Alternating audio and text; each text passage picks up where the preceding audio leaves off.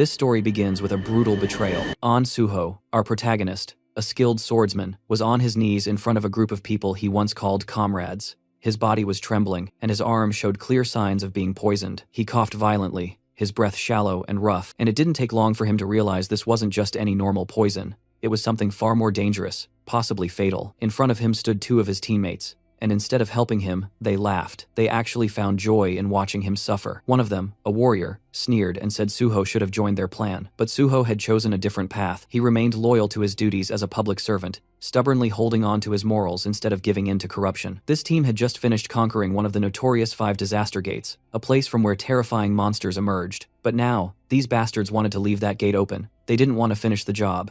They wanted to make sure the monsters weren't completely wiped out, so they could return again and again. Because as long as the danger remained, so did their jobs, their influence, and their status. If the monsters were gone, the spotlight would fade, and so would their power. Suho remembered all the time he had spent with them, fighting side by side in life-threatening battles, trusting them with his life, and now they stood before him, watching him die without a shred of remorse. They justified their actions by saying Suho was the only one who had opposed the plan. Everyone else was on board. Then the archer stepped forward and casually extended his hand, offering Suho a second chance. He said that if Suho agreed to join their side, they'd let him live. But Suho wasn't a fool. How could he trust people who had just poisoned him and stood back to watch him suffer? Besides, he could already feel it. His body had been pushed beyond its limits.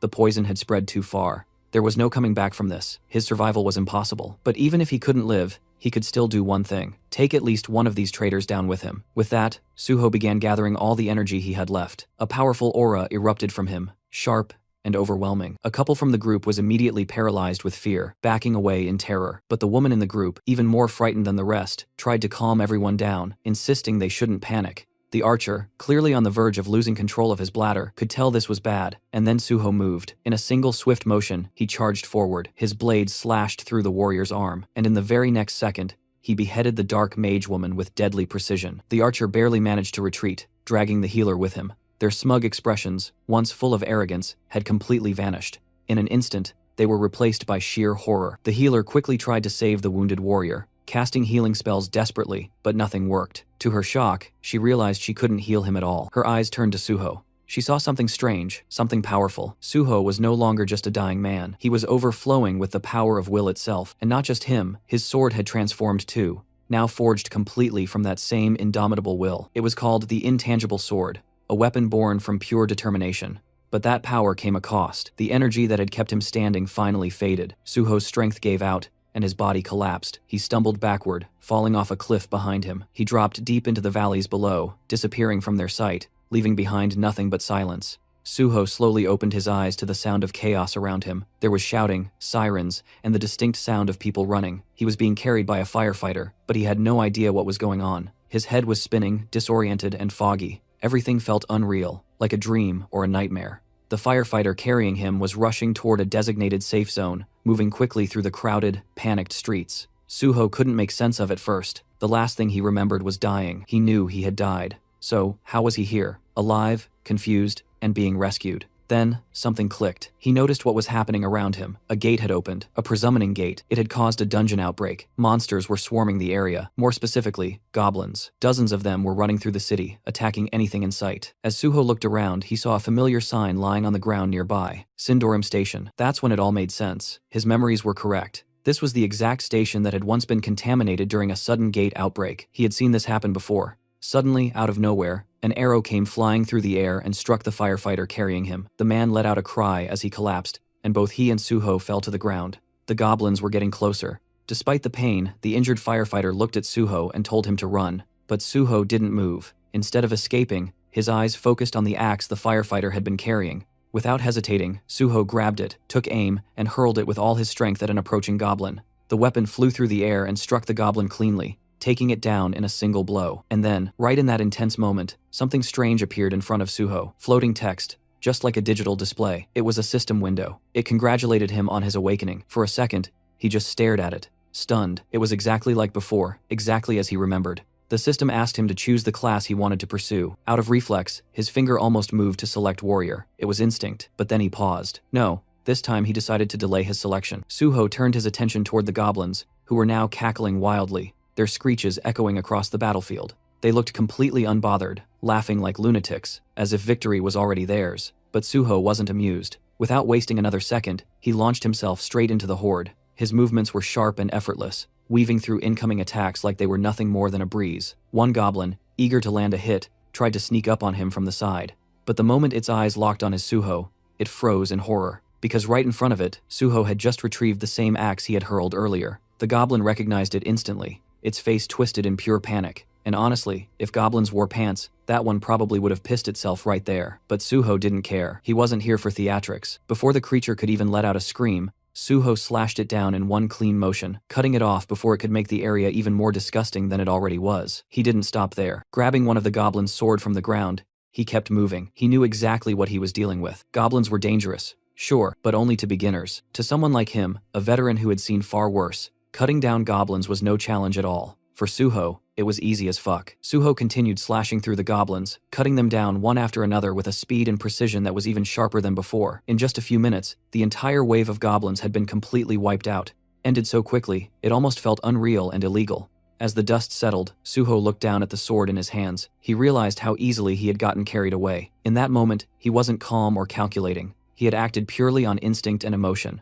And while that raw power was useful, he knew that during times like these, what he really needed was a cool head. But then again, if he wasn't mistaken, he had been brought back to the past for a reason. This was a second chance, a rare opportunity to start everything over from scratch, and he wasn't going to waste it. Suddenly, several system windows popped up in front of him, congratulating him for mastering multiple swordsmanship skills. But just then, something else caught his attention. The firefighter nearby was staring at him, clearly curious. The way Suho had fought didn't go unnoticed, and the man couldn't help but wonder if this guy is a player. Suho simply gave a slight nod in response and turned his focus back to the system. He had made up his mind about his class selection. He would become a healer. With that decision made, Suho walked up the firefighter and politely asked if he could take a look at his injury. The man looked a bit confused. Just moments ago, he had saved Suho, and now Suho was offering to heal him. It didn't quite add up, but Suho didn't hesitate. He activated his magic healing light, and instantly, the warm glow of the spell began to take effect. In almost no time at all, the wound healed completely. The firefighter could hardly believe what he was seeing. How could Suho be a healer when he had just watched him take down an entire goblin wave like a trained swordsman? Before the man could ask more questions, another system window appeared. It was time for Suho to select a weapon from the arsenal. He didn't even hesitate. He knew exactly what he wanted. He picked out a beginner's sword, the same one he had used before, and began preparing himself to challenge the gate ahead. This sudden determination made the firefighter a little nervous, even panicked. The gate up ahead wasn't something to be taken lightly, but Suho had something important to rely on. He had acquired the swordsmanship talent before selecting a class. This was a key detail. Skills obtained based on innate talent could be used regardless of which class a player chose. And as the player leveled up, those skills and class skills also would continue to evolve and grow stronger. Suho recalled something. Isabella's Holy Spirit had been the top-tier upgrade of Healing Light. If only he'd possessed that kind of power back then, maybe things could have turned out differently. But this time, he was going to do things right. He had a clear plan. He would walk the path of both a swordsman and a healer. And as he remembered the faces of his former teammates, those scumbags who had betrayed and abandoned him, his resolve grew even stronger. He stepped closer to the gate, the one that had nearly killed him in his past life. Back then, he was weak and unprepared. But now, with the fundamentals of swordsmanship engraved in his very being, he knew he could handle it. Without a trace of hesitation, Suho began walking forward and stepped inside the gate. As Suho stepped through the entrance, he suddenly found himself standing in the middle of a dense, shadowy forest. Almost instantly, the system window appeared in front of him, displaying the name of the area, Green Red. A strange name, but there wasn't much time to think about it. After walking for a short while, Suho stumbled upon the gruesome sight of multiple goblin corpses scattered across the forest floor. Judging by their positions and expressions, it looked like they had been running from something or someone far more terrifying than themselves. Their twisted bodies suggested fear, not just defeat. That's when Suho heard something, a low guttural sound from nearby. He turned his head toward the source, and just like that, he recognized what was behind it. Two towering hobgoblins dragging along the corpse of a creature they had hunted. These weren't the weak, annoying goblins he'd seen before. Hobgoblins were a whole different beast, bigger, meaner, and more dangerous. And when they spotted Suho, their eyes lit up with excitement. To them, human meat was a rare treat. Without hesitation, they tossed their previous prey aside and pointed their jagged weapons at Suho, eager to tear into fresh flesh. But what they didn't know, what they couldn't have guessed, was that the human they were drooling over wasn't some ordinary prey. They were staring at a predator. The first hobgoblin charged forward, blade swinging fast, but it sliced nothing but air. Suho dodged it cleanly. He already knew he was underleveled for these enemies, His weapon wasn't strong enough to cut through their thick skin with ease, but he didn't need to rely on brute strength. He knew exactly where to strike. In one swift motion, he lunged straight at the first hobgoblin, aiming directly for its eye. The attack hit its mark. The creature let out a piercing screech loud enough to rattle the forest trees. Suho, ever the soft-hearted one, ended the pain of the poor monster by killing it. But Suho never intended to kill it so quickly. His attack had been too effective that it was pure habitual mistake. He had hoped to use the creature to gain skills and experience from the fight, but accidentally killed it too soon. Turning toward the remaining hobgoblin, Suho decided to make proper use of this one. The second monster, furious over its fallen comrade, roared and charged forward, swinging its weapon wildly in rage. But Suho was calm. He focused, dodging each attack with careful footwork. The hobgoblins slashed left, then right, swinging like a bitch he is, but none of its blows landed. In this world, repeating the same action over and over could eventually lead to acquiring a skill related to it. Suho knew this, and sure enough, after evading several more attacks, a small grin formed on his face. He had obtained a dodge skill, but he wasn't done yet. Now he aimed for his second skill. Suho began parrying the incoming strikes, deflecting the blows with precise timing. Parrying wasn't just a basic move. It had deep roots in weapon-based combat, and served as a foundation for many other advanced skills. It was essential, and Suho wanted it. After a few more successful parries, the system finally notified him that he gained the parry skill. Unfortunately, by then, the hobgoblin had already grown tired. It staggered, breathing heavily, clearly reaching its limit. And so, just like before, Suho gave it peace, this time by swiftly beheading it. It wasn't out of cruelty, just necessity. Now, with 2 fresh skills in hand, he was ready to fight more. He wanted to face more monsters, not for the thrill of battle, but to earn skills, gather experience points, and grow stronger. Outside the gate, the atmosphere among the waiting hunters was tense and frustrated. They had just found out that someone had entered their assigned gate without permission. The moment the news spread, curses began flying left and right. Most of them were angry and felt disrespected, grumbling about how someone had the nerve to step into their territory. Some were already making plans to teach this mystery intruder a lesson once they came back out. They weren't going to let it slide that easily. Meanwhile, not far from the gate, a firefighter was in the middle of a serious conversation. He was speaking with a few men in suits, people from the Hunter Association. They had come to investigate and were specifically asking about a hunter named Suho. The firefighter didn't hold back and told them everything he knew. From what he saw, Suho wasn't just some ordinary hunter. He had wiped out a horde of zombies on his own,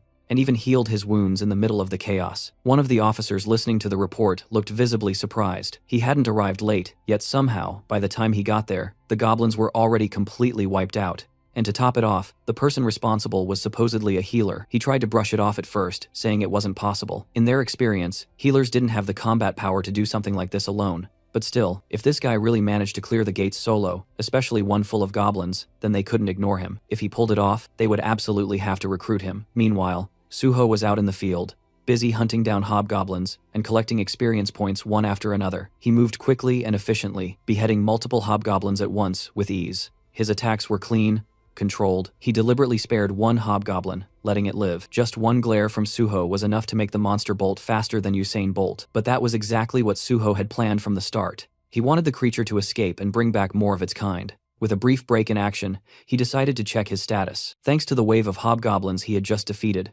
both his stats and skills had improved significantly. While looking at the pile of goblin corpses around him, another thought crossed his mind. There was still something useful left in those bodies. Inside the monsters, there were magic stones. These particular ones were D-grade magic stones. Nothing too rare, but each one could sell for around 50,000 won. That was more than enough reason for Suho to take the time to collect them. Under normal circumstances, he wouldn't bother with this kind of work. He didn't have the luxury to slow down. But right now, his financial situation was closer to a beggar than a hunter, so he wasn't going to let these stones go to waste. He began removing the stones from the fallen monsters one by one, carefully storing them all in his inventory. By the time he was done collecting the loot, he felt genuinely satisfied. This was a decent haul, but just as he was about to take a breath, that calm was interrupted.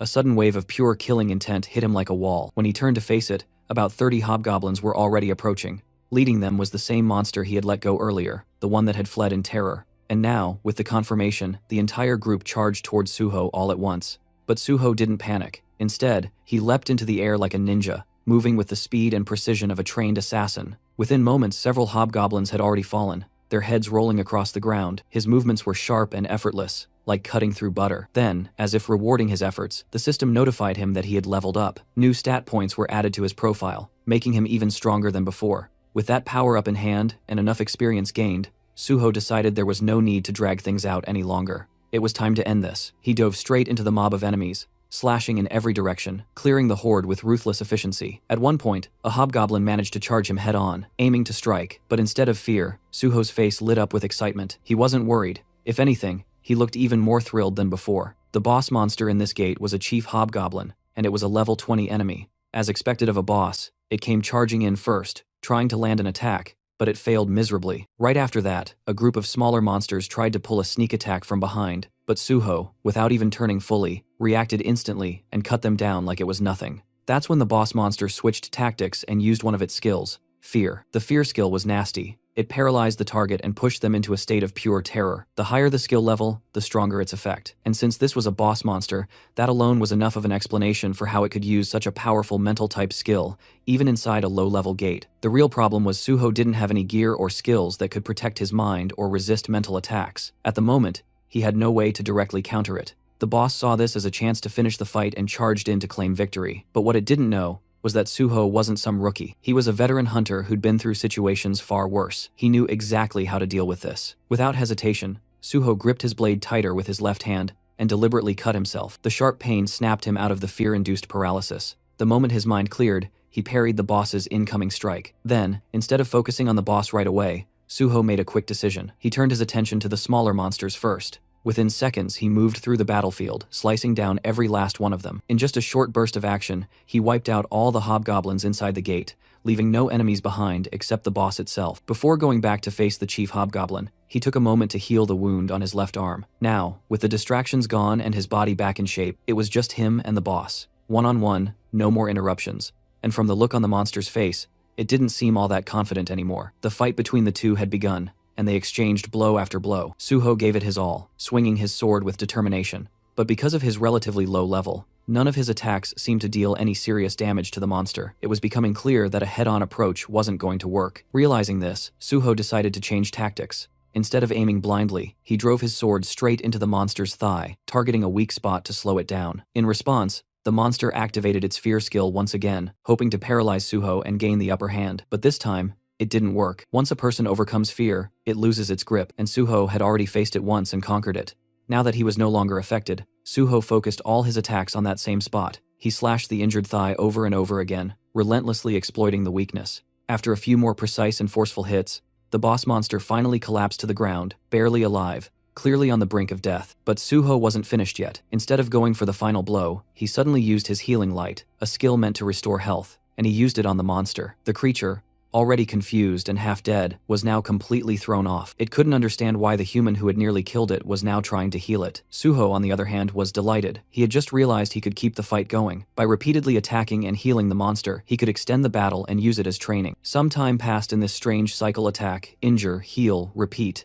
And with every round, Suho grew stronger. His skills steadily improved, and eventually he upgraded several of them to A and B ranks. Meanwhile, the boss monster, once proud and terrifying, was now covered in pure fear. It couldn't even bring itself to look at Suho anymore. Now that Suho had learned everything he could from this place, there was nothing left to gain. The monster's role in this trial was finished. It had served its purpose. With a calm expression, Suho ended it all, beheading the monster without hesitation. Just like that, the gate had been conquered. Suho stood victorious. He was declared the MVP of the gate, gaining bonus experience on top of everything else. His level had now reached 10, a significant milestone for any hunter. Even his healing skill, Healing Light, received an upgrade, advancing to E rank. And along with that, he acquired a brand new skill, Cure. It might not seem like much now, but if his skills continued to develop at this pace, it wouldn't be surprising if one day he could neutralize even 10,000 types of poisons. It was only the beginning, but the path ahead was clearly promising. With everything wrapped up, it was time to move on. Suho turned toward the exit of the gate. Outside,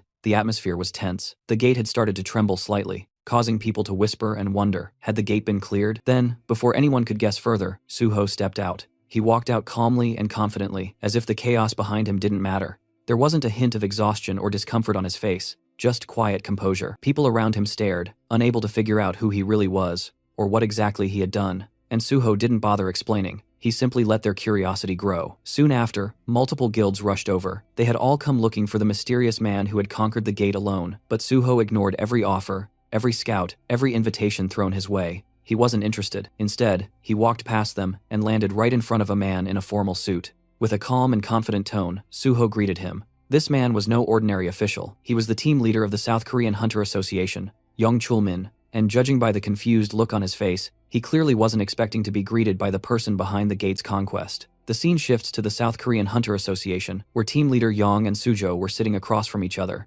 On the surface, it looked like a standard registration meeting, but Chulman's mind was elsewhere. His thoughts kept drifting back to their earlier encounter. He remembered how they had first met, shaking hands casually, and how Suho had mentioned that he was already on his way to the Hunter Association. Anyway, at first Chulman had assumed it was just for a license renewal, something experienced hunters did all the time. But as the conversation progressed, it became clear that Suho was actually there for initial registration. That caught Chulman off guard. He was still trying to process how someone like Suho, who was registered as a healer of all things, had managed to clear an entire gate all by himself. And the way Suho had acted, calm, casual, munching on snacks like it was just another Tuesday. Chulman had gone over his aptitude test results again and again. Statistically, Suho seemed more like a warrior than a healer. The numbers didn't lie. He had the physical strength and combat instincts, not to mention the composure that you'd expect from a frontline fighter. It didn't make sense. While Chulman was lost in thought, Suho spoke up, snapping him out of it by asking if there was a problem. That brought Chulman back to focus. He began asking Suho a few routine questions, background, education, that sort of thing. And that's when more pieces of the puzzle began to fall into place. We learned that Suho was a college dropout. He had been studying physical education before quitting. Most students from that department usually chose combat classes like warrior or archer if they entered the hunter field.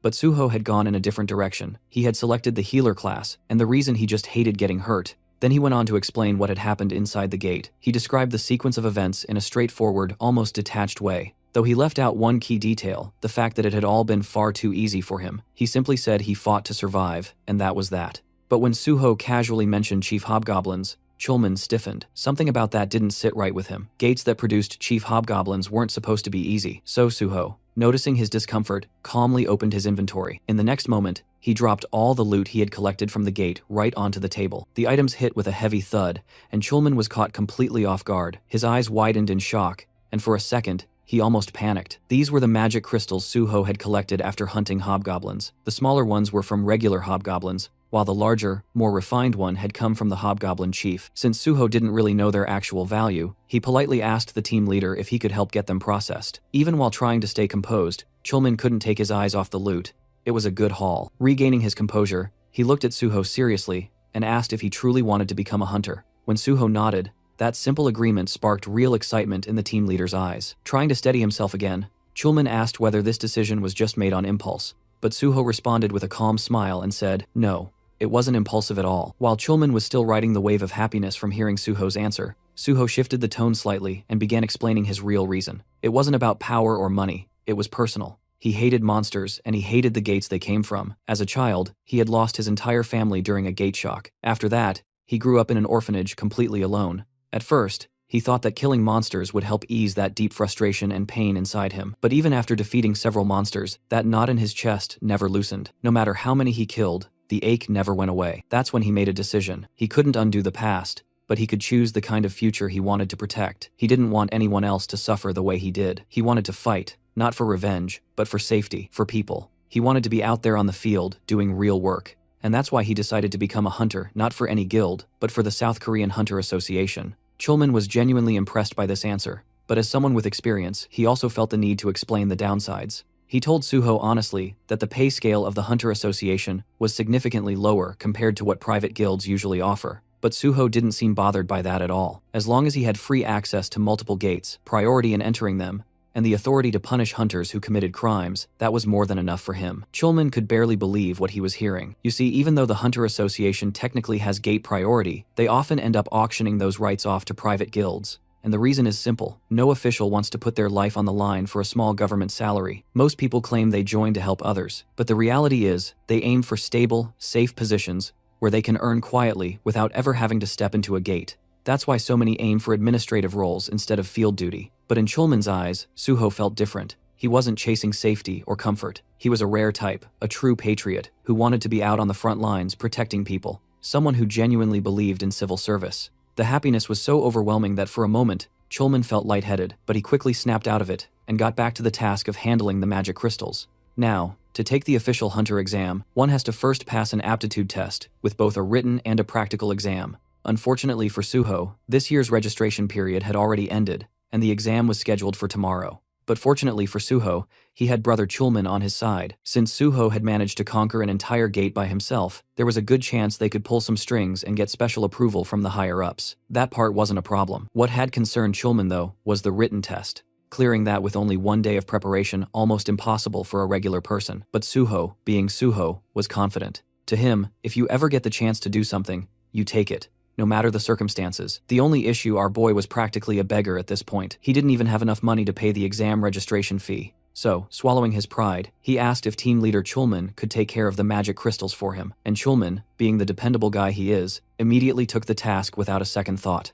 Right now, the only person Suho could fully rely on was his big brother Chulman, and he was genuinely grateful for that. After some time, they completed all the aptitude tests. Team leader Chulman then sent Suho the money they got from selling the crystals. In the next cut, Suho was munching through Chulman's food stash like he owned the place. Thanks to the magic crystals, he received 3 million won. And on top of that, since he registered as a civil servant hunter, he also got some tax exemption benefits. Still, that wasn't enough for him. He had one more request. He had heard the association had a library, and he wanted to cram a bit for the written test tomorrow. He politely asked if the team leader could allow him access. And of course, Chulman said yes, with a smile. He even personally showed Suho the way to the library, and told him he wouldn't need an employee card to enter. Before parting ways, Chulman wished him the best of luck for the exam. Suho watched him leave, quietly, thinking how kind and reliable his brother still was. Deep down, he knew that one day Chulman would definitely become the president of the association. And with Chulman out of the picture, Suho turned his attention back to the library. His goal was clear: find something tied to his past life. He remembered major events happening, things that shook entire regions, but the details were always hazy. Human minds weren't built to carry memories across lifetimes, and he was no exception. Still, somewhere in this place was the key, a fragment of knowledge or a skill he wanted badly.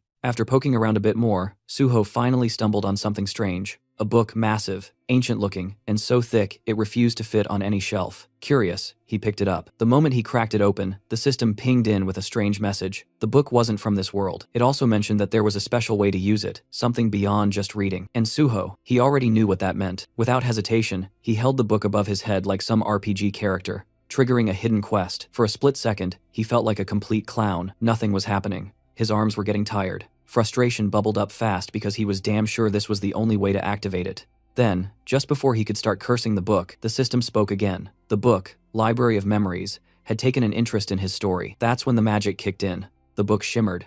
Reality shifted, and in the blink of an eye, Suho was no longer standing in that dusty room. He now stood before a massive, otherworldly tree, its roots deep in glowing stone, its branches reaching into a sky that wasn't even real, a spiral staircase wrapped around it, leading upward into the unknown. And this is the Library of Memories. It's then revealed that the Library of Memories grants its user the ability to recall everything they've ever seen or heard, including painful or traumatic experiences. Normally, the human brain copes by forgetting, but once this ability is acquired, the user is burdened with flawless memory. The original owner of this skill was the manager of the Hexagon Guild, a former Korean Hunter Association employee. While studying in a library for a career change, she unintentionally gained this ability after using a book as a pillow, just because lying face down was uncomfortable. Suho thinks about how lucky she was to stumble upon such a skill, and feels grateful to her for introducing him to it. He even plans to treat her a meal one day. The system window then prompts Suho to donate his own story to the Library of Memories. He considers how powerful the ability truly is. It could help him restore every memory he's ever had, especially since human recollections tend to fade and warp over time. Realizing its value, he decides that obtaining the skill is necessary to retain every detail with precision. A message appears, confirming his story has been accepted. Suddenly, a strong wind whirls around him, and the system announces that the Library of Memories is now accessing and recording his experiences. Suho starts floating in midair, surrounded by radiant texts. As a diagram materializes above the book, another message follows, stating that the Library of Memories has officially opened. It will store everything he's seen and heard, giving him access whenever needed, while also suggesting important information. Suho stares at his hand, sensing that the recording process feels a bit off, likely because this entire space is some kind of illusion. Now that he has the skill, he decides to try it out. He closes his eyes and revisits a previous battle. There, he sees himself severely wounded. The moment floods back with vivid emotions, and he feels the fury rise in him once again, confirming the memory's intense clarity. He sees the ones who betrayed him, people he now recognizes as selfish cowards who had delayed sealing the gate just to save themselves. He swears to never forgive or forget them. His consciousness floats among countless system windows. The memory unsettles him, and he wishes he'd chosen to recall something less painful. Then, out of nowhere, one system window shows a shocking notification. He's being given a chance to become stronger. As the first person to reach the realm of the transcendent, the system announces it's rebooting for player Suho. He's left speechless as the world around him reverts to normal. A thought crosses his mind. Could it be that the system really sent him back in time? He remembers having once reached the state of unity with the divine sword and obtaining the first SS rank skill. But now, as the first to attain transcendence, he's being given a new opportunity, something no one's ever experienced before. Suho starts to realize that his return to the past might not be just a coincidence. In the next moment, he arrives at a certain place by taxi. As he steps out, he reflects on how meaningful this second chance really is. Now he has an opportunity to prevent the disasters that once struck him and to handle the unpredictable gates that had caused countless casualties. Determined to tackle these gates faster than before, he reminds himself that every second matters. He soon arrives at a huge building nexus. Standing before it, he's impressed by its sheer size and acknowledges that this is the biggest private hunter academy in the country. He also sees it as a place where he can make good money to secure his future. With firm resolve, he heads inside. A cheerful receptionist greets him and asks the reason for his visit. Suho responds that he wants to meet director Kim Soo. The receptionist, surprised, asks if he has an appointment. Suho says no, but insists it's important. He simply asks her to pass along a message. The solo conqueror of the Syndrome Station pre-catastrophe gate is here. The scene shifts to the director's office, where a calm woman introduces herself as Kim Soo, the director of Nexus Academy. Suho introduces himself as Suho. Director Kim invites him to sit and acknowledges his achievement at the Syndrome Gate. She then asks why he came to Nexus. Suho explains that he's here to apply for a scholarship. The director is clearly surprised by the request. Suho confirms it and mentions that he also plans to take the hunter license test scheduled for the next day. Still trying to wrap her head around the situation, Director Kim asks how long it's been since he awakened. Suho calmly replies, "It happened today." Shocked even further, she checks her documents and repeats in disbelief. An unregistered hunter who awakened just today wants to take the test tomorrow and has already solo cleared a catastrophic level gate. Suho confirms everything. He adds that a connection within the Hunter Association helped him secure a spot in the exam. His goal is simple: to rank first. His confident declaration leaves the director even more surprised. Then Suho states his condition. If he ranks first, he wants to be officially granted Nexus Scholarship student status with full financial support. Suho knew full well that for an unknown newcomer, reaching the top wouldn't be easy. But he wasn't some beginner. He was a battle-hardened veteran who had cleared countless gates. Whether anyone else believed him or not didn't matter. That choice was up to them. Director Kim recognized that clearing such a dangerous gate alone was no small feat. Still, she reminded him that the hunter test was a completely different matter, with an average pass rate of less than 20%. Suho made it clear if he didn't get first place, they could ignore him and cancel the scholarship deal entirely. Intrigued, Director Kim asked why he chose Nexus instead of more prestigious academies like Hexagon or Prime. Suho answered bluntly. Despite being the biggest academy, Nexus had hit a rough patch in recent years. It hadn't produced a single top-ranking student, and that had hurt its reputation and admissions. Silently, Director Kim acknowledged the truth. Nexus was in desperate need of success, and no current student had shown any signs of becoming a breakout talent. If Suho really did take first place, Nexus would gain the most from spotlight. His proposal in that sense was perfectly timed. Still, the director couldn't help but wonder what kind of person makes such a bold offer with that much confidence. Curious, she asked how much money he was expecting from the scholarship. Suho responded by asking about the rewards for becoming the top student. She explained that the prize included a full refund of tuition, an additional bonus of 30 million won, and the opportunity to immediately join the Nexus Guild. Suho nodded. It seemed fitting for the country's largest academy. But then, with a grin, he added that 300 million won would be even better. The number stunned Director Kim, but Suho kept going, saying that considering the advantages that came with being the top student and the scale of the academy, the amount was fair. For Nexus, 300 million wasn't much anyway. Deep down, Director Kim knew he wasn't wrong. Reluctantly, she agreed and told him that if he ranked first, she would pay him the 300 million. Later, Suho wandered around the campus. The more he explored, the more he realized just how enormous it was, bigger than most amusement parks. Once enrolled, he wouldn't be missing anything. The staff members showing him around chuckled proudly, explaining that Nexus was the largest academy in all of South Korea. Suho noticed the guide looked tired and figured they'd probably been woken up just to give him a tour. Feeling slightly guilty, Suho thanked him for showing him around so late. The guide smiled, saying it was the least he could do for someone so important. Then, Suho spotted someone training alone on the playground. Curious, he asked if that person was a student. The guide nodded, saying that student trained every night at this hour and was the most hardworking student in the academy. Suho was intrigued. The student's name was Daehan. The guy called out to him, reminding him to take care of his health, to which Daehan replied with a smile, saying he had to push himself harder since he was already in his third year. Suho recognized him instantly. In his past life, he had teamed up with Dawn for raid missions, Back then, Daehan had been the nation's top tanker, famous for his unmatched endurance and defensive capabilities. It had been unfortunate when pure tankers lost their place in the meta over time, but now seeing Daehan wielding an axe instead of a shield, Suho realized Daehan still hadn't unlocked his real potential. This was a perfect opportunity. He could guide Daehan now and eventually recruit him into the Great Hunter Association.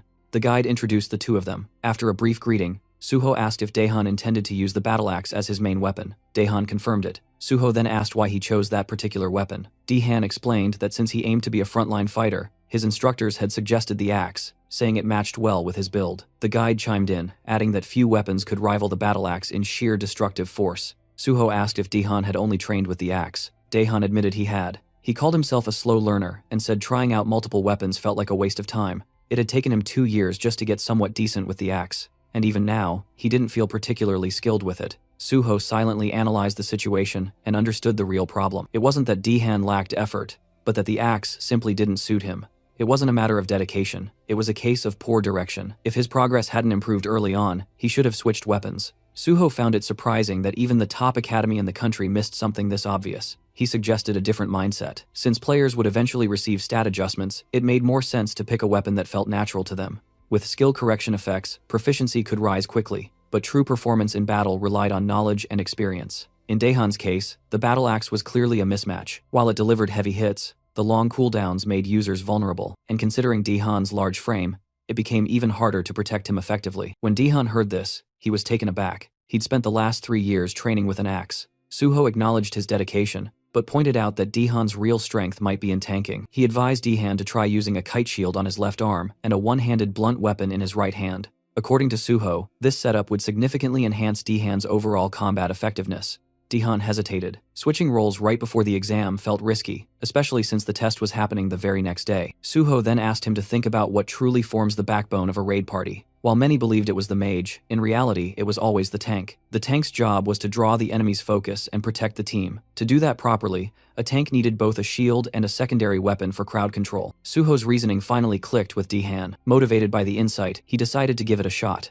Suho was glad that Daehan didn't let doubt hold him back, and appreciated how quickly he could think and adapt. Suho wished him luck, and Daehan thanked him before heading off. Right after that, the guide explained that Director Kim had asked him to give Suho a tour, which is why he introduced him as a guest. But now the guide was curious. Was Suho actually an instructor? He seemed to know a lot about combat and contracts. Suho clarified that he was an instructor, though internally he realized it probably looked suspicious for someone without a license to know so much. He explained that he was more like a stakeholder. The guy nodded and mentioned he'd just received a call. The contract was ready, and it was time to return to the director's office. Then came a day of the hunter test. The area in front of the association building was packed with examinees, all armed with swords and ready to earn their hunter licenses. Everyone had been preparing relentlessly for this moment, sharpening their skills and reaching peak performance. Ironically, Suho, the same man who had cleared a gate all by himself, was in his worst condition. After finishing the test, Suho walked out, reflecting on the purpose behind it.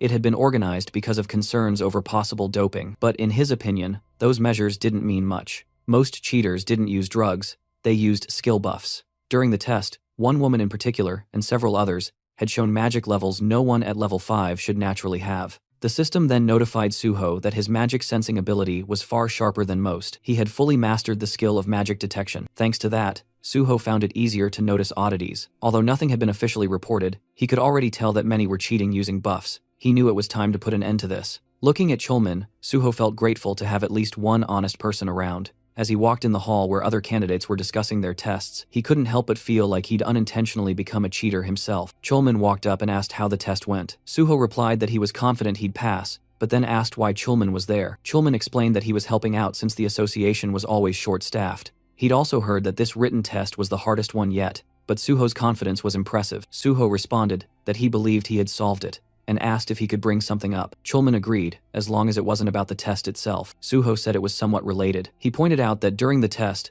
there hadn't been any checks for buffs and asked why. Chulman asked what he meant by buff checks. Suho explained that while the association did conduct urine and blood tests to prevent drug use, and confiscated personal items to prevent cheating through gear, they didn't seem a check for skill-based cheating. He suggested that using magic detection could help spot buffed individuals more effectively. Chulman appreciated the input and promised to look into it before the practical exam. Suho said he'd get ready for the next test. Before he left, Chulman stopped him and said he personally hoped Suho would do well and that they'd get to work together. He wished him luck on the practical, and Suho thanked him. 30 minutes later, at the site of the practical test, the announcer informed everyone that the exam had been delayed by 2 hours due to issues with the dive capsules. All candidates were directed to grab lunch at the cafeteria and wait either in the lounge or the training area, but Suho wasn't convinced. It felt like an excuse. He suspected that Brother Chulman had already started cracking down on those trying to cheat using buffs.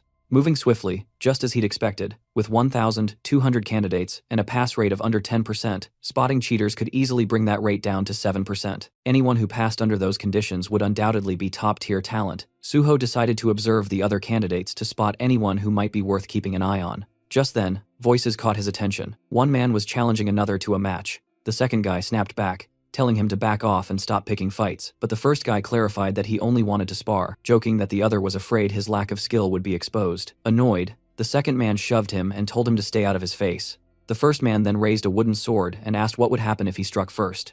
Before anything could escalate, Suho stepped in and blocked the wooden sword with his own, making the attacker pull back. The second man was stunned and asked Suho if he'd lost his mind, but Suho calmly said he'd handle it and told the man to stay out of it. The guy asked who Suho was. Was he some sort of officer? Suho simply said he was just another test taker, but warned that dealing with someone like this attacker would only cause unnecessary trouble, so it was best to leave it to him. The attacker then questioned why Suho was getting involved. Suho smiled, introduced himself, and offered to be the attacker's sparring partner since he was so eager for one. But the attacker wasn't impressed. He scoffed, saying he wouldn't waste his time sparring with someone weak like Suho. That word weak caught Suho off guard. The attacker claimed Suho just got lucky earlier and warned him not to get arrogant, ordering him to leave. But Suho turned the tables, asking if he was scared. The attacker, annoyed, asked what that was supposed to mean.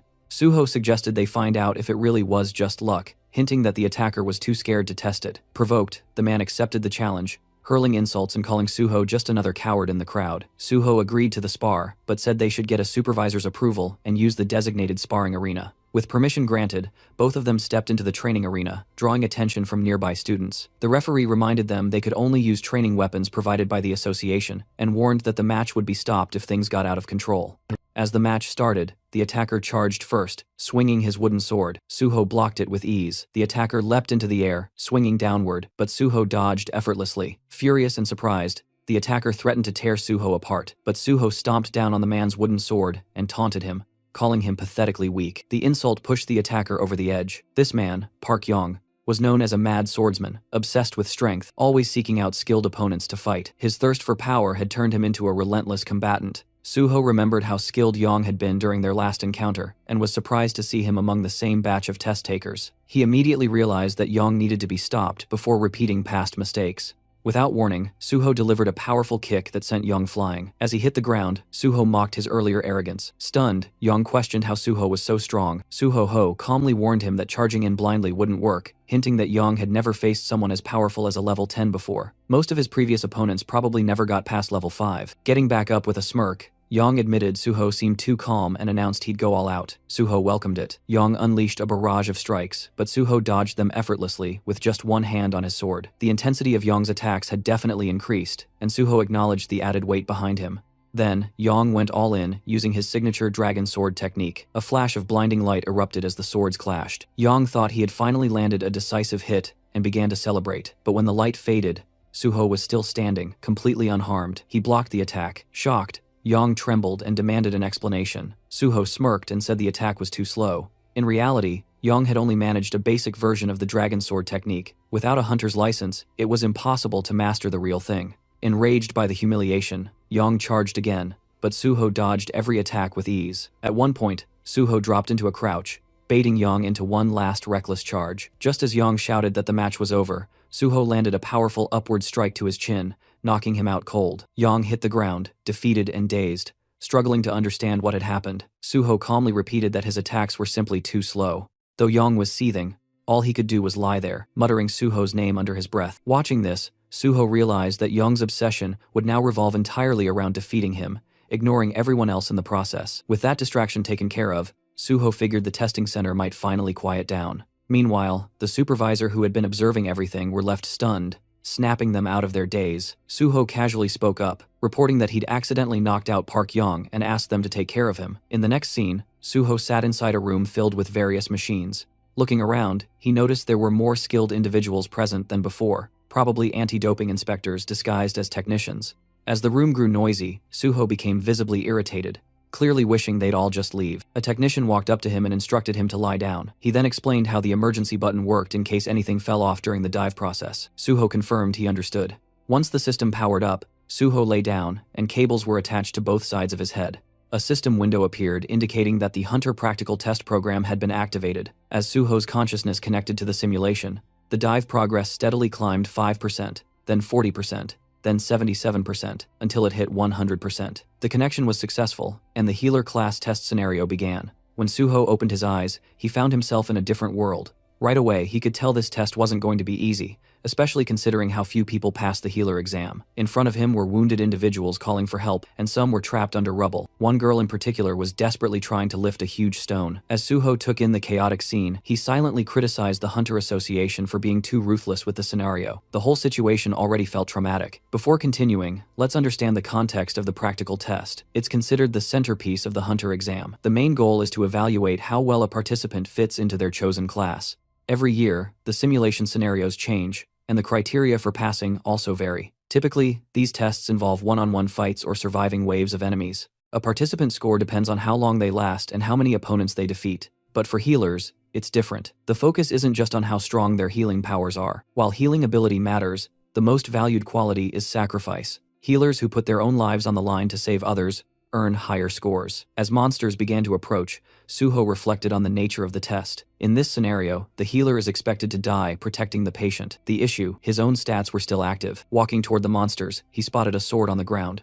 Looking at it, he realized he'd have to take a serious beating before dying. Unlike the others, he questioned the logic of letting himself be beaten to death. Dying once had already been enough for him. Nearby, others screamed for help at the sight of the monsters, but Suho knew those screams were illusions. In reality, he was surrounded only by corpses. He approached a terrified girl and asked if she was okay. Shaking, the girl warned that the monsters would return and they had to run, but Suho knew the real mission. He had to protect her until the end. Reassuring her, he promised that the rescue team would come and that he'd keep her safe until then. With resolve, he stood his ground, ready to fight the oncoming monsters. Back in the observation room, players started exiting the simulation pods one by one. One of them stepped out, thinking he could have done better. A woman thanked him for his efforts and instructed him to gather his belongings and head outside. She then moved to another pod and checked the screen. It displayed the details of a participant, Kang Jin-young, Archer class, with a recorded time of 9 minutes and 4 seconds. She commented that this season's scores were particularly low due to the test difficulty. Curious, she asked Director Shin how long Suho had been inside. Shin replied, 30 minutes. Shocked, she repeated the number,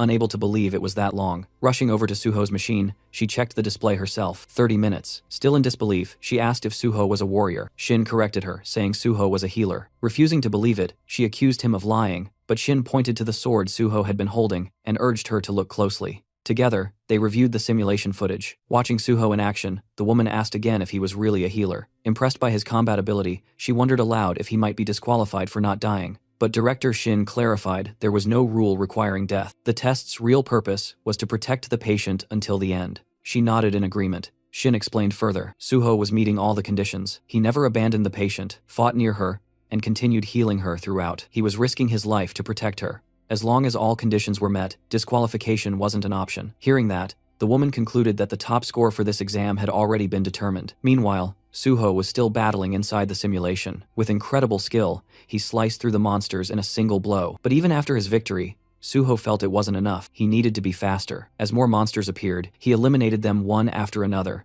showing unwavering focus. Eventually, he wiped them all out. A system message popped up. Your understanding of the skill footplay is very high. Congratulations, you've mastered footplay. Suho read the message and realized that although this was a simulation since it was based on real-world mechanics, the system could still recognize his physical control. The system acknowledged that he was directly controlling his body, making it possible to master physical skills, that is even here. Though the experience gained was less than in real combat, it was still a great way to train. In addition to swordsmanship, he had picked up various skills and upgraded all basic sword techniques to a rank. There were no experience points or item rewards, but the results were still satisfying. If he could eventually raise all his sword skills to a rank or higher, he might be able to develop a technique like Park Yong's dragon sword technique. Another message appeared. Great achievement. Your understanding of swordsmanship surpasses everyone else's. The system is impressed by your unique style and wishes to register it. Would you like to create a new swordsmanship skill by combining your basic sword techniques and footplay? Suho smiled, finally ready to create his own style. Guardian sword. A confirmation window appeared, asking if that would be the official name. Suho confirmed. Another message congratulated him for his supreme mastery and recognized the creation of a new unique swordsmanship skill, Guardian Sword S. This new ability boosted the effects of all his sword and footwork skills by 50%. As a reward for this great achievement, the system awarded him 10 bonus stat points and expressed its hope that Suho would continue walking the path of the sword. A final message confirmed he had unlocked Sword Mastery S, a privilege granted only to those with deep understanding of swordsmanship. This lifted all restrictions on learning and using sword techniques, enhanced all sword-related abilities by another 50%, and removed any limitations tied to sword use. Suho quietly thought back to his past life. Back then, it had taken him over 10 years to reach this level of skill. But now, thanks to the knowledge he carried from that life, he had progressed much faster. He recognized how much his value had grown. Turning his focus to the exam, he recalled that the number of monsters was predetermined, and he couldn't help but wonder how much effort had gone into preparing the whole thing. With all his objectives completed, only 2 paths remained: either die at the hands of the monsters, or wipe them all out. Elsewhere, the supervisors watching the live footage were left speechless. They couldn't believe what they had just witnessed. For the first time in the history of practical exams, someone had defeated every single monster. They were in awe, not just of his combat prowess, but also because he had successfully healed the patient. One examiner even joked that they didn't need to bother checking the rankings. The winner was clear. A few days later, the scene shifted to the Hexagon Guild's headquarters. A confident guild member declared that their student, Kian, would surely be this year's top scorer. Another member agreed, proud of the effort they'd poured into his training. But then, someone noticed a congratulatory letter. As it was read aloud, confusion spread. Kian wasn't the top scorer after all. The name on the letter was On Suho. Everyone was stunned. The atmosphere immediately shifted, tense and confused as someone asked where Kian was. At that moment, the guildmaster received a call, and the scene changed again. Suho was now on a call with the team leader. The leader apologized for the late congratulations, explaining he'd been swamped with work, but he made sure to praise Suho for earning the highest score. He admitted he hadn't expected such consistency from him.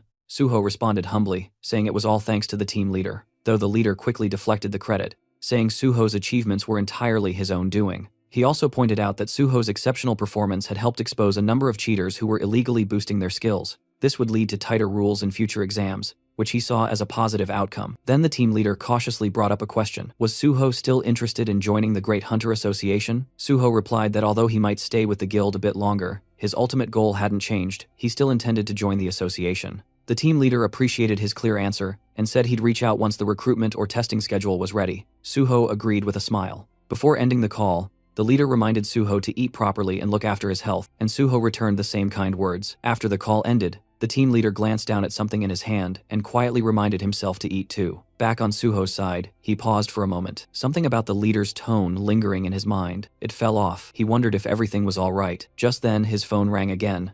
Suho checked the caller ID and seemed to know who it was. He answered and introduced himself. The caller was Kim Soo, who congratulated him on his success and confirmed that payment had already been sent according to their agreement. Suho acknowledged her efficiency, praising how professional her large guild was. Then came her proposal. She invited Suho to join the Nexus Guild, promising benefits better than anything other guilds could offer. Curious, Suho asked how far they were willing to go. Kim Soo assured him that she'd do everything possible to match his expectations. As a top student and scholarship recipient, she said adjusting the contract terms would be no problem. She even suggested meeting in person to finalize the deal. Suho, however, politely declined for now, mentioning he had personal plans that day. He promised to review his schedule and get back to Earth soon. Still, he did hint that considering he was a Nexus scholarship recipient, it would be logical to join Nexus over any other guild.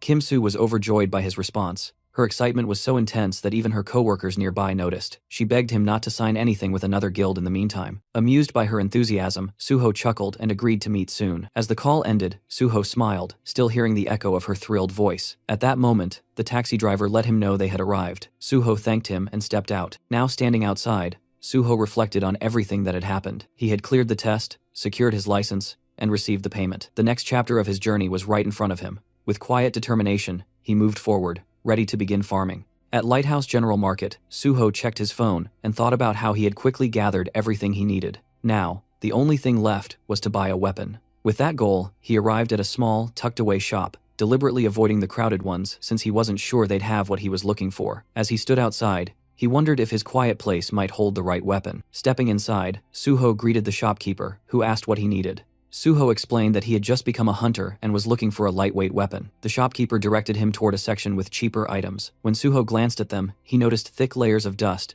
and realized most low-grade weapons came without verified data. But that didn't mean every unverified weapon was useless. Some weapons needed to go through a process called liberation before revealing their true potential. These special weapons usually gave off a subtle aura, a kind of signal, though most players in places like this wouldn't recognize it. Suho picked up one of the weapons and activated his magic detection skill. A faint smile appeared on his face. He had found it. After walking out with the weapon, Suho thought to himself that if the owner ever found out the spear's true worth, he'd regret letting it go so cheaply. But for now, it was time to begin. Suho closed his eyes, focused, and began pouring his magical energy into the weapon. The spear absorbed his power at a fast pace, draining his energy quickly. Realizing how much it was taking out of him, Suho stopped and collapsed to the ground, completely exhausted. He understood that if he'd pushed just a bit more, he might have passed out from magic depletion. To awaken the weapon, he needed a magic stat of at least 100. Though he couldn't use it yet, he knew it would become a powerful asset in the future. He promised himself he'd level up fast and unlock its full potential soon. Meanwhile, inside the PBS building,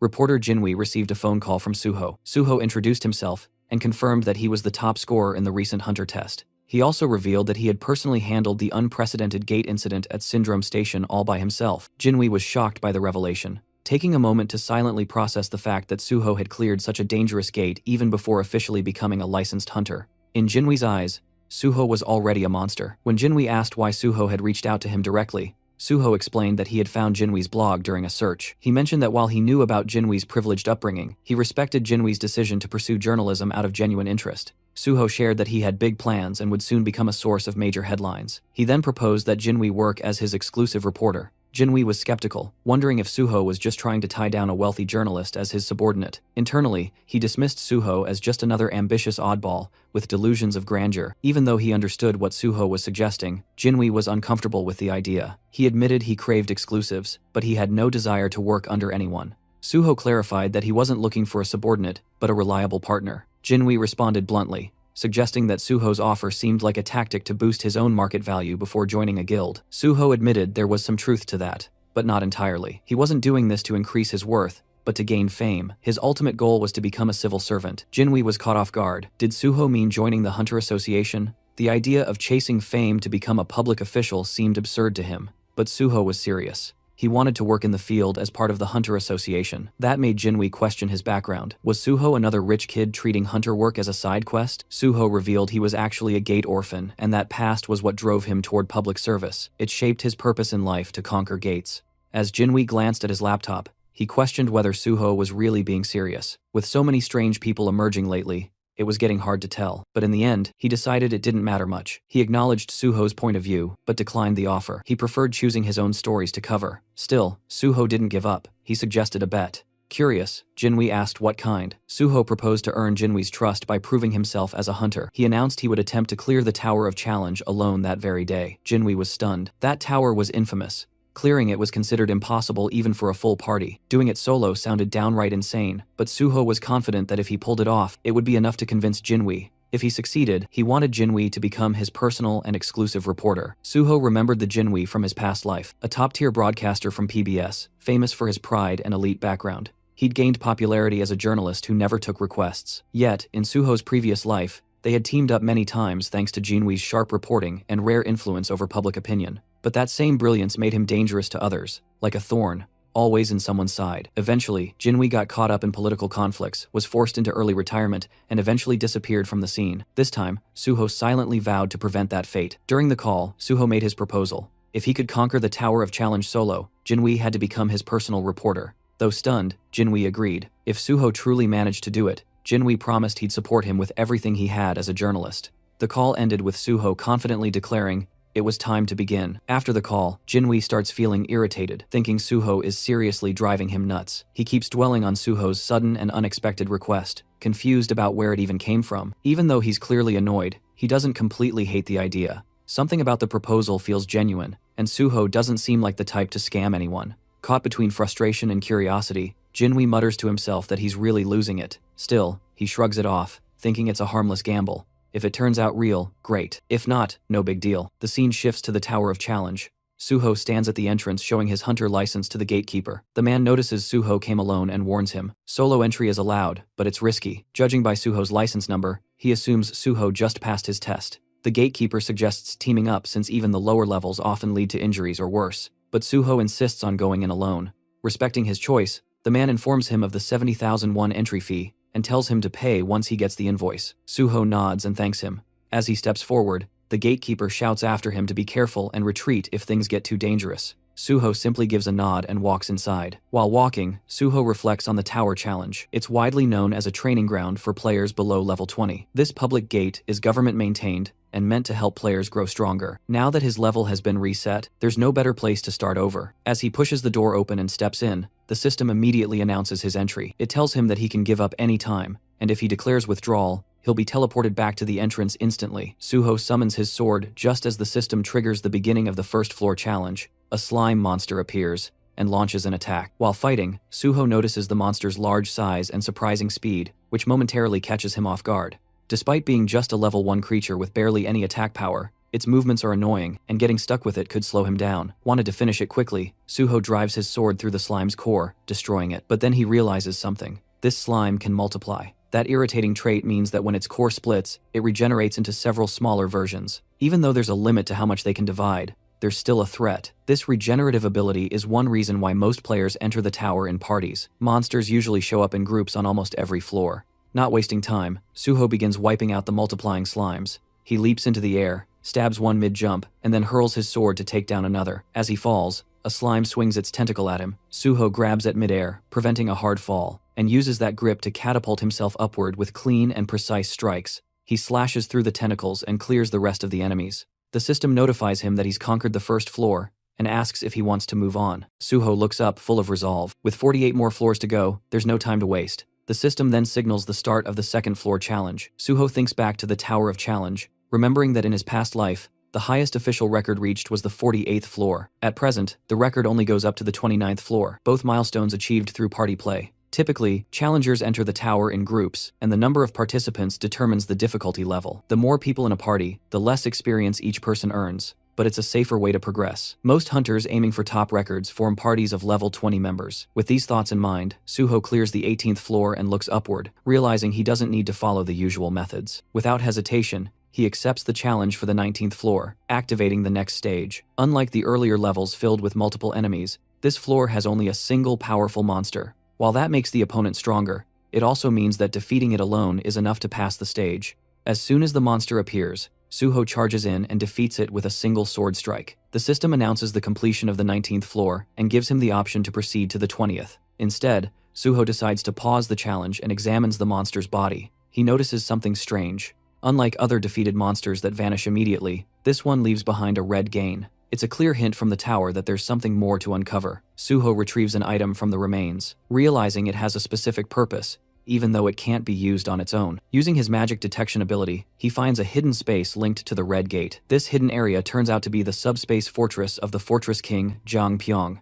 This subspace is unique because unlike others created using items, it allows living beings to enter and leave freely. Inside, Suho finds himself in a place that looks like a cave. A glowing object appears, and the system informs him that the fortress's previous owner is dead. Suho is asked if he wants to take ownership. He accepts and grabs the glowing object, which begins to fuse with his body. The system confirms that Suho is now the new master of the subspace fortress, which is no longer just an item. It has become a skill bound to him permanently. The system also explains that the appearance of the fortress will change depending on Suho's magical power. The space begins to shift. What was once a cave transforms into a fully furnished room. Impressed, Suho realizes the space is more sophisticated than he expected. Its size expands with his magical strength, and even adapts to his preferences. He feels relieved that he stopped Zhang Pyong-ho from getting his hands on this power. That man had once used the fortress to store everything from drugs and stolen artifacts to kidnapped people. Remembering the horror of those sleepless nights caused by such crimes fills Suho with disgust. But now, with the fortress in his hands, he knows such darkness won't repeat. By stopping the rise of the Fortress King and gaining a powerful personal base, Suho feels he scored a massive win. With newfound resolve, he gets ready to keep moving forward.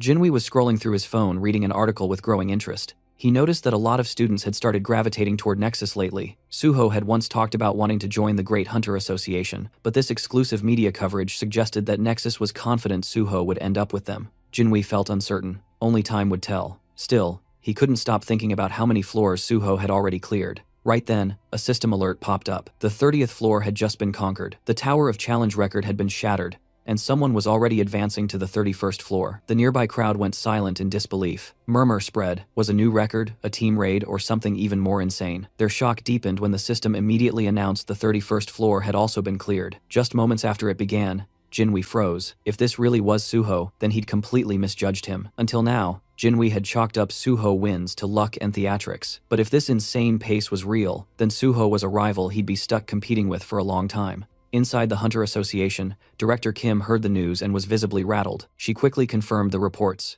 Suho was actually smashing records live. Realizing Suho's value, she decided they had to make an offer, so tempting it couldn't be refused. She ordered her team to alert the president and office manager, then head straight to headquarters. Meanwhile, the system made Chulman rapid rise through the Tower of Challenge was something the world had never seen. If Suho truly wanted to join the association, this was a once-in-a-generation talent. Just then, Chulman's phone rang. It was the vice president of the association. Curious, Chman picked up. The VP asked where he was. Upon hearing that Chulman was near the tower in Pango, he jumped on the opportunity. He told Chulman to bring Suho in.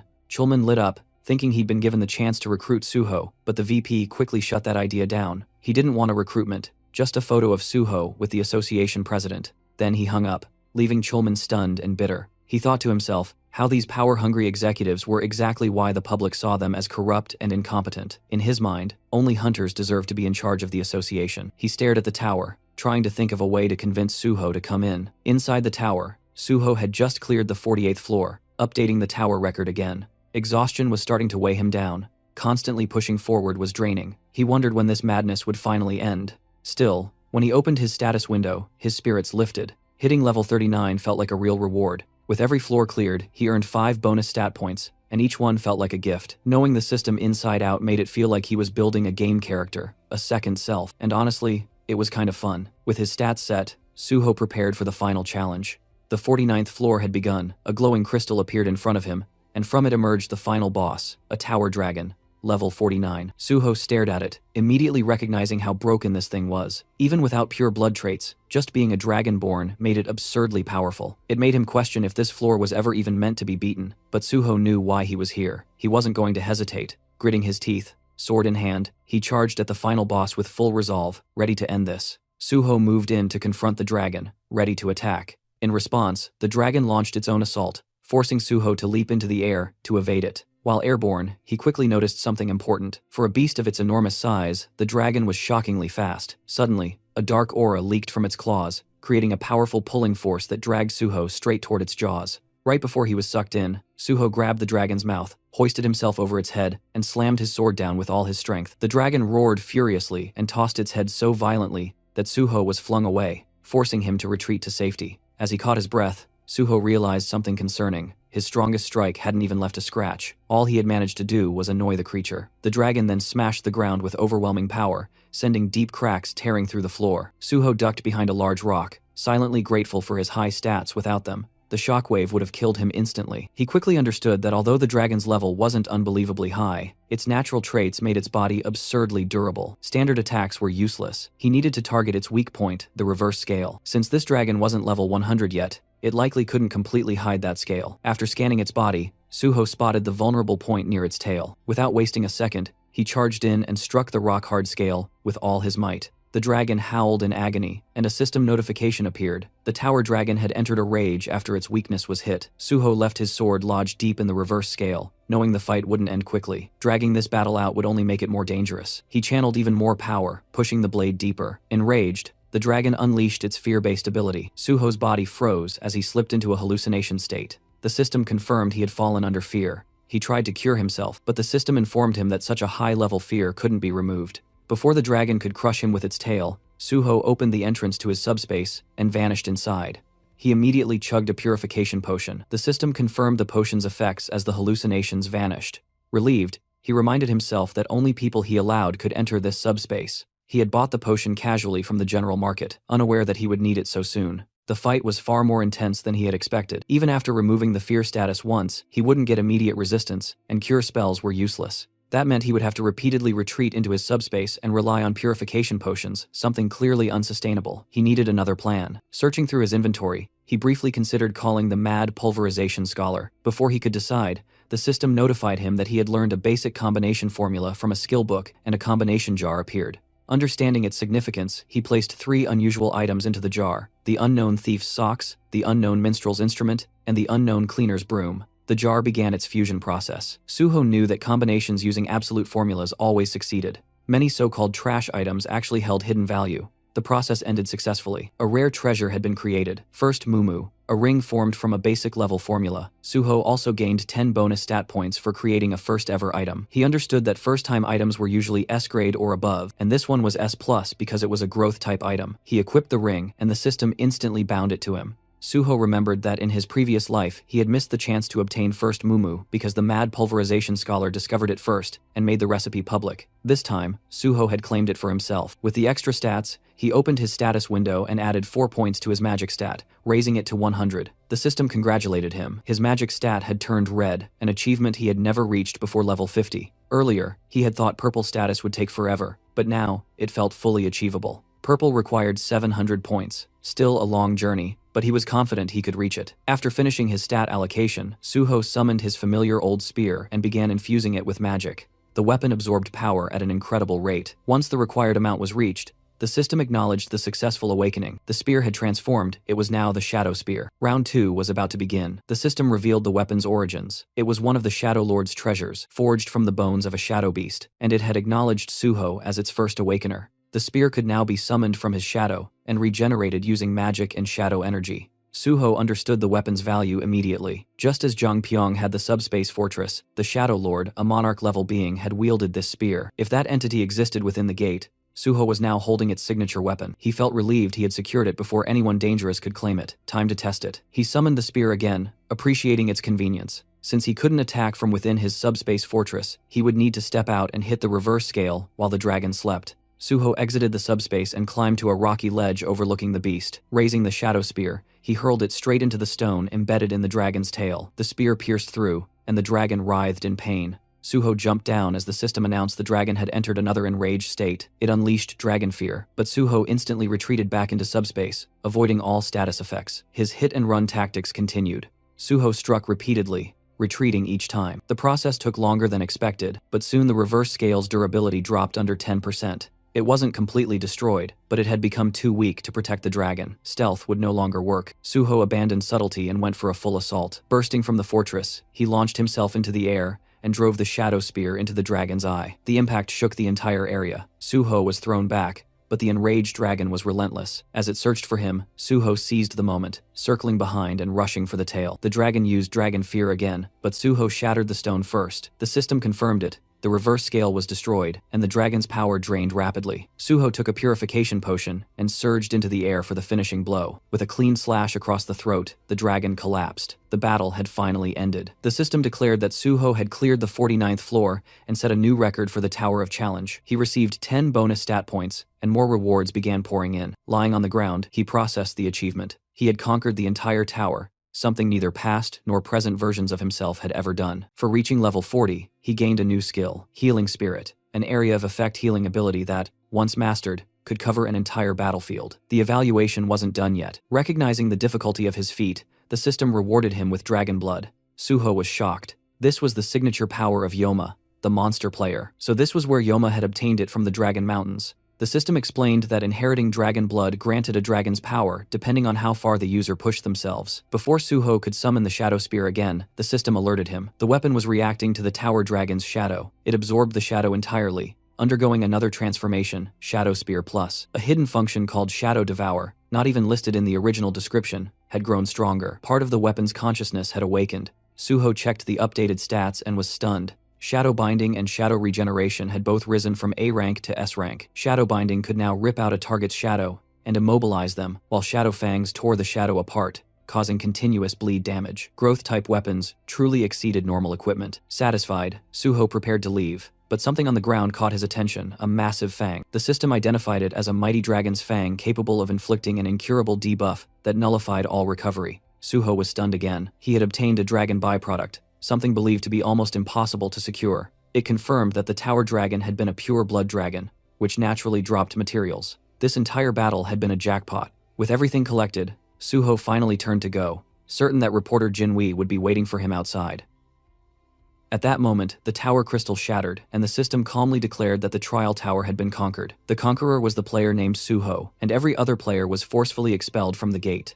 A portal appeared, and several hunters came crashing out of it, rolling across the ground with stunned expressions. One of them fell to his knees, clutching his head in disbelief, muttering that this couldn't be real. Had someone actually entered the trial tower alone? His teammate, still sprawled on the floor, asked who Suho even was. The hunter simply pointed ahead and asked if the guy standing there was the one. His partner turned his head and confirmed quietly that yeah, that was definitely him, because the size of the crowd was insane and there wasn't even space to breathe. Right now, the protagonist was completely surrounded by reporters. Cameras were flashing non-stop, and everyone was shouting at him, asking for comments and reactions to the conquest. But Suho silently thought about how exhausted he was. He'd taken a lot more damage from the tower dragon than he expected, and all he really needed now was rest, definitely not a screaming media mob. He hadn't expected reporters to swarm him like this. His attention shifted when he spotted reporter Jinhui, who was sitting dramatically on the hood of his own car, looking genuinely stunned. A psycho that was probably the first thing running through his head, because someone conquering that tower solo was unreal. Suho casually walked up behind him, placed a hand on his shoulder, and greeted him.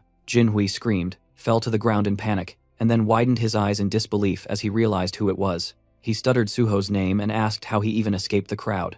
Suho smiled lightly and said he slipped away. He explained it like he'd just executed some secret ultimate stealth technique and vanished without leaving a single footprint. Extending his hand forward, Suho asked why Jinhui still didn't trust him. The reporter slowly reached out, looking at him like he was insane, and asked if he knew he sounded crazy. Suho calmly answered that if Jinhui really didn't trust him, then he should just tell him, and Suho would adjust accordingly. Jinhui got up, dusted himself off, and said that if he didn't trust him, he wouldn't have helped him this far, then hurriedly told him to jump into the car before the press noticed. Inside the moving car, Suho received a call from team leader Chulman. He congratulated him for clearing the trial tower, and admitted he wanted to thank him face to face, but Suho had disappeared too fast for that. Suho thanked him politely, and said he had been hiding because he was tired. Chulman laughed and said Suho always exceeded expectations. He asked if Suho was still in Pangyo and if he wanted to meet up. Suho explained that a friend picked him up, then asked if there was anything specific he wanted to discuss. Chulman admitted there wasn't anything particular unless Suho could stop by the association, if he wasn't too exhausted.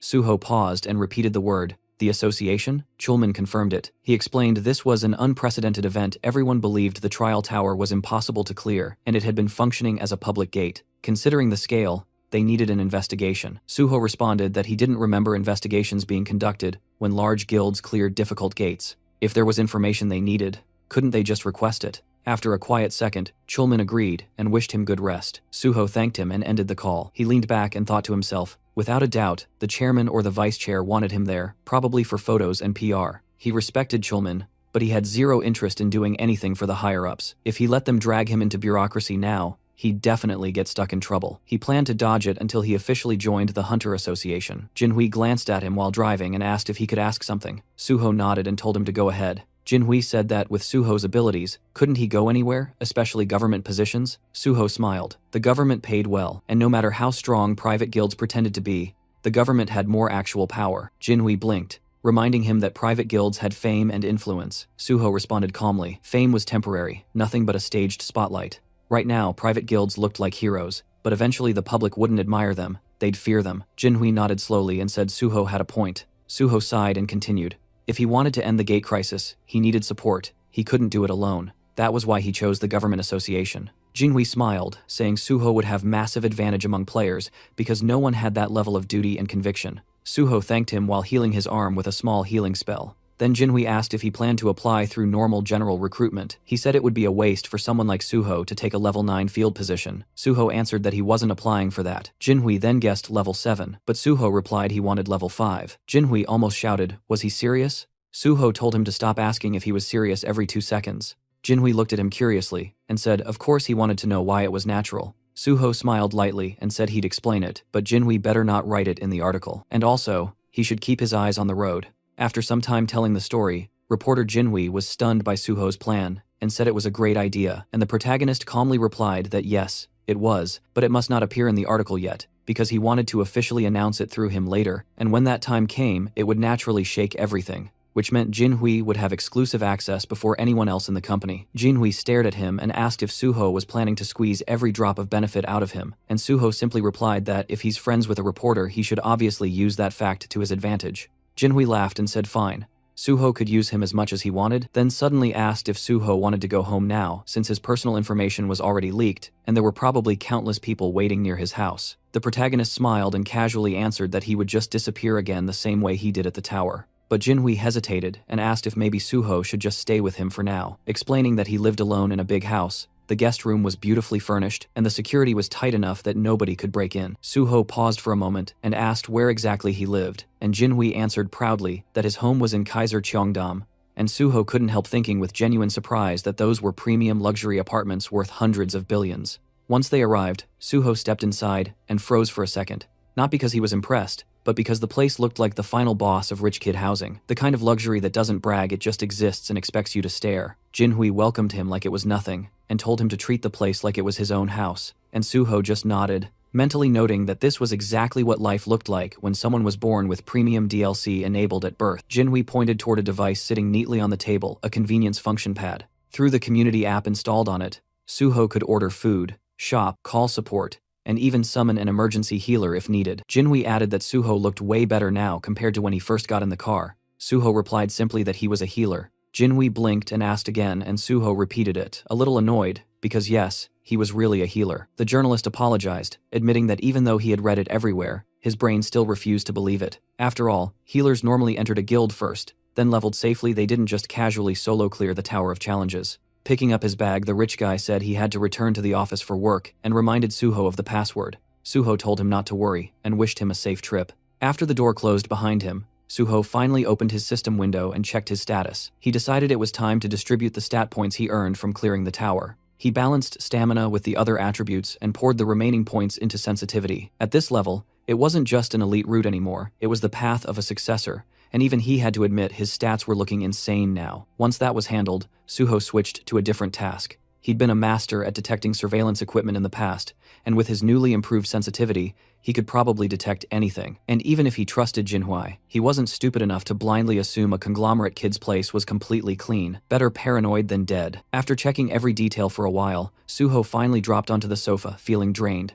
The house was huge, way bigger than most subspace-grade houses he'd seen before. Honestly, finding hidden cameras felt harder than slaying that dragon earlier. With no devices detected, he finally let himself relax, but his phone wouldn't stop buzzing. Notification after notification kept flooding in. When he checked, Suho realized his personal information had been leaked. Someone had exposed his number and the messages just wouldn't stop. Accepting the situation, he decided he needed a new phone and a new number. Remembering the community app Jinhui mentioned, Suho tried using it, and to his surprise, it was extremely efficient. He transferred important things to the new device and designated it for private use. Even though the messages kept flooding his old phone, he planned to switch numbers soon. He glanced at the time, a little past 5 p.m. He figured he had time for a short break before heading out again. Meanwhile, somewhere else that night, inside a quiet building, a mysterious gate appeared. Several masked individuals stepped through it. They scanned the area carefully. No witnesses, no surveillance, nothing. Then they opened the bags they carried and began placing bombs with practiced precision. And while they were still in the middle of setting everything up, Suho appeared behind them calmly, as if he walked in on a casual meeting instead of a terrorist operation. He said bombing public buildings wasn't exactly a great idea. The masked group froze instantly, confused because this building was supposed to be empty today. Suho agreed that normally, yes, but he came because he expected something like this. Panic erupted. One man yelled for everyone to retreat and scrambled toward the gate. A girl in the group stumbled and fell to the floor. Her teammates hesitated, asking if she tripped. One tried to lift her, but she wouldn't budge.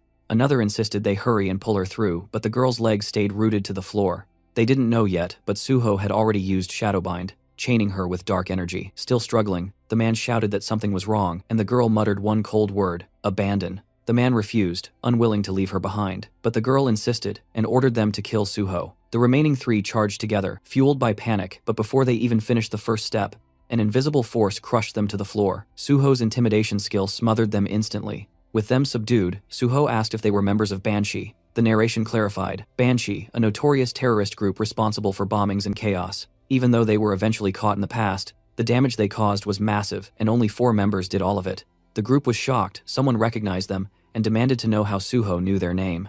Suho calmly stepped toward the man closest to him and removed his cap. He identified him as Kwak Duho, the muscle, who worked day labor, jobs, and handled heavy tasks. Then Suho pointed to another Seo Kiawan, the bomb maker who worked as a middle school science teacher. Next, Kim Hyunmin, the transporter, an everyday delivery driver using a movement skill to vanish after attacks. Lastly, Suho turned to the girl Ku Yeonhwa, a university student and the true leader of Banshee. Her EMP ability erased electronics and magic supports with ease. Stunned, Yeonhwa demanded how Suho knew everything. Suho smiled and said anything could be uncovered if someone tried hard enough, and she already knew that. Still refusing to believe him, she demanded again to know who he was. Suho acknowledged her quickness and reminded her she already knew the answer, and said out loud that if she still didn't trust him, he could prove it by handing her over to the authorities right now. Realizing he wasn't bluffing, she finally asked what he wanted. Suho said she should have agreed earlier and also pointed out this wasn't a great place to talk. He told her to retrieve the bomb and said they'd talk at their hideout instead. She stared at him, wondering just how much information he knew, but finally agreed. Suho turned to Hyunmin and asked if he could move now and told him to open the door, because they obviously weren't going to take a taxi. Once inside their hideout, Suho told everyone to relax, take off their masks if they wanted. Yeonhwa refused, but then ripped hers off anyway, telling him she only did it because the room felt stuffy, not because he told her to. She demanded answers again. How did he know who they were? Why did he approach them? And why would someone known for conquering gates go after a terrorist cell? Suho smiled and admitted she asked so many things at once that he didn't even know where to start. He said he used his own skills he didn't reveal publicly, to track and identify them, the same way they had hidden theirs. Finally focused, she asked again, what did he want? Suho extended an offer. He wanted them to work with him. He mentioned the recent PBS interview and the future plans he shared there. Yeonhwa assumed he meant joining the Hunter Association. Suho confirmed, and before she spiraled, he clarified he wasn't handing them over for forced recruitment. He explained he would take the level 5 exam, then move through 1 or 2 positions, and eventually join the Special Forces Division. Yeonhwa looked stunned, and Suho told her not to make that face. He knew they hated the Special Forces, which was why their bombings targeted related sites. He understood because he had the same reason. Suho revealed the truth. He was a gate orphan. He used to think it was coincidence until he later learned the disaster had been manufactured on purpose. After every cleared gate, that land became premium real estate. The government knew a gate shock was coming and let it happen anyway for profit. There were development projects behind it, and Suho already knew who was responsible. So his goal was simple: become the head of the Special Forces and make those responsible pay. He explained the Special Forces held the highest authority in the association, influenced other government offices, and could prosecute hunters. He offered revenge, but in a strategic and lawful path, not reckless terrorism. But Yeonhwa still pointed out there was no guarantee Suho would pass the level 5 test.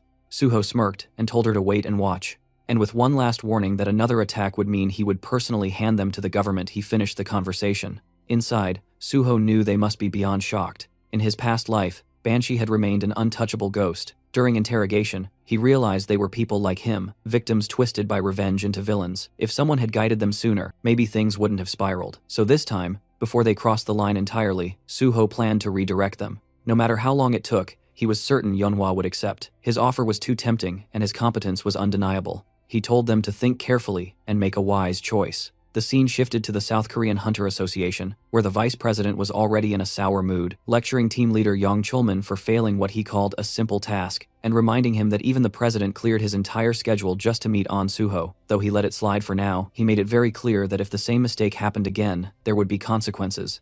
And all Chulman could do was bow his head and acknowledge the warning before being dismissed and told to get back to work. The moment he stepped outside, he exhaled in exhaustion, thinking about how long he had been sitting there, listening to complaints, and how, for a second, he genuinely considered quitting everything and joining a civilian guild. But then he reminded himself why he joined the Hunter Association in the first place, and that after surviving so much, enduring one more miserable moment wasn't impossible, so he whispered to himself to stay strong. That was when P. Song-yeol, the head of the Special Investigation Department, suddenly appeared and placed a hand on his shoulder, and Chulman, already irritated, wondered why he had to run into this person right now. Trying to act normal, he forced a polite tone and asked what the chief was doing here, and Pai responded in his usual playful attitude, saying he heard that his cherished team leader Yang was getting an earful again. He even complimented Yang's patience for enduring the old man's constant nagging, but Yang immediately took the blame, saying everything was his fault. As they walked together, Pai shifted the conversation and brought up rumors about Suho supposedly causing problems, but Chulman clarified that Suho wasn't exactly causing trouble, though yes, the story was spreading fast. Pai noted only a handful of people were aware, and then casually offered his help. When Chulman asked what he meant, Pai gave him an absurd suggestion: just accuse Suho of something, drag him in for questioning, and clear things up later, because according to Pai, it was all about making the process look clean and controlled. If Suho was summoned, then the president would be pleased, the issue would look handled, and Suho would be released afterwards, with the association looking authoritative. He added that since Suho wanted to join the Hunter Association anyway, it would benefit everyone involved. Yang stared and cautiously called Pai's ideas mischievous, because interfering with someone as successful as Suho could backfire spectacularly. But Pai didn't flinch, and instead admired Yong's morality, questioning why someone in his position was so nervous over a single hunter. Yong responded politely, but Pai wasn't done. He reminded him that prosecutors still had the authority to investigate and charge hunters, and that hunters once feared them for a reason, hinting that Yong should be more flexible instead of clinging to protocol. After a tense pause, Yong nodded and said he'd keep it in mind.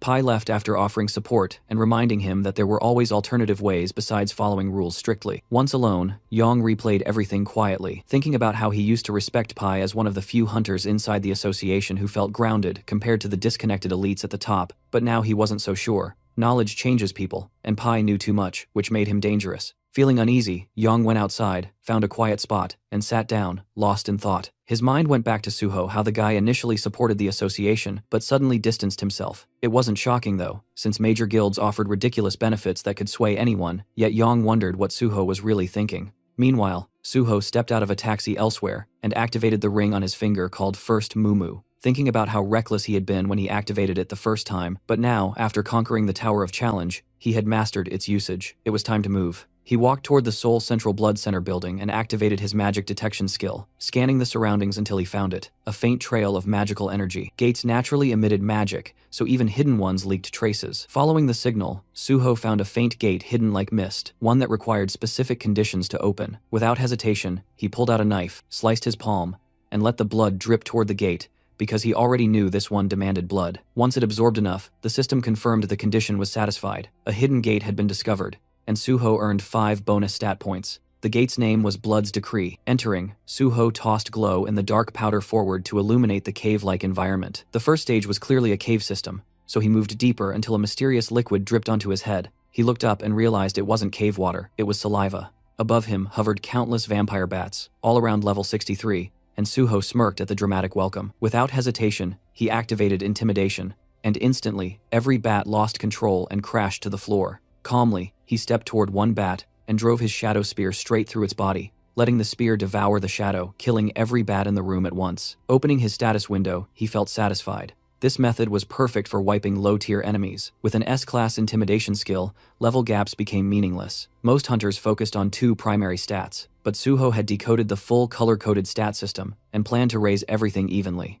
Reviewing his numbers again, he wondered if his level was too absurd just for hunting bats. His curiosity led him to check the combat log, and that's when he noticed something strange. Among the corpses was a blood slime. It must have been hiding among the bats and accidentally died from the intimidation shockwave. The cleanup felt boring, but he acknowledged the usefulness of intimidation, since while high-level monsters could resist fear effects, the skill still worked, unless the opponent belonged to a special category. Soon he reached the boss room and felt excitement building. Without hesitation, he entered. The moment he stepped in, he summoned his sword, and instantly a large vampire bat lunged at him. He blocked the attack and identified it as a Great King vampire bat, countering with a swift slash. Then, from behind, a golem lunged, forcing Suho to dodge sideways. Neither creature felt like a true boss, they were mini-bosses. He fought both at once, slashing the golem and spinning to counter the bat's attacks. When the golem attempted to punch, Suho slid backward to avoid the hit, then rammed his sword into the ground, unleashing a shockwave that exploded through the room and hit both monsters. He thought the fight was finished until the dust cleared, and both monsters were still standing. The battle intensified, and Suho quickly realized physical attacks alone wouldn't finish high-level targets. It was time to use what he prepared. Just then, both enemies attacked at the same time,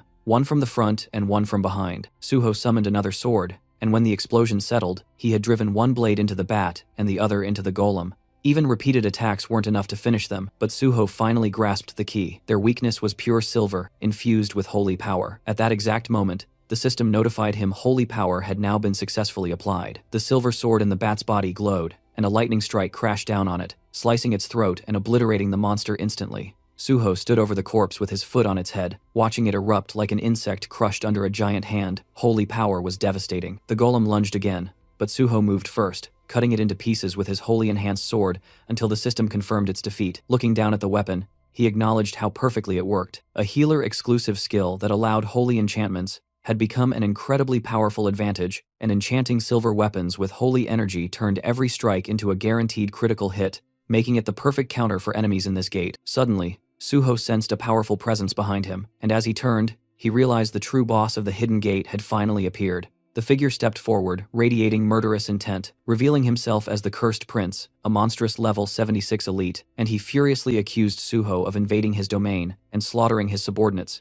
before demanding he kneel and confess his sins. But Suho had come here to capture him, not bow down. That confidence enraged the prince, and with a furious roar he unleashed his power, calling Suho unbearably arrogant. The first strike slammed forward, but Suho blocked it with ease and calmly asked if the prince was done with his dramatic entrance. Instead of answering, the prince drove his hand into the ground, and suddenly the battlefield transformed as blood-veiled mist erupted everywhere, obscuring visibility completely. The dense aura made it impossible to detect movement normally, so Suho braced himself knowing the prince could attack from any direction. He sensed something behind him and reacted instantly, just as the prince lunged, blocking the strike perfectly, shocking the boss, who couldn't understand how Suho predicted his attack. Suho retaliated with a confident slash, thinking he'd landed a clean hit, but the prince only laughed and mocked him, saying such weak attacks could never harm him. Then, a system alert flashed. The Cursed Prince had activated Blood Scream. Suho immediately stabbed his sword into the ground and activated Healing Spirit. A cleansing aura burst outward, and the prince visibly reacted to the sensation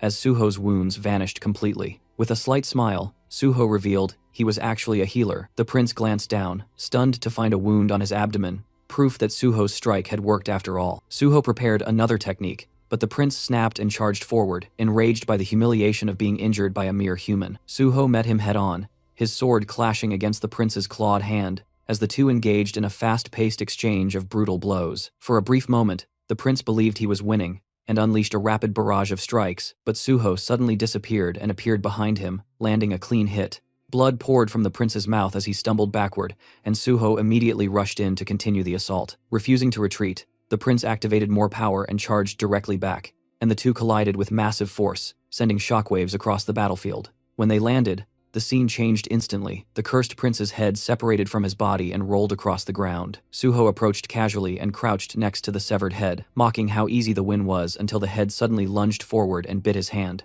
The still-living prince cursed Suho inside his mind, demanding his blood and promising to enslave him. With pure disgust, Suho ripped the head off and threw it aside, thinking the prince was basically a mosquito biting without warning. Then the system announced the start of kin conversion. Suho collapsed to the ground as blood rapidly drained from his body, dizziness and a pounding headache overwhelming him, while a violent thirst clawed at his throat. Inside his mind, the prince declared it was already too late, but Suho told him to shut up, refusing to listen. As the conversion continued, Suho reminded himself that to gain the vampire trait, synchronization had to reach a certain threshold, and once it did, he needed to purify the infection instantly with holy water. When kin conversion hit 50%, Suho believed he was close to acquiring the trait, and reached for the bottle only for it to suddenly shatter.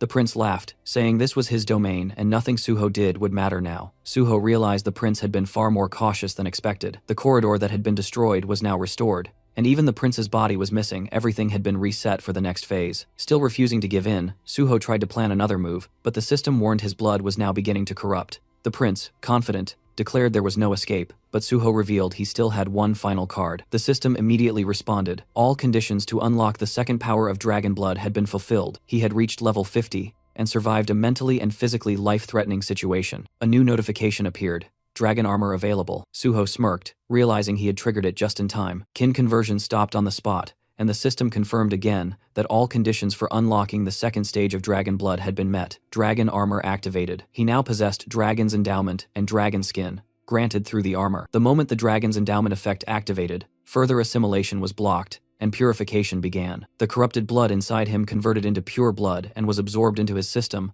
while the remaining corruption was destroyed entirely thanks to the dragon blood effect. Suho successfully mastered the unknown power hidden within the corrupted vampire blood and felt his body become lighter. He remembered planning to unlock the second dragon blood power using a custom gate at level 50, but instead it happened here unexpectedly. Checking his newly unlocked skill, he saw Dragon's Endowment, an innate trait exclusive to descendants of dragon blood representing nobility and superiority. While active, it granted immunity to infection, corruption, and allowed automatic absorption of corrupted sources to purify, heal, and evolve. The system had never shown the second awakening condition, but Suho had learned it from Youngma. Since kin conversion was life-threatening, the system recognized it as the trigger. Although the endowment purified the blood, it also preserved the vampire power inside it. He checked another skill, one tied to vampirism sealed for now, proof that he had nearly become a vampire, and he wondered whether he technically acquired it or not. His original goal was to obtain vampire traits, but dragon and vampire blood clearly couldn't coexist fully still. The skills he gained were strong enough, so he accepted it. Another new skill appeared, Blood Weapon, a rare ability only usable by noble-level vampires or higher, but requiring huge quantities of blood.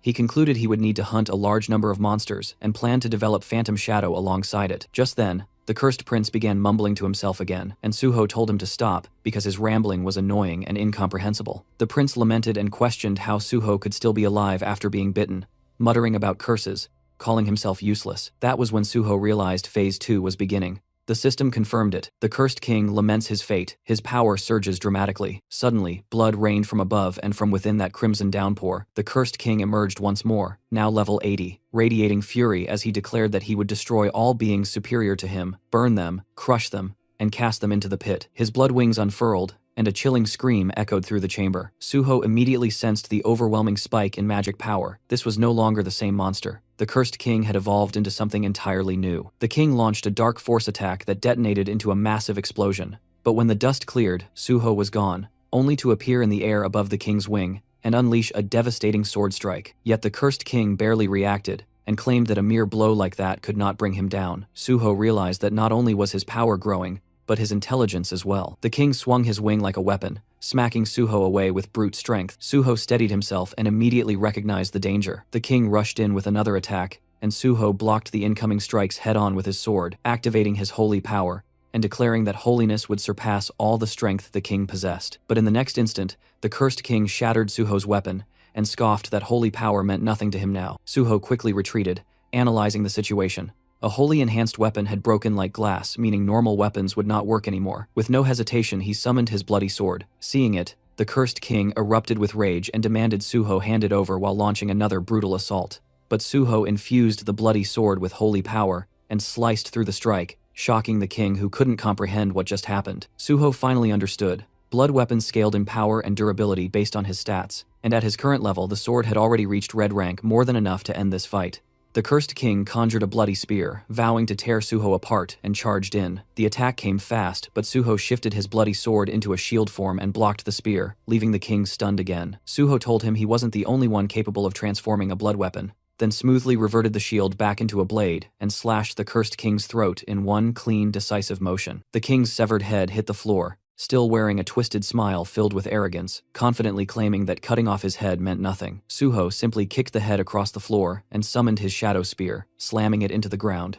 Immediately, chains erupted and wrapped violently around the severed head shadowbind, locking it in place. Suho knew he needed to finish this before the monster caused more problems. The system notified him that vampire blood had been activated, and the blood absorbed was now stored within the blood jade. While the cursed king screamed at Suho to remove his hands, Suho examined the blood jade carefully. It was the first time he'd seen it in person, and it already held a massive amount of collected blood. According to the Blood Monarch, the blood jade could only be seen by its owner. The Blood Monarch himself had once been a normal healer, working at the Central Blood Institute, until fate dragged him into the Hidden Gate Blood's decree. He reached the boss room but failed to defeat the cursed king, and was bitten, turning into a vampire. Normally that would mean death, since once bitten, the victim becomes a monster and the gate permanently seals. But the Blood Monarch resisted the curse using his healing abilities, and neutralized the kin conversion. At that moment, new vampire skills awakened, and reshaped his entire stat system. With newfound power, he defeated the cursed king, conquered the gate, and became known as the Blood Monarch, a global villain feared worldwide. Eventually, Suho caught him,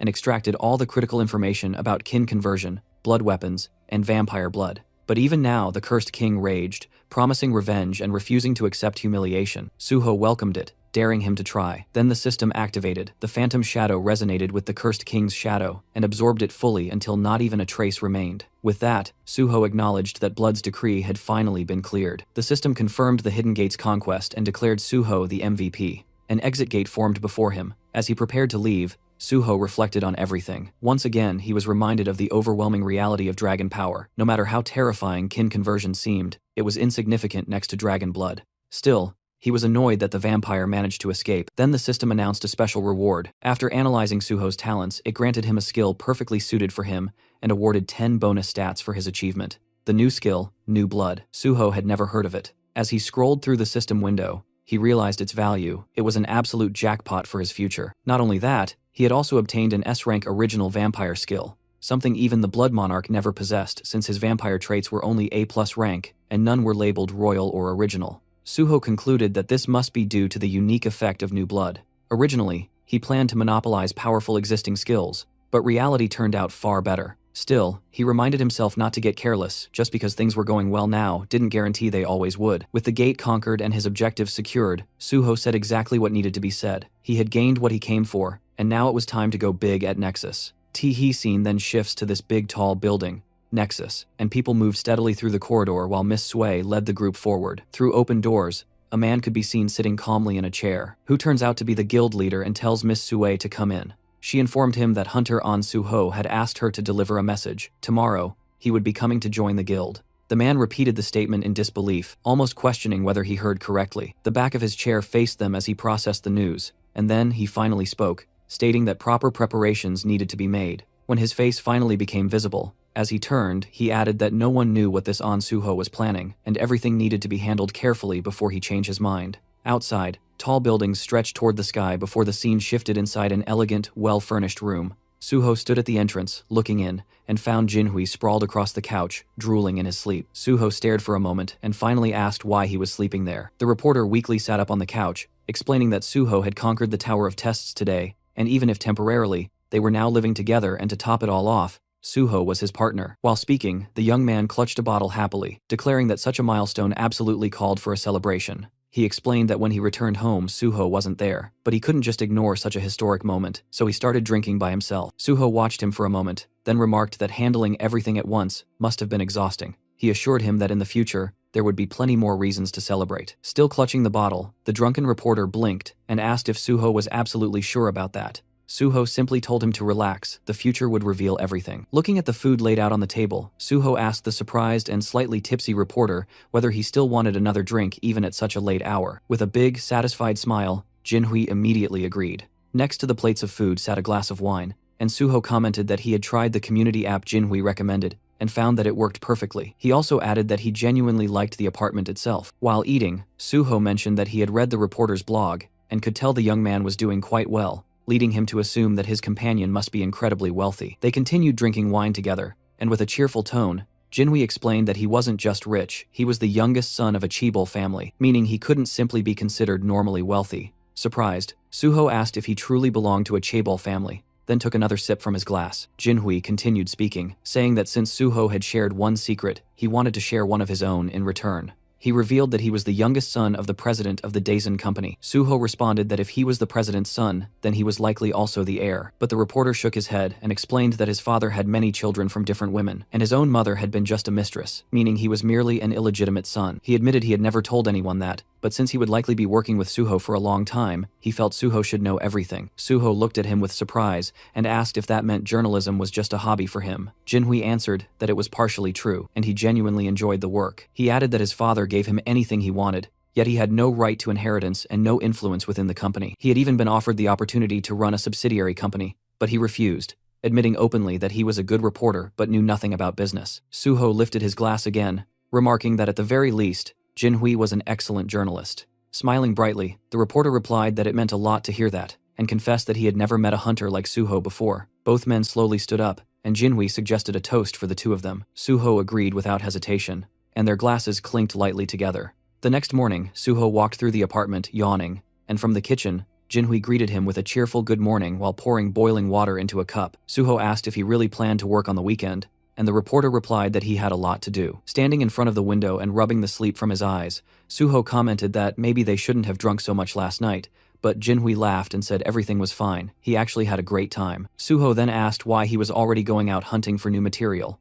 and the reporter answered that he couldn't live off articles about him forever. Hearing that, Suho casually admitted that this was exactly why he respected him, which made Jinhui pause in surprise at the unexpected compliment. After taking a sip, he asked what Suho planned to do today, and Suho reminded him that today was the day he had mentioned before. Realizing it, Jinhui asked if he was going to Nexus, and Suho nodded, explaining that last night he reached level 50 and received several upgrades, so it was time. Those words made Jinhui freeze, and he burned his hand with the water, startled because just yesterday Suho had been level 40. He turned to stare at him in disbelief and demanded to know how someone could jump 10 levels in one day. Suho shrugged like it was nothing and clarified that to be exact, he was now level 51. The reporter stared at him like he was some unresolved riddle, mumbling that the more he got to know him, the more mysterious he became.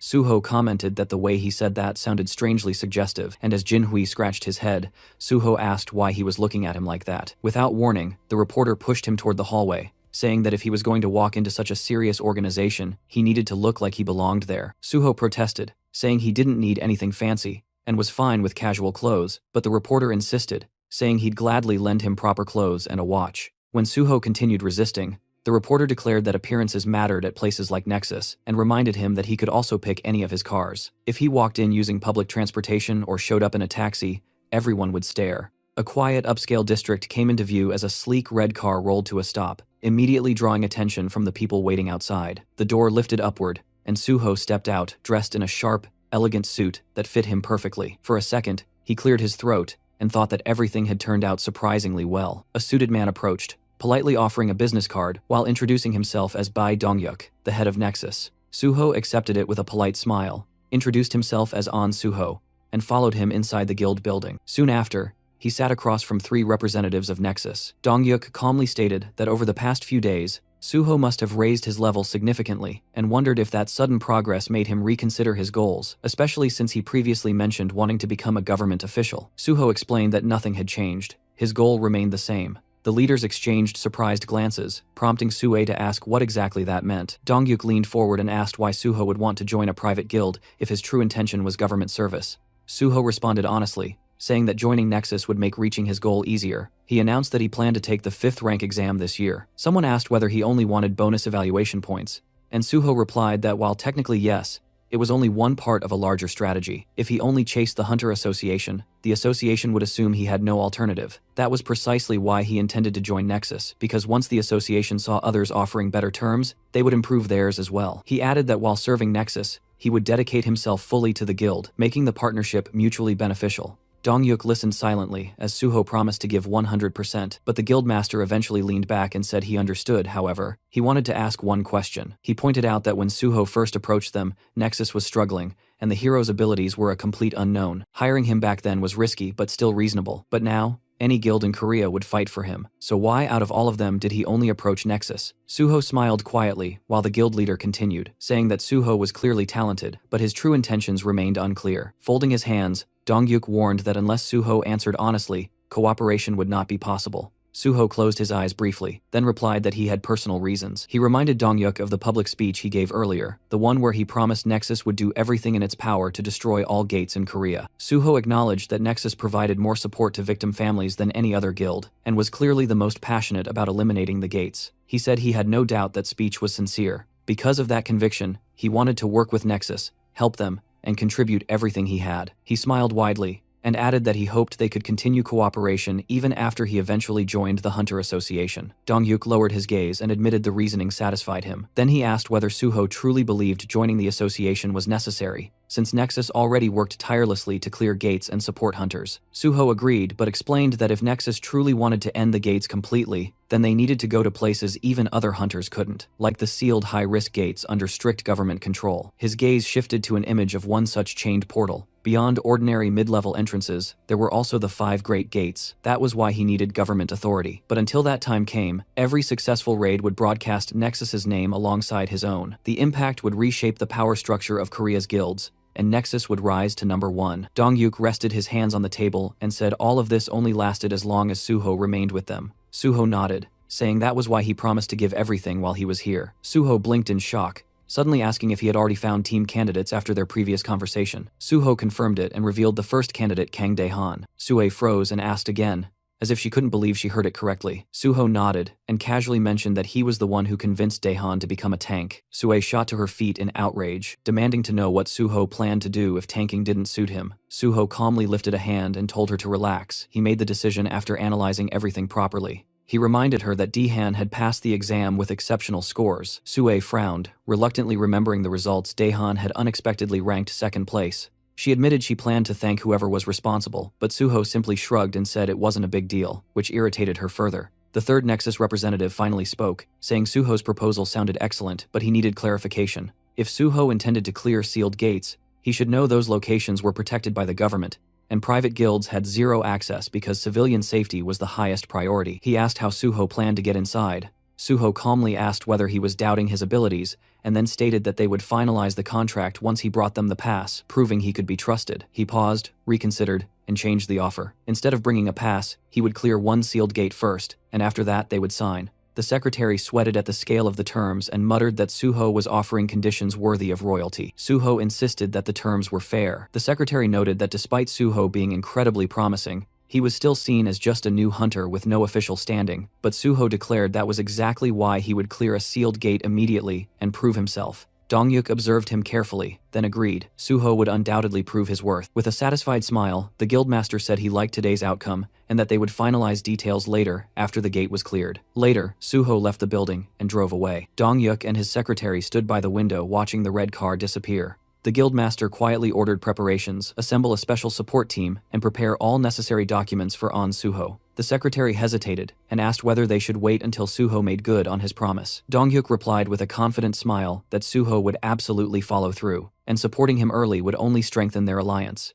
Closing his eyes, he said he believed Suho would keep his word. The secretary, slightly overwhelmed, asked what made the guildmaster so certain. Dongyuk answered that it wasn't a guess, and the secretary already knew it. The man finally nodded, remembering Suho's determined gaze and the certainty in his voice. The scene shifted to the massive building of the Great Hunter Association of South Korea, where inside one of the offices, Yong Chulman sat slumped in front of a computer, clutching his head in frustration. He was desperately trying to figure out how to get Suho into the organization when the man showed absolutely no intention of coming willingly. Chulman considered offering him a reward for clearing the test tower, but immediately dismissed the idea, knowing full well that upper management would never approve it. They didn't want a picture of Suho receiving thanks. They wanted a picture where Suho stood, smiling beside the association president, making it look like they were already close. While Chulman hated the idea of using force or pressure, Chief Pai's earlier suggestion echoed in his head, a suggestion that basically amounted to dragging Suho in by force if necessary. Chulman groaned, dropped his head onto the desk, and wondered why he ever chose to work in this stressful place. As he cursed his life choices, his phone vibrated. The caller ID was an unknown number. With low energy, he picked up and introduced himself. "This is Yong Chulman speaking," trying to figure out who would be calling him from an unrecognized number. But the moment he heard the voice on the other end, his expression completely changed. It was An Suho. Chulman shot upright from his chair, eyes wide, barely believing he heard correctly. The scene jumped to a small gukbap restaurant, where steam rose from simmering pots. Suho and Chulman sat at a table facing each other. Suho commented that he hadn't visited this place in a long time, and noted that the restaurant served the best boiled pork. Chulman blinked and asked in surprise how Suho knew about this place. With a calm smile, Suho casually lied that he used to come here often back when he worked nearby. Chulman nodded slowly, accepting the explanation. He scooped soup into his spoon and admitted he never expected Suho to reach out first. Then he asked why Suho had changed his number. Suho explained that he had been receiving far too many calls, so he simply got a second number, and now Chulman could use that one instead. The civil servant nodded understandingly, and commented that Suho must be exhausted from all the unwanted attention. Lowering his gaze, Chulman thanked him sincerely for contacting him, admitting that he had nearly given up hope of ever seeing him again. Suho asked how he could think that, and picked up his chopsticks. Then he calmly asked whether the higher-ups were pressuring him, and whether they wanted Chulman to convince him to join the association. Caught off guard, Chulman stiffened and raised a hand to his face as if trying to shield his reaction. He nervously asked why Suho would assume that. Holding the chopsticks near his cheek, Suho explained that he found it odd that the association president suddenly requested a meeting after the tower clearing, because normally, no matter how difficult the gate, the association simply handled paperwork. They never actively tried to recruit someone. Speechless, Chulman stared downward with a nervous smile. Suho continued, saying that after thinking about it, he realized the executives only wanted to take photos for publicity. Hearing that, Chulman looked at him almost fearfully, but Suho reassured him that everything was fine. He just wished they had been straightforward about it, since there was nothing wrong with saying so. Chulman apologized, but Suho waved it off, saying there was no need. He had already understood the situation himself. In fact, he was even grateful to Chulman. The civil servant pointed to himself in confusion, unable to believe he heard that correctly. Suho continued, explaining that situations like this often involved blackmail or even force, yet Chulman handled everything professionally. Rubbing the back of his neck with embarrassment, Chulman admitted that it still felt wrong. Suho then casually mentioned that he had decided to visit the association. Chulman froze mid-motion and asked if he was serious. Suho continued eating comfortably and confirmed it, explaining that he wanted to thank Chulman and felt that meeting the association executives could actually be beneficial. Chulman nodded slowly, agreeing that it truly could be. Suho asked when he should visit the association. Chulman suggested discussing it after finishing their food, but halfway through speaking, realization struck him, and he shot up from his seat, eyes shining with excitement. With sudden determination, he declared he would arrange a meeting immediately. Sometime later, the duo arrived at the building of the Korean Hunters Association. Suho posed for a photo beside the president of the organization. Jang Kyung-won smiled for the camera and then told Suho he was glad to finally meet him. He commented that Suho must be extremely busy, so he truly appreciated that he accepted the invitation. The vice president, Park Kyumon, added that it wasn't every day someone got to meet such a promising newcomer. Suho smiled politely and replied that meeting the leaders of the association was a great honor. Behind that expression, however, he could barely tolerate the sight of these people. It had been a while since he last saw them, but disgust immediately resurfaced. Kyungwon asked if Suho truly intended to join the Korean Hunters Association. Narrowing his eyes slightly, Suho answered that it was his dream, exactly what he said during the interview before the exam. The president asked why. With his gaze lowered, Suho explained that he became an orphan due to a gate outbreak, and he wanted to eliminate portals as soon as possible to protect humanity. But in his mind, Suho reminded himself that this was only one reason. The other was to prevent the president and his lackeys from destroying the association from within. Kyungwon cheerfully praised Suho for his noble intentions, while Suho silently noted that this man would cling to his position until the very last moment, right up until he was shoved out. He couldn't wait to see what expression this old pig would make when that day finally arrived, and Kyungwon wasn't the only problem infesting the association. Then Park Kyuman spoke again, claiming Suho really knew how to make a good impression. Arms folded across his chest, he said that Suho didn't care about material gain and only wanted to protect the general public, which was worthy of respect. The vice president pressed his fingertips together and solemnly added that Suho had grown into a strong and noble man his parents would be proud. Suho thanked him politely, while thinking that Kyumon was most likely the one who proposed this recruitment stunt. In his mind, Suho labeled him a pathetic bootlicker who existed solely to polish Kyunghwan's shoes. Because of fools like these, most gates hadn't been cleared in his previous life, and he intended to take away their chance to ruin things again. Then Kyumon happily asked which department Suho wanted to join. Suho rubbed his chin thoughtfully and replied that he had considered several options but ultimately chose the gate department. Chulman froze in shock, while the vice president asked why. Suho calmly explained that unlike private guilds, the association had direct access to gates, handled the initial inspections, and could participate in raids.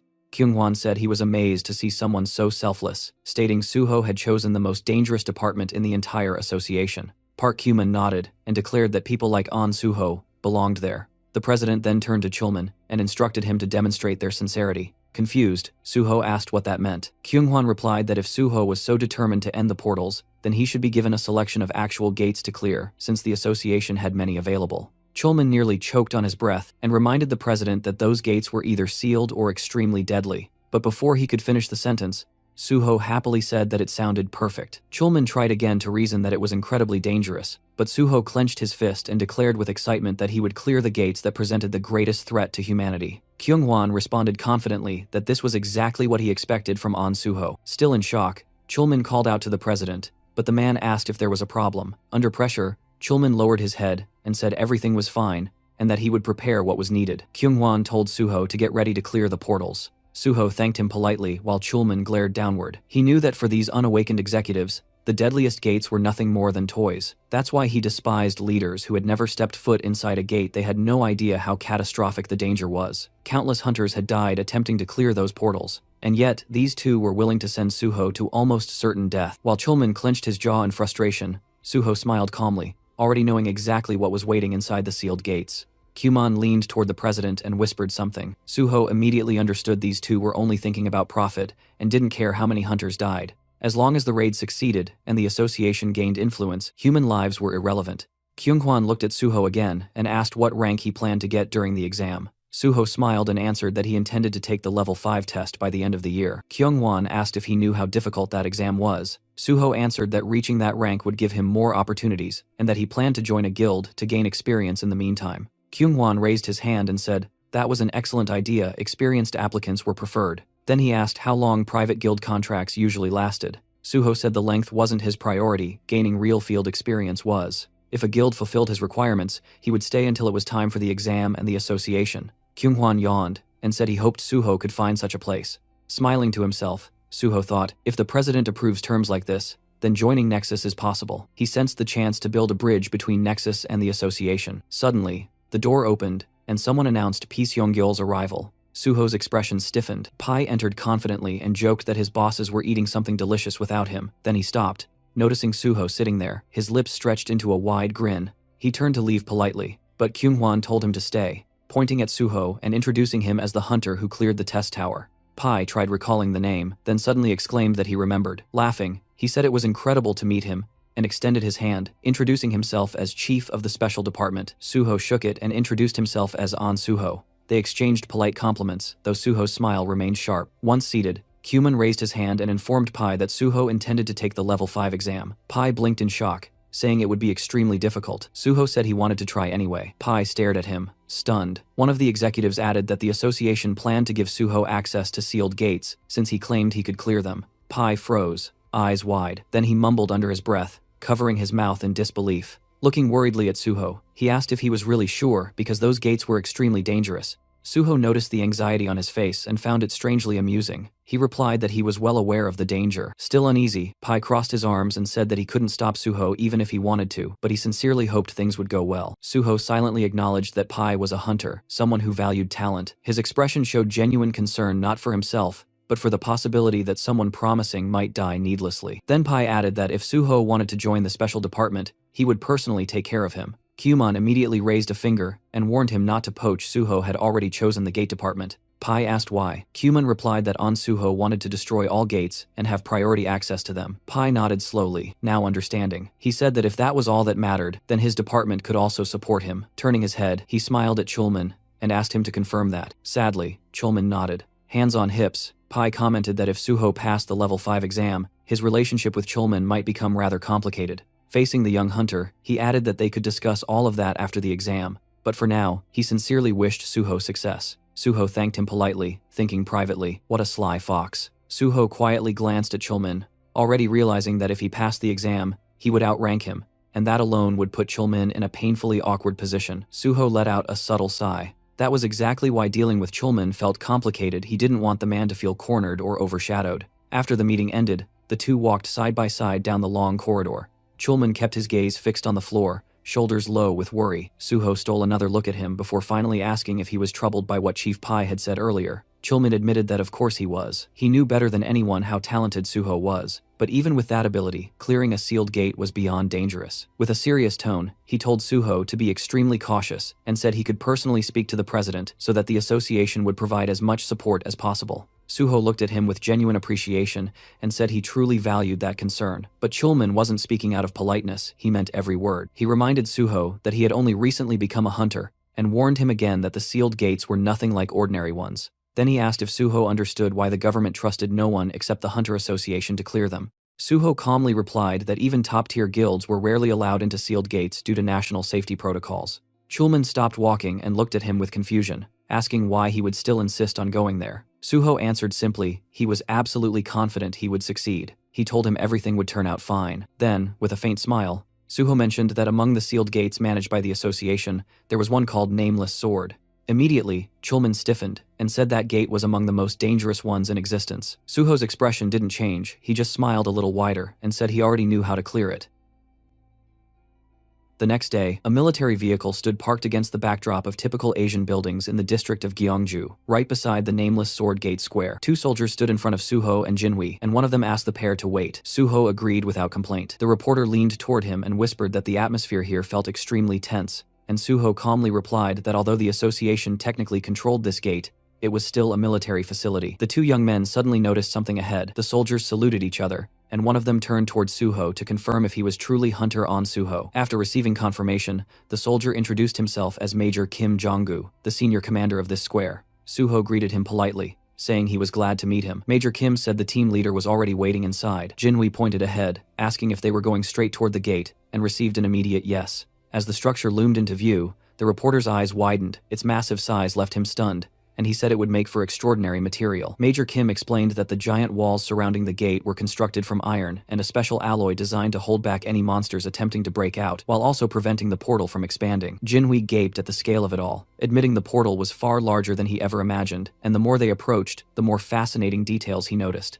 Suho added that the military had taken many precautions to make the portal itself difficult to reach. The group continued forward until Major Kim arrived before Chulman and announced that Hunter An Suho had arrived. The civil servant smiled and greeted Suho warmly. The two exchanged looks full of familiarity and relief. Chulman remarked that it was quite a long trip to reach this place and said he was glad Suho managed to arrive quickly. Suho noticed that Chulman had arrived even earlier and asked when he had gotten there. The civil servant casually stated he had only just arrived himself, then looked toward the person standing next to Suho. Before he could ask further, the journalist cheerfully introduced himself as PBS reporter Joe Jinhui, extending his hand and saying it was a pleasure to meet him. The men shook hands, but Chulman still looked puzzled and asked why a reporter was here in such a location. Suho stepped in and clarified that photos would only be taken after the raid was completed and asked if Chulman would allow it. The civil servant answered that this wasn't a classified facility, so there was no reason to refuse. While still slightly confused, he admitted he was mostly surprised that Suho had brought his own reporter along. Jinhui gratefully thanked him for the permission, and brimming with excitement,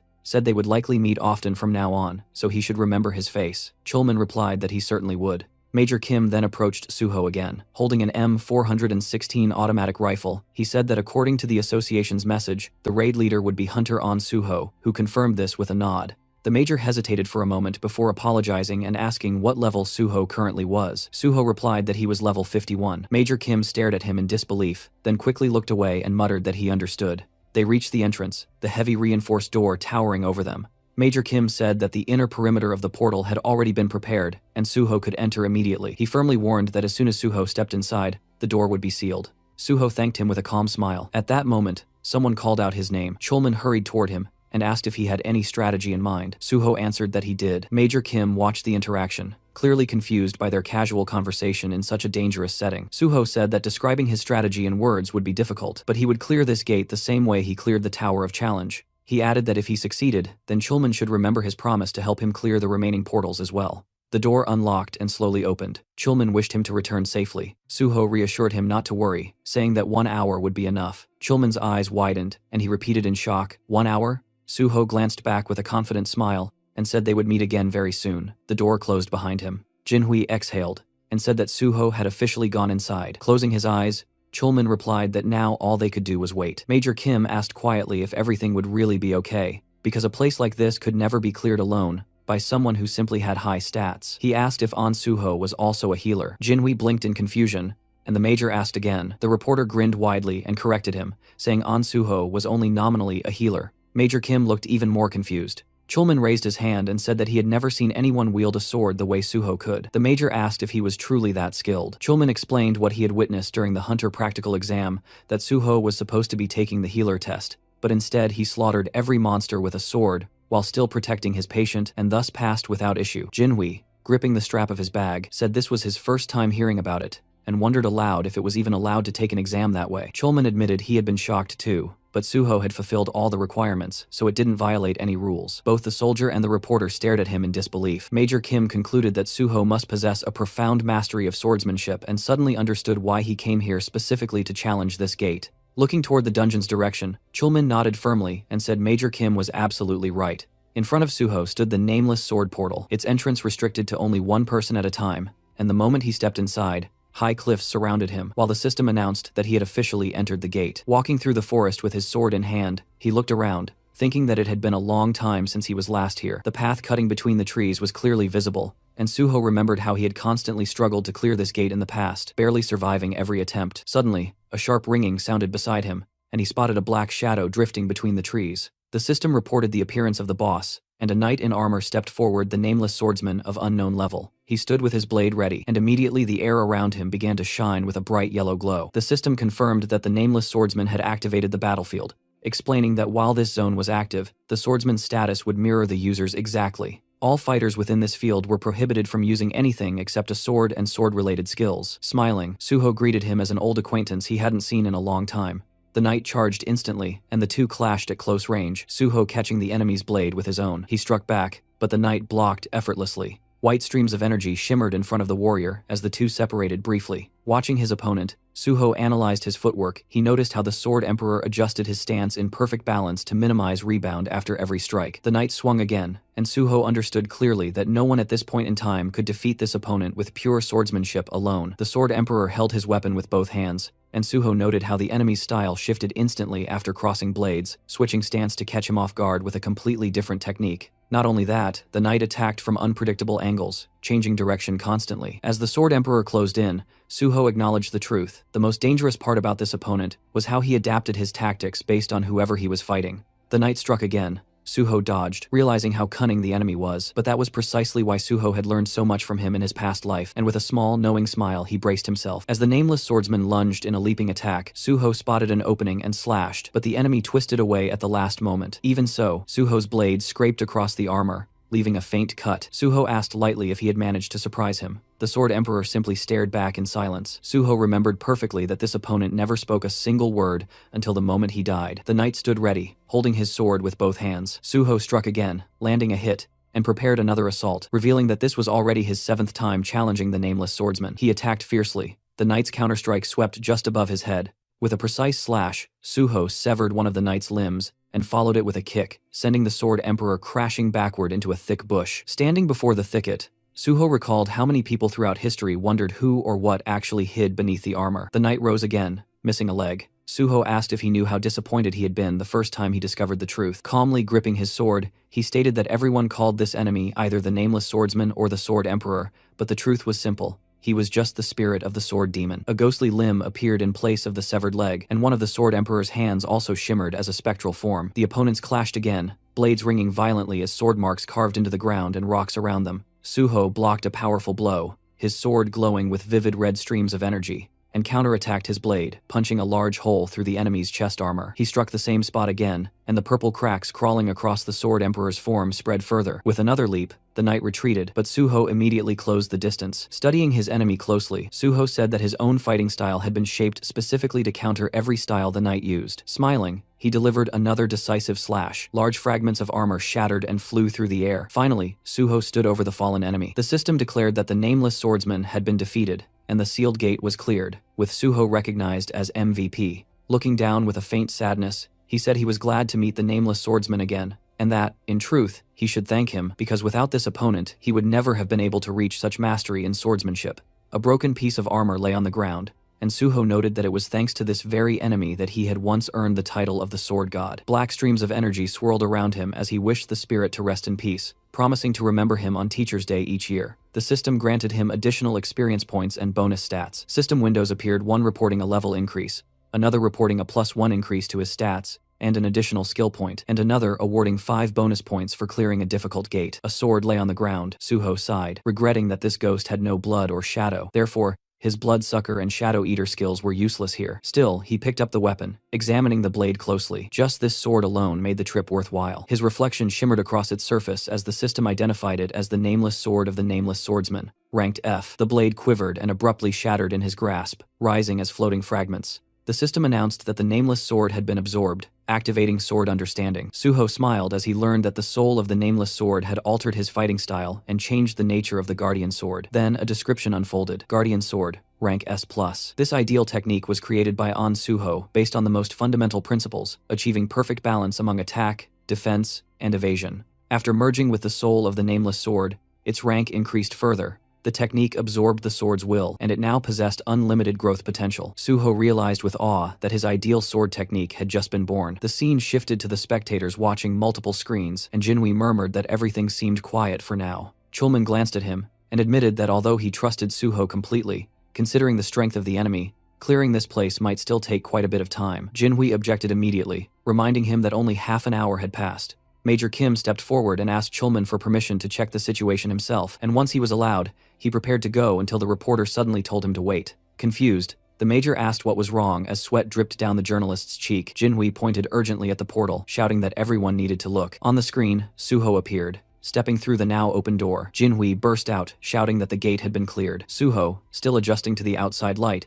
was stunned when someone called him Pro-On. And suddenly Jinhui and Chulman came sprinting toward him like overly excited kids running after candy. Jinhui even held his camera above his head, as if he were filming a festival. Suho told them to calm down, but the reporter's entire face was practically glowing with joy, as he demanded to know how they were supposed to calm down when Suho had cleared a sealed gate in under an hour. He yelled that it was insane. Chulman looked like he was caught between fear and happiness, as he reminded everyone that Suho had defeated the nameless swordsman, the very same monster who hadn't been beaten even after more than 200 attempts. He anxiously asked if Suho was all right. Suho smiled and said he felt great, casually adding that he'd taken care of it easily. The major stared at him in disbelief, as if trying to process the idea that the monster who slaughtered hundreds could be considered easy. Standing beside Jinhui and Chulman, Suho noted the major's expression. This soldier was desperately trying to understand what kind of person he was dealing with. Chulman then practically bounced with excitement, suggesting they take a commemorative photo since a sealed gate had been conquered. The major hesitated, but Chulman waved it off, insisting it was only a formality and that there was nothing to worry about. He reminded the major that he was just a regular soldier, so he rarely appeared in photographs,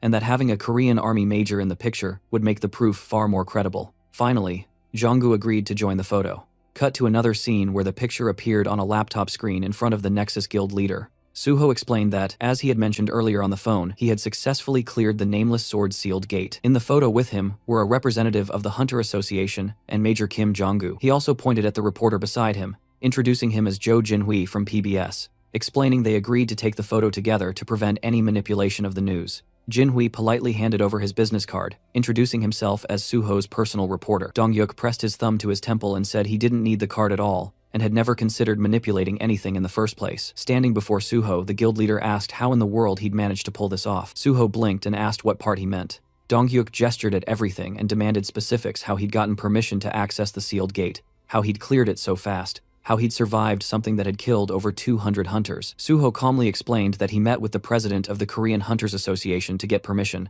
then simply went in and killed the monster. Dongyuk stared at him in utter confusion, running a hand through his hair as he tried to make sense of it. Suho then asked if, now that he had proven his skill level, they could finalize the contract. Holding up 2 fingers, he said that the guild leader could choose the salary amount himself, but he had 2 conditions. As long as he was in Nexus, he needed full support, and if he passed the Hunter Association exam, his exclusive contract must be terminated immediately. He added that he had already informed the association president about clearing the gate, and that several guilds had contacted him, but he'd told all of them he would only accept an offer from the one willing to fully support him. Dongyuk eyed him with distrust at first, a strange expression flickering across his face, then suddenly burst out laughing and said the deal was accepted. He called for the secretary to bring the paperwork. The man returned Suho's confidence with renewed excitement, saying the hero had proven himself right after he doubted him. Suho extended his hand, and they shook firmly. The guild leader warned that there would be a lot of work ahead, and Suho replied he was ready. Later, on the road filled with evening traffic, Suho smiled and mentioned that since his friend brought him there, he'd be happy to drive him back. Jinhui chuckled, saying he was simply fulfilling his duties as Suho's manager. When Suho asked why he called himself that, Jinhui explained that since Suho kept feeding him exclusive content, the least he could do was pay him back somehow. He added that the sedan didn't shake nearly as much as the minivan he used before, so he bought this one specifically. Suho stared at him, stunned, realizing once again that this man truly was born with a golden spoon. As they drove, Suho asked if the reporter wouldn't get scolded for skipping work all day. Jinhui proudly replied that several exclusive articles had been published that very day, so no one would complain, especially since he promised the editorial office that he would bring Suho there eventually. Suho realized that there was no way this man would let such an opportunity slip. Jinhui said they could start by reporting the successful clearing of the sealed gate, and then gradually move on to covering his joining Nexus. With the news spaced out, there should be no problem maintaining interest, though realistically, no one knew how long they could keep public attention. Suho closed his eyes and told him it was fine. He could handle things however he liked. Then Jinhui hesitated and asked something more serious, asking how Suho managed to read the strategy of the Nameless Swordsman. Suho explained that the monster had a very predictable pattern, and that he was already familiar with the Sword Emperor's reputation, knowing that the fight had to be done solely with cold weapons. He admitted it might sound arrogant, but he was certain he was better with a sword than the monster. Jinhui stared, bewildered, gripping the steering wheel as Suho continued, saying experience played a huge role in the battle and that his own swordsmanship was strong. The reporter reminded him that the monster had killed over 200 warriors, including the country's greatest swordsman, and asked if Suho understood that. Suho calmly explained that the Nameless Swordsman copied the opponent's status and adapted his combat style accordingly. Inside that gate, only sword skill mattered, no items, no external abilities, nothing else could influence the fight. Driving, Jinhui finally asked if Suho even had a swordsmanship skill. Suho replied that he did, and that it was rank S, but that it didn't show in his status window. The car swerved as Jinhui slammed his forehead onto the steering wheel, completely stunned. He demanded to know how Suho had acquired a rank S swordsmanship skill, and when it happened, flames practically burst behind him in excitement, and Suho told him to calm down because he was boiling over. He warned that information should be delivered gradually, not dumped all at once. Jinhui exhaled heavily and said that if Suho wanted to know anything about him, he could ask any time and get instant answers.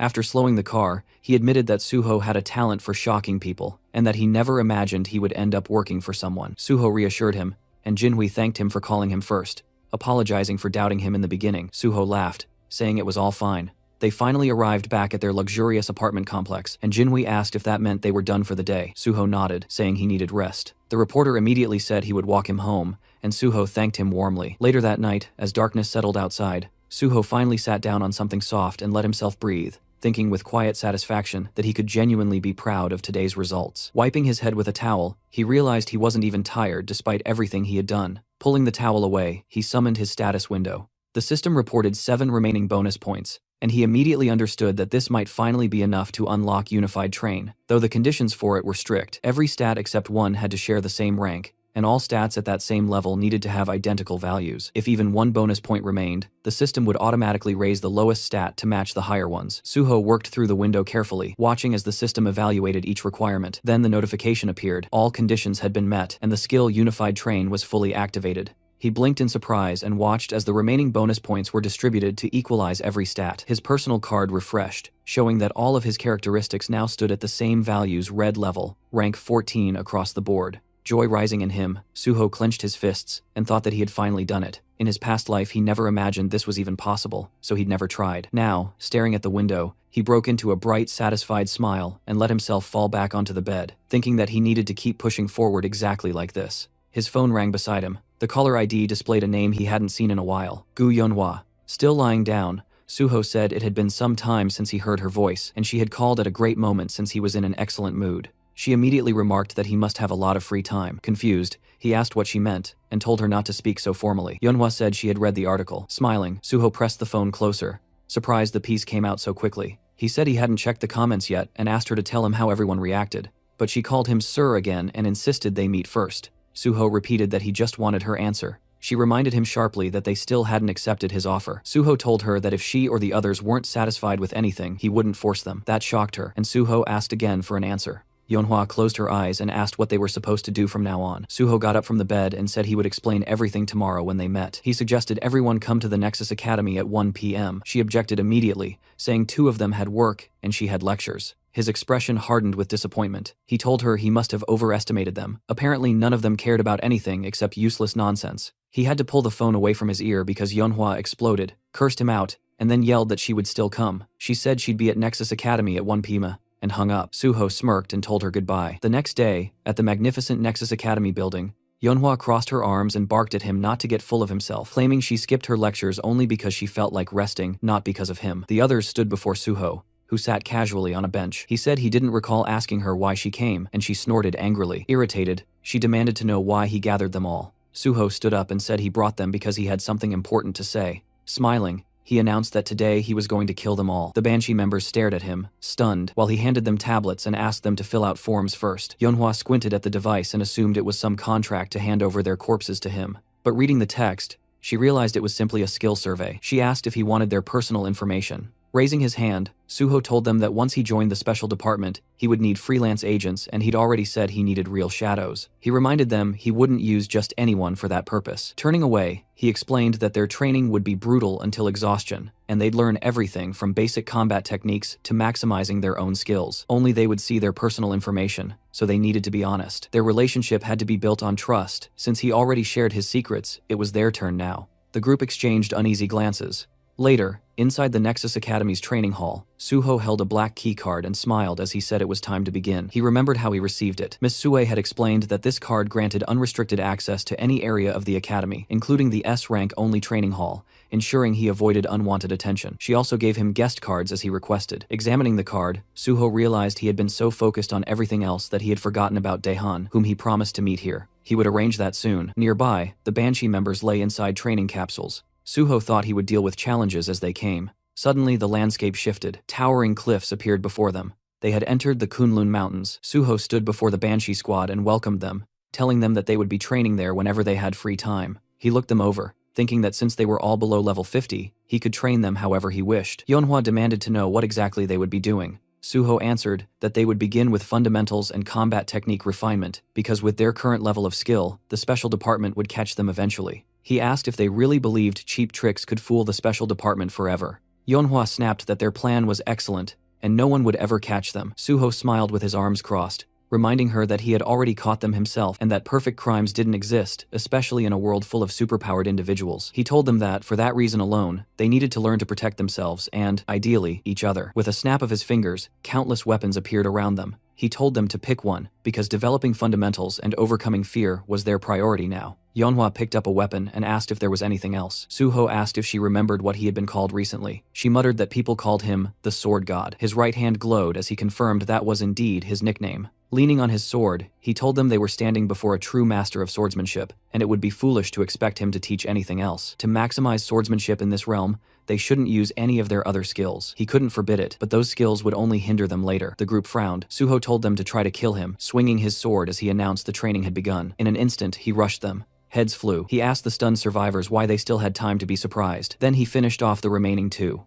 The squad respawned again, and Suho said that since they had died once already, they shouldn't freeze like idiots. They quickly took defensive stances. Suho praised that and said they would restart. Looking upward, the group realized his next attack was coming from above. Suho slammed into them again, scattering bodies. He mocked them mid-combat. He told one that his grandmother moved faster. He elbowed another in the chest, asking how someone who worked in delivery could be this slow, wondering jokingly if he was fired because customers starved waiting for their orders. The boy crashed into another teammate. Turning to the third, Suho asked how a teacher could be so slow that he couldn't even parry such a simple strike, wondering what he could possibly teach kids if they could already outpace him. The young man insisted he didn't dodge on purpose. Suho said his excuse was worse than a schoolboy's. Their hands trembled as they held their swords. One cursed loudly, asking when the bastard would finally shut up. They attacked together. Suho thought their growing self-control would help them avoid panic when they eventually entered real gates. A blast tore through the terrain. Suho told them they would become his shadows, not errand runners, but real warriors who would help clear gates.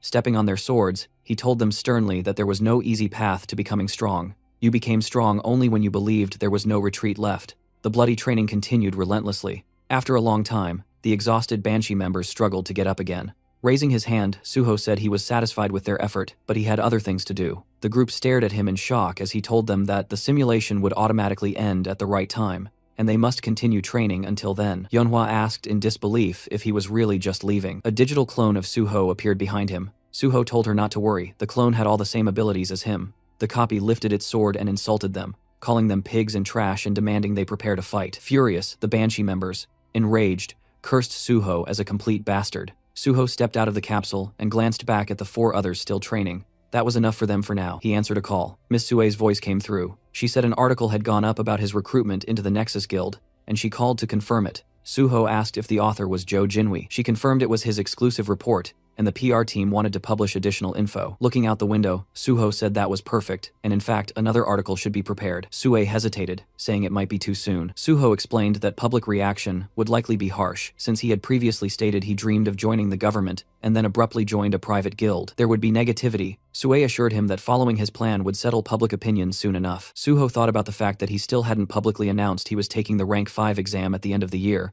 though it wouldn't remain secret for long. He told her he'd explain everything later and needed to make another call. He phoned Jinwi, who greeted him happily while working at his laptop. Jinwi asked what he needed. Suho said he heard the article about Nexus had been published and that public opinion was heated. He said he had an idea. He wanted another article. This time it would cover his next challenge, the clearing of another sealed gate. Smiling, Suho announced he was planning to take on the Swamp of Despair next. A new article spreads across the internet, announcing that Suho has successfully cleared the sealed gate of the Nameless Sword.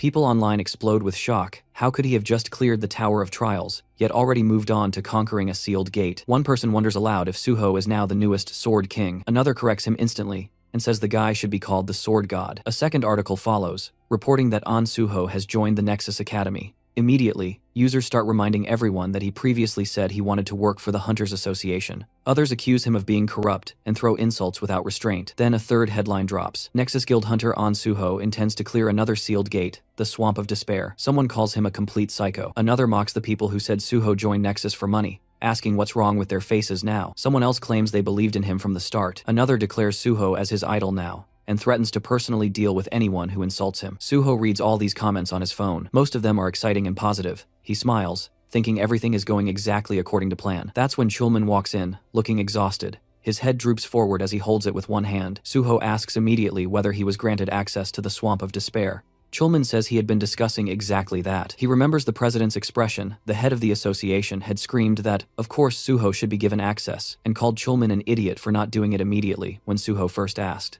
Chulman adds that now it seems the hero practically has automatic access to every gate he needs. While Chulman mentally prepares himself for endless paperwork, Suho thanks him for the effort. As they walk between the office desks, Suho explains that he plans to take the exam for the 5th rank at the end of the year, but it's a secret, so Chulman shouldn't tell anyone. Chulman immediately seals his lips with his fingers and swears he will remain silent like a fish. Suho laughs to himself, thinking he was only joking, but the guy's reaction was priceless. He tells him they should move toward clearing the gate now. The scene shifts to Yongjongdo, Incheon, where the sealed S-rank gate known as the Swamp of Despair looms. Suho stands before the massive portal, while several cameramen record the moment. People whisper that no hunter has returned alive from this gate before. Even though Suho is incredibly unique, some doubt whether he can truly overcome this place. Inside the security room, Jinhui watches the screen nervously. He tells a worried man beside him to relax and even suggests making a bet. Grinning, Jinhui says he'll bet 1,000,000 won that Suho will clear the gate. The other man, still anxious, agrees reluctantly, saying he hopes Suho comes out alive but is convinced it's impossible to clear this place.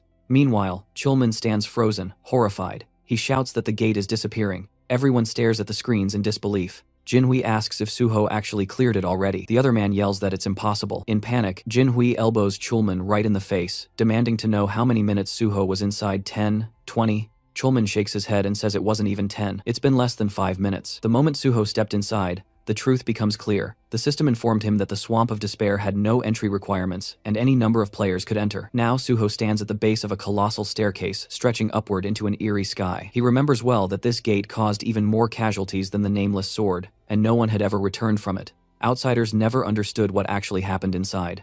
Suho knows, monsters don't appear here. To clear the gate, one must simply climb the stairs, but every step is a psychological nightmare, packed with terrifying mental traps. That's why horrific monsters surround the staircase victims turned into statues. Suho understands the real strategy for clearing this place. You need an item or skill granting S-rank mental protection. Otherwise, the endless despair kills you, and your corpse becomes another statue on the stairs. This gate is called the Swamp of Despair. For that very reason, no one has ever made it back. Smiling faintly, Suho steps onto the first stair. He thinks that none of this matters right now. Immediately, a crushing wave of despair slams into him. His legs barely stay steady. Purple streams swirl behind his head, but he smiles. The system announces that Dragon Blood has activated mental damage immunity. With Dragon Blood flowing inside him, the entire gate turns into nothing but an easy stroll. Suho climbs to the next step, terrible monsters lurking all around him. He keeps walking calmly. He notices fewer and fewer statues the higher he goes. Only a handful ever made it even halfway. Twisted faces look at him from the sides, forever trapped. He knows he cannot save them. In his past life,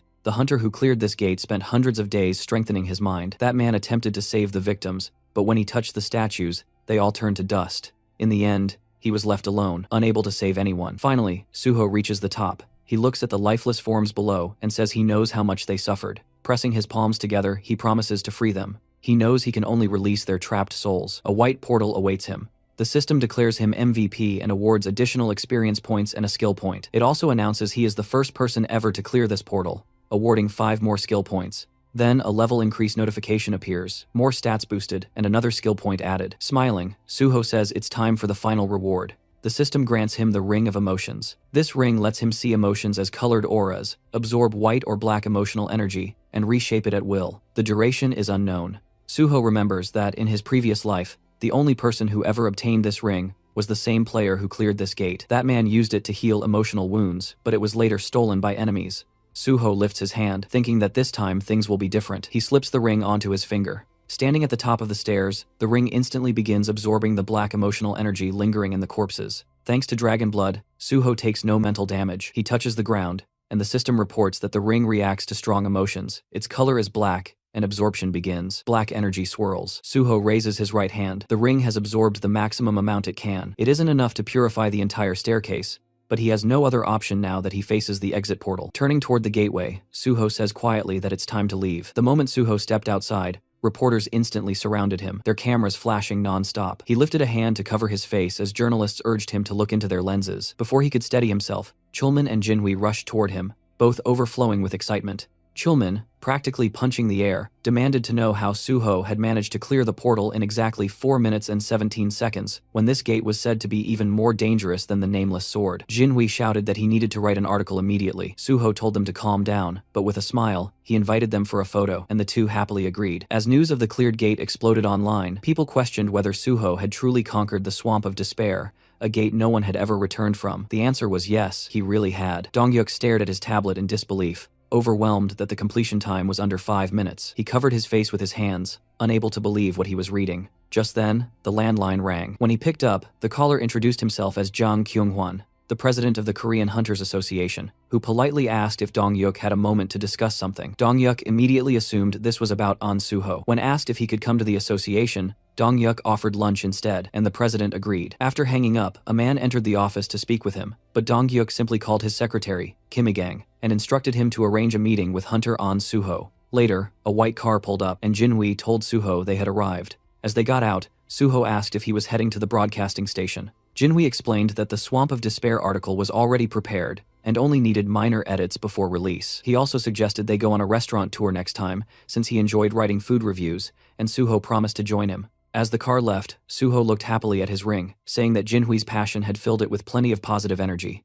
Entering a restaurant, Suho approached a table where Kyumun greeted him loudly as the protector of South Korea. The president encouraged him to sit beside Mr. Dongyuk. Suho thanked the association leaders and took his seat, noticing Kyung-hwan, Kyumun, Dongyuk, and the head of the Special Force Division, Pai Song-yeol, all gathered. Confused about the sudden formality, he listened as Kyung-hwan congratulated him, praising the unprecedented speed with which he cleared both sealed gates and calling him the future of the nation. Kyumun proposed a toast, and Suho, raising his cup, chose to toast their shared success. Glasses clinked around the table. During the meal, the president mentioned hearing that Suho's guild contract had no fixed term. Dongyuk confirmed that while most contracts lasted 3 years, An Suho was a special case who could contribute greatly to the country, so he would not be restricted at all. Kyung-hwan laughed, pleased that guild leader Dongyuk shared the association's goals, then asked Suho if he agreed with the arrangement. Suho said he appreciated the guild leader's consideration very much. Chief Pai added that he looked forward to Suho joining the Hunters Association, as it would boost not only their organization but the entire nation. With a strange smile, Kyumun said the president wanted to present Suho with a special letter of thanks. Inside, Suho rejoiced this letter practically ensured he would pass the level 5 exam. Out loud, he said he was deeply honored. Kyung-hwan explained that they had originally gathered to celebrate the nameless swordsman victory, but Suho cleared another gate so quickly that even they couldn't keep up. Suho humbly replied that it was only possible because the president granted him the access he needed. The leaders loved his answer. Chief Pai, still holding his cup, asked how Suho managed to clear the Swamp of Despair, since no one had ever returned and information was minimal. Suho recognized Pai's talent for extracting secrets, something he remembered from his past life, so he maintained his guard. Smiling, he explained casually that inside the gate there were no monsters, only a single staircase, and after stepping on it once, he felt the danger and used his tools while continuing to climb until he succeeded. The association representatives stared with their mouths open as Chief Pai stroked his beard, impressed that Suho avoided mental overload, where others relied solely on stability. Kyumun then asked his current level, saying he'd heard Suho wasn't even level 100. Suho replied that he was only level 53. Chief Pai nearly choked and asked what ability he gained. When the ring on Suho's finger emitted white light, Suho sensed immediately that the association wanted to shape him into an obedient weapon. He explained that he was a healer, but because he preferred swords, he acquired the sword path. Chief Pai said the sword path wasn't unusual, though unexpected for a healer. Suho noted privately that the special department had many unique abilities, so his didn't impress them much, yet he disliked the feeling of being treated like a hunting dog. Out loud, he added that while his main skill was swordsmanship, he wanted support developing his healer abilities because a hunter's lifespan was too short. Dongyuk and Kyung-hwan both agreed that hunters faced constant danger, and the Nexus Guild could support his development better. The leaders smiled as Kyumun declared himself a link between the guild and the association. Chief Pai said Suho could also rely on him. Feeling overwhelmed by so many offers of support, Suho raised his fist and promised to clear every gate in Korea. The leaders applauded, and Kyumun refilled his drink. As night settled, the meeting ended, and Suho and Chief Pai walked out, saying goodbye to the association leaders. Suho said he enjoyed the evening. Once the car left, Chief Pai reached under his jacket, offering Suho a cigarette. Suho declined, but the chief lit one anyway, saying he always smoked after a good party. He handed Suho his business card, saying he usually ignored calls, but would answer his. He then asked where Suho lived, and Suho explained that his old place was too crowded with fans, so he was staying in a hotel. Chief Pai frowned, saying this was a national problem. Popular hunters immediately became surrounded by obsessed crowds. Suho dismissed it as normal affection, which instantly darkened Pai's aura. Suho realized his comment sounded naive to someone who viewed unawakened civilians as pawns, a mindset shared by the president and vice president. Chief Pai said that although the exam would be held at the end of the year, Suho had practically already passed. Suho acknowledged this. The chief said he once thought Suho was modest, but now saw he wasn't simple at all. He then linked arms with Suho and suggested they rehearse a superior-subordinate dynamic since Suho would be under him once joining the association. Suho agreed, making Pai laugh. Then he asked if Suho wanted to quit clearing gates altogether and join the Special Force unit immediately. Suho tensed, realizing Pai was baiting him. As Pai flicked his cigarette, Suho understood the real motive the chief had stayed until the end to recruit him personally, instead of simply gathering information through Donghyuk. The ring of emotions activated, releasing white light. Suho called on Pai internally to shape his intentions. Smiling, he reassured Pai that everything was fine and emphasized the importance of the Special Force unit. The ring amplified positive emotions, and white streams rose from Pai's eyes as he said, Suho actually had ambition, a trait he admired, since most hunters only had empty dreams. He asked how close Suho was with Chulman from the gate department. Suho replied that Chulman was close, but he also wanted good relationships with both Pai and the president, especially hoping for productive cooperation with the Special Force head. Pai, pleased, rested his hand on Suho's shoulder, complimenting his communication skills. Suho thanked him and expressed hope for joining the department through special recruitment. Pai rubbed his chin, thinking aloud that recruitment for level 5 hunters had already been announced for the end of the year, and there was no need for a special recruitment just for someone who would qualify anyway. Suho, meanwhile, knew the ring's influence had deepened Pai's interest into something closer to emotional loyalty. It wouldn't last forever, but was more than enough for now. Standing together, Pai said he was surprised Suho was so committed to joining the association, and asked about special recruitment. Pai explained it wasn't common but could be arranged if necessary. Suho praised him as an amazing person, prompting Pai to cover his mouth shyly. He explained that recruitment decisions came from higher authorities, but if there was a shortage in the special department, they could justify a special intake. Pai added that if such recruitment happened, they would need proof that Suho was valuable to the department. Suho asked if he meant clearing gates. Pai reminded him that the special force handled awakened criminals, which was more important. Suho had indeed forgotten that part. Pai said criminals with awakened abilities were extremely dangerous, and although Suho had great skills, gate clearing and crime fighting were completely different. He suggested Suho prove himself by choosing any wanted criminal and delivering them to the department. If done, he could be accepted within 1 or 2 months. A car pulled up. Pai said most newcomers panicked at the mention of wanted criminals, but Suho clearly wasn't timid. Smiling, he said he would wait for Suho's news. Suho remembered how, in his past life, Pai didn't even remember his name until after the nameless swordsman victory, but this time, things were already different. Watching the car leave, Suho understood that soon the villains and their underlings will be among the new recruits who would make excellent sacrifices for his plan ahead. There were several neat buildings ahead, and Suho's shadow stretched across the pavement as faint cigarette smoke drifted from nearby windows. He muttered that he'd walked right into a snake's nest. Using his magic detection, he spotted a pack of suspicious figures inside, and confirmed he'd finally found the right place. He casually picked up a brick with his left hand and, in the next moment, smashed it straight through the window of the room where the criminals were gathered. Shocked, one thug stammered, asking what was happening, while another yelled that some punk was messing with them. In a hurry, the criminals rushed outside to confront whoever dared. They stopped in front of Suho, demanding to know what he wanted. The blonde among them stared at him nervously, asking if he was drunk or crazy. Suho smiled calmly and assured them he was completely sober. He asked if they were the same scumbags stealing cryptocurrency wallets through their complicated scams, and fear immediately flickered across the thugs' faces. Suho then asked if they were holding a man named Seo Ji-won hostage. The criminals traded anxious glances, unable to understand who this stranger was or how he knew everything. Someone guessed he might be a cop. Another said they had to get rid of him anyway. A third hesitated,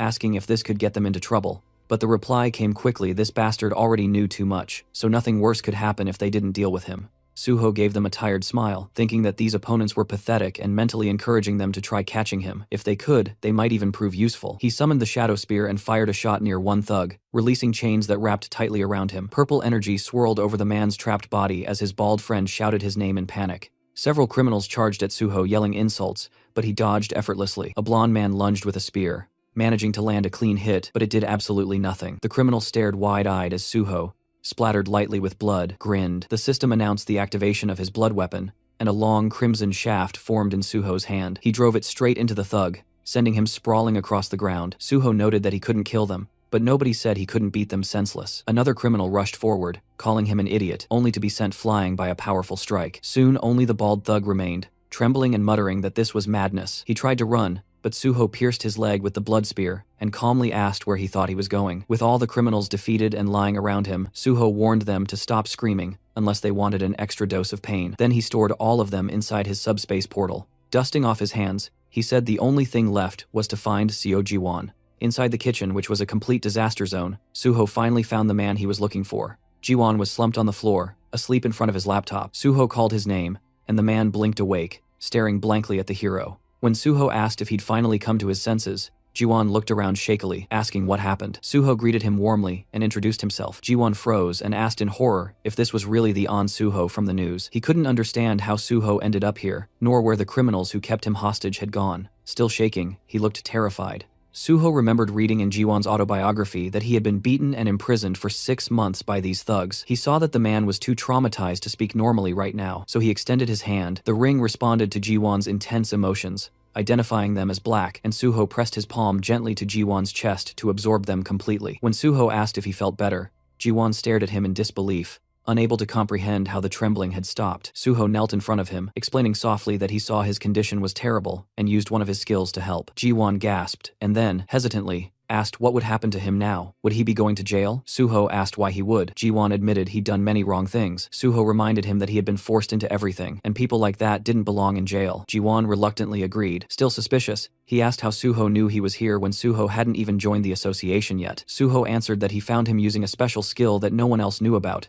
and that he shared the information because he truly needed him. Ji-won held his left hand anxiously and claimed he was useless. Suho disagreed firmly. Ji-won was the only person in Korea with the cyber-type trait. Ji-won stared in shock as Suho said that. Among countless traits worldwide, cyber-type was one of the rarest, allowing the user's consciousness to enter the digital world. Only 2 people had ever awakened it. One was Seo Ji-won, and the second was known as Overload, who discovered the terrifying potential of digitization and tried to take control of the entire internet, becoming a near unstoppable threat even after the system arrived. And the one person who managed to defeat him had been Seo Ji-won himself. A year after escaping from the criminals, Ji-won disappeared and sacrificed himself to destroy Overload. He was later honored with the nickname Meteor. Everything about his tragic life had been recorded in his autobiography. Thinking of that, Suho vowed that this time he wouldn't allow Overload to appear, nor would he allow Gi-won to die. Suho told Ji-won that this was exactly why he needed him. The world would one day be destroyed by the gates and the system, and Suho couldn't stop that nightmare alone. He asked if Ji-won would help him. Trembling again, Ji-won looked at him in awe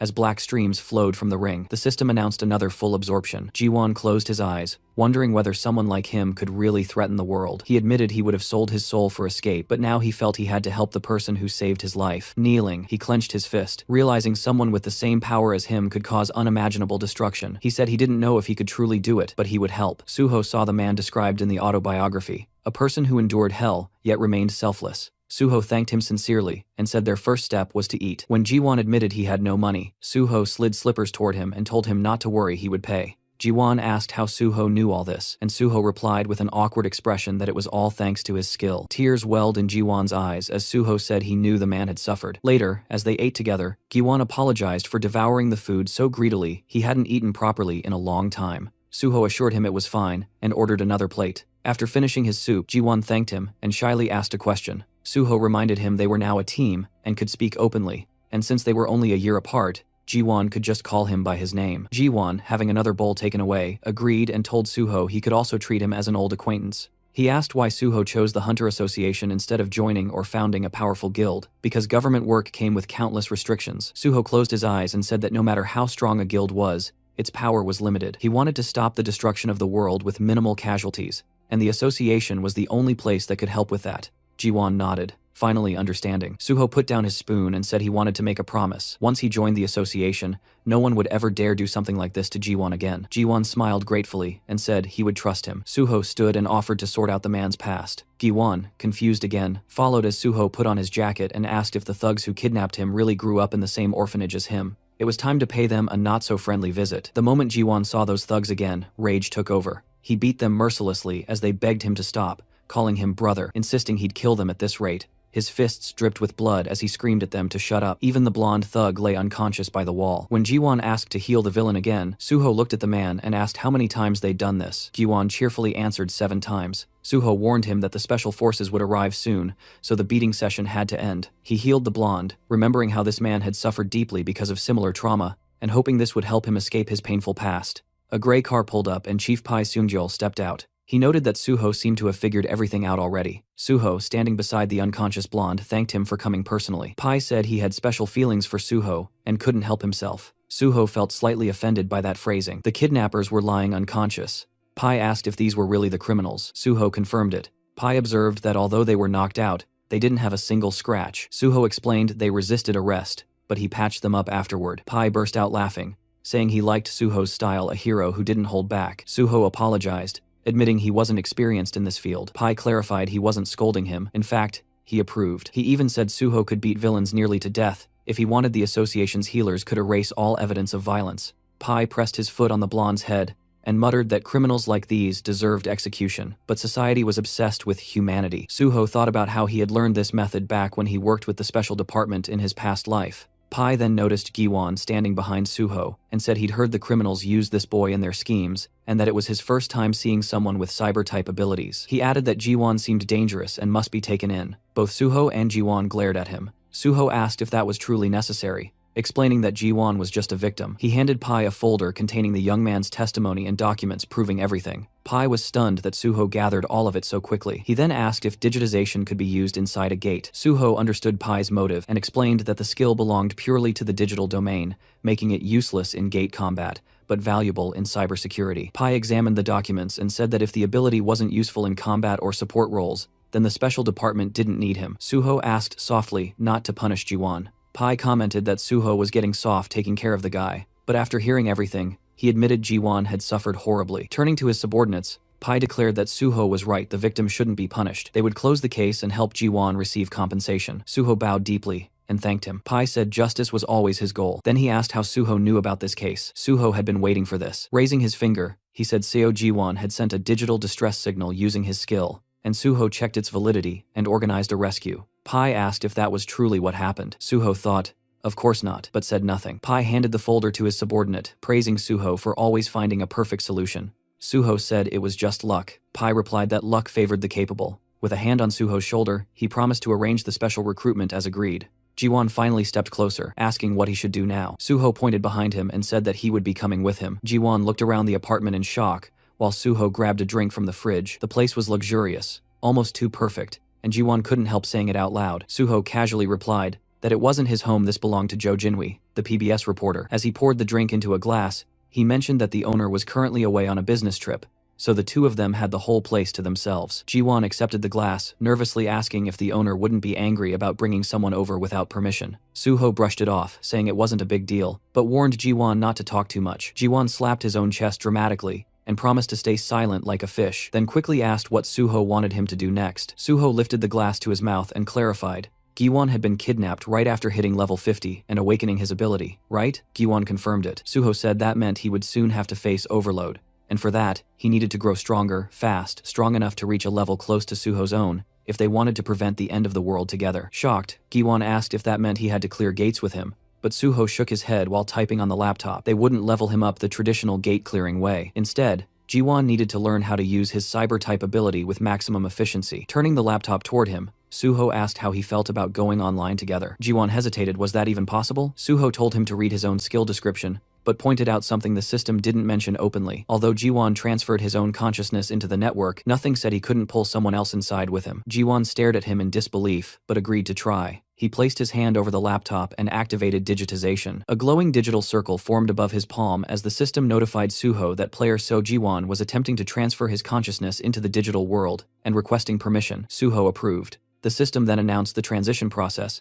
and Suho's expression tightened in surprise. A moment later, he found himself standing in the middle of a massive vineyard under a bright sky, realizing he had literally entered the laptop's home screen, the Windows wallpaper he'd always seen but never imagined he'd experience firsthand. Giwon, running from behind, called out to him in excitement. He said it felt bizarre seeing someone else here because until now, he'd always been alone in this digital world. Suho admitted this was his first time too, and it felt amazing. Giwon looked around at the endless fields and asked if they really were inside the wallpaper photo. Suho confirmed it was an actual winery image, complete with grapevines. He even plucked a grape and chewed it out of curiosity, earning a laugh from Giwon, who reminded him that the digital world had visuals but no taste or smell. Suho spit out the illusion, admitting he wanted to test it anyway. They walked through the vineyard as Giwon asked how they were supposed to increase his level here. Suho was surprised he didn't know. Levels rose based on experience points, and the system didn't care whether actions happened in the physical world or not. He even reminded him that he had increased his sword proficiency during his virtual reality hunter exam. Giwan then asked if leveling in a virtual environment was really possible. Suho clarified that skills could be trained there, but not character levels. However, this digital world was different. Here, nothing resets after death. Here, everything was real enough to kill you, and that was what made it capable of affecting the system. They stopped in front of a pair of closed digital doors labeled File Cleaner. Giwan asked what this folder was.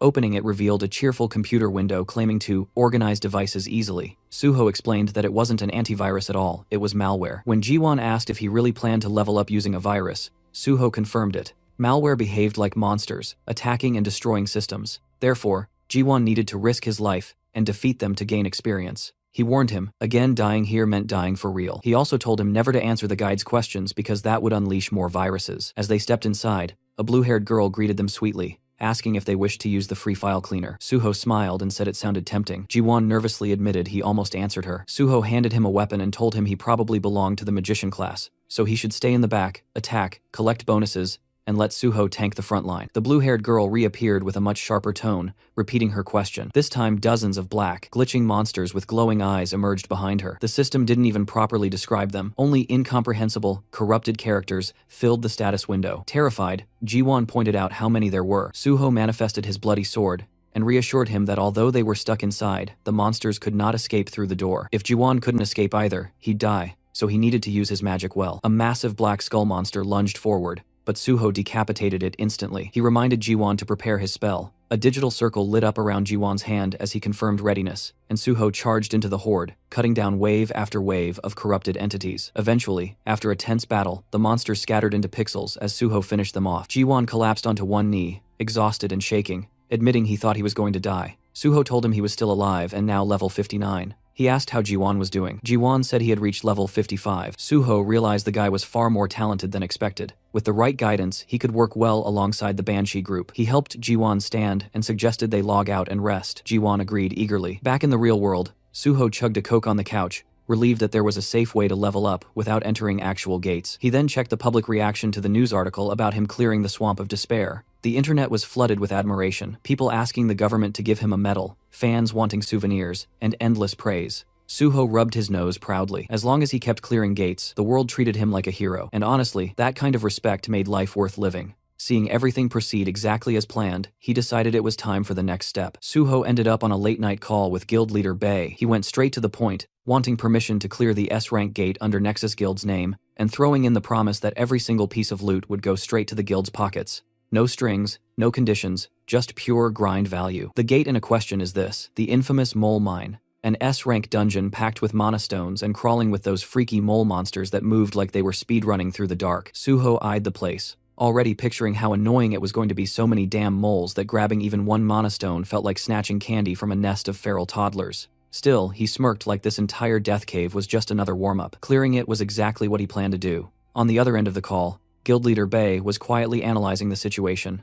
If mortality inside the gate spiked, the government could snatch the dungeon away under national safety protocols, which meant having Suho clear it would actually secure Nexus Guild's ownership. The guy genuinely thought Suho's idea was gold. He just didn't understand why the kid sounded so urgent about it. Suho, still lounging, explained that he might join the Korean Hunters Association earlier than expected, which meant he wouldn't be able to finish out his contract properly. So before dipping, he wanted to at least do something worthwhile for the guild. It was his version of paying rent before leaving the apartment. Bei understood, even though a hint of disappointment slipped through. At least Suho told him straight instead of doing some dramatic last-minute announcement, like half the hunters who ditch for the association without warning. Suho added that he'd personally put together a team to fight the moles, so the guild would only need to arrange miners and none of this had to be rushed. The guild leader finally accepted the plan, saying he'd contact Suho once all preparations were done. The next day, Suho was in the lounge of the Nexus Academy, where Dihan greeted him warmly with an outstretched hand. Suho shook his hand, mentioning that it had been a while since they last met, and then told Jiwon, who stood beside him, that this was Kong Daehan,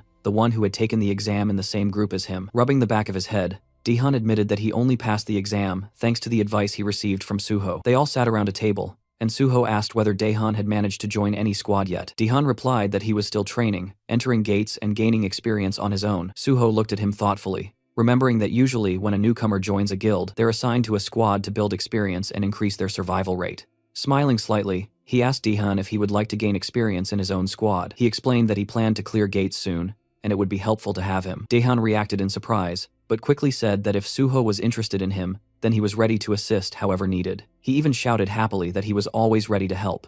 Suho smiled and said they would start right away, causing Daehan to stare at him in disbelief. Inside the simulator, the Banshee squad members were battling a digital copy of Suho. One shouted that they needed to flank from the other side as the fight intensified with cries of effort and pain. Yeonhwa stood with her fist clenched as the ghostly Suho rushed at her. In a single strike, the copy took off her head. The squad staggered in shock while Yeonhwa gritted her teeth, saying that one day she would kill Suho with her own hands. The real Suho, standing behind her, told her she was already doing much better. The squad turned toward him in disbelief, unable to comprehend that the real person had appeared suddenly. Working through the system window, Suho noted that the squad had become gloomy. Yeonhwa complained that they had died at least 100 times, and their morale was suffering. Suho smiled and remarked that judging by their eyes, they were already used to dying in the simulation and didn't see it as catastrophic anymore, which was a very good sign. Giwon and Daehan watched all of this with surprise. Suho then announced that new members had joined his squad and introduced the two to the Banshee team. The group examined the newcomers while Suho explained that they had arrived earlier and shared their names. Daehan smiled,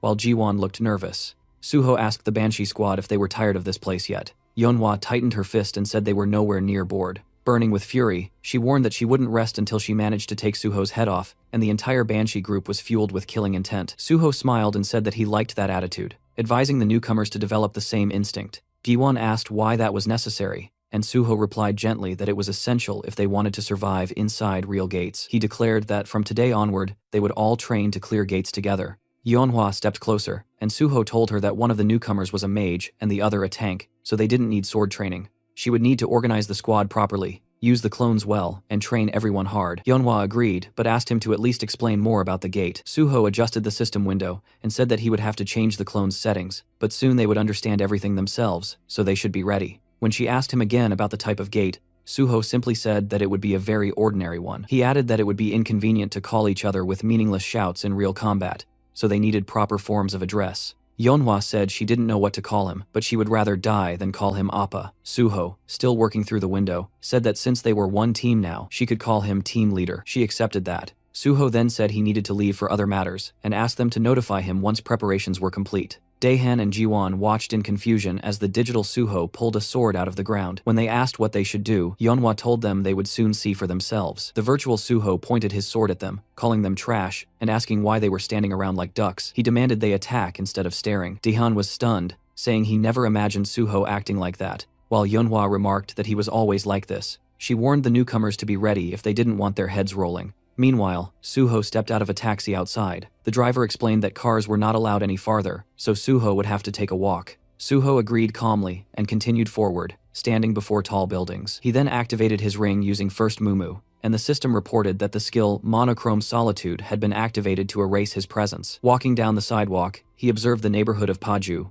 once known as the Golden Land. Seeing the beggars nearby, he remembered how prosperous the place used to be. But after the appearance of multiple gates and too few hunters to clear them, the area had become desolate. If not for the gates, this place would never have turned into such a ruined district. Passing by the impoverished residents, he thought about how the area was now filled with crime, gangs, drugs, and hunger. He knew that he couldn't save everyone here. Still, he remained determined. He needed to clear the gate quickly, and when the right time came, this place could become useful. Looking up, he realized that the abandoned area had attracted a certain group of people who could be useful to him. He stopped before a familiar door, remembering that he used to come here often in his past life. A man peeked through a small window in the door and asked who he was. Suho said he wanted to purchase the mine. As First Mumu deactivated, the man immediately recognized him as An Suho. Smiling, Suho confirmed it. The man opened the door and invited him inside, pointing at a sofa. Sitting across from him, the man explained that, although they weren't officially open yet, he already had orders about how to treat Suho. He asked if Suho had ever been to Paju. Suho instead asked whether the man was uncomfortable. The man repeated the question in confusion, and Suho mentioned that he didn't look comfortable in the mask he was wearing. Surprised, the man asked how Suho noticed that. Suho told him not to worry, since they were alone. The man removed the mask, revealing a stunning red-haired woman underneath. She commented that she had expected someone capable of clearing 2 portals alone to have abilities like this. Suho recognized her immediately as Choi Yun, one of the most famous gate brokers in the country. In his past life, he had gained access to many portals through her, but now, at this time, she was barely known. Choi Yun crossed her legs and asked how Suho knew about this place, adding that she found it interesting he used the slang term mine instead of the official term gate. Suho thought to himself that Choi Yun only gained popularity later after joining the Union Korea's largest underground guild. Placing his briefcase on the table, he simply said that he always learned what he wanted to know and suggested they talk about gates. She asked which ones he was looking for. He asked if she had access to the Twisted Forest. Choi Yoon stiffened in surprise, and Suho pushed the briefcase toward her, saying he wanted to buy a pass and would be entering alone. She explained that the Twisted Forest had appeared on the market less than 3 days ago, and very few people knew about it. She asked how he even knew she had access to it, and what the price was. Suho answered that explaining such things in the black market wasn't necessary. He reminded her that when dealing with gates, people didn't talk more than needed. There were 2 types of gate deals: buying the gate itself, or buying a one-time entry ticket. Ownership cost far more, but even single entry into a popular gate could be expensive. Choi Yoon nervously apologized and said that a one-time entry into the Twisted Forest cost 100 million won,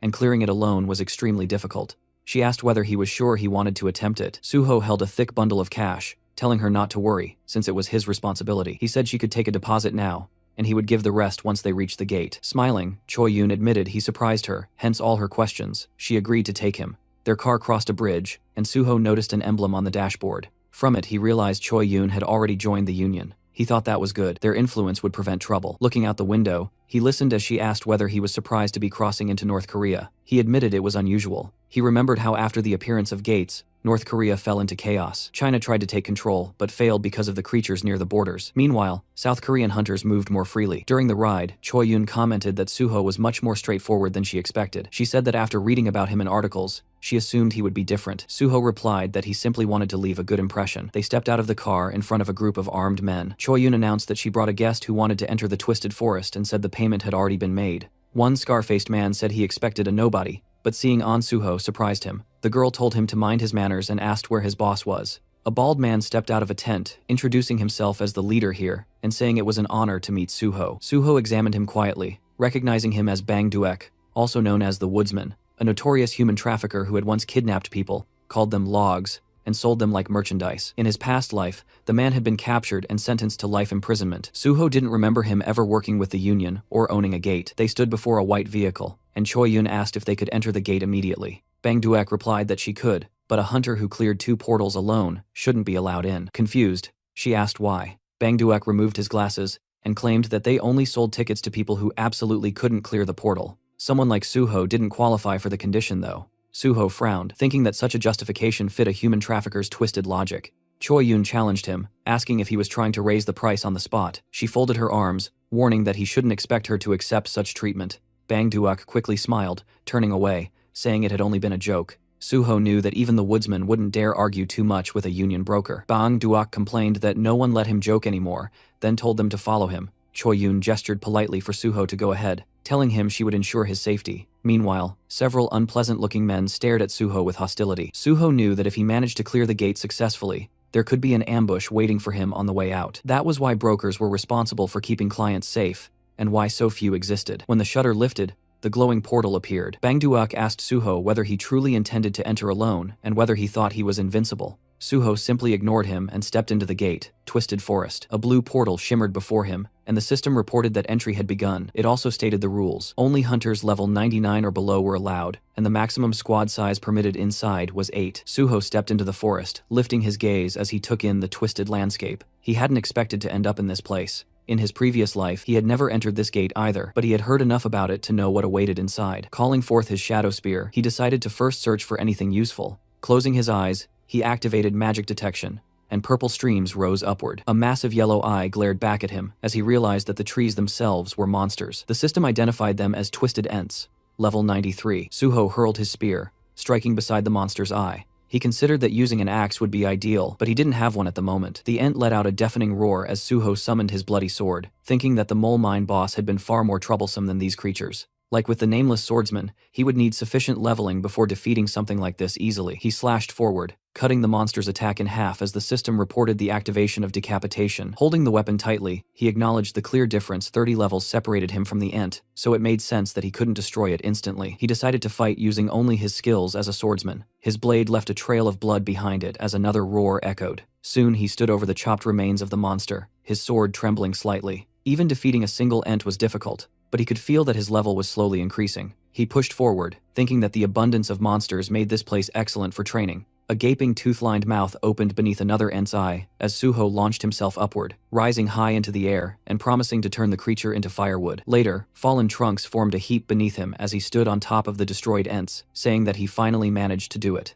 Opening his status window, he realized that despite the slow progress, he had reached the result he wanted. Surprise touched his expression as the system congratulated him. The light of healing had reached maximum level. It explained that F-rank healing now used mana more efficiently, increased healing effectiveness, and reduced regeneration time. It showed him the progression from rank 50 to 100, and he recalled how before level 40, he only had access to one class skill. At level 50, class skills rose to rank A. After level 60, they rose again. And at level 100, he would be able to change his class entirely. Jumping down from the broken trunks, Suho walked forward with his hands in his pockets, thinking that the boss should be appearing soon. Meanwhile, in the middle of a quiet pond sat a mysterious creature with horns. Its eyes were closed. When they opened, the system identified it as Malayan, ruler of the Twisted Forest, a level 100 monster boss. Suho stopped in front of the horned figure, finally encountering his first one-star monster. He reflected that monsters below level 99 were usually not specially classified, but from level 100 onward, they were given 1 star for each 100 levels. Malayan spoke, saying an uninvited guest had arrived. Suho replied that he himself had been invited to nothing in this world,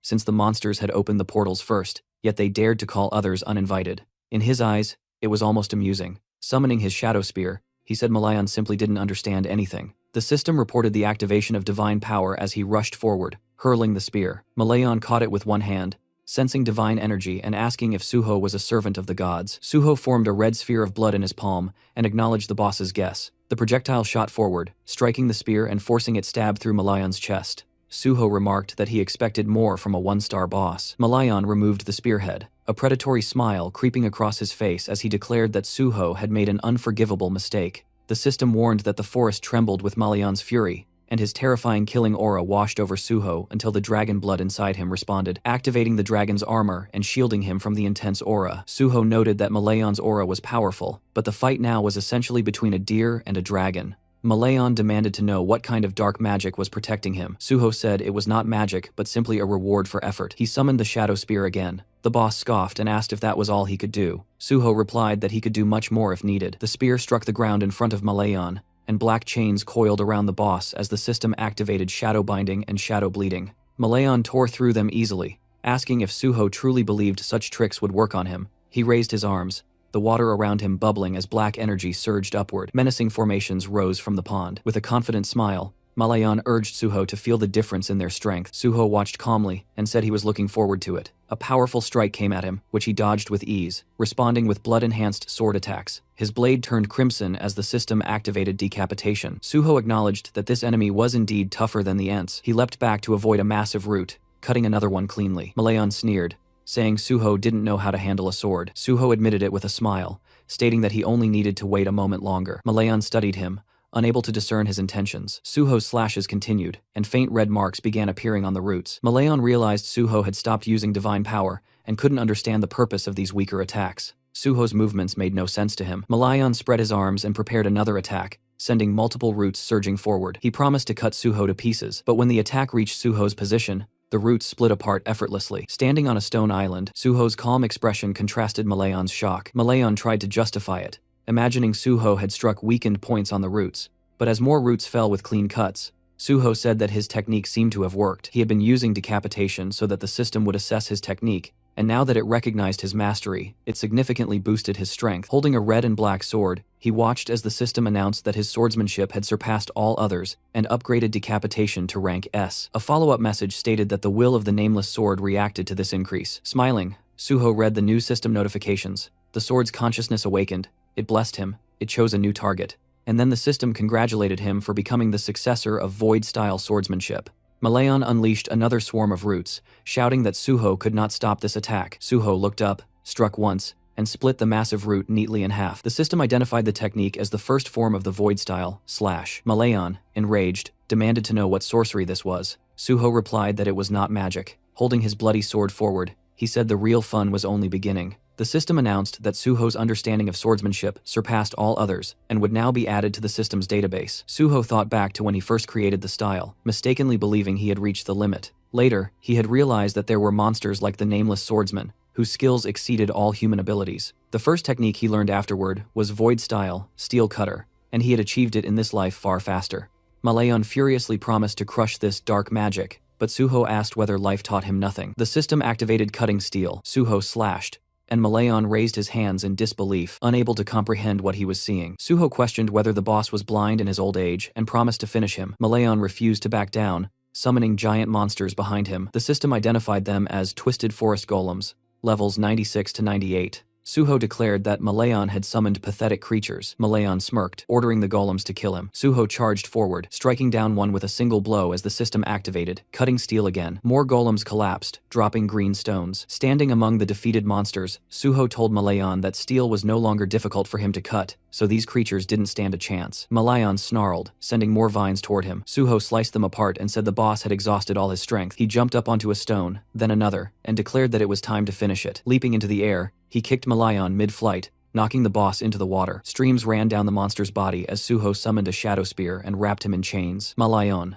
struggling, demanded he stop talking, and accused him of daring to mock a being of his stature, but the chains held him in place. Suho swung his blade and beheaded him with a single decisive strike. The system announced that Malayan, king of the Twisted Forest, had been defeated, and the gate was cleared. Suho was named MVP, received bonus experience, 1 skill point, and another skill point as all his abilities rose with the level increase. A green sphere floated up from Malayan's corpse. Suho said this was what he came for. The system described it as the Cursed Druid Sphere, rejected by the gods, an artifact that controlled unstable minds and corrupted them. It had allowed Malayan to become the sole druid and guardian of the Twisted Forest. Suho examined it, thinking that although the void style was valuable, this sphere had been his true goal from the start. With that, he decided it was time to leave. Outside the portal, people watching gasped as they realized the gate had been cleared. Choyun was shocked that he had succeeded. Bang Duek stared, enraged, remembering their earlier conversation. The gate was S-rank, allowed up to 8 participants, and was considered nearly impossible to clear. It had been his gold mine. He remembered the effort it took to obtain ownership of the gate, and now one boy had taken everything from him. Furious, he shouted at Choyun, asking if she knew how much he had invested and that even 100 million won wasn't enough compensation. His men smiled darkly as he ordered them to skin Suho alive. Choyun stepped forward and asked whether they understood the consequences of what they were attempting. Bang Duak cursed loudly, demanding to know what the Union had ever done for him. Before he could finish, the point of a shadow spear burst through his chest. Shocked, he stared at his own blood before collapsing as his followers screamed in panic. Suho stepped out of the portal, and he approached the frightened gang members, leaning over their fallen leader.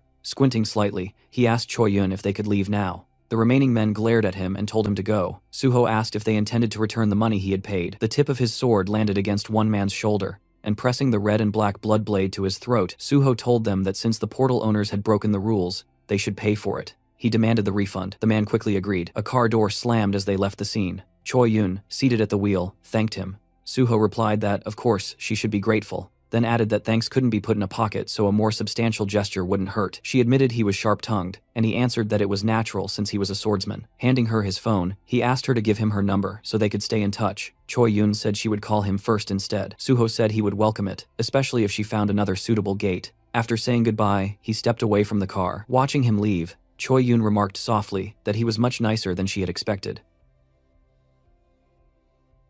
The scene shifted to the Nexus Academy at 9 a.m. Many feet moved across the pavement as someone asked where they were going. Suho, holding the trunk lid, said he would explain everything once they arrived. Closing the trunk, he added that they shouldn't keep the boss waiting. Leading his squad forward, he told them they were going to the miner's quarry, which made his comrades visibly excited. The group gathered before the protective frame surrounding the portal, just as a car pulled up. Bae Dongyuk approached and thanked Suho for coming, and Suho replied that he was fortunate to arrive without any trouble. Before them stood the walls of an iron barrier, and Suho asked if the Landkeeper's mine was inside. Dongyuk explained that a safety zone had been built to contain the gate's energy, and behind him stood a team of workers wearing yellow helmets. He confirmed that he arranged the mining team exactly as Suho had requested. Suho thanked him, then suggested they begin the briefing. Dongyuk agreed that it was time. Inside the meeting room, Suho held a tablet. He explained that inside the mine lived creatures known as Landkeeper kobolds. If they managed to eliminate them, they would be able to gather a large number of mana stones. Their strategy, he said, was straightforward. Destroy every monster, collect as many mana stones as possible,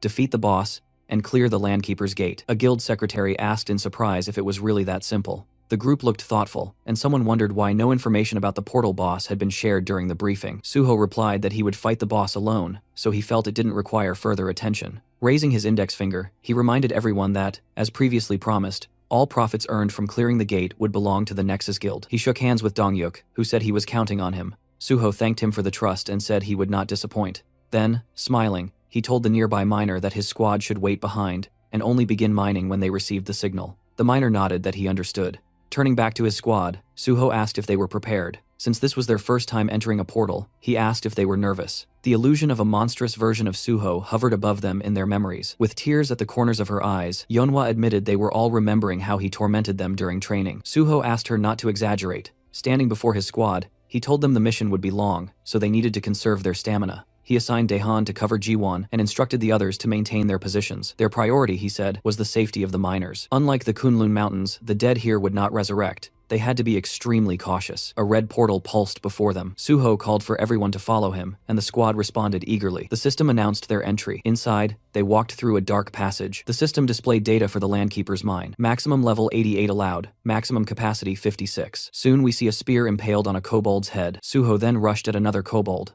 oddly wielding a blood-coated shaft, and eliminated it as well. Blue blood flowed from the monster's mouth as a blood jade refilled itself with the spilled liquid. Suho thought it was impressive how few kobolds were present, giving him enough time to gather their blood. One of the miners was astonished, saying that Suho had destroyed all the enemies with a single blow. A Banshee squad member beside him agreed wholeheartedly, and when the miner asked if the boy had never seen Suho fight, Kaowon admitted that it was true, since their leader typically only talked. Yeonhwa urged them to keep up. The squad pushed forward and joined the battle. They received orders to eliminate the kobolds and protect the miners. Jiwon raised his hands, forming a magical circle, promising cover. Daehan decapitated another kobold creature nearby, and Yeonhwa told everyone to maintain formation and avoid rushing. Suho looked over his shoulder with a small smile, satisfied that they were following his instructions and that nothing had gone wrong yet. Yeonhwa told the miners to begin their work. Once the hunters pushed forward a bit, the miners started digging. Massive crystals glimmered around them as one miner announced they had nearly finished gathering the stones, and requested they be taken to the surface. He also told his teammates to double-check for valuables, and to remove any monster corpses blocking the area. A miner suddenly noticed something to his left.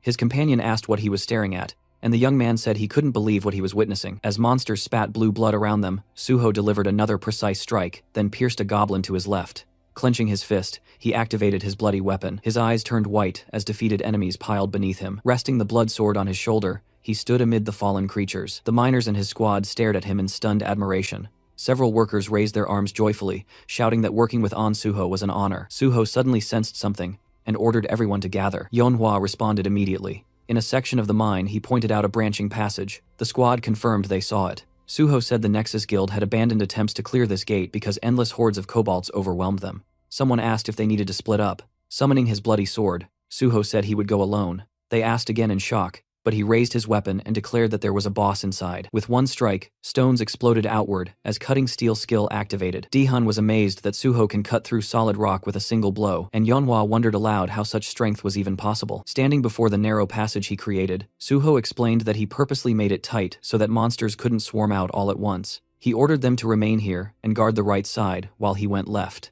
When someone asked if they should simply kill any goblins emerging from the cut passageway, Suho confirmed they should, adding that originally he intended to block the entire entrance, but then realized they wouldn't gain experience that way. Turning away from his squad, he told them not to look for him under any circumstances. If he didn't return within 12 hours, they were to leave the mine entirely. Yeonhwa agreed. Suho thought to himself that he would need all 12 hours to finish what he planned. Turning his head once more, he told them they would meet again soon. Duho muttered that Suho had blocked the entrance, and questioned whether the man was sane. Hyunmin said that even though Suho was their leader, going alone would be extremely difficult, and he feared Suho might not manage. Jiwon countered that Suho would be fine, reminding them all that their leader had cleared 2 sealed gates and multiple dangerous portals single-handedly. Yeonhwa smiled, saying they all remembered that, so they simply needed to believe in him and do their part. One of the fighters agreed and said they needed to make sure Suho would be shocked at how much they had improved by the time he returned. The group clenched their fists with determination, ready to demonstrate everything they had learned in training. Large stones lay scattered before him,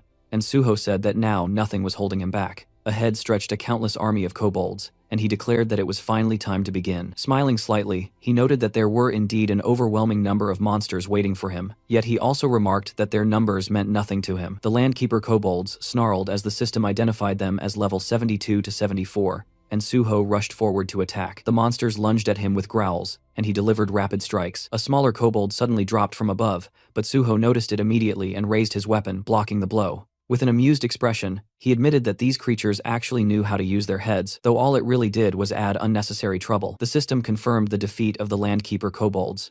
Outside, Daehan delivered a finishing strike to an enemy and, smiling, turned to one of his comrades to announce that they had dealt with all the monsters. A Banshee squad member agreed, saying that as long as they remained alert, everything would be fine. A miner suggested they take a break and cook something to eat. The miners sat down tiredly beside the crystals, relieved that it was finally time for lunch. One of them was surprised that half the workday had already passed. A miner approached the squad, asking if the young hunters were tired, and praising them for doing an excellent job. Jiwon admitted that there had been difficult moments, but now everything was calm. Yeonhwa stood behind him, listening as the miner praised Giwon for defeating an entire horde of kobolds. Jiwon explained that this was only possible because Suho had created a narrow exit tunnel. If the monsters had swarmed at them all at once, they wouldn't have lasted even an hour. Yeonhwa studied the fallen kobolds thoughtfully, feeling that Suho must have been here before. She hoped he was alright. Remembering her first encounter with him, she thought about how badly that meeting had gone, and how she had assumed he was simply insane. But with time, she realized she had begun to worry about him. Smiling faintly, she accepted that she could not help him right now, and admitted to herself that it was unclear who should be worrying about whom. Deep inside the mine, Suho sat on a stone with his bloody sword in hand, biting into a chocolate bar. He complained that the kobolds were not attacking him even though he was openly eating in front of them. Standing up tiredly, he noticed the monsters glaring at him, but still not moving, and he wondered aloud if they had finally grown afraid of him. Then he added that it hardly mattered anymore, since they no longer interested him. Standing atop a tall cliff, he thought that he only wanted one thing: to find the boss of the portal. It was too dark to see clearly, so he pulled out a flare gun. The system explained that it would illuminate the area for quite a long time. Suho fired it, and the cave lit up with bright, scattered lights. In the illuminated cavern, a strange creature with an elephant-like head appeared. The system identified it as Bulgasari, level 99. Suho considered that Bulgasari was known to be nearly impossible to kill, feeding on ore and having a body stronger than most monsters. Approaching it carefully, he recalled that Bulgasari was one of the 3 most dangerous non-star monsters. Summoning his shadow spear, Suho declared that it was time to begin. He threw his spear, hitting Bulgasari's head, but the monster reacted only with a ticklish flinch. His smile grew odd, as he realized the spear had simply bounced off the creature, as if striking solid stone. Bulgasari finally awakened. Its clawed paws scraped the ground as it rose, throwing its head back and releasing a deafening roar. The kobolds covered their ears in terror. Far away, the miners looked up in panic. One said it felt like an earthquake, and another lamented that he never imagined dying like this. Yeonhwa saw stones tumbling from the cavern ceiling, and realized the source of the tremor was the direction Suho had gone. Sweat ran down her face as she tried to understand what was happening. Meanwhile, Suho looked up at Bulgasari, smiling as he noted the creature did not appreciate being awakened. The system warned that Bulgasari was using the boss monster level fear skill. The enormous jaws roared again, but Suho stood firm as the system reported that the dragon's blood within him had activated, granting him resistance to the fear effect. Bulgasari's eyes glowed with menace as Suho summoned his bloody sword and invited the beast to attack him. Bulgasari then fired a steel projectile from its trunk, aiming directly at Suho. He remembered that Bulgasari converted ore stored inside its body into ammunition and spat it with incredible force. Although the technique was primitive, its destructive power was terrifying. He gripped his sword with both hands, thinking that steel was one of the strongest materials, and few things could match it. With a clean slice, he cut the projectile. Steel Slash had activated. Smiling, Suho announced that it was time to tame the monster. He felt relieved that he had collected so much blood earlier. Bulgasari roared furiously and charged. White energy burst from its body, and its massive paws thundered across the ground. The creature opened its mouth wide, moving shockingly fast. Suho admitted that such speed seemed almost unfair. The monster smashed into the cavern wall with full force as Suho leapt aside just in time. Though shaken, he knew he could not waste a single moment. The cave could collapse at any time. Jumping from a rock, he summoned his bloody sword. Holding it firmly, he focused on using every drop of blood he had gathered for the strongest attack he could muster. With a decisive strike, he sliced off one of Bulgasari's trunks, using the skill, Steel Slash. The monster roared in agony as the severed trunk fell to the ground. Landing on one knee, Suho studied the creature closely, thinking that the Steel Slash attack's effectiveness did not depend on depth of the cut. No matter how thick the armor was, the sword would still deliver maximum damage. Seeing the fallen trunk, he felt a surge of confidence, convinced now that he could conquer this monster. Suho thought about the well-known strategy against Bulgasari using fire. In his past life, this monster had only been defeated with overwhelming flame, but he reminded himself that such a method required an enormous amount of firepower, and since he was not a mage, he had no way to use that option.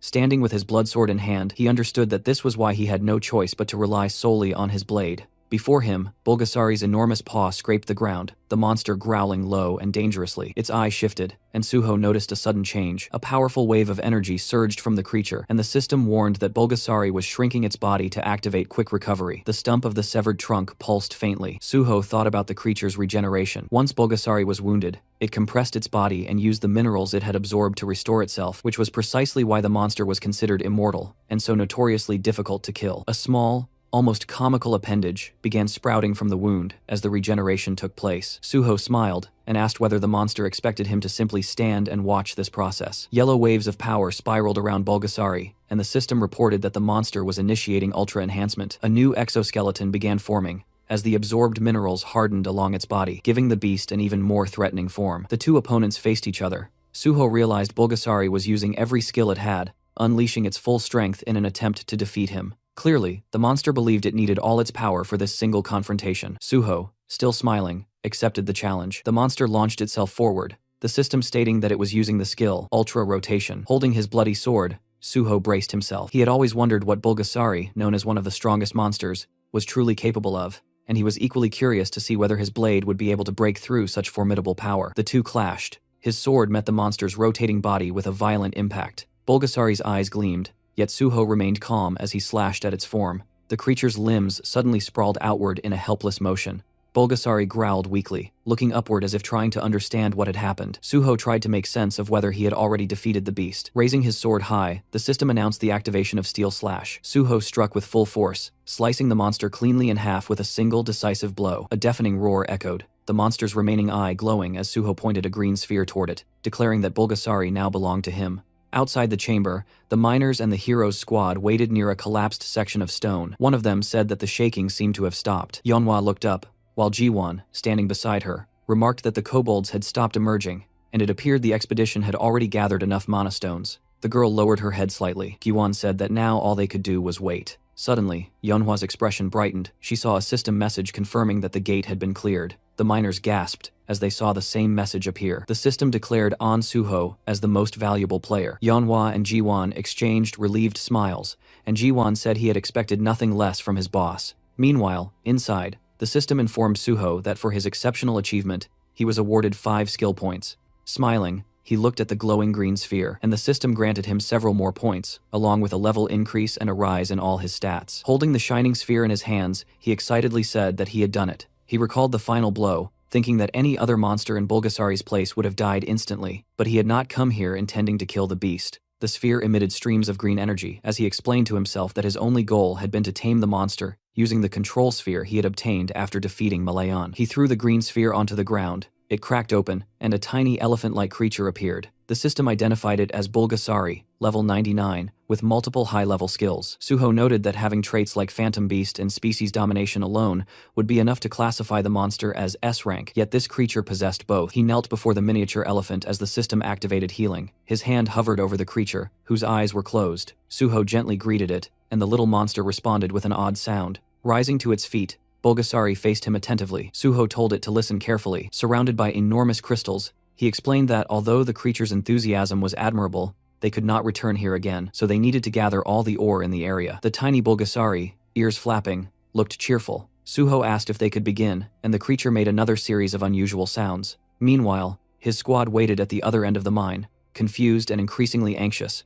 wondering why their leader was taking so long. Suho now stood inside his impossibly luxurious subspace house, the kind of hidden dimension only very few individuals in the world could ever possess. Surrounded by its vast, quiet expanse, he found himself thinking again about his past life and everything he had learned by living through the world twice. In that old life, the only player who had ever controlled Bulgasari was a person known as Gaia, the Master of Earth. Their fame had risen entirely, because Bulgasari was an overwhelmingly powerful creature. Suho remembered every detail of how Gaia used Bulgasari. The monster was a mythical beast capable of devouring any kind of metal, converting all of it into pure strength, while also storing enormous quantities of minerals within its body, turning itself into a walking mountain of compressed energy. Inside the subspace house, Bulgasari, now nicknamed Bulbul, looked shockingly cuter than its terrifying full-sized form. It resembled a cheerful, metallic-skinned gray hippo as it bounced energetically around the room. Then Bulbul opened its mouth wide and inhaled an entire mound of gleaming magic stones like a living vacuum. Once it had consumed everything, it rolled onto its back and began radiating a deep, powerful glow. Suho watched this with satisfaction, thinking that this little creature was unquestionably the greatest miner in the entire world. He smirked to himself. By now, the Nexus miners outside should have collected their portion exactly as agreed in the contract. Whatever remained inside this subspace belonged solely to him, and he had ensured that. Outside the mine, Daehan, Yeonhwa, Ji-won, and the rest of the team continued to wait near the sealed tunnel. Daehan grew increasingly restless, convinced that Suho had been gone far too long. The miners whispered to each other, assuming that Suho must have defeated the boss, but perhaps suffered injuries during the fight. A few even considered going deeper to check, but Ji-won held firm, insisting that they follow Suho's strict orders. Yeonhwa agreed, even though worry tugged quietly at her thoughts. She reminded everyone that a team without trust in its leader would collapse, and Suho had clearly told them not to enter for at least 12 hours. None of them wanted to break that trust. Suddenly, the stone wall exploded outward in a burst of purple energy. Suho walked out through the smoke, appearing completely calm, as if he had finished a short training session rather than a life-threatening battle. His squad rushed toward him immediately, demanding to know why he had taken so long. Gi-won, especially dramatic, practically jumped in front of him. Suho teased that if they were that worried, they should have come looking for him. The group quickly reminded him that he was the one who forbade them from doing so. Suho's teasing expression softened when he placed a hand on Ji-won's shoulder, acknowledging that the boy had followed his orders loyally. Yeonhwa admitted she was relieved that their trust had not been misplaced, though she still disliked being treated like a child. Suho simply said that they had lived entirely different lives, and that was the undeniable truth. Their darker pasts had shifted completely, and he felt a quiet pride at having changed their future paths. Afterward, Suho thanked the miners and said that it was finally time to leave the cave for good. The group cheered enthusiastically, more than ready to return to the surface. Meanwhile, in his office, guild leader Bae Dong-yuk waited anxiously. The longer the silence stretched, the more tightly he clenched his hands. If anything happened to Suho, all responsibility would fall on him, and the Nexus Guild would drown in trouble. Suddenly, someone burst through the door with news announcing An Suho and his entire team had returned safely. Dong-yuk hurried out to greet them in relief. Suho confirmed the gate was cleared and requested that the result be officially registered. Later, they gathered in the office to review the collected materials and recorded data. Dong-yuk was stunned. Despite Suho's unusually short contract period, the profits were massive. They estimated more than 7.2 billion won in resources, possibly exceeding 10 billion after processing.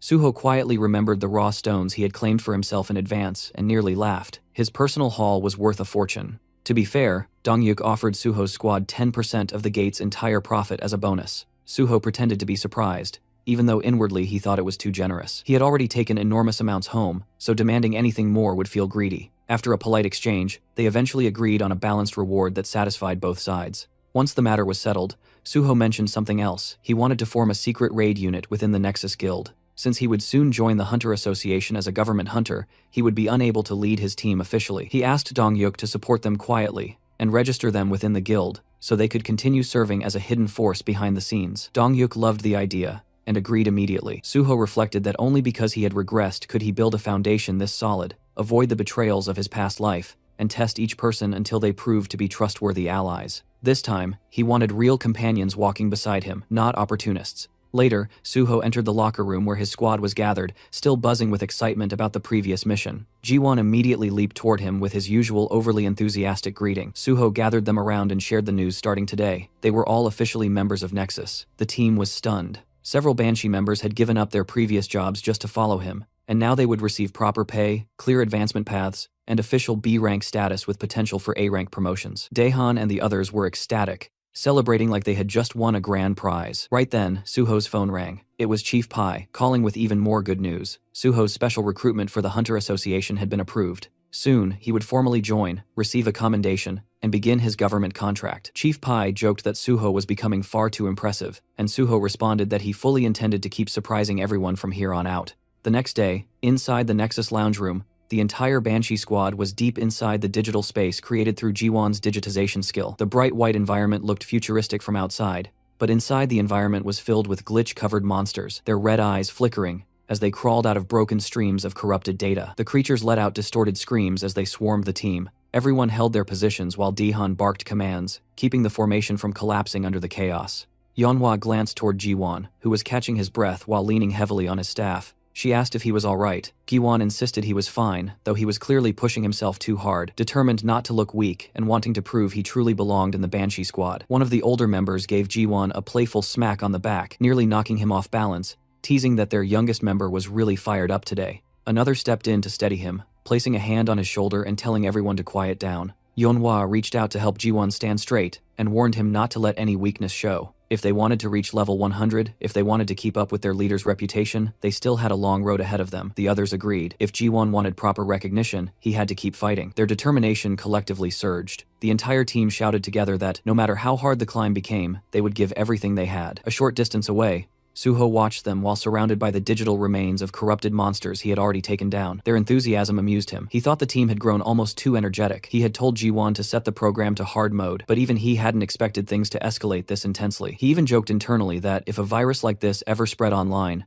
the entire internet would probably collapse. Soon, Suho walked up to Ji-won and asked whether he was holding up. Ji-won tried to appear unfazed, saying he was just taking a break before returning to battle. Suho simply told him they were done for the day and that it was time to log out. Ji-won froze, unable to believe Suho had finished clearing the stage already. The rest of the team, exhausted but irritated, felt like their leader had played a different game entirely. They insisted they were only getting started. Suho quietly smiled. He knew now that they were pushing themselves harder for his sake. He exited the virtual space. Later, in the real world, Suho sat alone inside Angel in Earth Coffee, a calm cafe near the edge of Seoul. He checked his phone and organized his next steps. Since he had just entered the special recruitment program, his free time would shrink quickly. He needed to move fast. His next priority was locating a certain individual. Soon a white car pulled up outside. Choi-yoon stepped out casually and walked inside as if she owned the place. She ordered a strawberry frappe. Suho reminded her that she wasn't really in the position to demand drinks, since he had called her here to repay the favor she owed him. But before she could react, the waiter placed the drink in front of her. Suho had already ordered it. She blinked in disbelief, wondering how he knew the exact drink she would ask for, and even the timing. Suho brushed it off, saying it was simple intuition. In truth, the library of memories he carried from his previous life contained even small details like her favorite snacks. Switching topics, he asked if she had found the person he requested. She handed him a document folder, still confused about why he wanted information on what she thought was a junkie. Suho corrected her immediately. The man he sought was a highly skilled craftsman. In Suho's memory, that junkie would become one of the greatest blacksmiths in the world, Nam Hae-won. He thought to himself that finding information on someone like Hae-won wasn't easy, yet Choi-yoon had still managed it. She was undeniably good at her work. Suho then said the next step involved using a safe house in Cheongdam, one that belonged to the Union. The girl froze. She knew these safe houses existed, but only the highest ranks had authority over the Cheongdam location. Even brokers rarely stepped inside. Her nerves rose. She pointed out that even knowing about the place was unusual. Suho simply reminded her that she owed him a favor. She tried to negotiate, but he pressed her harder, even teasing that if her entire life's worth amounted to mere paperwork, maybe he shouldn't have helped her at all. Cornered, sweating, she started making out childish excuses. Finally defeated, she said she would make the call. She stepped outside. Suho waited calmly. Knowing the Union would eventually choose the most logical outcome, they would approve his request. When she returned, she looked defeated and asked whether it truly had to be Cheongdam. Suho's twisted expression made the answer obvious. She regretted asking. He chose the location simply because it was closest. She told him he could use it, but only under one condition. She explained that if he met that condition, he could access the Cheongdam safe house at half price. Even so, half the price was still expensive. She pulled out her phone, ready to accept the Union's terms, but Suho told her to wait. He wanted to know the full catch first. She thought he was being extremely strict for someone asking favors, but Suho replied with a shrug, saying he had to be, after all, he was joining the Hunter Association. Finally, Choi-yoon told him the condition. He had to help clear a newly discovered gate the Union had found, one they didn't want exposed, because it appeared in an extremely public area, Namhansan. Suho asked about the monsters inside. She explained the gate was known as Sky Mountain and filled with wyverns, massive, fast, sky blue dragons that were difficult even for trained hunters. Only those under level 110 could enter. She added that it wasn't supposed to be a solo operation. Suho only needed to join the raid team and assist. But Suho already knew everything about Sky Mountain. He asked whether the wyverns were sky blue. She confirmed it and asked how he knew. Suho stood up, asking her for the raid time. She said he could go immediately if he wanted. With a calm, confident smile, Suho told her to change the condition because he would be clearing the gate alone. A couple of days later, the sun was shining over a quiet forest clearing, where a blue swirling portal stood like a breathing doorway. Boxes of supplies were stacked nearby, prepared for the raid, but Suho walked right past them without slowing down. He headed straight for the gate. Not far behind him, Choi-yoon stood beside Kim Soo-won, a hunter from the Union. Kim Soo-won commented that it was surprising Suho had declined all supplies and insisted on entering alone. Choi-yoon only shrugged. She believed he had his own plans, and their boss had said that regardless of success or failure, watching Suho would be interesting. She still felt confident he would win. Suho always exceeded expectations in the end. Kim Soo-won, meanwhile, remained curious. If An Suho succeeded in soloing this gate, he would become even more of a legend. If he failed, the fall would be dramatic. Either way, he found the situation extremely fascinating. Inside the gate, the system loaded a new environment, Celestial Mountain. The surroundings were rocky, bright, and high above the clouds, with strong winds swirling through the mountain peaks. The system stated that only hunters under level 110 could enter, and the maximum party limit was 31. Yet Suho stood there alone, planning to clear everything by himself. He remembered reading association reports about this place. Officially, it was not classified as extremely dangerous, but the reality was different. Many hunters had failed here, and several had died. With wyverns dominating the sky, the association usually sent mages and archers.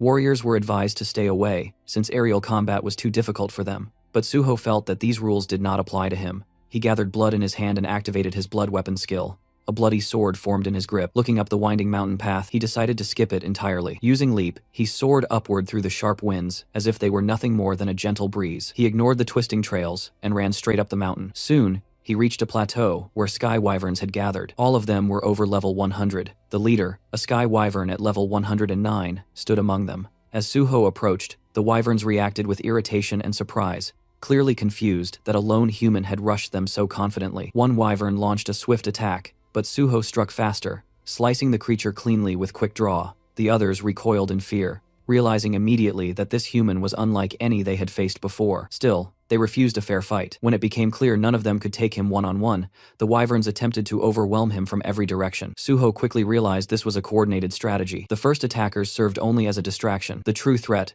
was the leader approaching from behind. As the leader lunged for a surprise attack, Suho dodged and slashed upward, landing a precise hit. Enraged, the sky wyvern used its fear skill. A wave of blue pressure rolled across the mountain, but Suho's dragon blood rendered him immune. To him, the wyvern's intimidation felt almost amusing. Only real dragons could frighten him. These wyverns were merely imitations. Frustrated, the leader fired its breath attack. Meanwhile, the lesser wyverns tore large boulders from the mountainside and hurled them at Suho, blocking his movement, while the leader prepared another strike. It was a surprisingly well-coordinated tactic. As the rocks crashed down, the leader charged in for the kill. Suho activated Leap again, soaring above the crowded attack. From the air, he used Airstyle's first form Sever and prepared Cutting Steel. He descended like a blade from the sky and cut the leader from head to tail with one clean strike. With the leader defeated, Suho observed its remains and felt that he was finally starting to adapt to his newer techniques. Still, he sensed room for improvement. He continued climbing higher, heading toward the true boss of this gate. But suddenly, the air darkened. A massive monster stepped into view larger than the others, with dark blue scales and a crown of jagged horns. When it roared, the entire mountain trembled. Far above, the Sky Wyvern King announced its presence. Suho assumed the king must have sensed the death of its minions. Now, he stood in the king's domain. Everything before this had merely been a warm-up. As Suho reached the mountain's summit, the sky dimmed as if reacting to the king itself. The giant wyvern landed, blocking the sun. The system reported its level 113. It released a massive roar, accompanied by a wave of dark energy. Once again, Suho resisted effortlessly, thanks to his dragon blood. Although the Wyvern King was intimidating, resembling a true dragon, Suho reassured himself that real dragons were far more terrifying. The Wyvern King circled above, waiting for Suho's move. Suho disliked wasting time, but he felt that mastering his techniques during this battle would be beneficial. Then, something caught his eye, a nest filled with glowing wyvern eggs. He suspected that approaching the eggs might provoke the king. He stepped closer, and his guess proved correct. The Wyvern King dived at him, blasting wind so powerful that the ground cracked. Suho felt the pressure but stayed calm. The Wyvern King repeated its fear skill, but it had no effect. Suho attacked with Cutting Steel, but the boss's thick scales reduced the damage. A level gap of over 40 levels made a noticeable difference. Instead of feeling discouraged, Suho welcomed the challenge. This was an opportunity to sharpen his abilities even faster. The Wyvern King roared again, summoning another large flock of wyverns. Suho had expected more enemies, but even he was surprised by the sheer number that appeared. Still, his upgraded stats allowed him to move faster, strike harder, and jump higher, perfect for this chaotic situation. The wyverns attacked from all directions. Suho jumped onto one wyvern's back and used it like a platform. The system immediately notified him his leap skill had reached rank S. Now he could jump one more time in mid-air, effectively doubling his movement in the sky. Suho tested it immediately, stepping on empty air and closing the distance to the Wyvern King with perfect timing. His blood weapon now shifted into a long red staff. Suho extended it, striking the Wyvern King's neck and slamming the giant beast to the ground. Even so, the monster struggled back to its feet. Suho respected the durability. Laughing lightly, he hoped the boss would hold out longer so he could test more techniques.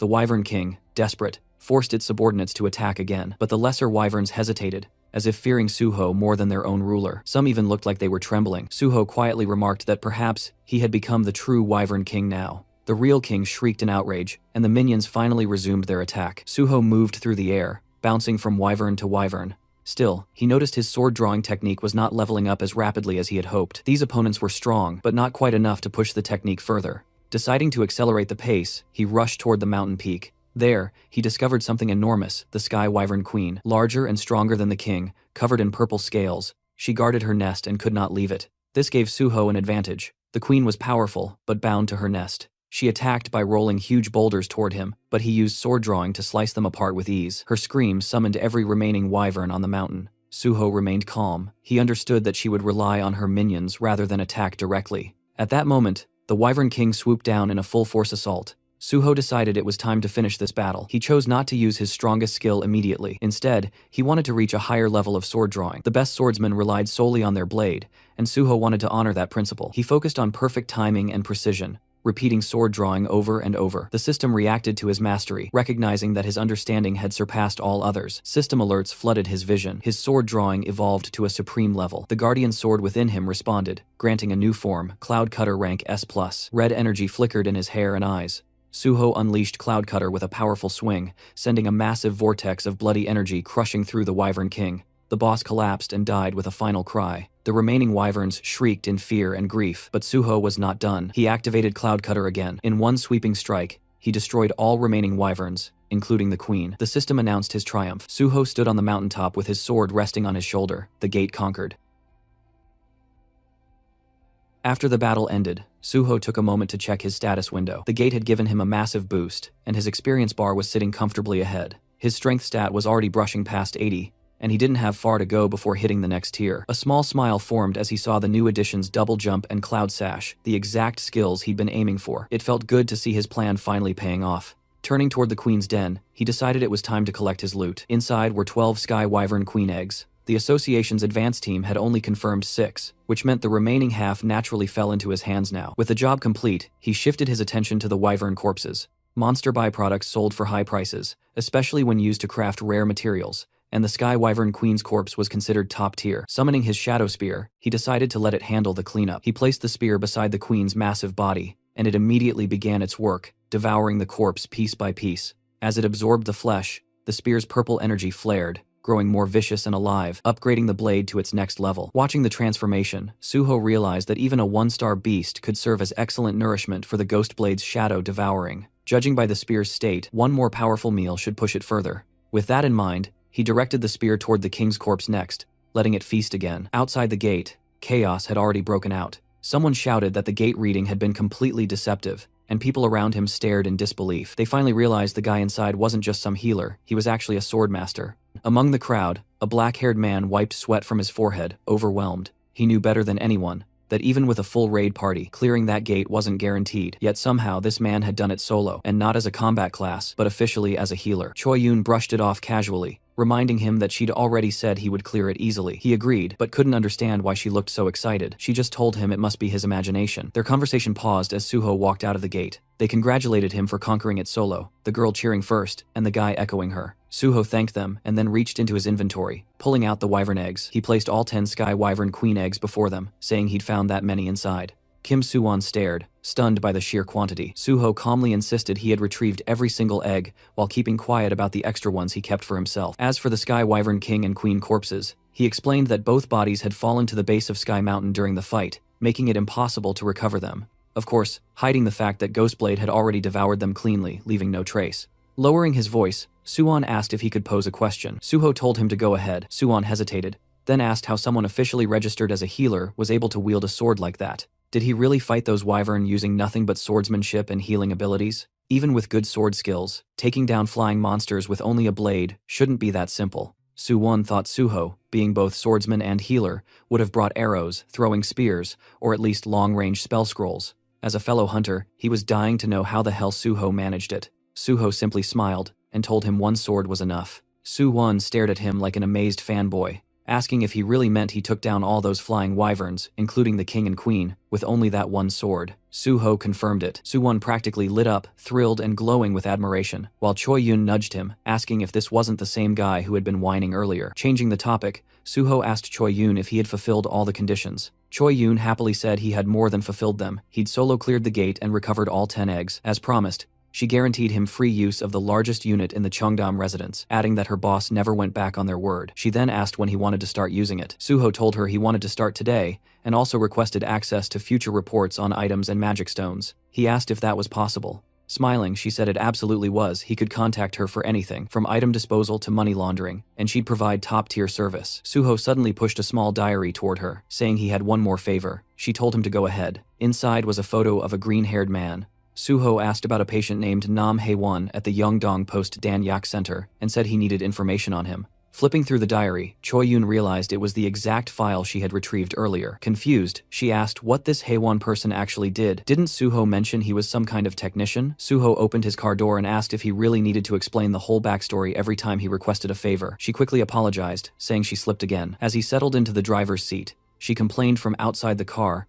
that she felt hurt after everything they did together. Shouldn't they be able to talk more freely by now? Suho calmly replied that she could ask how he was doing, but nothing beyond that. Clasping her hands dramatically, she muttered that he was cold. Then she informed him the Cheongdam residence would be ready in 2 hours, and she'd send the address once everything was set. He told her to also send him Hae-won's information. Checking her phone, she said he was indeed a patient at the Dan Yak Center, and that digging into Junkie's records would take only a few dozen minutes. She scrolled through her contacts and told him she'd get back to him shortly. After some time while driving, Suho received a call from Choi-yoon. She told him the Cheongdam residence was ready for immediate use, and she had already gathered all the information on Nam Hae-won and sent it directly to his phone. Suho thanked her for the work, but Choi-yo still pushed, asking why he was digging into a person who is a drug addict. Suho simply ended the call, refusing to entertain the question any further. He opened the map location she sent. Looking at the screen, he muttered the name Yeongdong-po, realizing this was where the man and deciding he would go recruit him now. Soon after, he arrived in front of a cluster of old, worn-down buildings that looked more like a slum than anything else. Standing before one of the structures, he noted that this must be the house where Nam Hae-won stayed, another semi-basement. He glanced through one of the small windows and noticed the curtains pulled shut from the inside.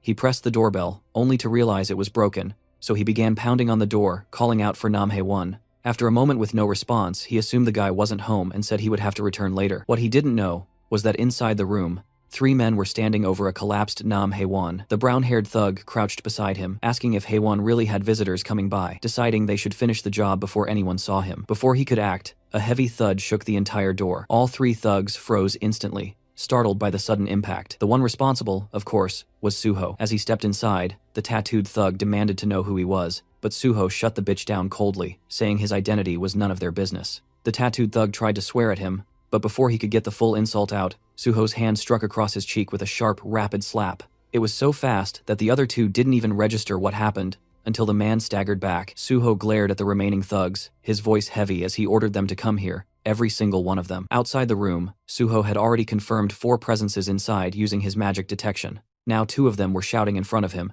demanding his identity and yelling who the hell he was. The second thug, standing beside the first, kept staring at Suho as if he recognized him from somewhere. The third thug was still lying unconscious from Suho's earlier slap, and the fourth was none other than Nam Hae-won himself. One of the 2 remaining thugs stepped closer, accusing Suho of ignoring him. He didn't get another word out before Suho casually swung a powerful slap across his face. The guy's expression twisted into something both hilarious and tragic as he flew backward and collapsed onto the floor. The last conscious thug witnessed everything, the first slap, the second, and now his second friend, dropping like a broken puppet. He barely had time to react before Suho turned his head and delivered another brutal slap. This one sent him spinning in a full circular motion, crashing far across the room and landing in the most dramatic fall of the 3. Suho walked over and checked one of the men's breathing, wondering if he had hit him hard enough to actually kill him. Satisfied that they were still alive, he shifted his attention to Nam Hae-won. He lifted Hae-won by the shoulder and told him to get up if he was fine. But the moment he got a clear look at the man's face, Suho froze. Hae-won's hand was limp and drugged,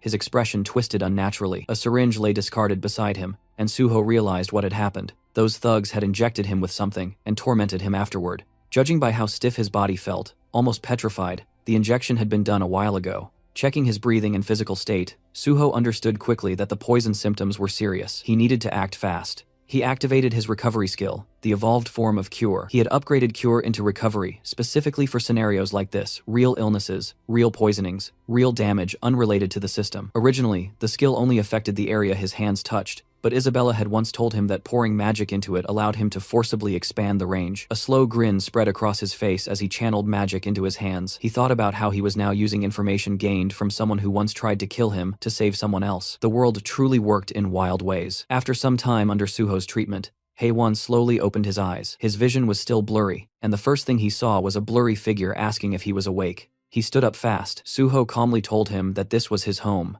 When Haewon finally focused, he noticed the beaten thugs sprawled across the room and looked terrified, asking why they were in that state, and who the guy even was. Suho replied that they refused to listen, so he restrained them. But the more important issue was the drug in Haewon's system. Shaking violently, Haewon insisted he never took anything on his own. He said they forced it, they injected him, and he begged Suho to believe him. Trembling, he repeated that it was the truth. Suho watched him and realized the guy was too agitated to talk properly like this. In his past life, Suho remembered an interview from when Haewon later became a famous blacksmith. In that interview, he admitted the Changsik gang had forcibly injected him with drugs, and he suffered long-term after-effects of addiction because of it. With that memory in mind, Suho decided to treat him properly. He placed his hand close to Nam Haewon, and the system responded. The ring of emotions reacted to the strongest emotions in the target. The color being absorbed was black. Suddenly, Haewon clutched his chest, overwhelmed by the pain. Then, as the ring drew out his dark emotions, the tension eased, and he felt relief wash over him. Once the process ended, Suho asked if he was feeling better, and the green-haired boy nodded. Suho stood and told him he believed him. He addressed him properly as Mr. Nam Haewon, confirming that the people who injected him belonged to the Changsik gang, and that the thugs on the floor were from the same group. The Changsik gang's original name has been Gold Made Hand, but the intention behind the naming was so ridiculous that the association simply renamed them as Changsik Gang. Suho asked Haewon if he was attending a rehab center. Still shaking, Haewon said yes, then asked how Suho knew. Suho answered lightly, saying he found out while digging into the Changsik gang. He reassured him he no longer needed to worry. Forcing drugs on someone already in rehab was a serious crime, and Suho said he would personally take responsibility and resolve the case. Haewon's expression brightened, and he thanked Suho sincerely. Suho told him that since this was an important matter, he would return to check on him again soon. Then he asked if Haewon was experiencing dry mouth or withdrawal symptoms. Haewon admitted that he was, and that he was starting to feel cold. Suho knelt in front of him and asked him to sit for a moment. Haewon obeyed. Suho activated recovery, and blue light gathered around his hands. Seeing it, Haewon watched in quiet awe. Suho explained that this was the healer's recovery technique, tailored for drug addicts. It relieved withdrawal symptoms and pushed out the lingering drug energy from the body. But full recovery required continuous long-term treatment. Recovery consumed a large amount of mana, and very few healers were trained enough to handle it. That was why, in Suho's past life, Isabella had become one of the most influential figures among the last Crusaders. And that was also why, after returning, he chose the path of a healer. Standing up, Suho told the green-haired boy that addiction treatment needed consistency, and they would meet again for further care. For now, he had to head toward the Changsik gang's station. Terrified, Haewon asked him to wait. He said he wanted to know something earlier too, and asked who Suho was affiliated with. Suho gave his name, and said he was a hunter under the Korean Hunters Association. As Suho left, Haewon remained seated in silent amazement, repeating the name An Suho in his mind. Even someone who didn't own a TV like him had heard that name over the past few days. It was all over the breaking news. And now he realized the person who saved him was the same An Suho everyone had been talking about. From above, the slum looked like a war-torn zone. After multiple gate shocks, half of Yeongdongpo had collapsed into ruin, turning firmly into a slum. Suho walked through its broken streets, the air heavy with neglect. Since the district sat right in the center of Seoul, it had eventually become a perfect breeding ground for crime. He looked up at the crumbling surroundings, thinking that this must be the place that both the police and the association pretended not to see. In front of him stood a building with a bold sign that read, "Gold Made." Suho stared at it, wondering what kind of gang had the audacity to brand themselves with such a grandiose name. He pushed open the door and stepped inside. The first floor was a convenience store, shelves intact, lights on. Suho immediately understood the situation. A convenience store in the middle of a slum, still operating smoothly, was clear proof that the place was being openly run by gangsters. There was no way it would remain untouched without heavy backing behind it. He walked to the back of the store and found a staircase. As he climbed, a voice barked from above telling him to freeze. A bald man appeared, ordering him not to move, and threatening that he would die if he took another step. He demanded Suho's identity like he had authority over anything. Suho looked at him with a small smile. A gatekeeper. How classic, he thought. Then he asked where Changsik was. The bald man snapped in anger, shocked at hearing the name spoken so casually. The thug shouted, demanding to know who he thought he was to speak their boss's name so freely. But then his expression shifted as he suddenly recognized the face in front of him. The man froze as he realized that this was An Suho himself. Suho waved lightly, thanking him for the recognition. The thug thought he was trying to high-five him and raised his hand. Instead, Suho stepped forward and delivered a brutal slap, sending the bald man flying aside as he walked past with a grin. Continuing up the stairs, Suho spoke calmly, telling them to inform Changsik to come out. Inside his office, Changsik heard the sounds of fighting erupting right outside his door. The noise grew louder and more chaotic until the door finally burst open, a thug flying through it after being kicked by Suho. Suho stepped inside calmly. He muttered that not a single one of these gangster bitches seemed to understand words. Behind him, the bodies of beaten thugs were scattered across the hallway like discarded trash. Running a hand through his hair, he asked Changsik if bringing him here was really that hard. Stepping over another fallen thug,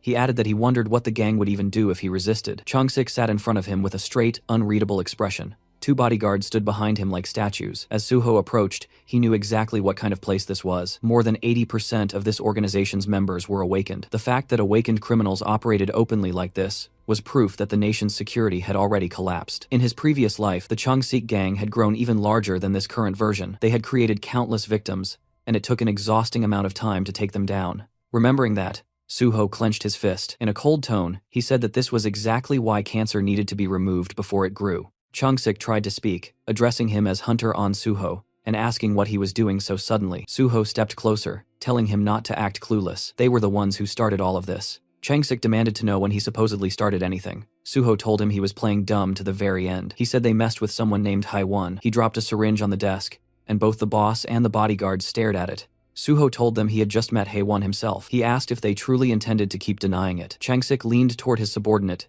and quietly asked who Haiwon was. The underling whispered the explanation into his ear. Suho raised his leg and slammed it down on the table, breaking the surface clean in half. He said they had turned his closest friend into that state. His eyes glowed red as he asked why they did it. The two bodyguards froze. Changsik kept his expression firm, trying not to show fear. The boss rolled his hand across his face and told the bodyguards to step outside. They hesitated and asked why. He then barked at them to get out. The rest of the guards immediately rushed out of the room, leaving only Suho and Changsik inside. Changsik swallowed and said he believed there was some misunderstanding, suggesting they talk calmly. Suho walked over the broken table with slow steps. He said that every word they spoke only earned them another beating. Changsik, now trembling, warned him that if he touched him, he would call the police. Suho punched him across the face, calling it nonsense. The blow sent Changsik sliding across the floor along with his chair like his ass glued to it. Suho said that hearing the word police come from a gangster boss was hilarious. Changsik groaned on the ground in pain. Suho added that he figured a boss wouldn't go down from just one punch. Changsik forced a laugh, saying he wouldn't just sit there and let it happen. But the moment Suho stepped toward him, terror returned to his eyes. Suho reminded him again that he was begging for a beating, tightening his fist. And with that, Suho's punch drove straight toward the boss's face. Outside the office, the guards heard the repeated thuds of fists slamming into something or someone. Alarmed, they rushed toward the room, shouting for their boss. When they threw the door open, they found Suho standing in front of a shattered glass window. He told them their boss fled. One of the guards stared at him in shock, asking what just happened. Suho explained calmly that Changsik had smashed the window and bolted, pointing out the broken frame as if it were obvious. The baldy guard raised his hand like a confused school kid, saying that this was the third floor. Suho brushed him off, telling him that Changsik was a level 100 hunter who could roll out of something like that without a problem, so they should stop babbling nonsense. With a smile, he told them he planned to dismantle this entire place starting now. Then he added that anyone who wanted to come with him could follow him straight to Cheongok. Just hearing the name made the entire group freeze. Cheongok was the correctional facility next to Cheonsong Penitentiary. While Cheonsong held regular criminals, Cheongok held awakened offenders. Since the whole place was filled with violent awakened criminals, it was practically a hell within hell. A pro version of hell. Only the strong survived there. Its reputation alone was enough to make half-baked punks bitches tremble, exactly like the situation unfolding now. Sweat poured down their faces. Suho reminded them that he had connections to the Great Hunter Association. He told them to run before he tossed them all inside. Otherwise, he would drag them along with Changsik straight to Cheongok. The thugs gritted their teeth in terror, then the next second they bolted at full speed, shouting that they don't know any boss. Watching them scatter, Suho said he expected about that much loyalty from gangsters, calling them vermin, cockroach bastards. He warned them that if even one document disappeared, he would carve them up slowly. He ordered them to leave empty-handed. Once the building was clear, Suho activated his magic detection. A blue magic circle formed beneath his feet. After a moment, it detected something special radiating mana on the third floor in the corner of the room. Suho approached the spot and uncovered a hidden safe. He called it obvious, saying the bastard must have thought hiding it here would keep it protected. It was a top-tier safe from a famous brand, the kind that only unlocked with the registrant's mana signature.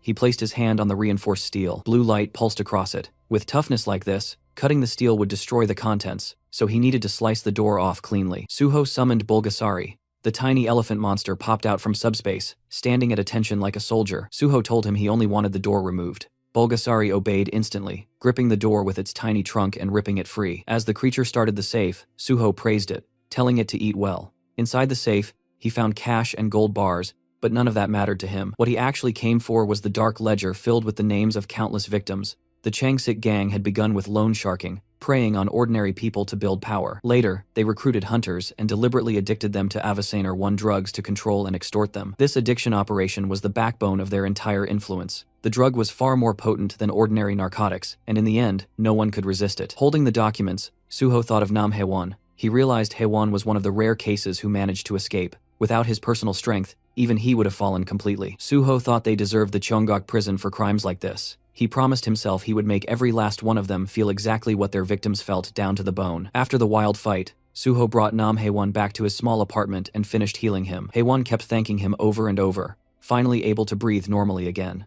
Suho told him he would still need time before a full recovery, but at least for now, he was out of danger. Then Suho handed him a folder. Haewon asked what it was, and Suho explained that these were bond documents from the Changsik gang, proof that he had taken down the entire criminal group. Haewon could barely believe what he was hearing. The gold-made hand gang, with all their terrifying influence, was really gone. Suho went on to explain the gang's real method. They kept people trapped in debt with outrageous interest rates, turning their victims into insects caught inside an anthill. Even though Haewon had done everything right and never missed a payment, they forced drugs onto him to ensure he could never escape. Still trembling, Haewon said he had survived only because of his special ability. He explained how he tried to fight addiction, made his own antidotes, and begged for help, but no one, not the police, not the association, cared about what happened to people in these slums. He said everyone on the outside felt like another version of the enemy. Suho understood him. He told Haewon that the reason he joined the Great Hunter Association was not for prestige, but to fix the broken system for people like him. Suho placed a reassuring hand on his shoulder and praised his courage.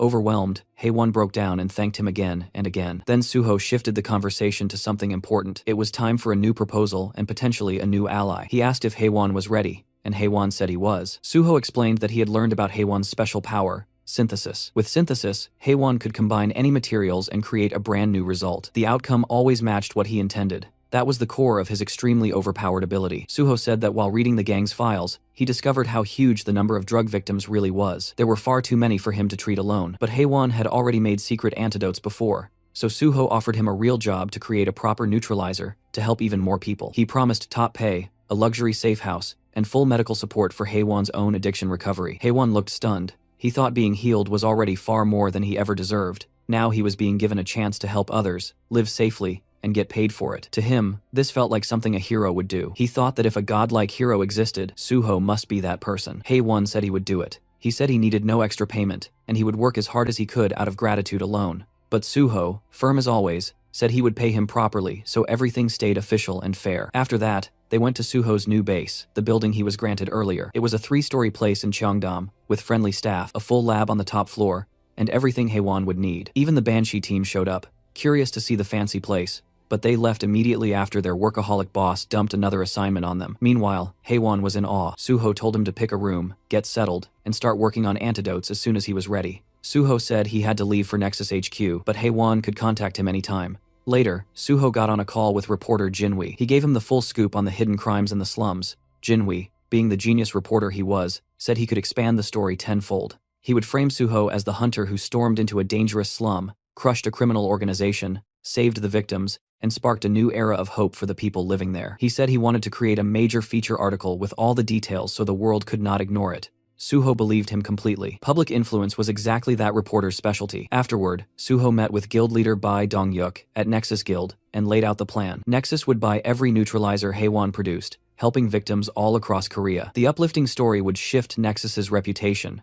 turning them into a guild with a genuine hero presence, the kind the world would finally take seriously. Dongyuk was thrilled. He shook Suho's hand and promised to look after Haewon from now on. With everything lining up, Suho felt good. The win-win plan was in motion: heal the people, spread the truth, make the criminals pay, and show the world that real change was finally possible. The scene cuts to Changsik, the once feared boss who made slums, Neil now reduced to a shaking wreck inside a trashed luxury room. He was on his knees, trembling. Suho's name kept echoing inside his mind like a curse he could not escape. No one had to spell out what happened. The syringe and the half-empty bottle beside him made everything clear. He had taken some kind of drug, the kind that burned strength into the body while tearing holes through the mind. Those substances twisted people from the inside, and his scattered expression showed exactly that. He muttered Suho's name, obsessively, like it was the only thought left in his fractured skull.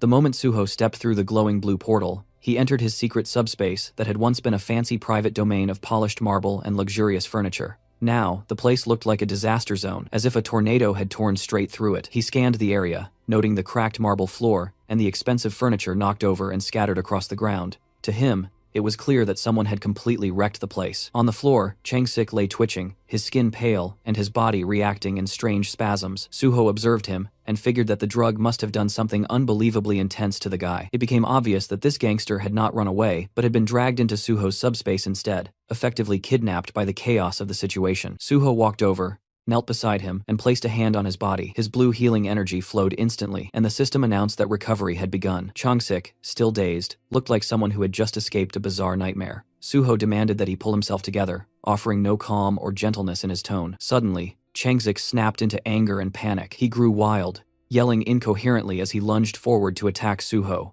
Suho barely reacted, simply kicking him in the chest and sending him flying backward like it was effortless. Chang-sik continued screaming, desperate to be let out, spiraling into fear as though he believed he was trapped with a monster. Suho smirked and rolled his eyes, noting to himself that Chang-sik still had a lot of energy. He assumed the drug was overstimulating him, but mentioned to himself that he had brought extra, so the man did not need to worry. Sensing danger again, Chang-sik crumbled into full desperation. He dropped to the floor, crawling and begging Suho to release him, insisting he would do anything to avoid experiencing the drug again. Suho had no sympathy. He stepped onto Chang-sik's chest with force, pressing him down firmly. Chang-sik screamed for help, insisting that he had been kidnapped, but Suho reminded himself that no one could enter this place, and that the fools from Chang-sik's gang had already run away. He promised internally that he would hunt them down and make them pay as well. For now, he instructed the criminal to sit still, reflect on his choices, and drown in regret, since that was the only useful thing available to him at the moment. Later in the afternoon, Suho returned to his new house. Haewon came running toward him, full of excitement. Suho noticed how hyped he was, and Haewon proudly revealed that he had just finished creating a brand new neutralizer for the dangerous drug. The new version was called Hammer 2. The system displayed information identifying Hammer 2 as a grade C item that excelled at neutralizing the effects of the drug, called Illusion. Suho felt genuinely impressed, especially since Haewon had made it in only 2 hours. Haewon explained that he had improved the old version,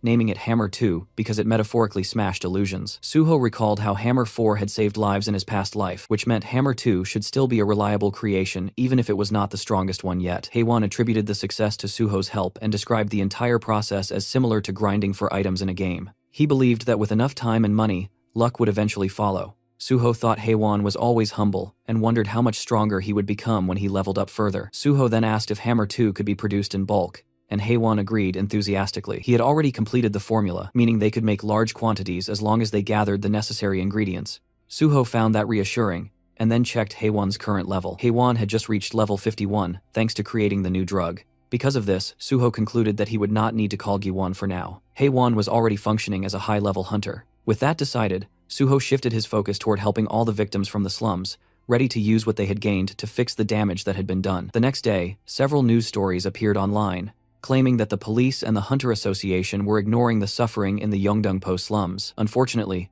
only around 500 people viewed the article throughout the entire day. The hype simply was not there. Suho realized that Jinhui had been right. There were too many terrible places in the world, so unless something was explosively dramatic, people rarely paid attention. Still, this was only the beginning. Suho then got busy. He distributed large boxes filled with food, water, and magical neutralizer potions to the grateful residents of the slums. Soon after, a truck arrived, loaded with even more supplies. People helped unload everything, and quickly delivered food and potions to everyone. Suho thought Nexus had truly come through with support. His phone rang. Chief Pai was on the other end, speaking to him with the energy of a relaxed uncle, as they discussed tomorrow's appreciation plaque ceremony. They agreed to keep it short and simple. Suho felt secretly thrilled, because receiving a plaque meant the possibility of special recruitment. After some light conversation, Suho called Jinhui to talk about the ceremony and the news. While the slum article did not get many views, he believed it had probably caused trouble for the reporter with the Hunter Association. But Jinhui remained calm, mentioning that only popular stories went viral, and that he had broken no laws. He added that he planned to upload part 2 soon, and that the PBS news group would likely report on the ceremony as well. He then asked if Suho had an Instagram account. Suho did not. This annoyed the reporter, who said many fans were waiting to follow him. Then the conversation took a strange turn. There was an entire fan cafe for Suho, called Anshin Temple, where fans referred to him as the Guardian Priest. Suho realized that the moderator running the cafe was actually Jinhui himself. The reporter admitted to managing it so that Suho's reputation would stay clean, and to avoid unnecessary drama caused by other chaotic fan groups. The logic was reasonable. He also offered to manage an Instagram account for Suho, boasting about his social media skills,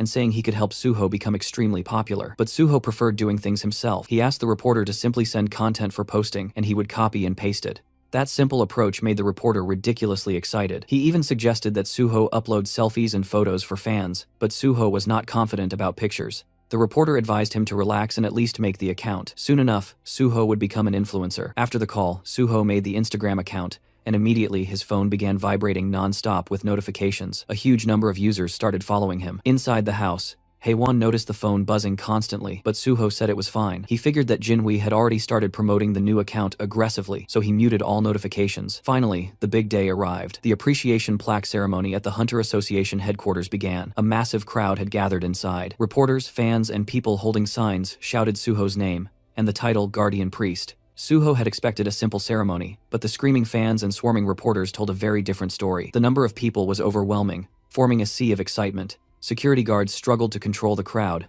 begging them to stop pushing and asking them to wait outside. Two association workers stared in shock, completely stunned by the turnout. They checked and confirmed that all these people had come for only one person, Hunter on Suho. They found it unbelievable, especially because the event had never been posted online. It was the first time in the association's history that such a scenario had occurred for an unofficial event. Suho's fame had reached another level entirely. Inside the auditorium, the chaos continued. Fans filled the entire space, holding signs for On Suho and Sword God, buzzing with anticipation. One girl even mentioned that she had skipped school just to attend. Others discussed how the fan club president, Golden Horse, was absent, so they planned to take plenty of photos for her. In the press section, reporter Jo Jinwi was busy texting. He informed Suho that a massive crowd had shown up for him and asked where the MC was. Suho had actually arrived early, and had been observing everything while using his monochrome solitude skill, which made him invisible to others unless he chose to be seen. A fan sat directly in front of him, with no idea that the sword god was right behind her. Suho soon received a message from Chief Pai, asking him to meet in the hallway, next to the waiting room. He slipped out silently to meet his senior. Chief Pai was astonished by the number of fans, and jokingly called Suho a superstar, which made Suho laugh. Chief Pai then mentioned that the recent article about the Yongdeongpo slums had stirred public sentiment toward the Hunter Association. Suho already knew the article would make the association look bad, but Chief Pai seemed unconcerned about reporters, which explained how easily the journalist had entered today. Chief Pai congratulated Suho for the award, and rushed off for something urgent, maintaining his typical cool and distant style. Then an announcer called everyone to take their seats. The ceremony was about to begin. Suho walked toward the stage as the crowd erupted in excitement. Cameras flashed everywhere. Fans screamed about his appearance, some claiming they finally understood why people fell for him, and others joked that they would let the sword god cut them. Suho stepped forward and received his appreciation plaque from Association President Young Kyung-won. They posed for photos. The president teased him about being good at posing, and Suho responded politely, giving credit back to the president. Keeping the atmosphere smooth, the president praised Suho's work in Yongdeongpo, and hinted that good news, likely a job offer, was on the way. Suho assumed this meant special recruitment. The president then asked him to speak a few words. Suho thanked everyone, and said he had only done what he believed he was supposed to do. He admitted feeling strange about receiving a reward for helping people, but promised to work hard. Fans screamed that they loved him, and he could only laugh and thank them. A short Q&A followed.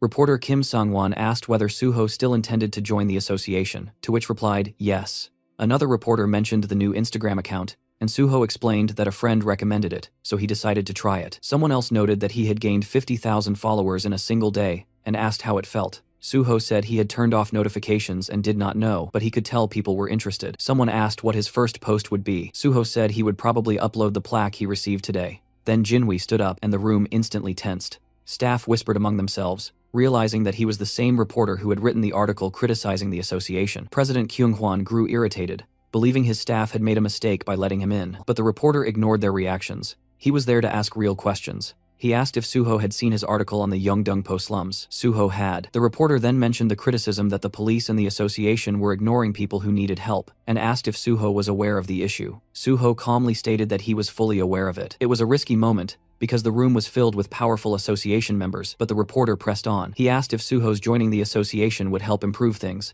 The president nearly jumped out of his seat, barely held back by his aides. Suho, with a slight smirk, stated that if he joined, he would do everything in his power to eliminate corruption so that no one would ever have a reason to doubt the association again. The reporter thanked him, and the public portion of the ceremony ended. Later, Suho and Jinwi left together in a car. Suho praised him for his work. The reporter joked that the angry stares from the staff had made him extremely nervous, but Suho noted that he had acted brave the entire time. The reporter then apologized if his questioning was too harsh, explaining that his job required him to act while public attention was still focused. He wanted to maintain the momentum, and that was why he planned to release another article soon. Suho appreciated it because he finally got to express what he truly wanted to say about improving the association. The reporter was almost in disbelief that Suho meant every word, but Suho clarified that he would not lie while receiving an award. He genuinely intended to make changes. A few days passed, and Suho received his new civil servant ID. He had been officially appointed as a level 5 official, far faster than anyone had expected. At the same time, the entire internet exploded with discussions about Suho's past achievements, especially the incident where he beat violent criminals in the Yeongdeungpo slums. Dozens of online articles appeared, gathering millions of views. People everywhere could not stop talking about him. Some users claimed that Suho was the only cool person in Yeongdeungpo, while others called him a genuine hero. Still, some were jealous and complained that the police or the Hunter Association should have handled the situation instead. A few wondered if Suho was simply doing what Nexus ordered or if he was seeking too much attention. Some online troublemakers jokingly suggested that he might get sued by the criminals he defeated. But the majority agreed that the real losers were the criminals, not the man who stopped them.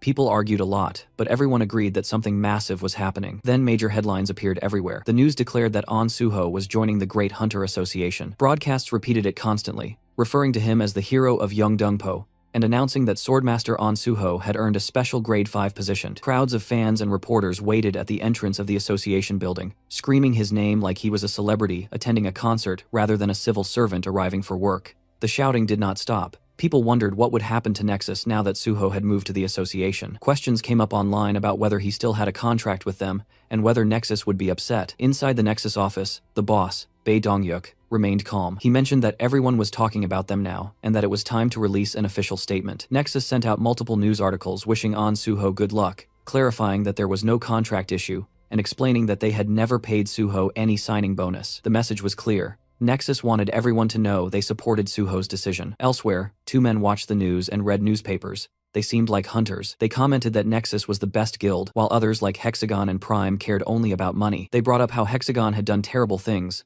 such as letting a weak hunter die because he did not receive a potion in time and forcing mages to work until they collapsed. A TV report showed Nexus's guild leader Bae Dong-yuk in an interview. The reporter asked whether Nexus had kicked Suho out due to public pressure, and Bae Dong-yuk denied it. He explained that Suho wanted real field experience before taking his civil service exam, and that joining Nexus had simply been a step along the way. He admitted he was sad to see Suho leave, but said Suho belonged in a role where he could save people, not in a private company. Suho and Nexus were clearly reinforcing each other's public image. Back at the Hunter Association, Suho tried not to sweat under all the attention.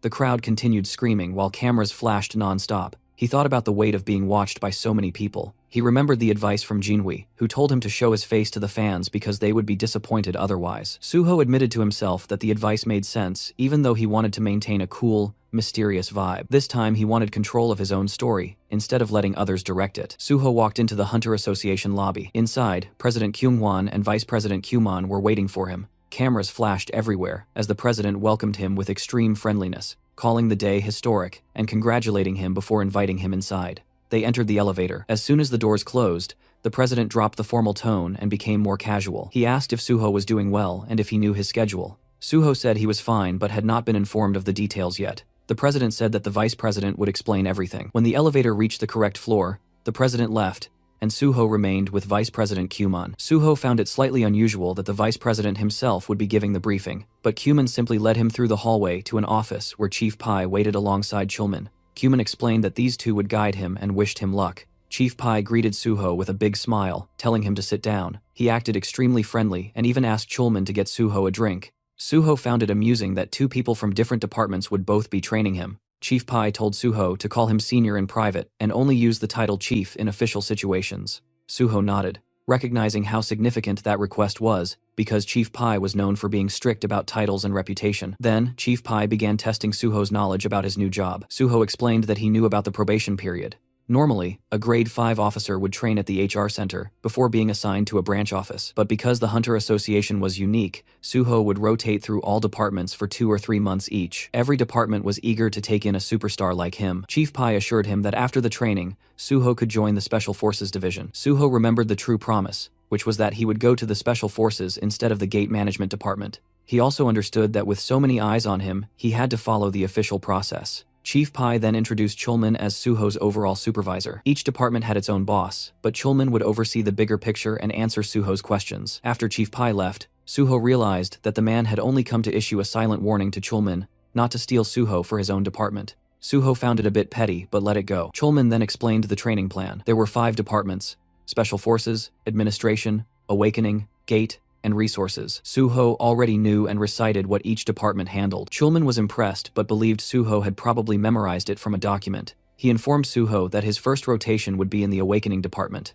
As they walked toward the department, Suho noted that this meant he would meet Director Lee Wanek, a member of the president's faction, and someone Suho planned to remove later. Chulman continued explaining that every department would have people monitoring Suho and giving him tests, which meant he had to pass everything thrown his way. Still, Chulman remained confidently positive, insisting Suho would do just fine, keeping the cheerful, supportive attitude he always carried. When they arrived at the Awakening department, Suho immediately thought to himself that he would not need his memory abilities for this part. There was one person here no one could ever forget. Inside the office stood Lee Wanek, looking authoritative behind his desk. He stood up immediately to greet them, calling it an honor to have a national superstar like Suho start his first rotation in the department. He also said he would be the one grading Suho's work, and acted overly friendly. Suho's thoughts drifted to what he knew about this man. Wanek was famous inside the association, and had close ties with the chairman. After leaving for another company, rumors circulated that he was involved in human trafficking, but nothing came to light because Kyunghwan had covered it up. Suho believed things might turn out differently this time since he now knew the truth about the past. This place needed to be cleaned from top to bottom. Someone knocked on the door, and Wanek identified the visitor as Jun Sung before calling him in. He introduced him as the officer who would help Suho in the Awakening department. The two shook hands politely, and Jun Sung said he had heard a lot about Suho,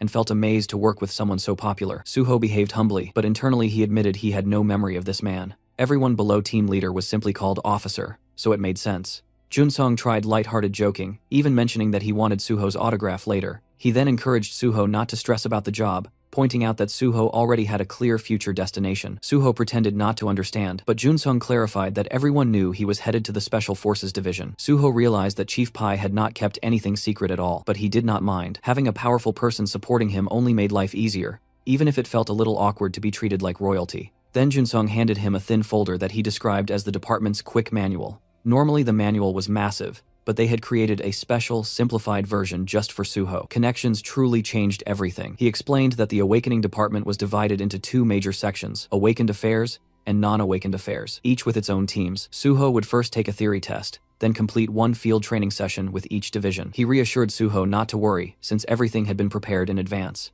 He handed him a business card and said to call if anything unusual happened. After he left, Suho sat down and began reading the manual. Even as a summary, it felt like a lot, but Suho did not feel burdened. He had the library of memories, which worked like a cheat system for his brain. The system activated, and all the information flowed into his mind effortlessly. For him, any memory test was trivial. Around 40 minutes later, Junsung returned and said it was time to begin. He expected the test to take at least 30 minutes, because the questions were designed to be difficult and tricky. But once Suho began, his pen flew across the paper like a machine. Junsung stared in disbelief. Suho finished in 10 minutes and handed in the paper calmly. It was the first time anyone had completed the test that fast. While Suho prepared to leave, Junsung tried showing him the cafeteria, but Suho declined, saying he already had lunch plans. Then Suho made a secret phone call to Chulman. He asked if Chulman was busy, and since he was not, Suho suggested they eat lunch together and asked him not to tell anyone. Chulman agreed enthusiastically. Back in Chulman's office, Junsung entered while the supervisor was ending his phone call. He informed him that Suho had finished the theory test. Chulman was surprised it was already over, but Junsung insisted it was true. They examined the test together and put it into the grading machine with nervous anticipation. The machine displayed a perfect score of 100. Thinking it might be a malfunction, they checked it by hand, but after multiple reviews, the result remained the same. A flawless, perfect score. Junsung nearly lost his mind, saying no one had ever achieved this, especially on their first day. He finally understood why Chief Pai wanted Suho so badly. Chulman could only laugh. He admitted internally that he had hoped to work with Suho first, but Chief Pai's influence was overwhelming. It was hard to compete when Suho performed at that level. Meanwhile, Suho was just yawning casually in the hallway, completely unfazed. None of this meant anything to him. After meeting for lunch, Suho and Chulman sat on a bench beside a vending machine. Suho said that since Chulman treated him to lunch, he wanted to buy the coffee. Then Chulman asked why Suho had suddenly wanted to eat together. Suho explained that he did not know many people in the association yet, and did not want to eat alone. Chulman was the only person he knew well. Chulman joked that if Chief Pai heard that, he would feel a bit hurt, but Suho said he simply wanted a comfortable place to eat, so it could not be helped. After a quiet, comfortable pause, Chulman congratulated him on his perfect score from the morning. He explained that he had graded it immediately. Because Junsung kept pestering him, he joked that Suho was insane. He could fight. He entered the association as a special grade 5, and now he turned out to be extremely smart as well. To him, Suho felt like the main character of a story. Suho said it was thanks to the people around him and that he had seen similar tests before. Chulman teased him that too much modesty annoyed others. So Suho laughed and admitted openly that he was amazing. For the first time in a long while, he smiled sincerely. It felt refreshing. Since restarting his life, it felt like he was constantly doing homework. But sitting here drinking coffee with someone he used to be close to brought back memories of simpler days. He remembered when he had almost died from poisoning and thought it was over. But now he promised himself never to fall like that again. He intended to overcome every disaster and reclaim a peaceful life. Suho then asked if Chulman had any tips about working in both the awakening and non-awakening divisions. Chulman began explaining. He asked if Suho knew what the awakening division did. Suho said, yes, they manage both awakened and non-awakened individuals. Chulman agreed but emphasized that the biggest task was keeping information updated.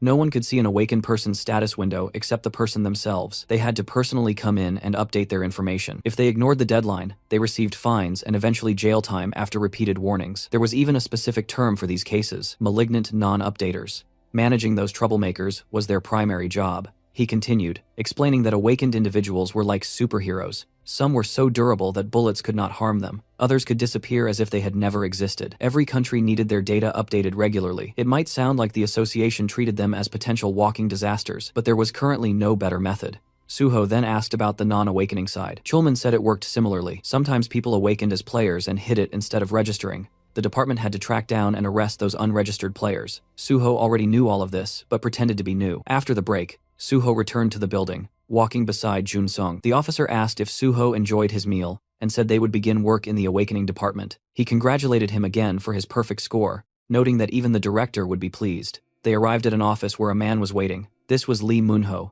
chief of the awakening section. He greeted them warmly, and said he had already heard about Suho's perfect score. He handed him a folder and said he could begin his field training immediately. He wished him luck, and Suho acknowledged it. Walking down the hallway, Shunsong explained that Suho's first mission involved malignant non-updaters. His task would be to find those troublesome individuals and force them to update their information. He handed Suho a folder labeled Non-Updater List. Suho asked if this was truly the list of people he had to handle, and Junsong confirmed it, stating that the list was not very long, so the work should be manageable. But when Suho looked at the list, his expression hardened. He thought the entire thing was ridiculous. Every name belonged to someone notoriously dangerous, individuals known for giving even the awakening section a difficult time. He wondered if this was another hidden test from Chief Pai, who loved testing his subordinates endlessly. Still, Suho decided he was ready for whatever came next. He would take down every person on the list either way. Since Junsong worked at a desk and not in the field, he introduced Suho to a new mentor, Han Ho-song, a grade 7 field officer, who Junsong introduced as a veteran at catching non-updaters.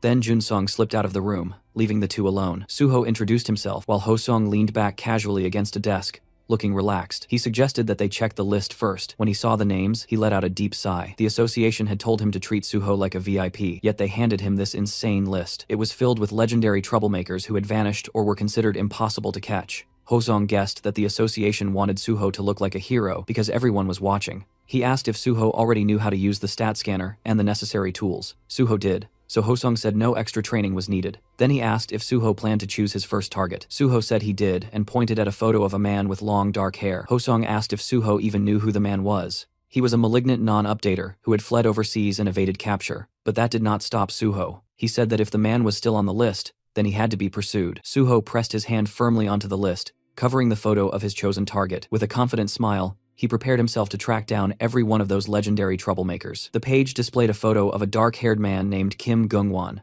an illegal pharmacist whose real occupation was designing doping substances. He provided doping drugs to both ordinary and professional athletes. The issue was that the drugs he distributed did not rely on chemical doping effects but on skill-based doping, something far more dangerous and far harder to trace. Suho scanned through the information and noted that Kim Gungwon denied all charges, yet multiple reports had already been filed that confirmed the accusations. An update to his status window had been requested years ago, but he had continuously fled, avoiding every attempt to track him. His current location was presumed to be overseas. Normally, when an unregistered hunter goes untraceable for a long time, they are declared missing. But the fact that his name remained on the active list meant one thing: he was still operating. Suho realized that even the Awakening Division recognized the ongoing threat he posed. Despite this being an obvious hunter-related criminal case, It fell under the jurisdiction of the Awakening Division instead of the Special Forces Division. The Special Forces Division never moved without solid evidence, no matter how suspicious the situation was. As Suho closed the file in his hands, he reflected that the Special Forces Division also struggled with chronic manpower shortages.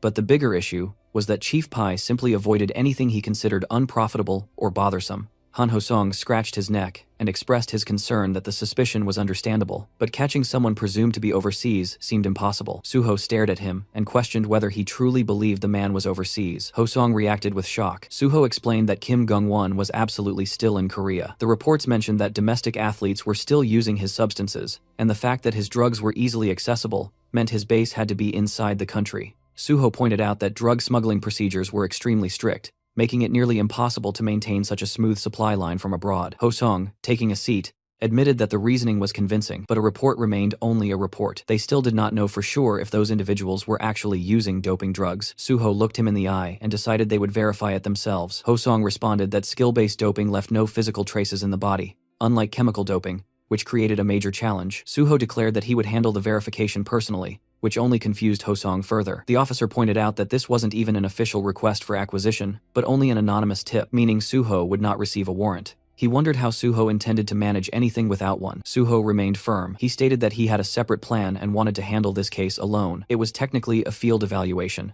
so he wanted the chance to attempt his own method first. If it failed, they could revert to Hoseong's approach afterward. Hoseong, still confused but not wanting to press the issue, brushed it aside and told him to proceed however he wished. Suho bowed slightly, thanking him for trusting him. Hosong added that he could contact him anytime if he needed help. With that, Suho left the office, ready to execute his plan. Hosong, leaning on his chair, thought to himself that he had no idea what kind of plan Suho was relying on, but he assumed Suho would learn the hard way. Tracking a fugitive unregistered hunter was nothing like what Suho had done before, and the reality of it would hit him soon enough. As Suho stepped outside, he pulled out his phone and contacted Nexus Academy. He informed them that he was heading there immediately, and that he needed something done. After some time, Ji-won appeared, laughing and commenting that the request seemed easy enough. Inside the Nexus Academy lounge, Suho and Ji-won sat together while Ji-won confirmed that all he had to do was locate Kim Gung-won. Suho verified it. Ji-won studied the file and concluded that if they followed the numbers listed in the reports, they would eventually trace Kim Gung-won's phone. Once they found the phone, they would have his location, and Suho could take him down from there. Suho watched him and felt certain he had made the right decision by coming to him. Ji-won, shyly brushing it off, said it was a simple task and asked if they should begin right away. He mentioned that one more person would join them, and that person was Hyungmin from the Banshee team. Ji-won wondered why Hyungmin was involved, but Suho explained that Hyungmin's ability was essential. They would infiltrate a heavily secured phone and extract data from inside it. Now Ji-won understood the purpose. With the plan settled, Suho signaled the start. Sometime later, Ji-won made a phone call pretending to be someone named Kwon Song-min from a telecom base station, asking if the phone belonged to Mr. Hamdeo and advertising a new internet plan. The person on the other end only responded with disinterest and cut the call. Suho observed him and noted how good he was at acting. Ji-won brushed it off and said that since they confirmed the informant's number was legitimate, it was time to move forward. Ji-won activated his digitization skill, and immediately the three of them shrank and entered the smartphone. They landed on the digital screen inside the device, confirming they were in the correct place. Ji-won explained that all they needed to do was find traces of contact or trade records with a drug dealer, and searching text messages or messenger apps would make it quick. They spotted a Telegram icon, recalling that Telegram was commonly used for such illegal trades, so they started there. When Ji-won approached the icon and tried to access it, he realized it was locked, which made him tense. Suho looked at Hyungmin and indicated that he would handle it. Ji-won grew confused and warned that firewalls like this were not easy to break. Suho explained that Ji-won did not know Hyungmin's personal skill. Hyungmin had the ability to create a special doorway capable of bypassing any barrier. His skill was called portal creation. Hyungmin raised his hands as a blue orb formed, and suddenly a door appeared in front of him. Suho understood in that moment that apps like Telegram would normally alert users of hacking attempts, but Hyungmin's ability did not attack the firewall. It created an entrance through it, leaving no trace. It reminded Suho how the Banshee team had carried out terror strikes with precision thanks to Hyungmin. Meanwhile, Ji-won thought about his past struggles, remembering the time he dealt with firewalls through manual labor and sheer effort. Suho, noticing his gloomy expression, reminded him that he was the only one capable of allowing them entry in the first place. Still carrying the emotional Ji-won, Suho led the group through the newly opened portal. Inside the messages, they found some information. The three stopped at one detail, realizing they had located the right place. In front of them appeared a room labeled drugs. Inside that room sat two avatars facing each other. Ji-won identified them as Ham Dae-ho and the drug dealer. Fortunately, they had not left the chat room yet. The avatars represented chat logs, Suho placed a hand on a box on the table and determined from the contents that the avatar in front of them was definitely the dealer. They now needed to follow the information upward. Jiwon confirmed that the door behind the dealer's avatar led into the dealer's own Telegram account. Once they went through it, they found multiple doors, each representing different transactions the dealer had completed. Jiwon was amazed that the chat rooms visualized as an entire building showed how many people had communicated with the dealer. Suho studied it and said it was time to send every one of them back to prison. They then began tracking the top of the chain. Suho instructed them to search every chat and collect phone numbers and call records. Eventually, Suho and Jiwon found a particular number. Jiwon identified it as the supplier. If they followed it, they would reach the source. The trio repeated the same process for a while, searching for more intels. After hours of searching, they walked out of another digital doorway, feeling exhausted. Suho wondered aloud how many layers of subcontracting existed. Hyungmin, drained, guessed they were being extra cautious given the nature of their business. Suho believed that after tracing so many layers, it was time they finally found something concrete. At that moment, Hyungmin opened another door and discovered Kim Gungwon's phone. Inside the digital room, photographs of the man were plastered on every wall, ceiling, and corner. Top, bottom, everywhere. Hyungmin was shocked at the overwhelming number of images. Jiwon stared at the photos in confusion, wondering why the man's ego had inflated so dramatically and why he had so many selfies. Suho explained that these were likely arbitrary self-photographs used for verification or identity tracking. He then said that since the GPS remained active, they could retrieve the location and head back. Soon enough, Jiwon compared the data and pinpointed Kim Gungwon's home. Suho asked where it was, and Jiwon explained that the location was in Gangnam, Seoul, at Acro Tower. Inside one of the tower rooms, a bulky man with a nasty scar across his face lounged back with the kind of smugness only dirty money could buy, bragging that profits were soaring thanks to their dear Mr. Gung. This was Baek Jeom, the boss of the Platinum Gang, and across from him sat Kim Gungwon, pretending to stay humble while soaking in the praise. He claimed his results were always great because of Baek, then casually brought up whether the police were fully handled. Baek confirmed without hesitation, saying every layer of law enforcement, from cops to prosecutors to even the Hunter Association, had already been bribed, and none of them could be touched. Right then, the lights flickered out and the whole room dipped into darkness. Everyone automatically glanced upward. Gungwon muttered about a power outage while Baek Jeom quietly assumed the same. Gungwon complained that this wasn't some cheap building, and there was no gate rupture happening, so the power cutting out made no sense. Baek followed up with irritation bubbling inside him, thinking about the ridiculous maintenance fees they paid and how this nonsense was unacceptable, promising himself he would give the management a piece of his mind. Baek Jeom turned to his bald bodyguard, ordering him to go take care of it, and the bodyguard moved toward the door without question. But before he could reach it, the door exploded inward with a violent crash. The sound ripped through the room and instantly snapped both men out of their irritation, their attention locking onto the chaos as they tried to process what the hell just happened. The answer walked in on its own. Suho stepped through the broken entrance, gripping the bald bodyguard's head like a piece of trash, slammed it into the floor so hard the skull cracked. With a cold smirk aimed straight at Gungwon, letting the bastard know he had been found, Gungwon froze when he saw Suho, demanding to know who he was, while Baek stood beside him casually puffing on a cigar, commenting that Suho looked familiar. Suho rose to his feet and introduced himself, holding up his ID. He identified himself as On Suho, record updater of the Awakening Department of the Korean Hunter Association, and stated that Kim Gungan had intentionally refused record updates for years. That alone was enough reason for an on-site arrest. Kim Gungwon, terrified and shocked, recognized him as the sword god On Suho. Suho confirmed that identity, scratched his neck, and told him to cooperate obediently. Instead, the men took their fighting stances. Suho looked at their audacity and warned that, if they did not want to die, they should submit. Moments later, the two criminals knelt on the ground with beaten expressions while Suho stood tall in front of them, thanking them for their cooperation. In their minds, the criminals thought he had beaten them one-sidedly, and wondered how that counted as cooperation. Suho then turned to Yeonhwa and thanked her for her EMP ability, which allowed them to enter easily.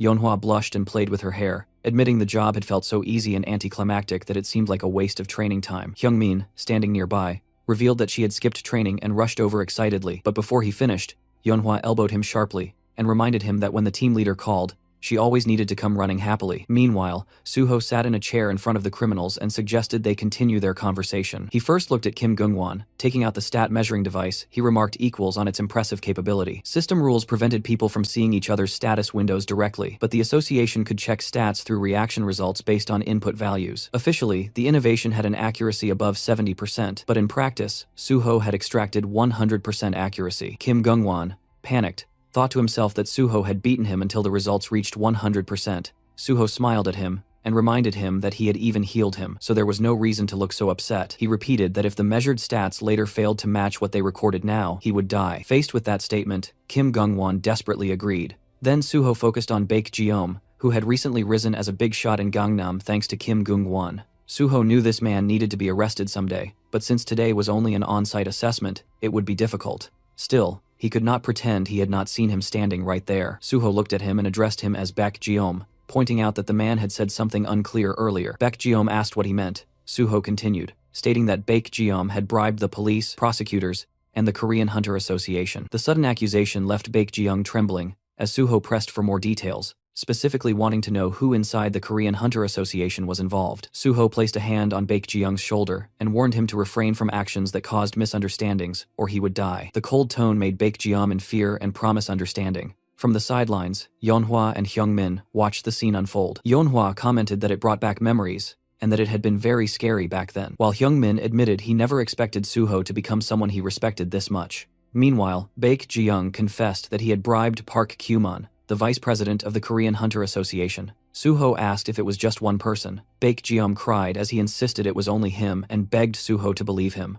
Suho looked at him and sensed he was not lying. He then wondered whether Park Kyuman knew nothing about the awakening and non-awakening assessments. If Park Kyuman had known, he would have removed anyone connected to him from the list or given special instructions to protect them. This meant someone had targeted Park Kyuman. It would not have been Section Chief Lee Munho, the one who had provided the list, but the mere fact that Lee Munho assigned the evaluation task meant someone higher had pressured him, someone above Park Kyuman or on equal footing. The possible candidates narrowed down to Chairman Jang Kyung-won and Special Unit Chief Pai Sung-yeol. To Chairman Jang Kyung-won, Park Kyuman was like a tongue in his own mouth, so he had no reason to harm him. Pai Sung-yeol's official rank was lower than Park Kyuman's, but most people said his internal power was far greater. Suho concluded that the most likely suspect was Pai Sung-yeol. According to his memories, he didn't remember that the vice president and Chief P were on bad terms, and he decided he would have to watch carefully. If Kim Gung-won were captured, either Pai Sung-yeol or Park Kyuman would react. Suho grabbed Kim Gung-won by the collar and told him he would come with him, while telling Baek Jeom that he would be seeing him again and intentionally refraining from arresting him at that moment. That statement confused Baek Jeom. Suho warned him to take care because he would return. With that,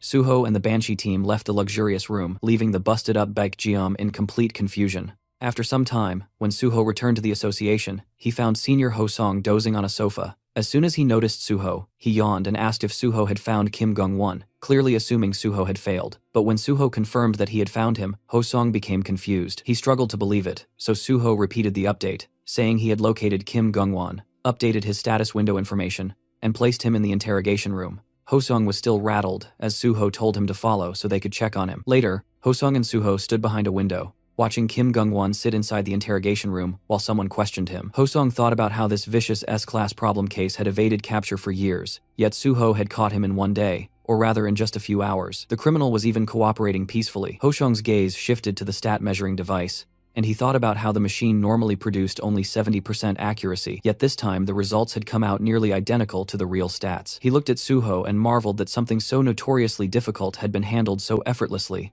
as if Suho had taken a simple stroll. Suho then said the charges were proven and that they could hand Kim Gung-won over to the Special Forces Department immediately. Ho-song nodded. Still confused, he asked how Suho managed to catch him. Suho, wearing a straight expression and not even looking at him, said he simply asked around here and there and got lucky. He then asked if he could bring in the remaining non-updaters too. Ho-song agreed and suggested they go together, but Suho suddenly turned, saying he wanted to catch all of them himself and earn the highest evaluation. The sudden declaration caught Ho-song off guard. Suho bowed slightly and said he would ask for help if needed, but asked Ho-song to focus on transferring Kim Gung-won to the Special Forces Department. As Suho walked away, the sloppy 7th grade officer remained standing alone and simply responded with an okay in confusion. A few days later, chatter filled the office.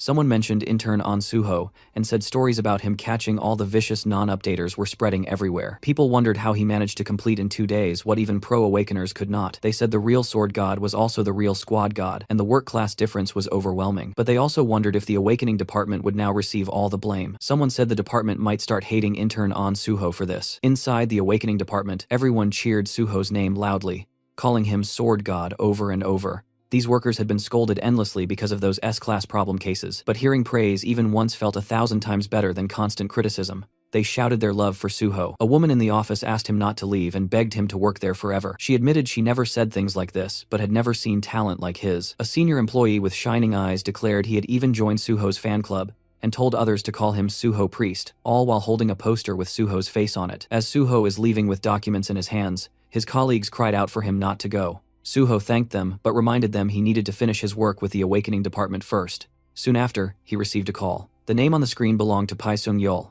Chief Pai, while looking at documents, asked Suho if he was busy and told him to come see him if he had a moment. Suho realized instantly that the bite he had been waiting for had finally arrived. Inside Chief Pai's office, Chief Pai handed a can of Coke to Suho and commented that Suho's performance in the awakening department had been impressive. Suho responded modestly, saying that it was nothing. Chief Pai sat down and questioned him, wondering how Suho could call it nothing when he always produced results far beyond expectations. Suho thanked him. Chief Pai then asked whether the first person he caught was Kim Gungwon. Suho confirmed it. Taking a sip of Coke with a smirk, Chief Pai pointed out that if Suho had only seen Kim Gungwon, Suho realized immediately that things were happening exactly as expected, and that Chief Pai already knew everything. That made everything simpler. Suho revealed that he had also seen Baek Jeom. Chief Pai then asked why he had let him go. Suho explained that he believed the man was too big for him to handle. Chief Pai asked why Suho spoke, as if he already understood what he was implying. Suho clarified that he assumed Chief Pai was referring to Baek Jeom's connections. Chief Pai confirmed it. He then asked Suho to explain why he had not reported back right away. Suho said he waited because he had no justification to report. Chief Pai wanted to know what kind of justification. Suho clarified that he planned to join the Special Forces unit, but since Chief Pai's name had not been mentioned yet, reporting prematurely would have looked like overstepping.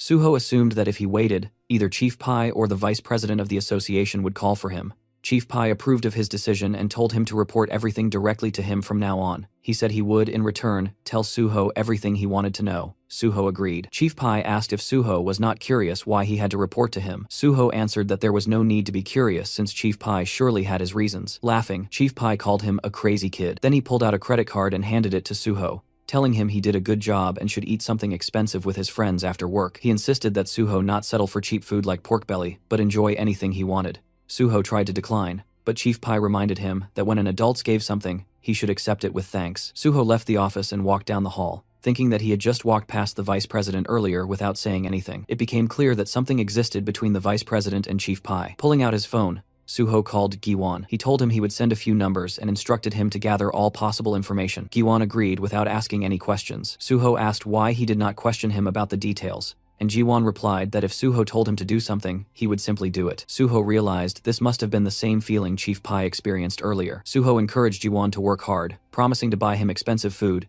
and telling him to decide what he wanted to eat. Jiwon celebrated on the other end of the call. After ending the call, Suho thought of reporter Jo Jinwi. He called him and checked if he was free in the evening. Later that evening, Suho and Jinwi clanked their beer glasses together. Jinwi congratulated him on officially starting his work as a hunter. Suho thanked him and asked if he had been busy with articles. Jinwi said it had not been difficult since all he had to do was add flavor to the solid foundation Suho provided. He asked about the Banshee team and others, and Suho explained that he set aside a separate table so they could bond better with Haewon and the others. Suho then tells Jinwi that Haewon would want to greet him too, so they would invite him properly next time. He said he prepared this small repayment for last time. Jinwi said he should be the one repaying Suho. He explained that Hammer 2 helped save victims, and that the Nexus had risen into a nationally favored guild, which caused his related feature articles to perform extremely well. Raising his glass, he said he looked forward to working together. Suho raised his glass as well and agreed that they should continue working together. The next day at the association, the manager of the non-awakening division, Lee Se-hyun, greeted Suho with cheerful energy.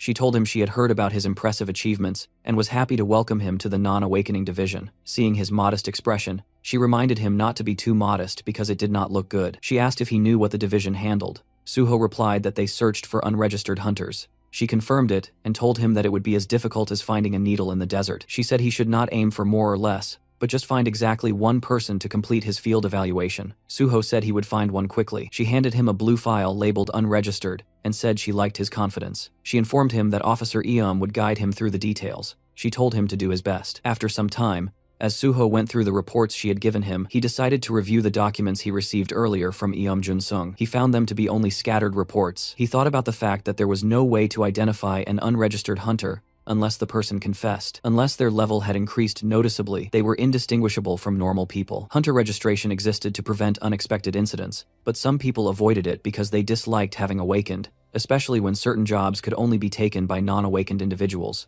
Athletes were a prime example. Then someone called out to Suho. It was Jo Song-gil, an investigator for unregistered hunters. He said he heard about Suho's record-breaking achievements in the Awakening Division. He mentioned that his colleague Han Ho-song had praised Suho endlessly, so he was looking forward to meeting him. Suho responded politely. The officer asked whether Suho intended to handle this assignment alone. Suho said he would try alone first. Turning away, the officer told him to contact him if he got stuck, and Suho realized the man had simply come to dump all the work on him. Suho decided to meet the first person he had marked for evaluation. Somewhere else, a dartboard was filled with perfectly centered arrows. A blonde boy named Park Gung had shot all of them. People behind him praised his skill, saying that his abilities never disappointed. Another person commented that he would likely win the upcoming tournament again. Someone else noted that the first place prize money would be large, and they felt jealous. Two other students approached Park Gung. A girl invited him to go to karaoke with them after a long time, but Park Gung said he needed to help his mother at the shop, telling them to go without him. The black-haired boy complained that even on the day before the tournament, when practice ended early, he still had responsibilities. Park Gung apologized, saying they would go next time. Later, he arrived at the restaurant and announced he was home. Inside, he saw an officer eating. It was Suho, casually eating fancy dishes. The boy immediately recognized him as the sword god, but his mother shushed him, reminding him quietly not to bother customers. The boy agreed, and his mother asked why he was home early when it was still training time. He explained that practice ended early because the tournament was tomorrow. She asked why he did not hang out with friends, but he tied on an apron and said he could not leave her working alone. He then asked whether he could take care of the sword god's bill if it had not been paid yet. She agreed. When Suho asked for the bill, the boy said it was 10,000 won and asked if he wanted a receipt. Suho declined and addressed him by name. The boy froze, shocked that Suho knew who he was. Suho revealed that he was from the Korean Hunter Association's non-awakening department. The mention of the non-awakening department made the boy's face turn pale. He immediately began stepping back and apologized, saying he was busy and had no time. Suho told him it would only take a moment, but the boy bolted out of the restaurant, apologizing as he ran. His mother watched him leave, wondering why he was acting that way. In an alley,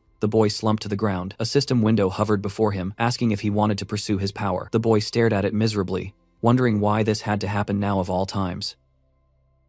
Still shaken, Gung remained crouched on the ground. He had told no one about the status window that had appeared days ago, yet somehow Association already seemed to know. If people discovered he was an awakener, even at level 1, it would be over for his archery career. An awakener was still an awakener, and revealing it now was not an option. He forced himself to stay low, convincing himself to endure a little longer. His phone suddenly rang. As he answered, he slowly stood up, steadying himself, and told her he was nearby. She mentioned that Hunter On Suho had already left, and Gung immediately pressed for more, wanting to know if he really left without saying anything. His mother explained that she had only spoken briefly with the sword god, and that nothing else had happened. Hearing this, Gung felt his tension ease for the first time. He told her he was fine, that he would return to the dorm to rest for the tournament the next day, and that she should eat dinner without worrying about him. She agreed, though she cautiously checked if everything was really alright. The question snapped something inside him, and he raised his voice, insisting that nothing was going on. The call ended shortly after. Gung exhaled slowly. His mother had not sounded anxious or suspicious, and that alone brought him relief. It seemed the sword god had chosen not to tell her anything. The reason behind that decision bothered him. Clutching his phone tighter, he wondered if that man intended to expose him later,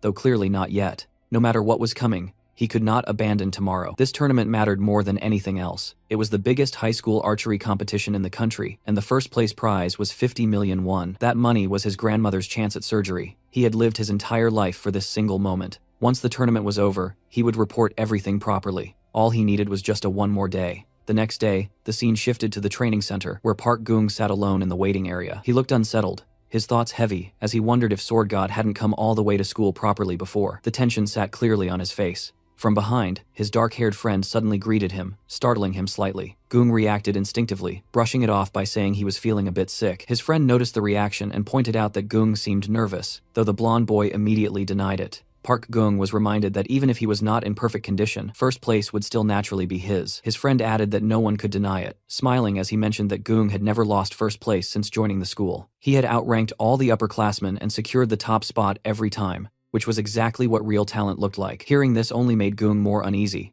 as he pointed out that his friend beat upperclassmen every day as well. The response came with a shrug, admitting that despite that, he was still stuck as the eternal second place. In the end, the world only remembered whoever stood first. With a smirk, his friend added that considering how much money his family spent on him, failing to even secure second place would mean serious trouble at home, especially with the kind of father he had. His friend clenched his fist lightly and brushed it aside, telling Gung that regardless, he had a reason to win and needed to make sure he did. He promised to watch until the very end. Gung thanked him, admitting that the encouragement helped him relax a little. Just then, Gung's attention was pulled away by the coach calling for him. Meanwhile, Won-seuk watching him from background with dark smile. As soon Gung entered an office, he noticed the coach speaking with a man dressed in black. One look was enough for him to recognize who it was. The man standing there was none other than An Suho himself. Gung immediately wondered why he was here. Fear crept in fast, sweat forming as he realized the officer might have come to take him away. The coach excused himself, saying he would leave so the two could speak comfortably. Once alone, Suho addressed Park Gung and brought up where he had gone the previous day. The question made Gung stumble over himself, unable to respond properly.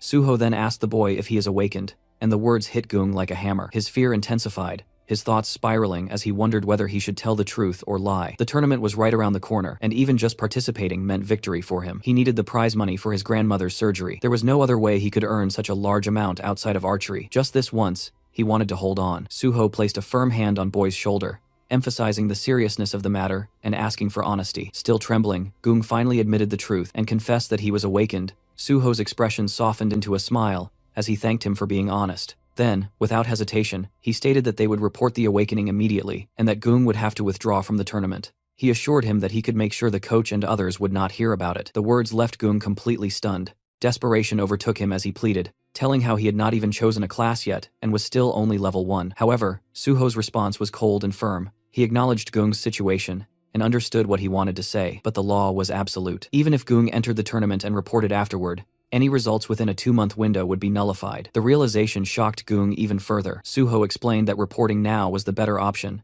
and told him to come with him to the association. With no real choice left, Gung reluctantly agreed. Suho led him toward his car, watching as the boy followed quietly without resistance. Seeing this, Suho felt a sense of relief. In his previous life, Park Gung had won this tournament, but later lost the title in disgrace after his so-called best friend Hong Won-suk reported him. That incident twisted him deeply, eventually pushing him into villainy and turning him into the notorious criminal known as Gang Gui. It was a painful decision, but with Suho's interference, the boy is saved by his hellish fate. Meanwhile, as they drove along, Suho casually brought up why the boy was acting like some kind of criminal, even though nothing about him really fit that label. The boy shifted uncomfortably and admitted it was because he had hidden the fact that he had awakened. Suho immediately shut that idea down, saying that he hadn't actually done anything wrong. At that moment, the boy snapped his neck to look at Suho so fast it was almost reflexive. Clearly caught off guard and confused, Suho calmly told him to stop worrying because he wasn't a criminal in the first place. Still unsettled, Gung struggled to understand and tried to grasp what Suho meant.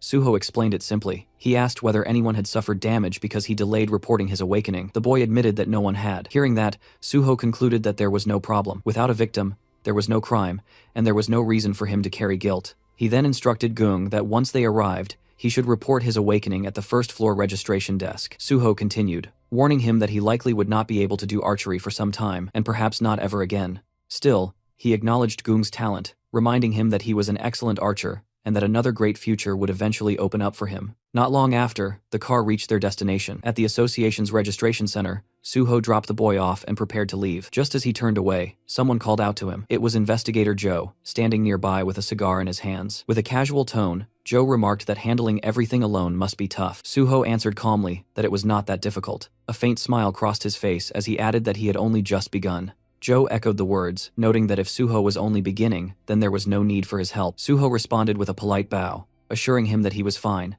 and then took his leave. As Suho walked away, he made a call to Jinhui and asked if he had some time to talk. Behind him, Investigator Joe let out a quiet sigh. Watching Suho's back, he muttered that the man was clearly having a hard time, though his pride kept it well hidden. Soon after, the boy reached the reception desk. The woman there informed him that his player registration card was ready, and he thanked her as he accepted it. Staring down at the card in his hand, a heavy thought settled in. He realized he could never return to being an ordinary person again. Closing his eyes, he reflected on the past few days and felt an unexpected sense of relief despite having lied during that time. He decided that the first thing he needed to do was tell his mother the truth. He tried calling her repeatedly, but even after 8 attempts, there was no answer. Worry crept in fast, and the fear that something might have happened to her. He rushed toward their small restaurant, his heart pounding, only to be met by a large crowd gathered outside. As he stepped inside, he saw people packed into nearly every corner. In awe, he wondered what on earth was going on. A dark-haired girl noticed him and complained that her group had been first in line. Another man looked at him closely and asked if he was Park Gung. The moment the crowd realized who he was, excitement erupted. People began cheering, recognizing him as Ansung High School's archery prospect, and several asked him to take pictures with them. Overwhelmed, He tried to understand how they even knew who he was. He wondered if the sudden increase in customers was because they had come to see him. The girl quickly cleared the misunderstanding, explaining that they were not there for him, but because the restaurant had been recommended by the sword god. The explanation only confused him further. She excitedly added that the sword god had posted about the food on Instagram. The post had already gathered over 87,000 likes and 47,000 comments. Some customers laughed among themselves, finding it oddly cute that Sword God's very first post was simply a food recommendation. Still confused, the boy tried to figure out how they had recognized him. One of the nerdy-looking customers casually explained that doing research before a pilgrimage was basic behavior. Others pressed him with curiosity, asking whether he had really met the sword god. With a hint of pride, he admitted that he had, even mentioning that he had handled the sword god's payment himself. The girl reacted with open jealousy but pointed out that his mother looked overwhelmed and suggested that he should go help. He immediately rushed into the kitchen and told his mother that he would help out. She questioned him about the competition and asked why he was there instead of training. Tying on an apron, he brushed it aside, saying they could talk later and that he should start cleaning first. Outside, customers excitedly stared at the special sword god menu, commenting on how humble and cute it felt to see the sword god eating simple snack food. The entire day passed with him serving customers non-stop. By evening, exhaustion finally caught up to him. He leaned against the counter, drained, and remarked that since the restaurant had opened, this had been the busiest day they had ever experienced. His mother, still bewildered, commented on the sudden chaos, and then asked again why he was there instead of at the competition. Before he could answer, someone outside called out, asking if the restaurant was open. His mother turned and apologized, explaining that they were closed for the day because they had run out of ingredients. The man replied that he was not a customer. He introduced himself as Jo Jae-in-hui, a reporter from PBS, and said he would like to interview Park Gung if he had a moment. The boy stood there confused, wondering if the man truly wanted to meet him. The reporter confirmed it, explaining that they had received a tip. According to that information, Park Gung had withdrawn from a major competition after honestly reporting that he had become an awakened person. The words hit hard. His mother froze in shock, struggling to understand what an awakened person's honesty report even meant, and questions what was really going on. The scene shifted to the archery training ground, where Coach patting Won-suk, offering a few words of encouragement. The boy responded confidently, stating that he would do his best for the competition. Once the coach walked away, his thoughts immediately turned sharp and bitter. He had not expected Park Gung to make the first move. Originally, Won-suk had planned to report Gung's awakening right after winning the competition, intending to crush his future. He thinks, the higher someone climbed, the harder they were meant to fall. But now that Gung had withdrawn from the match entirely, everything changed. This unexpected move made Won-suk debut much earlier than planned. A few days earlier, he had overheard Gung muttering to himself about awakening, and that memory burned deeply. Jealousy had always lingered inside him. It finally made sense why that beggar kid had been shooting so unnaturally well. The thought that Gung had deceived him and tried to block his future filled him with resentment. But now, his eyesore is gone. This was his time. He would win the competition and prove himself to everyone. As he began training, whispers spread around the field. People quietly remarked on how perfectly he was releasing the bow, even claiming it looked better than Gung's technique. The praise fed directly into his confidence, twisting it into greed. Thinking himself as the true bow god, his focus suddenly broke when he overheard people talking about an official who had arrived. That official was none other than An Suho. Confusion spread among the crowd as they wondered why the sword god was here. Suho approached Won-seok directly and addressed him by name, asking him to come along to the association. Won-seok was caught off guard and demanded an explanation. Suho replied that it was not something to be discussed publicly, and explained that Won-seok was scheduled for an investigation that would take about a day. Anger surged as Won-seok snapped, refusing outright, questioning why an investigation was suddenly happening now. Suho remained calm and stated that everything would be explained on the way. Won-seok's frustration exploded as he flatly refused again, insisting that he could not go and asking whether Suho himself would agree if he were in the same position. That was when Suho revealed the reason. He mentioned Won-seok's older brother, Hong Dong-seok. Just hearing that name drained the color from Won-seok's face. Suho explained that Dong-seok was currently under investigation for draft dodging involving a fake awakening report. Because of that, all family members were required to undergo awakening verification as well. The case involved many people, and was being treated as a serious matter. Suho looked directly into Won-seok's eyes and asked for his cooperation. Fear crept in fast as Won-seok struggled to process the words draft dodging and corruption. Behind him, other students whispered among themselves, remarking that the sword god was personally escorting him. A girl murmured that it looked like his family had committed a crime. At the association, a dark-haired boy shouted loudly, demanding to know who had reported him. Sitting across from an officer at a desk, he accused him of hypocrisy, pointing out that the same officer had issued his player license. The officer warned him that continued refusal to cooperate would only make things worse. At that moment, Suho arrived, bringing Won-seok along. Watching the situation unfold, Suho reflected that he had caught everyone he could remember being tied to the draft fraud, and now everything was exploding at once. The moment Won-seok saw his brother, his restraint shattered. He struck him instantly, knocking him to the ground, unleashing his rage as he blamed him for ruining his competition and spat insults at him. Observing the scene, Suho thought about how distorted they all seemed. Investigator Joe rushed over to Suho, asking for help. Suho replied calmly that interns were not allowed to perform official duties, and that he was currently busy in undergoing field evaluation. Joe protested, but was suddenly called away by his superior and had to leave. Watching him go, Suho thought that he had already spoon-fed them more than enough, and wondered how much more they expected from him. Not long after, he arrived at a PC cafe. Looking around, he noted how old it felt. The place still allowed indoor smoking, had no customers, and carried an atmosphere frozen in time. After the cataclysm and the rise of virtual reality, the online gaming industry had collapsed rapidly. PC games that relied only on monitors had no chance against VR games. It surprised Suho that this place was still operating at all. His attention shifted to a gray-haired man seated nearby. Instantly, Suho realized he had finally found him. He took the seat beside him and opened the game OPS. The gray-haired man noticed and commented on seeing someone play OPS after such a long time. Suho admitted that returning to the game after so long was not easy. The man found it amusing and remarked that Ops was practically a dead game, so having even one more player felt nice. He suggested playing together and asked Suho to add him as a friend under the name Railgun. Suho recognized the name immediately and realized he was sitting next to the #1 ranked OPS player. The man confirmed it casually. Suho expressed his respect and appreciation. Feeling generous, the man stood up and offered to buy Suho something to eat, explaining that he worked there and could give him plenty. As he browsed the shelves, he asked what Suho wanted. Before he could pick anything, Suho asked him if his name was Kim Gyum. The reaction was instant. The gray-haired man froze in shock, fear flashing across his face as he turned to face Suho and confirmed his name. Suho calmly removed his identification card and revealed his affiliation with the Korean Hunter Association's Non-Awakening Inspection Division. Fixing his gaze on the man, Suho asked him to show his ID. The gray-haired boy trembled as he stepped backward, finally confirming that he was Kim Gwon, his fear obvious the moment his identity was exposed. Suho stared straight into his eyes with an unshaken firmness, already aware of the truth, and demanded identification without hesitation. The boy tried to stay composed, claiming his ID was locked inside the staff room and insisting he would return shortly. As he moved toward the stairway, Suho followed closely, already anticipating what would happen next. The moment they reached the stairs, the boy bolted without warning, sprinting away exactly as Suho had predicted. Outside the building, the exhausted boy leaned against a wall, gasping for breath, his thoughts spiraling as he wondered how the association had managed to track him down. He did not realize that Suho was already standing behind him like a silent shadow. Before the boy could react, Suho casually remarked on his attempt to escape, and in the same instant struck him with a powerful flick to the forehead. The impact alone sent pain shooting through the boy's body, instantly dazing him. He dropped to his knees, trembling as the pain overwhelmed his senses. Suho reminded him coldly that any refusal to cooperate or another attempt to flee would result in immediate arrest. Kneeling beside him, Suho listened as the frightened boy protested,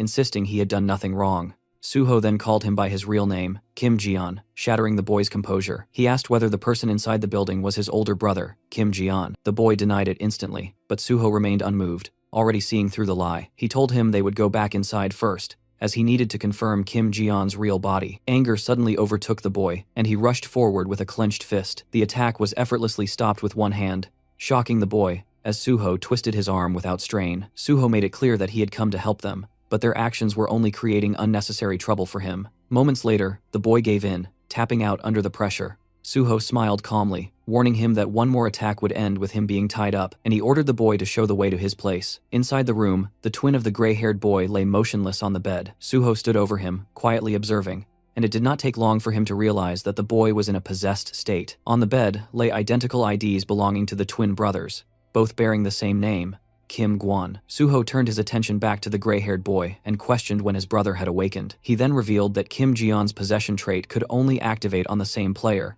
and hearing this made the boy visibly tense. Suho warned him not to lie, stating that their work dates at the PC cafe could easily be checked. Realizing there was no escape from the truth, the boy broke down and desperately asked what Suho was planning to do next. With his eyes shut tight, he explained everything in a rush, revealing that he was paralyzed from the waist down due to an accident, while his brother had ended up in a vegetative state. They had no parents, no money, and no support, and this was the only way they could survive. Suho calmly responded that he would not do anything, a statement that completely confused the boy. For clarity, the hooded boy was Kim Gwon, the younger brother, while the disabled one was Kim Jian, now possessing his own younger brother because of his vegetative condition. With that understood, the situation continued. Suho looked at the boy calmly and explained that he was there to help them, instructing him to sit down and listen properly. The boy, irritated and unwilling to trust him, resisted until Suho finally introduced himself as An Suho. The name struck a nerve, sounding familiar enough to spark panic. The boy quickly pulled out his phone to search the name, only to realize that the sword god himself was standing right in front of him. At that moment, the original Jian returned to his own body, confusion washing over his face as he tried to process what was happening.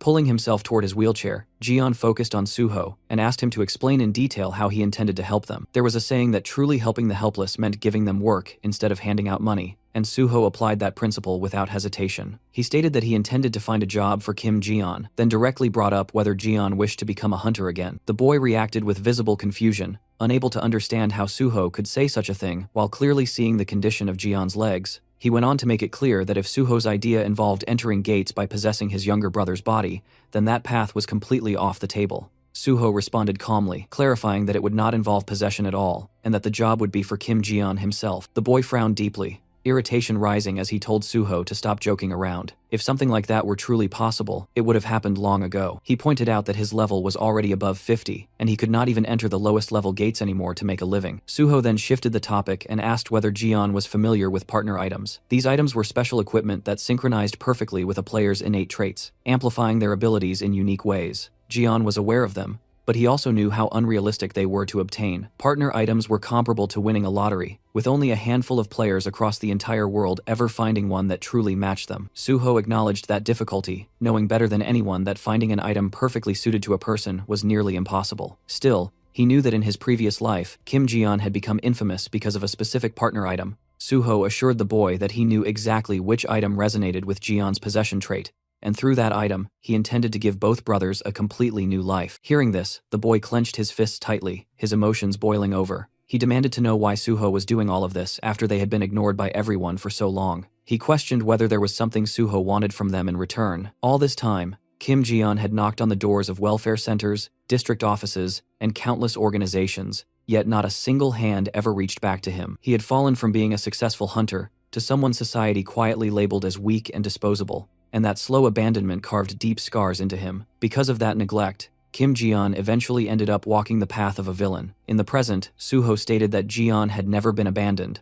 but the boy clearly did not believe those words. What followed left him completely shaken. Suho stepped forward and knelt in front of him, lowering himself without hesitation, and apologized for arriving late. He admitted that he should have come to help much earlier. From deep inside, Suho genuinely wanted to help Kim Jian, even though he had not created the system and was not the state itself. Still, he understood his responsibility as a public servant and intended to fulfill that duty sincerely, without excuses. With a calm smile, Suho explained that his delay was not due to neglect or indifference, but because he had not found a viable solution before. This time was different, and this time, he promised to help. Kim Jian stared at him in silence for a long moment, before finally apologizing in return. He admitted that he had never experienced anyone truly trying to help them, which had made them overly sensitive and defensive. Suho stood back up and told him that he would have reacted the same way in that position. He then assured him that his brother's awakening report would not interfere with their disability pension, making it clear that he had already considered those consequences. Suho even went as far as stating that he would personally deal with the PC cafe owner if Jian was not paid properly, though the man was spared when Jian explained that the owner had treated him kindly.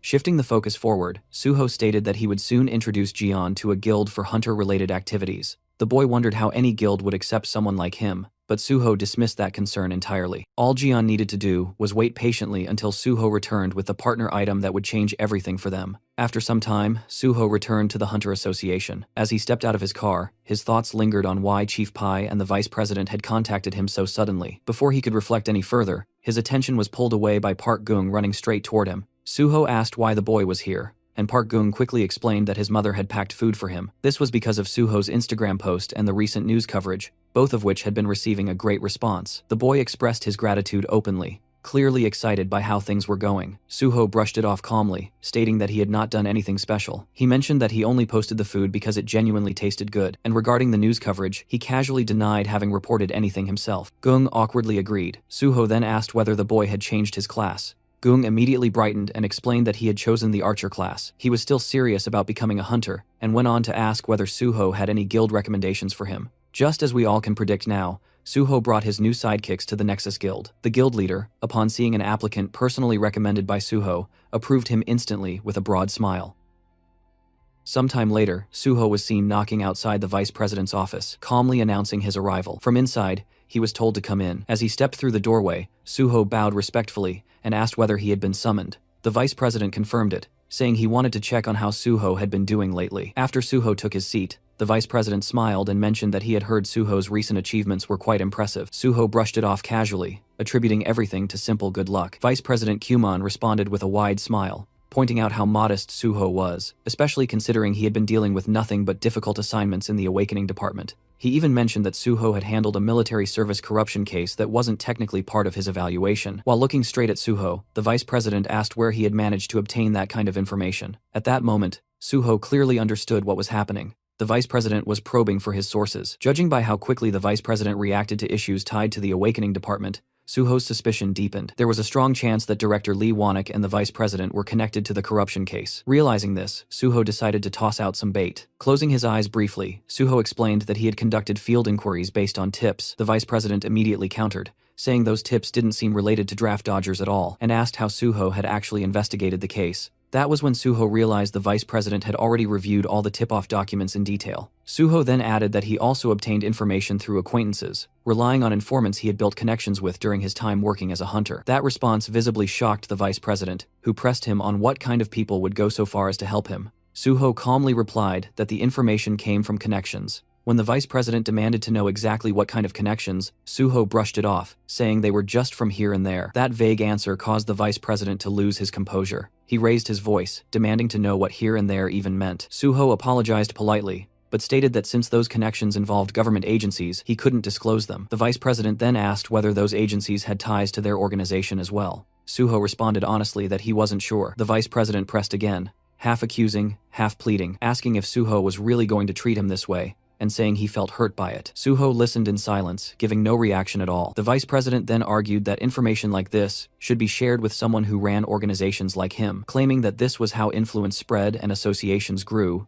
and questioning how such information could even be misused. With a faint smirk, Suho added that he had heard there were internal connections within the Daewon Association as well. Since the source was reliable, it was probably an insider. The vice president immediately latched onto that, expressing interest in meeting those informants. Suho replied cautiously that they were extremely wary of exposure, which would make such a meeting difficult. The vice president suggested meeting them under the guise of being a client, but Suho insisted that even then, it wouldn't be possible. Stepping closer, the vice president desperately asked if Suho was truly going to do this to him. After a brief pause, Suho finally said he would ask them once. That answer instantly pleased the vice president, who told Suho to give him a response by today. Suho agreed, saying he understood. With the conversation finished, Suho stated that he would take his leave. He thought to himself that he had hooked the vice president perfectly, exactly as planned. The scene then shifted to the non-awakened department, where Suho ran into Aom Jung-sung. Standing right in front of him, Suho calmly checked whether his evaluation had already been completed. Aom, however, was visibly sweating while juggling a stack of files. He awkwardly explained that the awakening department was completely swamped at the moment, and asked Suho to wait a little longer. The staff handling evaluations were buried in work, and it would likely take several more days to finish everything. Hearing that, Suho was genuinely taken aback, wondering what this sudden delay was even supposed to mean. Around them, chaos filled the department. Other officers were shouting behind his back, clutching their heads and complaining about how an absurd number of draft dodgers had appeared all at once. Just compiling the list alone was taking forever. Another officer muttered miserably about his mother, apologizing in his heart for being unable to go home from work. Suho then calmly asked where he was supposed to wait in the meantime. Aom hesitated before realizing that Suho hadn't even been assigned a seat yet. Suho simply stood there blankly, waiting for an answer. Not long after, the scene cut to him outside the building,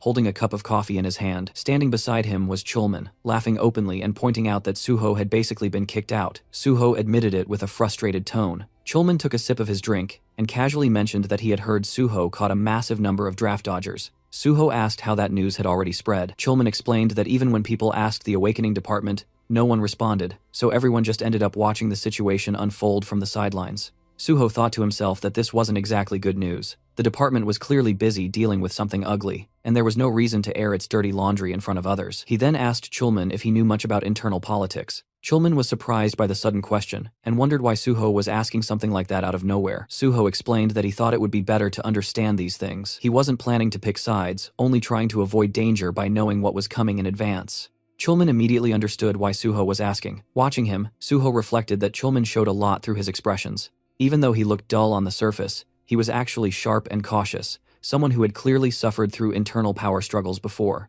In contrast, Suho realized that all he had ever done was swing his sword, staying so focused on survival that he never had time to look around. Chulman then began explaining the structure involving Vice President Qman and Chief Pai Seung-yeol. On the surface, there were two major factions within the association, the Vice President's line and the Special Unit Chief's line. Suho recalled that before the regression, those two hadn't appeared as faction leaders and even seemed to be on the same side. Looking at it now, that clearly wasn't the case. They were never allies to begin with. Suho suspected that cases like the Sun Baekgeum incident were likely handled by slowly gathering information and tightening a leash from behind the scenes. Chulman continued, explaining that the factions themselves were easy to distinguish. The Awakening Department and the Management Department belonged to the Vice President's line, while the Gate Department and the Resource Department fell under Chief Pai's line. He then asked Suho why the president didn't seem to have a faction of his own. Suho answered simply that the president was the highest-ranking person in the association. Chulman agreed, adding that the president only needed to survive his term, so his focus leaned more toward external relations. Chulman asked if there was anything else Suho was curious about. Suho said no, stating that he would keep everything he had heard in mind. Chulman then offered to arrange a temporary seat for him in the Gate Department. Suho thanked him but expressed concern that doing so might cause unnecessary misunderstandings. Instead, he suggested studying for other department theory exams at a cafe. Chulman agreed and said he would provide the necessary study materials. Suho thanked him once more, thinking to himself that taking the rest of the day off might not be such a bad idea after all. Sometime later, Suho arrived at the Nexus Guild Villa in Paju. The moment he stepped inside, the Banshee team and Ji-won visibly lit up, genuinely happy to see him after such a long gap. Suho calmly guided everyone to their seats, setting the mood before anything else. Ji-won found it odd that Suho was here during work hours, but Suho brushed it off, explaining that it was a legal skip. What mattered more, he added, was that the timing was finally right. The group didn't immediately understand what he meant, so Suho reminded them of the promise he had made in the past. In the past, he acknowledged that the Banshee team all carried a deep grudge against the special unit. The revenge they wanted was something he intended to help them achieve in a concrete and irreversible way, and for that, preparation was necessary. That was the real reason he had gathered them before,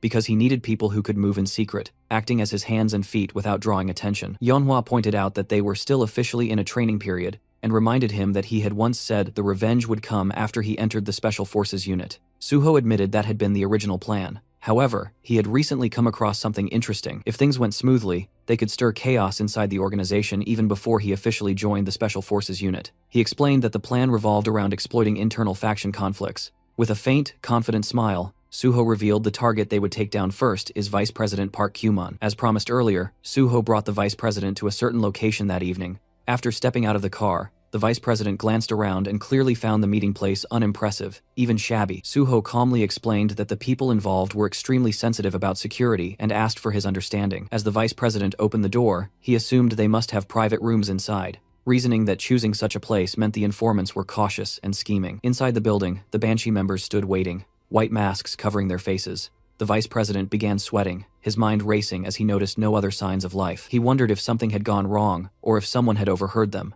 Still, he reassured himself that Sword God Suho was right there, meaning nothing serious could possibly happen. Suho then turned slightly away from him and stated that this was indeed the right place. The Vice President grew uneasy, sensing something off about Suho's tone. Suho continued, saying that the timing was perfect for getting things done. In that instant, the Banshee members surged forward with overwhelming speed, subduing the Vice President before he could react. They pinned him to the ground in one smooth motion, completely cutting off any chance of resistance. Standing tall over him now, Suho coldly stated the reality of the situation. The Vice President had been kidnapped, and Suho had no intention of explaining every detail. At his signal, Guak Duho stepped in and delivered a precise blow to the back of the Vice President's neck. The man's body went limp instantly as he fell unconscious, marking the true beginning of Suho's plan in motion.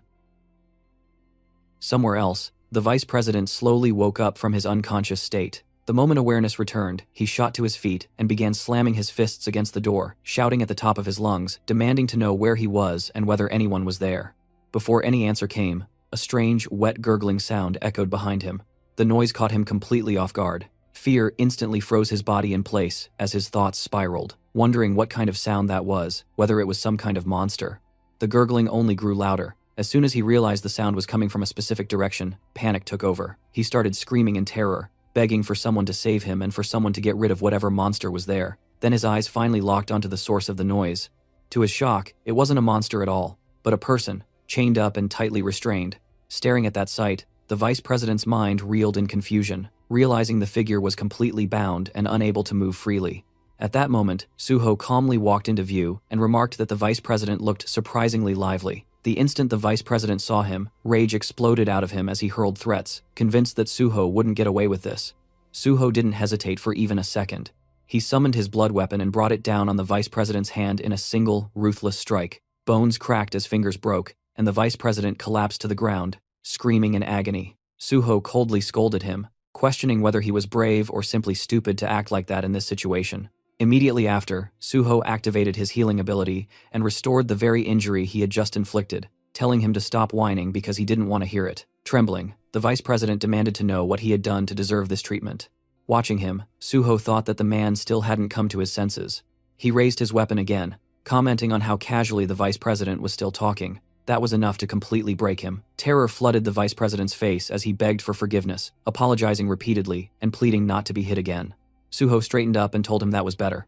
Cooperation would make things easier, and if they cooperated properly, their conversation wouldn't need to involve violence. He even added that he didn't enjoy hitting people. Then Suho moved toward the chained man, nudging him lightly with his foot before explaining who he was. The restrained man was Changsik, the boss of the Changsik gang, an organization involved in loan sharking and drug trafficking. His crimes were so severe that he was being kept here under constant supervision and education. Suho made it clear that from now on, everything depended on the vice president's choices. He could continue living as Park Kyumon, or he could end up living as Changsik instead. With that final warning hanging in the air, Suho calmly told him to behave properly. Sometime later, the vice president was kneeling in front of Suho. Just as instructed, he had written down everything he had ever done in detail inside the notebook. Suho glanced through it briefly and told him he had done well. Then, almost casually, Suho remarked that the vice president had really done a lot over the years, so much that it was no surprise he ended up getting swallowed by Pi Seung-gyeol. That single line hit Park Kyumon like a shock. Before he could react properly, Suho told him not to pretend he didn't know what was going on. Suho calmly revealed that he had caught Kim Gung-won, and that alone was enough to make Park Kyumon's position dangerously unstable. The vice president stared at him in disbelief and asked if it was really true. Suho sounded almost annoyed, asking if he seriously hadn't known. With a sigh, Suho mocked how slow he was, explaining that Kim Gung-won had been added to his investigation list early on as someone difficult to catch but clearly malicious. In the process of tracking him down, Suho had met Baek Jeon, and even learned that Son Baek Jeom had been bribing the vice president. Suho admitted he had deliberately let Baek Jeom go, just to see how Park Kyumon would react. Then Suho showed him his phone, and pointed out who had contacted him first after all that. It was Pi Seung-gyeol. Suho explained that Pi Seung-gyeol was already busy moving behind the scenes to take Park Kyumon down, while Park Kyumon himself remained clueless about everything happening around him. Suho added that he had assumed all the Awakening Department executives were on Park Kyumon's side, but it turned out none of them had reported anything to him. Grinding his teeth, the vice president cursed them in anger, furious after how well he believed he had treated them. Suho coldly pointed out that, given his situation, Park Kyumon's life was already hanging by a thread. If Pi Seung-gyeol decided to act, it could all be over at any moment. Completely shaken, the vice president begged him, asking if there was really no way for him to survive. Suho crouched down in front of him and said there was a way, but only if Park Kyumon did exactly as he was told. If he complied, Suho would make sure he survived inside the association and could even fight Pi Seung-gyeol on equal footing. Relief washed over the vice president's face as he desperately agreed, promising to do everything Suho said. Suho then took out a small black pill and handed it to him, ordering him to swallow it. Trembling, Park Kyumon asked what it was. Suho calmly explained that it was an item bomb, absorbed into the body once eaten and triggered only by his commands. It couldn't be detected by any search skills and was extremely expensive, so he told him to eat it quickly. Fear completely overtook the vice president as he refused at first, asking if he really had to eat something like that. Suho replied that he needed insurance in case of betrayal. If Park Kyumon truly didn't want to eat it, he didn't have to. Suho leaned closer and told him that if he didn't want to live here alive and unharmed, he could always live on as Changsik under a different name instead.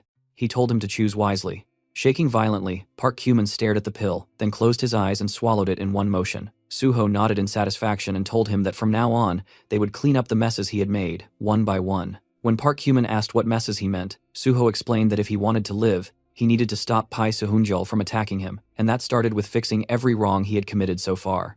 He didn't care how Park Kyumon handled it or who he pinned things on, as long as no innocent person was sacrificed. If he crossed that line, Park Kyumon already knew what would happen. The vice president quickly swore that would never happen. Suho told him to relax, saying he would simply sit back and watch. Then he gave his first direct order. As soon as Park Kyumon returned to the association, he was to deal with the draft evasion case. Suho asked who had been involved, and Park Kyuman confessed that it was him, the awakening department head, and the non-awakened division chief. He admitted he had taken 70% of the money, while the rest was split among his subordinates. Suho thought that whoever subcontracted the job had clearly stuffed himself with money. He ordered Park Kyuman to return all the money and silence everyone involved. When Park Kyuman hesitated, saying he still had his share but didn't know about the others, Suho coldly pointed out that if the money wasn't returned, things would explode. Either retrieve it or fill the gap himself, but make sure no noise came out of it. Park Kyuman quickly agreed.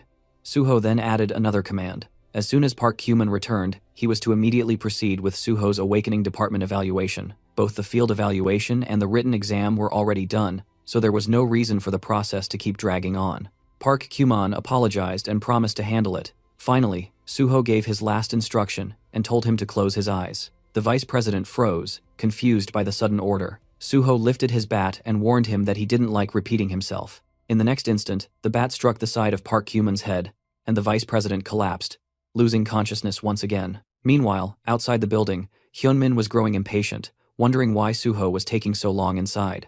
Duho agreed, pointing out that Suho had been in there for quite a while, yet everything had gone completely quiet. At that exact moment, the door suddenly opened, and Suho stepped out with the vice president slung over his back as if he weighed nothing. Yeonhwa stared at the scene in confusion and asked if Suho had hit him. Yeonhwa pointed out that there hadn't been any noise at all. Suho responded calmly, saying that, technically speaking, that was exactly what happened when you hit someone properly. He then gestured for Duho to take Park Kyuman and put him inside the car. Suho told everyone that he would explain their future plans later and asked them to gather together first. He handed Yeonhwa a notebook and explained that they would now use Park Kyuman to carry out some internal maneuvering. They were making their move before the situation fully took over the association, but before that, they needed to clean up the messes Park Kyuman had created. The notebook he had just handed over was the vice president's corruption ledger.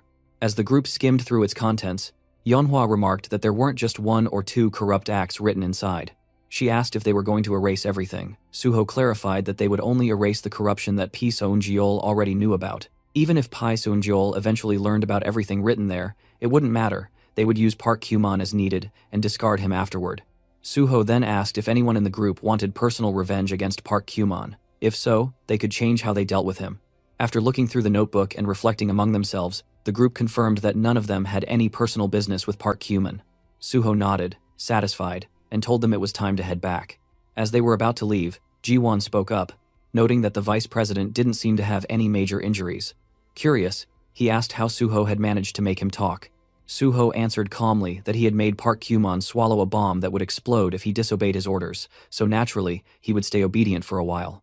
Ji-won was stunned, asking if there was really such an item in existence. Suho immediately shut that down, saying it was a lie. There was no such thing at all.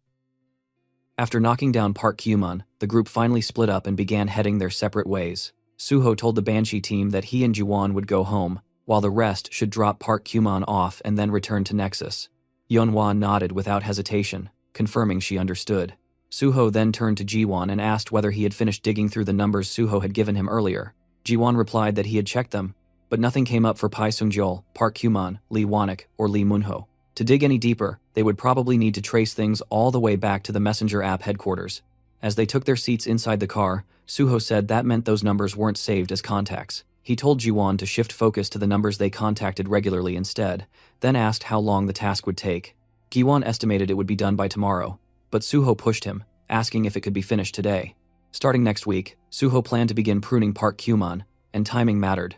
The very next morning, Ji-won came running in, his loud voice snapping Suho out of his sleep. He excitedly announced that he had found a number used by Pi Seung-jeol. Sitting down, Gi-won explained that in Lee Wanik's records, there was one unfamiliar number that appeared repeatedly. There were only call logs, no messages or chat history. After tracing it further, Gi-won confirmed it was Pi Seung-jeol's second phone.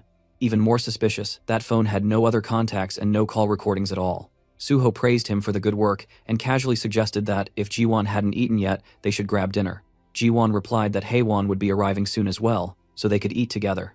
Suho paused, then asked if today was the day Haewon was coming back.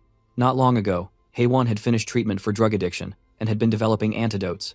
After that, he had gone alone on a nationwide trip, finally living out a dream he had carried for a long time. After some time, Haewon finally arrived and casually greeted them as if he had just stepped out for a walk. Suho immediately noticed something off and pointed out that Haewon had gone traveling without even carrying a bag.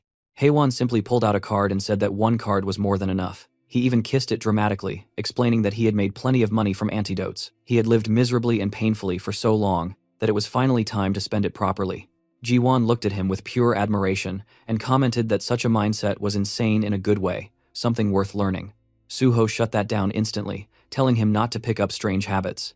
Not long after, they started eating together. Suho remarked that Haewon looked genuinely refreshed after traveling and asked which place left the biggest impression on him. Haewon said it was Busan, mainly because the tteokbokki and kimbap tasted amazing. He even claimed the Busan accent somehow made the food better. Suho brushed that off, saying he had just finished drug treatment and questioning what kind of high he was talking about. Haewon got visibly annoyed and insisted he was being serious, not joking at all. Ji-won jumped in, saying that now Haewon was back, they could finally drag him online again. Looking straight at him, Gi-won promised to prepare a death, then corrected himself and said an amazing dungeon instead. Haewon immediately refused without hesitation. While Ji-won kept pushing Haewon, Suho stepped in and said Haewon was needed for something important.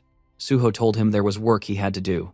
When Haewon asked what it was, Suho answered simply that he would be making clothes and told him to follow him to the second-floor lab.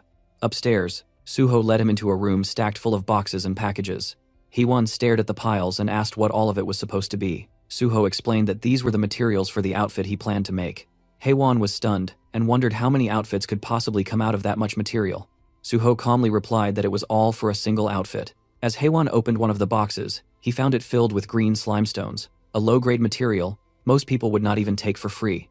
These stones were formed when slime monster fragments hardened through magical reactions. Suho instructed Haewon to fuse all of them into a single mass and use it as fabric. Haewon could barely believe what he was hearing. Suho, already turning to leave, told him to think positively since even fusing materials would give him experience. He added that he would go look for the remaining materials in the meantime. Slime stones were the last thing they could buy with money, so Haewon would need to gather and work diligently if they wanted to finish on time. Haewon asked what the final item was supposed to be. Suho explained that once Haewon reached a point where no further fusion was possible, the item would be complete. If materials ran short, Suho would simply order more to fill the gap. Left alone in the room, Haewon stood there in total confusion, muttering that Suho really did just say whatever he wanted and walk away. The scene cut to a quiet village on the outskirts of Gyeonggi province, deep into the night. The place was dead silent, the kind of silence that felt unnatural rather than peaceful. Suho stepped out of his car and entered the abandoned building ahead. The moment he crossed the threshold, he activated colorless solitude, letting the world around him fade into isolation. If his memory was right, what he was looking for was definitely here. He expanded his magic detection, and almost immediately, his senses locked onto something strange. A Buddha-like statue stood inside, its surface faintly pulsing with dark, twisted magical energy. Without hesitation, Suho lifted the statue and carried it outside. For a brief moment, he stood facing it in silence, studying it as if it were alive. Then, in one smooth motion, Suho summoned his blood weapon. A bloody sword materialized in his hand, crimson energy crackling violently through the air. He slashed down. The blade tore through the statue diagonally, red light flashing as the upper half slid cleanly off and crashed onto the ground with a loud, heavy thud. For a split second, everything was still. Then the gurgling started. The fallen statue twitched, red eyes snapped open from within the stone, glowing with malice. Thick black energy poured out, wrapping around both halves. In the next instant, the broken piece lifted itself and fused back together perfectly, restoring the statue as if it had never been cut at all. Suho stared at it calmly and muttered that it had come to the right place. This wasn't just a cursed item, it was a soul shield, a parasitic being embedded inside the artifact, designed to trap souls within a soul prison. Suho realized something was off. Normally, a soul shield would be immobilized inside the prison, unable to act. But this one had hijacked a statue as a vessel, moving around like a hermit crab hiding in a borrowed shell. Tightening his grip on the sword, Suho decided it was time to drag it out. He activated Steel Slash and brought his blade straight down, splitting the statue vertically from top to bottom. The stone shattered instantly. But instead of dying, the black energy exploded outward, surging toward Suho and swallowing him whole. The system warned him that the parasitic spirit was invading his mind, attempting to corrupt and destroy it from within. Suho didn't even flinch. The very next moment, he activated his dragon blood. A faint smirk appeared on his face, as the parasitic spirit suddenly sensed something terribly wrong. The system reported that due to the dragon armor's draconic effect, mental corruption could not progress. What had tried to invade him now screamed in panic and fled instead. But before it could escape, the draconic energy completely purified it. The black energy vanished. As the purification finished, the item's form changed. A small skeletal figure materialized in Suho's hand. The system informed him that he had obtained the Freed Soul Prison, a rank A item originally created by a necromancer to seal evil spirits. The item had become cursed after being damaged and overloaded with trapped souls, but the parasitic spirit inside had now been fully purified. He only needed one more material now. With the final piece, he could craft a partner item perfectly suited for Kim Guan. Clenching his fist, Suho felt the plan tightening into place. Now, it was only a matter of time.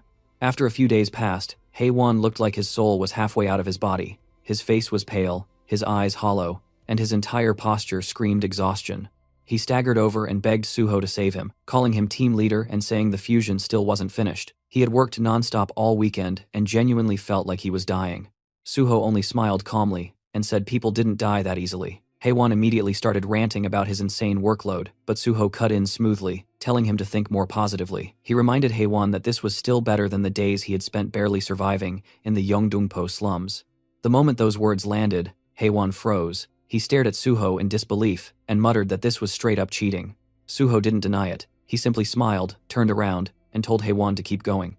Left behind, Haewon grabbed his hair in pure frustration.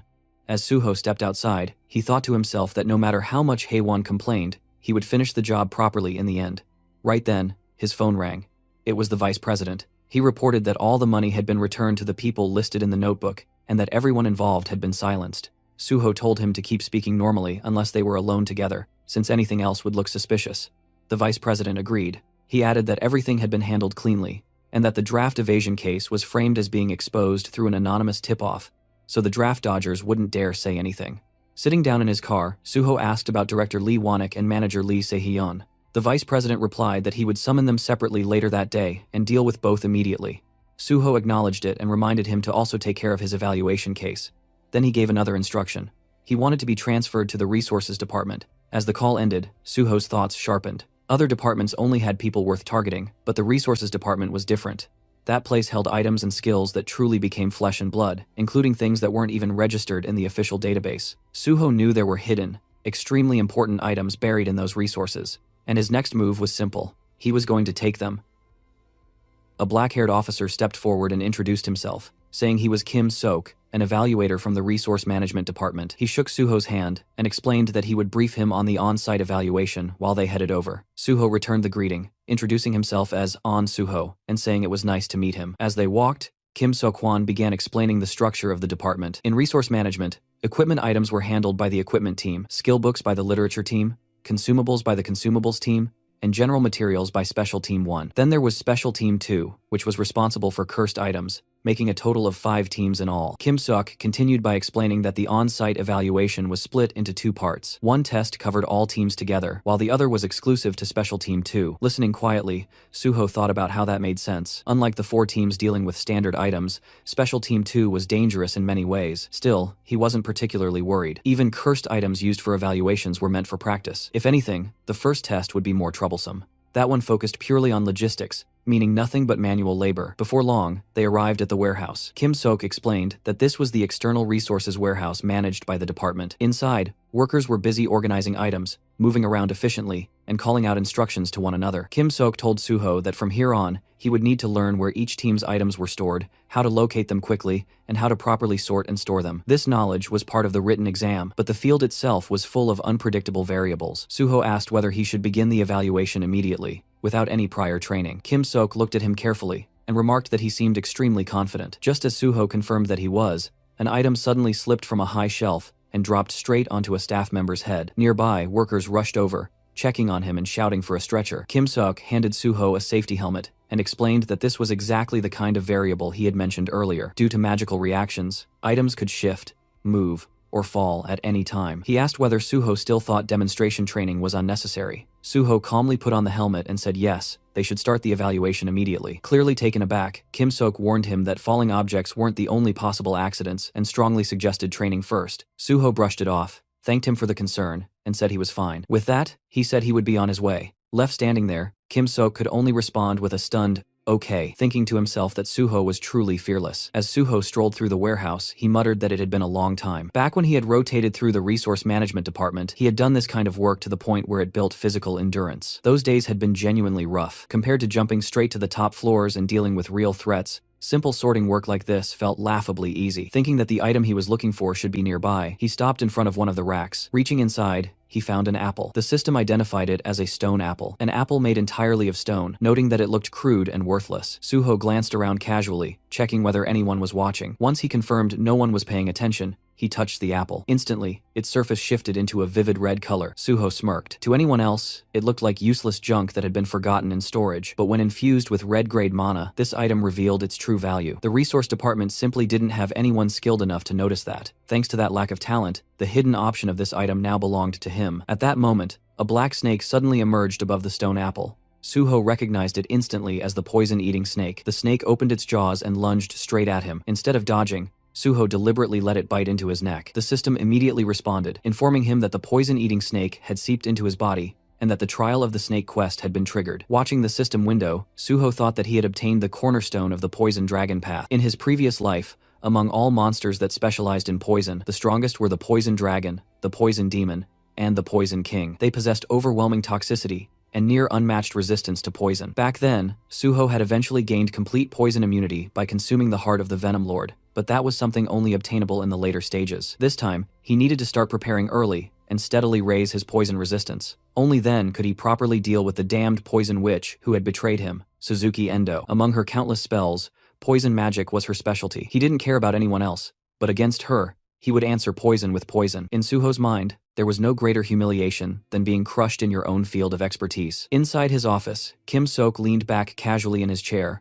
lazily thinking about Suho. In his mind, it was only a matter of time before Suho started complaining, saying he couldn't take it anymore. No matter how strong someone was, in theory, practice was a completely different beast. That was exactly why the warehouse had earned the nickname, the Labyrinth. Right at that moment, Suho walked in and calmly announced that he had brought all the items listed in the evaluation. Kim Sok, still half lost in his own assumptions, reminded him that he had clearly told him to undergo training first. Then his eyes shifted to the boxes Suho was carrying. He froze, blinking in disbelief, and asked what Suho had just said. Suho repeated himself, stating plainly that he had brought everything written on the list, and asked him to check. Kim Sok immediately broke into a sweat as he scanned the list he had personally handed over earlier. This was insane. He had intentionally mixed in items with confusing names, obscure codes, and misleading color classifications, and yet every single one of them was there. Still, he told himself it wasn't over. Suho still had to complete the sorting task. A short while later, Suho finished sorting everything from the first section to the third, flawlessly, without a single mistake. Watching this, Kim Sok felt his thoughts unravel. He had always believed combat talent and administrative work were completely different domains, yet here stood someone who excelled at both. A truly well-rounded genius actually existed. Unable to hide his shock, he admitted that it was amazing. Suho brushed it off casually, saying it wasn't anything special. Kim Sok shook his head and explained that this wasn't just departmental pride. Objectively speaking, the resource department was the hardest among all departments, and trainees consistently received the lowest on-site evaluation scores here. Suho thought back to his past life. The only reason it seemed easy now was because this was his second life. During his first run, this place had been pure hell as well. More importantly, since no one had mentioned the stone apple, it meant no one had noticed it. Even if someone had, they probably dismissed it as junk reacting to mana. Suho then asked whether they would proceed straight to the Special Team 2 test. Kim Sok explained that they had originally expected the first test to last until today or tomorrow, so the schedule for the next phase had already been set. When Suho asked what he should do next, Kim Sok replied that they wouldn't know the exact schedule until at least tomorrow afternoon, and told him to head home for the day. Suho smiled, genuinely relieved. He remarked that it worked out perfectly since he had something else to take care of anyway. Back at home, Suho stood in front of several glass containers filled with green liquid that looked unmistakably like poison. Turning his attention to the system window, he decided it was time to begin. The window displayed the trial of the snake, a quest that only the one chosen by the poison-eating snake could undertake. Inside, Suho's body rested the egg of the poison-eating snake, and to hatch it, he needed to continuously supply it with poison by drinking it himself. If the poison supply was delayed for more than 10 minutes, the trial would reset. If that delay happened 3 times or more, the quest would fail entirely, and the egg would disappear. Even worse, if detoxification occurred at any point, the egg would vanish instantly. Looking at those conditions, Suho thought the quest itself sounded simple, but actually fulfilling it was anything but. Supplying poison by drinking it was far easier said than done. He closed his eyes, took a long breath, then opened the lid of one of the bottles. Holding it above his face, he stared into the liquid, reacting inside. Even the lowest grade poison made his teeth chatter. Memories surfaced of the times he had been poisoned before, that deeply unpleasant sensation still vivid in his mind. Even so, he steeled himself. Gritting through it, he began drinking. A few seconds later, he finished the entire bottle in one go. His face turned pale, sweat breaking out across his skin. Clearly he is hating every second of it. The system message appeared immediately, informing Suho that he had entered a low-grade poisoning state. Hours passed, and Suho was still emptying bottle after bottle of poison. His movements had slowed, his breathing uneven, his entire body looking completely drained. He thought to himself that the inside of his body was starting to sting little by little, but for now, it was still bearable. Then, something changed. From deep inside his body, the egg suddenly began absorbing the poison he had just consumed. Suho placed a hand over his chest, right around his solar plexus, and frowned slightly as he felt something wriggling inside him. So you're here after all, he thought. At that exact moment, a system notification popped up, informing him that the low-grade poisoning state had been removed. Just like that, his body felt completely normal again, and the pain from the poison he had drunk earlier vanished without a trace. Suho immediately understood what was happening. The egg inside his body was absorbing the poison directly. Looking at the remaining boxes of poison bottles, he finally understood why the quest had used the word supply. A slow grin formed on his face. Good, then I'll supply it properly. With that, he started drinking another batch. He chugged the bottles desperately, emptying one after another without pause. Dozens went down. Eventually, he stopped and exhaled sharply. As expected,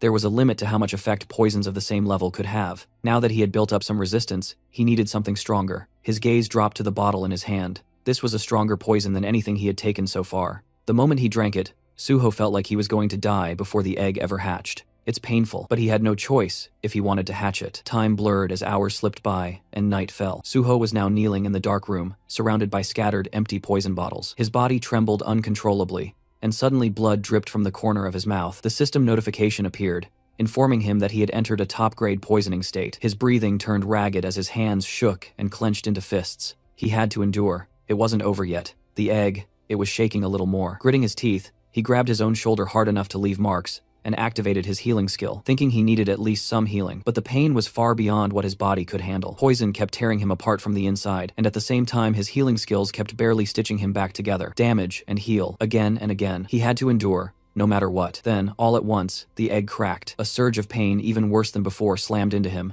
and in the next instant, the egg finally broke. The system chimed that the top-grade poisoning state had been removed. Suho collapsed forward, gasping for breath. Slowly, he lifted his trembling hands and saw a tiny snake hatchling coiled gently in his palms. More system messages flooded in, announcing that the poison-eating snake egg had hatched successfully, the quest was completed, and the poison-eating snake recognized him as its master and coiled itself around him. It congratulated him on acquiring the poison-eating snake, ranked S+, and granted him 5 bonus points for achieving a great accomplishment. Suho stared at the little snake, half laughing, half exhausted. With a weak smirk, he muttered jokingly that he had almost died because of that little bastard. Suho looked down at the small snake resting in his palms, thinking that even the poison dragon must have started out this tiny once. It felt closer to the manifestation of a skill than a true summon, but since its evolution path changed based on the type of poison it consumed, calling it a summon wasn't exactly wrong either. He gently wiggled the snake's head with his thumb, silently counting on it, and the little creature happily bowed back as if it understood. His gaze shifted to the few remaining poison bottles scattered nearby. He had already consumed almost all of them. If the egg had needed that much just to hatch, he couldn't even imagine how much this thing would devour later. For now, though, he decided to feed it the rest. The snake perked up the moment it saw its food, opening its mouth and eagerly chugging down the poison bottle on its own. The system notified him that the poison dragon was very satisfied with its meal. Suho smirked slightly, thinking that the snake clearly knew what was expensive. Raising it was going to cost a ridiculous amount and materials. Still, since he had money to spare now, it didn't really matter. The whole process felt similar to blood jade. He could only use as much as it digested and converted, and while it digested all poison types, the time required varied, depending on their strength. After it finished, Suho ordered his new pet to go back, and the snake instantly vanished into his body. He thought to himself that he would have to raise it diligently before meeting Suzuki again. Then his attention shifted to his surroundings. The room was a complete disaster, with bloodstains and empty bottles scattered across the floor. He glanced at the clock and froze. He had started the quest before 6 p.m. the previous day. Just how many hours had he been locked in this room? At least Kim Seok had said it was fine if he came in late. When Suho stepped out, Haewon nearly dropped his cup,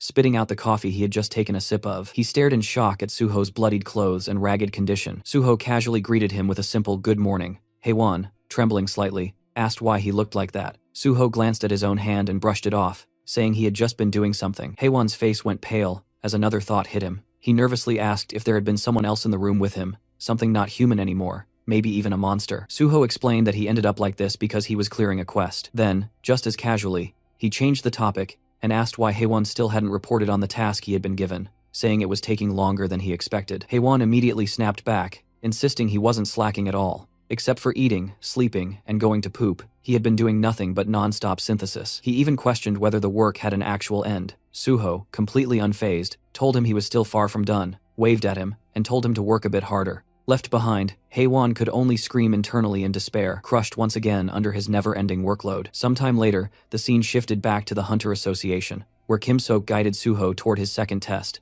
just as planned earlier. He explained that the second test would take place in the special warehouse. Suho asked if it was called the special warehouse because it only stored cursed items. Kim Sok confirmed that was correct, and added that the theme of the second test was purification and destruction. He continued explaining that Suho had already learned this in theory. Items classified as cursed items were usually handled in 3 ways: purification, destruction, and sealing. Sealing simply meant locking away cursed items with no known solution into storage, while purification and destruction were the main practical methods. Suho thought to himself that, in reality, destruction was chosen most of the time. Purification conditions were hard to discover, and sealing everything wasted too much space. In a way, the place where the most item destruction happened nationwide was right here, in Special Team 2 of the Korean Hunter Association's Resource Management Department. Soon, they reached the test area. Suho already had a feeling he would find a certain weird individual here. He was greeted by the team leader of Special Team 2, who introduced himself cheerfully as Jo Jeon-hyuk. While exchanging greetings, something behind the glass caught Suho's attention. He spotted that familiar odd figure,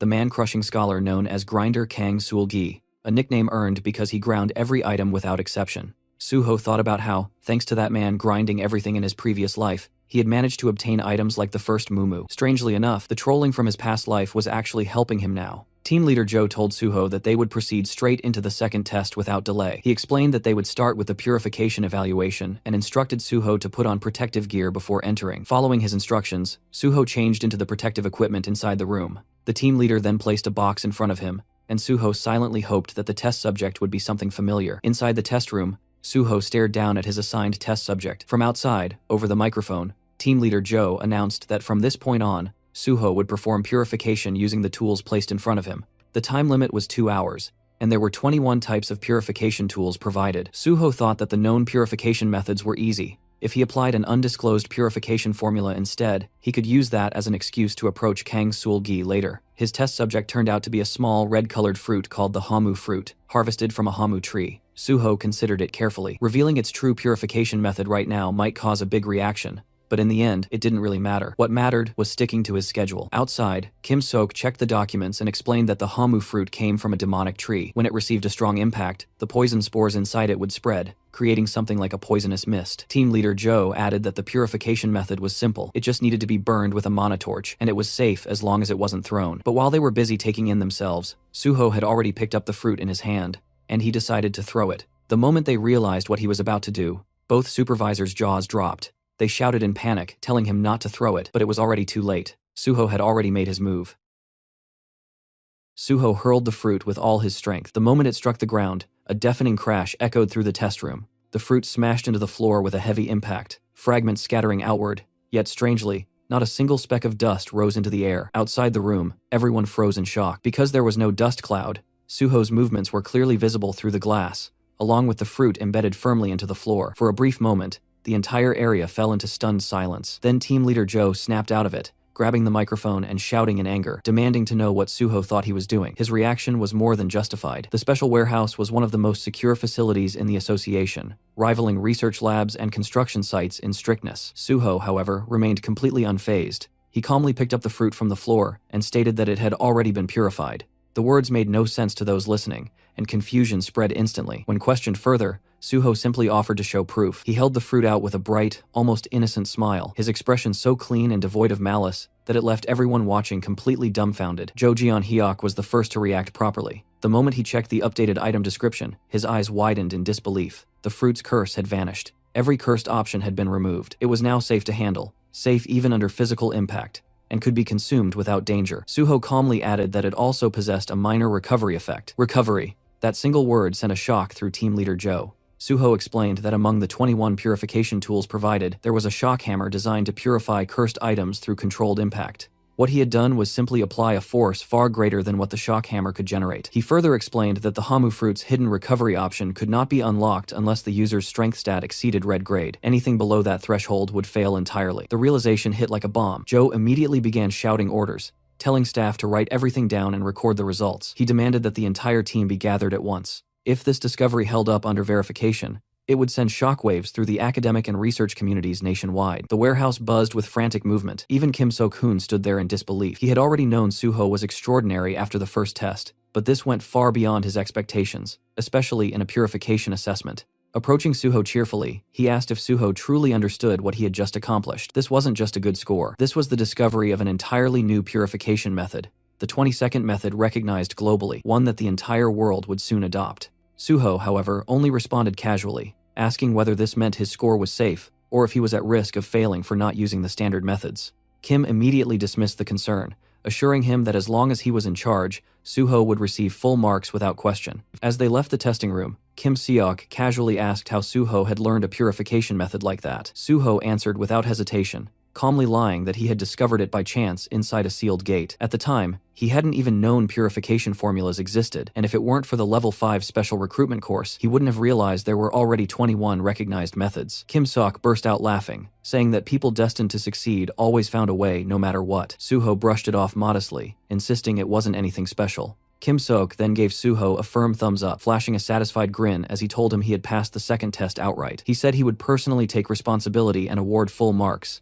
making it clear Suho had nothing to worry about. Suho thanked him, and as Kim Seok walked off, he muttered that at this rate the schedule would need adjusting again. Left momentarily alone, Suho's gaze swept across the bustling special warehouse before settling on a familiar figure. He approached naturally and greeted him. The person he addressed was Kang Seol-gi, the future mad-crushing scholar, also known as Grinder Kang. Officially, he wasn't just a team member, but the deputy team leader of Special Team 2. Kang Seol-gi responded with an awkward smile, clearly uncomfortable with small talk. Suho casually asked if he was working on purification. Kang Seol-gi answered briefly, offering nothing more than short, clipped replies. Only now did Suho realize how peculiar he truly was. In his previous life, Suho hadn't noticed it, but Kang Seol-gi showed no curiosity at all, not even toward the groundbreaking purification method Suho had revealed earlier. Instead, he simply turned back to his work, acting as though Suho didn't exist. At that moment, Jo Jeon-hyuk passed by and called Suho over. Seeing Suho standing near Kang Seol-gi, Jo gently guided him a short distance away and spoke cautiously. He told Suho he had worked hard today and could head home if he had nothing else scheduled. Suho thanked him, but asked if it would be alright to stay a little longer to look around the special warehouse. Jo considered it briefly, then agreed, warning him to be careful around the deputy team leader he had been talking to. Jo explained that Kang Seol-gi was a bit peculiar and preferred working alone, a polite way of saying he wasn't very sociable.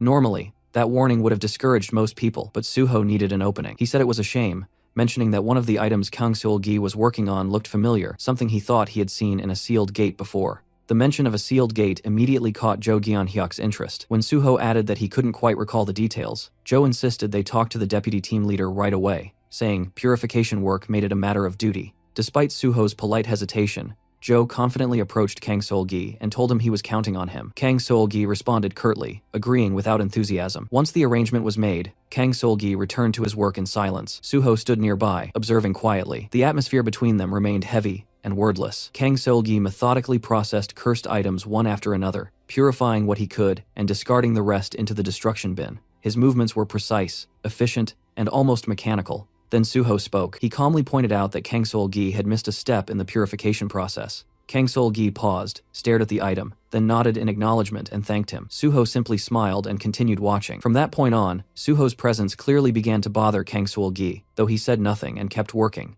Before long, Suho pointed out another skipped step, then another, and then another. Each time, Kang Seol-gi corrected himself in silence. After a while, Suho spoke again, suggesting they take a break and grab some coffee. Kang Seol-gi immediately declined, saying he didn't like coffee. Suho replied that was fine and asked him to just listen for a moment. Then Suho casually asked whether Kang Seol-gi had been stealing items like this all along. For the first time, Kang Seol-gi's composure shattered. His eyes widened, his heart pounding violently in his chest. He stammered, asking what Suho was talking about. Suho stepped closer, his tone calm but sharp, saying he knew Kang Seol-gi had been deliberately throwing usable items into the destruction bin to smuggle them out later. He added that if this continued, he would expose everything Kang Seol-gi had been hiding, including what was inside his stomach. Kang Seol-gi froze. The accusation of item theft was one thing, but the mention of his stomach struck far deeper. Cold sweat ran down his back as he swallowed hard, unable to respond. Suho leaned in slightly, his smile never fading, and addressed him again as deputy team leader. Then, in the same calm tone, Suho suggested they grab that coffee after all.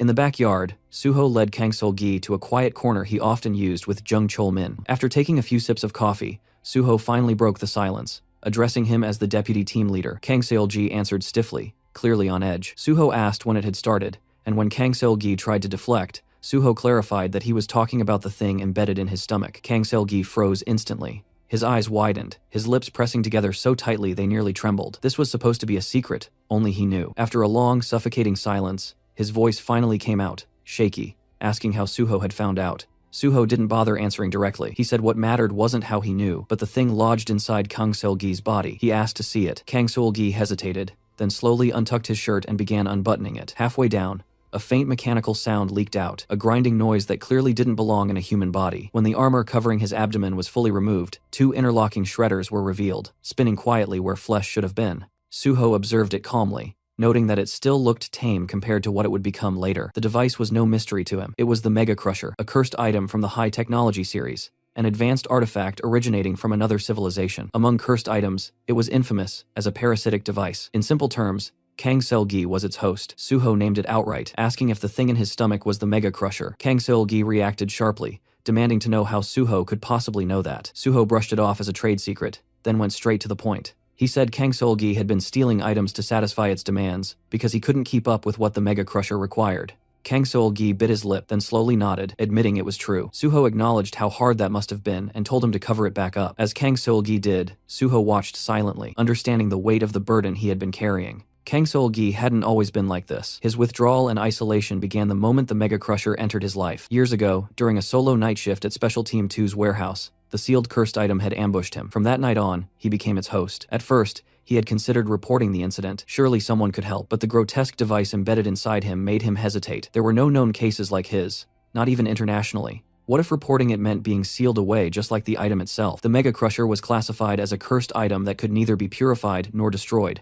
That was why it had been sealed in the first place. Kang Seol-gi feared that revealing the truth would only lead to the same fate for him. Unable to trust anyone, he kept the secret and deliberately distanced himself from others. He didn't quit his job, because only here could he access the items needed to keep the Mega Crusher satisfied. It was a choice made purely to survive. Despite everything, the Mega Crusher's existence would eventually be exposed. Years later, after Kang Seol-gi rose to the position of team leader, the cursed device would drive him to shred every artifact stored in the special warehouse. It wasn't just dangerous. Though it appeared dormant now, it would grow increasingly demanding, consuming more items and steadily eroding its host's sanity until madness took over. That was why, in the future, Kang Seol-gi would be known as the Mad Crushing Scholar. Breaking the heavy silence, Suho spoke again, addressing him once more as deputy team leader. Suho then asked the question that truly mattered. He asked whether Kang Seol-gi wanted to get rid of the Mega Crusher.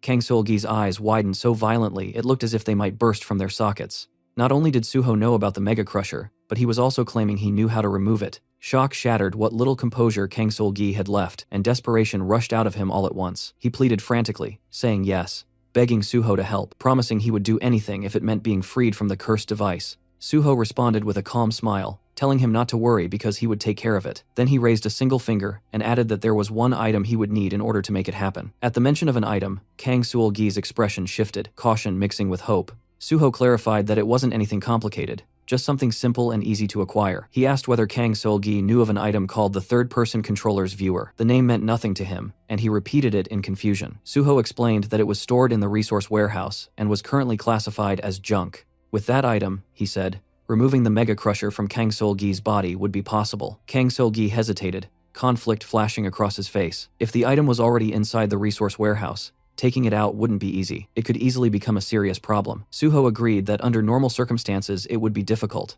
but now they had a way around that obstacle. When Kang Seol-gi asked what he meant, Suho reminded him that he had just introduced the 20-second purification method. That alone meant the resource division would be forced to re-examine every item in their inventory. There was no telling what hidden options might surface once the new method was applied. The logic was airtight. With a breakthrough like that, a full reinspection was inevitable. A sharp mind like Kang Seol-gi's immediately grasped the opportunity hidden within those words. Suho asked if he thought he could manage it. Kang Seol-gi didn't hesitate this time. He said he would find a way to make it happen, then corrected himself, insisting he would absolutely make it happen. With that, the matter of the third-person controller's viewer was essentially settled. Suho handed over his personal contact information and told him to reach out the moment he secured the item. The next day, Team leader Jung Chulman came to meet Suho, greeting him with clear excitement as he mentioned hearing that the resource department had already approved another case for him. Suho brushed it off with a light laugh, saying that was simply how things turned out. Chulman shook his head in admiration, remarking that, as expected, Suho truly was the best. He then explained that upper management had wasted no time arranging Suho's next step. For his evaluation, Suho would immediately begin training at the gate department. Orders moving this quickly were rare, and Chulman couldn't hide his amazement. Inwardly, Suho thought about Park Kyu-min and how he had pressured him to speed up the process. It seemed that repeatedly nagging the vice president over the phone had paid off. As they headed toward the gate department, Chulman explained that he would be in charge of the training there as well. Just like before, the written test would be followed immediately by 2 on-site evaluations, protection and management. Everything had already been prepared, so Suho could jump straight into the field assessment without delay. Once inside the department, Chulman greeted the director. The man standing before them was Go Sung-rok, director of the gate department. He welcomed Suho warmly and introduced himself. The moment Suho saw him, recognition flashed through his mind. Go Sung-rok belonged to Pi Seung-jeol's faction and was known as one of the key figures behind the infamous gate shock incident, even being among those who had proposed the redevelopment gate. Director Go let out a hearty laugh and said he had heard plenty about Suho, mentioning the impressive contributions he had made across multiple departments. Studying him carefully, Go admitted he had high expectations and wondered aloud what kind of incident Suho might cause in the gate department. Suho simply smiled. Thinking about the incident sounds good. They shook hands, and Suho replied lightly that he would be sure to live up to those expectations. But behind that polite smile, a thought settled firmly in his mind. When it happened, the incident would be far bigger than anyone imagined. Sometime later, Chulman confirmed Suho's written test results, unable to hide his admiration as he announced that Suho had scored a perfect mark on the gate department's written exam. He called it truly impressive. As they rose from their chairs, Chulman added with visible excitement that if Suho managed another perfect score in the Special Division exam, he would become the first perfect scorer in the history of the Korean Hunter Association. Suho replied calmly that such a record would be an honor, then asked if they would move straight to the field evaluation.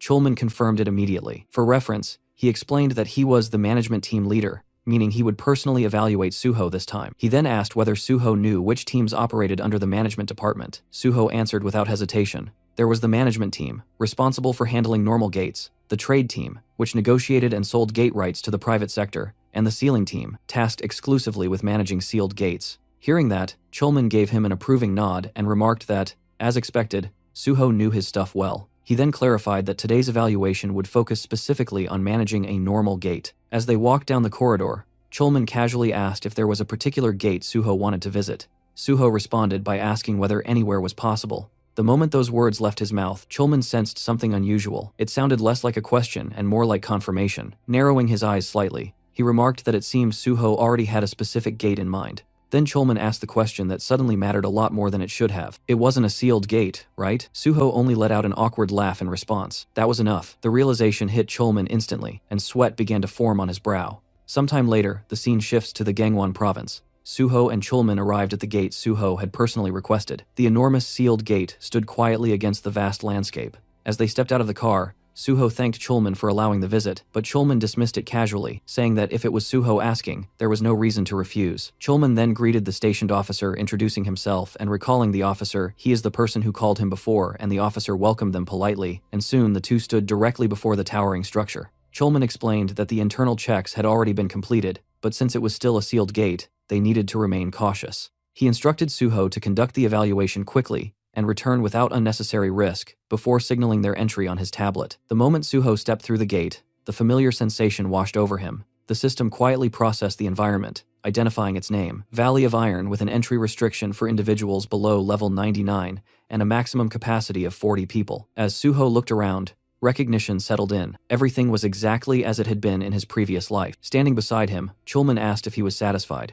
Suho let out a small laugh and admitted that thanks to him, he had finally been able to return to this place. Without wasting time, they decided to begin the field evaluation. Sometime later, Chulman completed Suho's field evaluation, his eyes moving steadily across the tablet as he reviewed each result. He announced that the external management method had been passed, followed by the square check method, and finally confirmed that Suho had cleared the internal inspection as well. Lowering the tablet, Chulman let out a quiet sigh, one filled more with amazement than exhaustion. He remarked that it was exactly what he had expected from Suho, yet it still didn't make sense. This was supposed to be Suho's first time on site, so how was he performing at a level that even seasoned personnel struggled to reach? Suho answered calmly, without a hint of pride, saying he had simply followed the theory book exactly as it was written. Amused, Chulman pulled a thermos from his inventory and poured cold coffee into the cup, joking that Suho reminded him of the top student who relied solely on textbooks. Curious, Suho asked about the thermos, and Chulman, offering him a cold coffee, explained he had brought coffee for fun. Suho accepted the cup,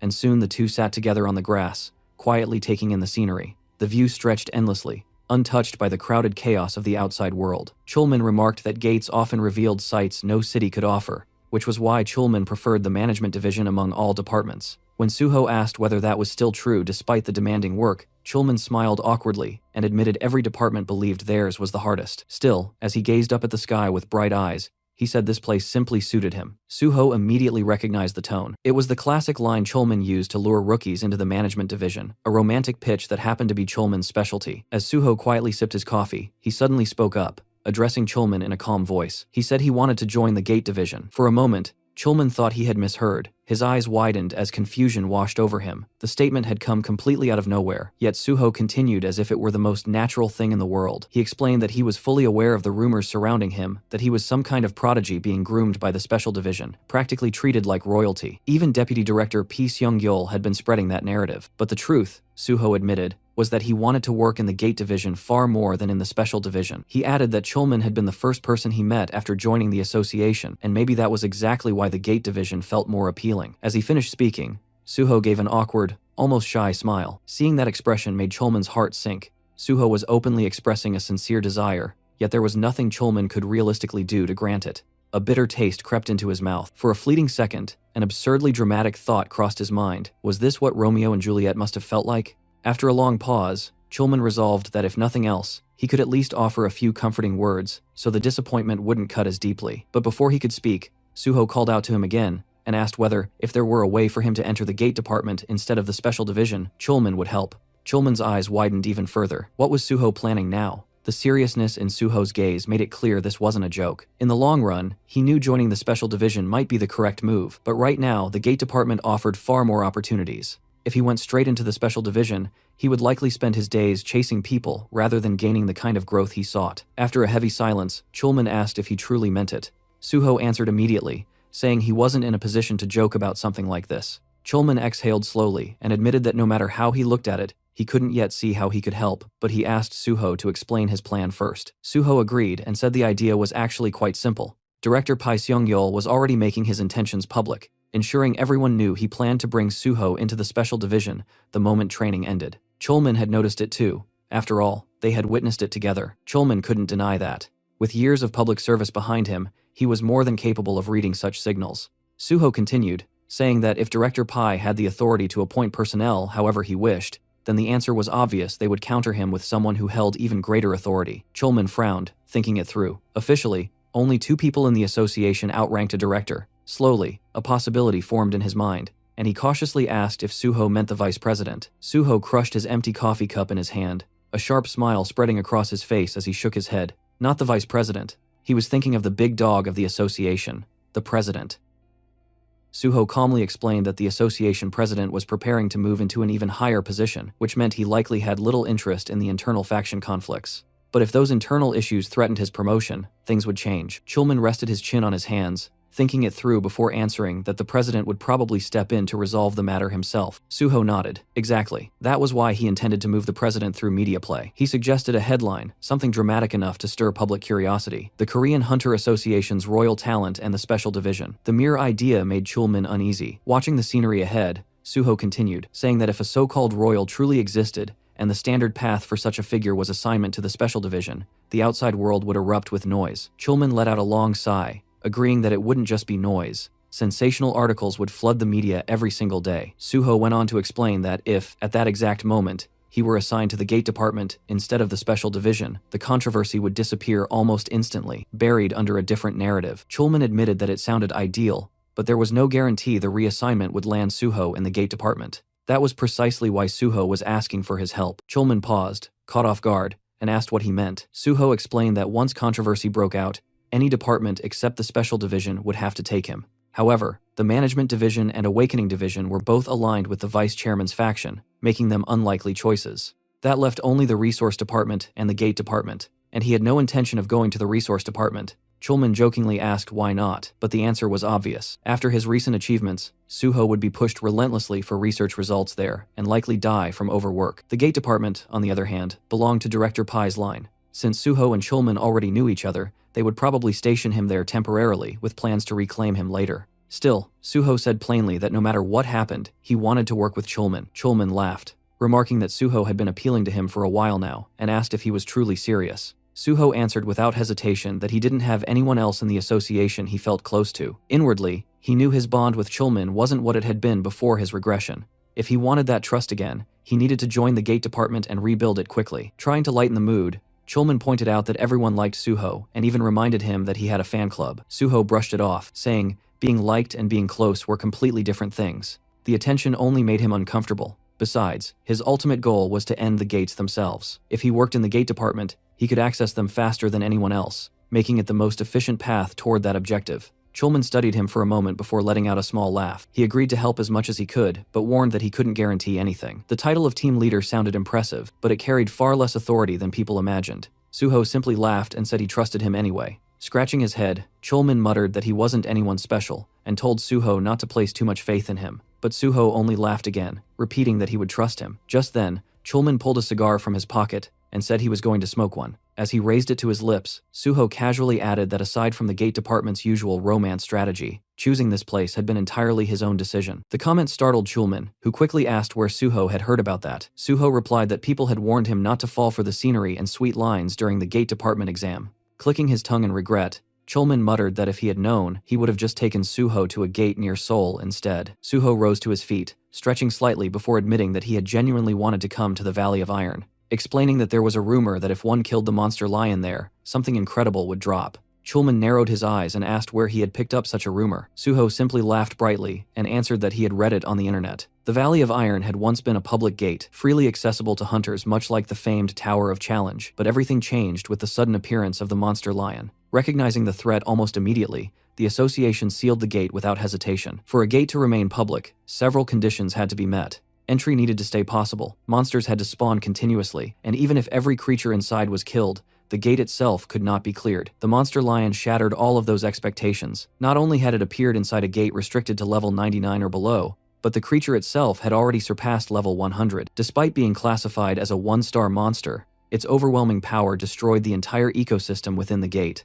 Hunters who challenged it never stood a chance. Many died without managing to leave even a scratch on its diamond-hard hide. Chulman exhaled slowly as he explained that the creature was the very reason the Valley of Iron had been sealed. But that wasn't even the worst part. Its defense and magic resistance were already a nightmare, yet the beast continued to grow stronger. Now it had climbed beyond level 110. Dropping his cigar to the ground and crushing it beneath his boot, Chulman muttered in frustration that the entry condition capped participants at level 99. How was anyone supposed to defeat a monster that far above the limit? Suho's response came without hesitation. He asked what would happen if they simply killed it. Chulman blinked, stunned, and asked if Suho was seriously suggesting he intended to kill that thing. Suho answered calmly that he would. For a moment, Chulman could only stare at him, his mind struggling to catch up. Then realization dawned. The monster lion had been Suho's target from the very beginning. Suho confirmed it with a small laugh. Pressing a hand to his forehead, Chulman muttered that this was unbelievable. But Suho stepped closer and asked if he couldn't somehow make it happen. Training had kept him away from running gates for too long, and his body had grown stiff from inactivity. Chulman nearly lost his composure, asking if Suho truly wanted to clear a sealed gate just because he felt stiff. Lowering his voice,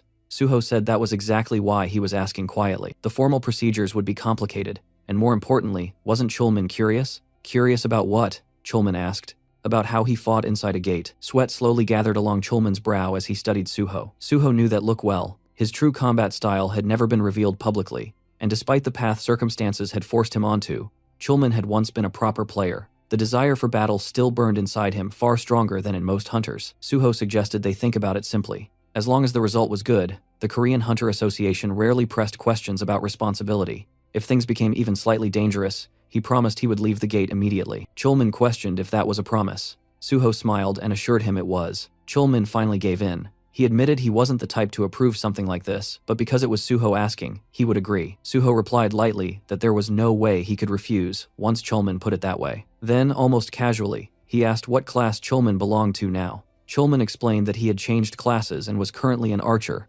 asking why it mattered. Instead of answering directly, Suho summoned his blood weapon, the crimson energy forming sharply in his grasp. He said he was just asking because if things turned dangerous, which probably wouldn't happen, Chulman would need to run without looking back. Then Suho added one final warning. What Chulman was about to witness inside that gate would remain strictly between the two of them. Soon after entering deeper into the Valley of Iron, Suho began his killing spree. The lower-level valley lion beasts stood no chance. He ran across the field like a streak of red lightning, his blood weapon carving clean arcs through the air as monsters fell one after another. Each slash was precise, efficient, and merciless. In a single fluid motion, Suho drove his blade into another charging lion, the sheer force of the strike knocking the creature down instantly. As its body hit the ground, he activated another skill, Blood Jade, crimson energy spear summoned in his hands. Behind him, Chulman landed moments later, dropping into a crouch as he caught his breath. His eyes scanned the battlefield, disbelief spreading across his face. The lions weren't just losing, they were being erased. Watching Suho move brought back memories of the healer exam, when he had effortlessly slaughtered several lizard beasts. But this was different. Now Suho was faster, sharper, far more intense. He looked less like a hunter and more like a force of nature. As Suho stood over the corpse of yet another valley lion, a massive shadow suddenly swallowed his figure. Another beast lunged from behind, claws poised to tear him apart. Chulman shouted a warning, but Suho had already seen it. His eyes locked onto the incoming predator. At the very last second, he leaped upward, evading the lethal strike with terrifying precision. The beast twisted mid-charge and attempted to follow him into the air, but Suho moved again, stepping onto nothingness itself. Chulman's breath caught the moment he recognized the technique. Suho had used air step. He wasn't merely dodging anymore, he was moving through the sky itself, as if gravity had lost its authority over him. The charging lion skidded to a halt and twisted around in confusion, unable to comprehend how its prey had suddenly vanished. But by the time the beast managed to locate him, Suho was already descending from above, his blood blade pulled back with lethal intent. The strike flashed once through the air, steel met flesh, and the lion's neck split cleanly before the creature even understood what had happened. Watching the scene unfold, Chulman could only stare, his jaw slack with shock. A single thought repeated itself in his mind. This wasn't a hunter stepping into the Valley of Iron. It was a disaster that had descended upon it. There were no words capable of capturing what he was witnessing. Meanwhile, Suho calmly surveyed the destruction surrounding him. Corpses of fallen beasts littered the field, and the metallic scent of blood drifted heavily through the air. After measuring the chaos he had created, he remarked that causing this much disturbance should be enough to draw out the boss monster. Almost as if the valley itself had heard him, the atmosphere abruptly shifted. From the far distance, something enormous began to move. Each step sent a tremor through the ground, the vibrations growing stronger as the presence approached. Then it revealed itself a lion, far larger than any they had faced so far, its overwhelming aura pressing down on the surroundings like an invisible weight. When it roared, the sound ripped across the gate like thunder, shaking the very space around them. At that same instant, a crimson alert surfaced before Suho, the system quietly informing him in stark clarity that the boss monster had appeared.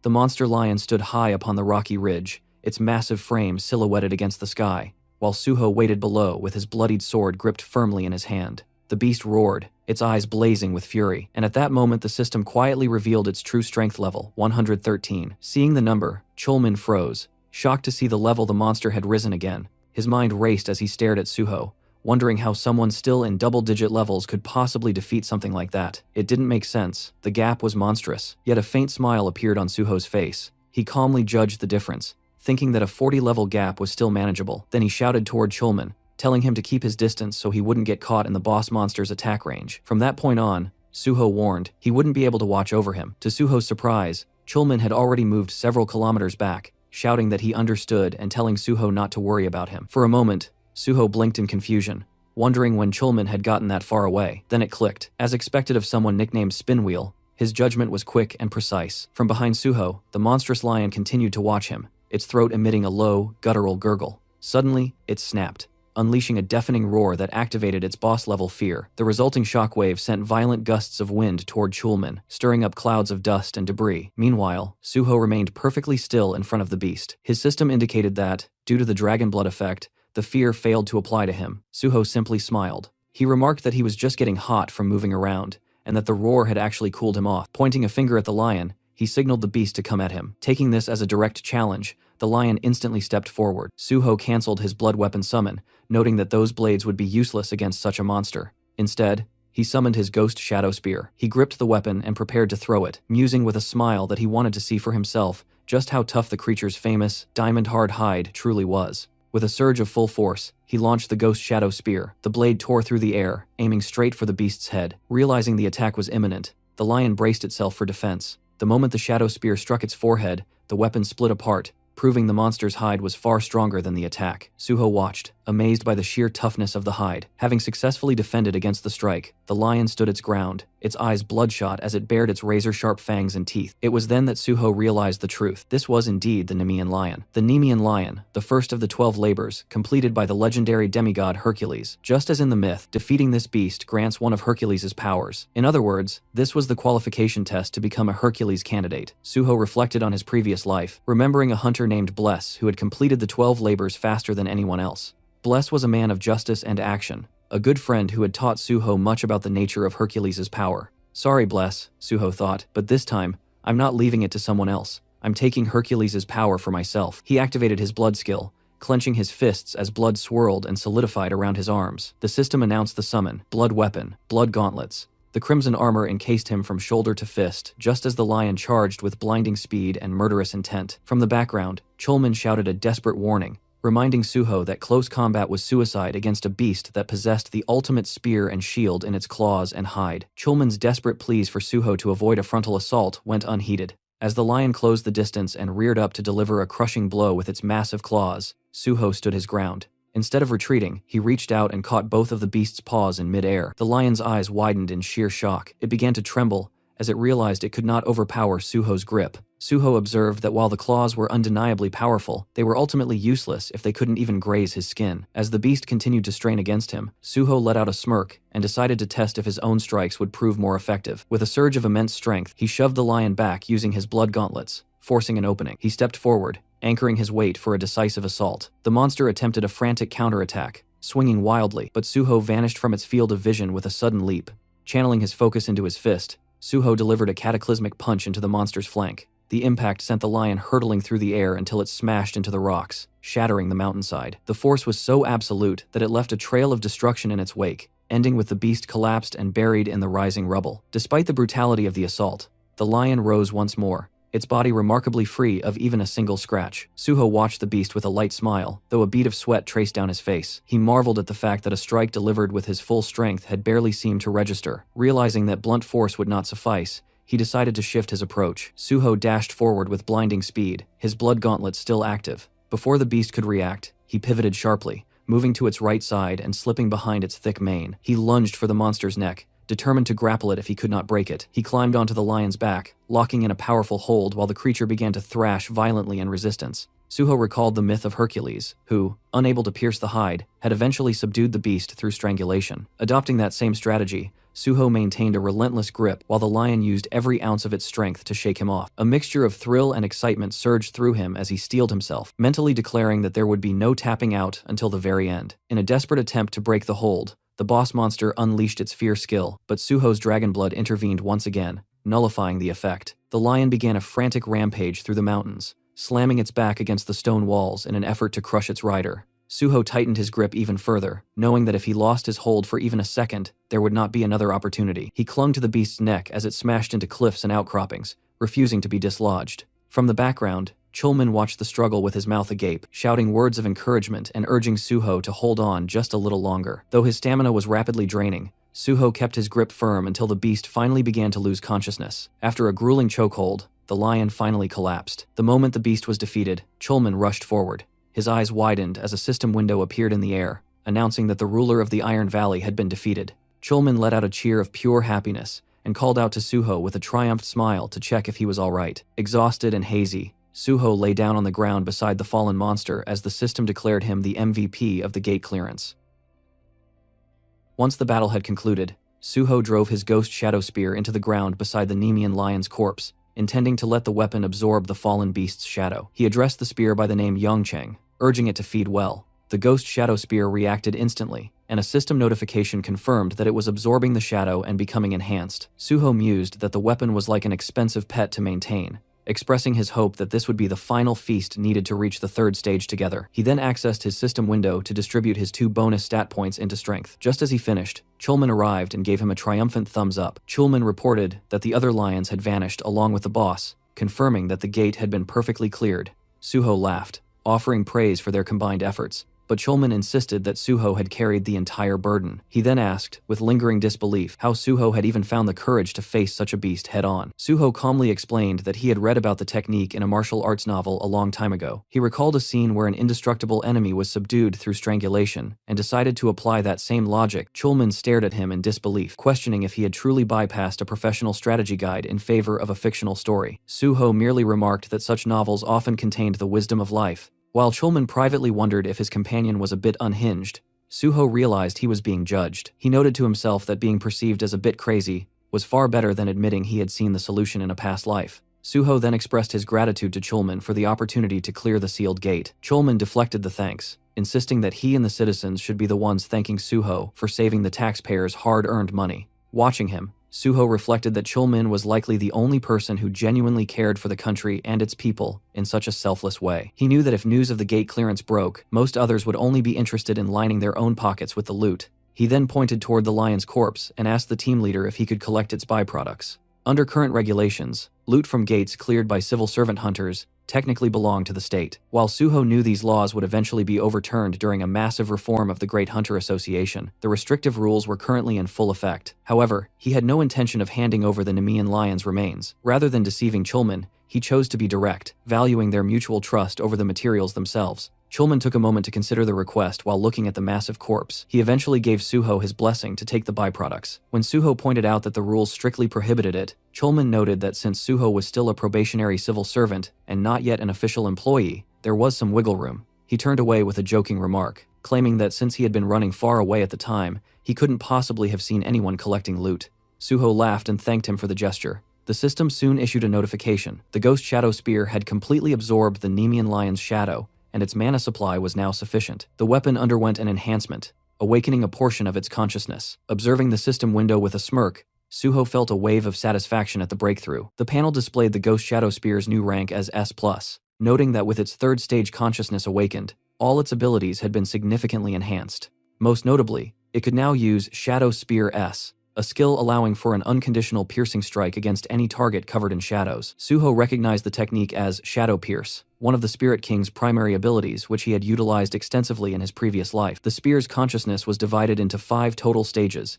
and he had managed to unlock the third much faster than anticipated. His reflections were interrupted by Chulman, who asked how he planned to harvest the loot from such a massive corpse, especially since no separate items had dropped. Summoning his blood weapon, Suho assured him he had a way. He attempted to use his steel cut skill on the beast's hide, but the material proved too resilient to be damaged. Chulman noted that the indestructible hide lived up to its reputation, resisting even the sharpest blades. Suho agreed, but clarified that while the hide itself could not be cut by normal means, that didn't make the entire beast invulnerable. Moving to the lion's paws, Suho used his blood weapon to sever one of its own claws. When Chulman asked what he intended to do with it, Suho explained that the Nemean lion's hide could only be torn by its own claws. As he began the work, Chulman wondered aloud if this trick had also come from a martial arts novel. Suho successfully sliced through the hide and explained that this time, the knowledge came from mythology. He recalled that Hercules had stripped the hide using the beast's own talons. Reaching inside the carcass, Suho grabbed the lion's heart and crushed it. The system immediately confirmed his accomplishment.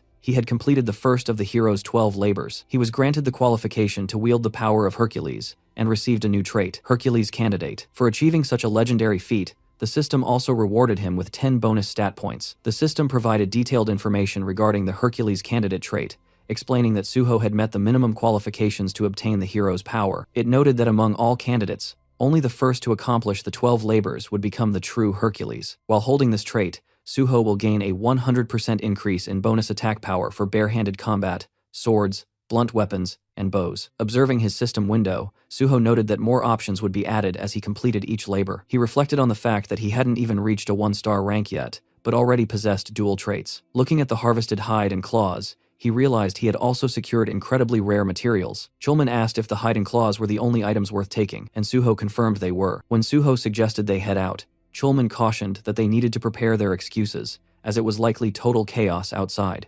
Indeed, outside the gate, observers watching security cameras were shocked to see the gate disappearing. They were reluctant to believe that such a high-level gate had actually been cleared. When Suho and Chulman emerged, they were immediately swarmed by people demanding to know what had happened.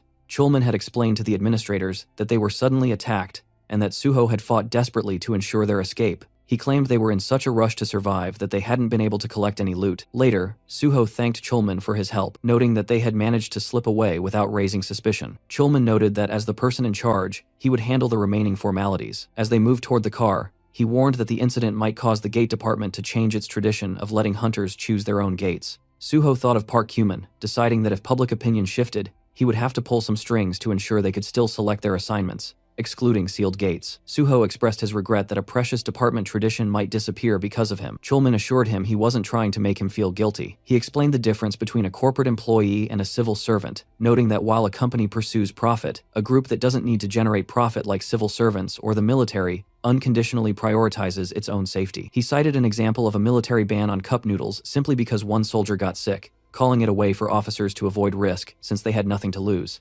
Suho called it an ignorant response, and Chulman agreed. He explained that he had turned a blind eye to the rules this time, because he judged that closing a dangerous sealed gate was more important than strictly maintaining management traditions. Suho reflected that while Chulman was meticulous in weighing pros and cons, his decisions were always rooted in the public good rather than personal gain. As they sat in the car, Suho thanked Chulman for the lesson. Chulman laughed, noting that talking like that often got people labeled as boomers. Suho replied that he truly had learned a lot and asked Chulman to speak more comfortably with him, since they would soon be working together officially. Chulman agreed to drop the formalities once Suho was under his direct command, emphasizing the need to separate public and private matters. Suho asked about the schedule for the next day, and Chulman confirmed they were set for management and evaluation. He then asked when they would proceed with the plan Suho had mentioned in the valley, using a media play to pressure the association president. Pulling out his phone, Suho said he was just about to start. He called reporter Jo Jingwei, informing him that he was ready to share his story to paint a picture based on his experiences so far. Suho also planned to introduce the reporter to Jung Chulman from the association, who had chosen to become an ally. Suho knew that if they simply published an article about his actions, it might be dismissed as cheap gossip. He wanted the source to be clear and official. He acknowledged that the scale of the plan was large and required groundwork. Reporter Jingwei happily agreed to help elevate Suho's reputation once again,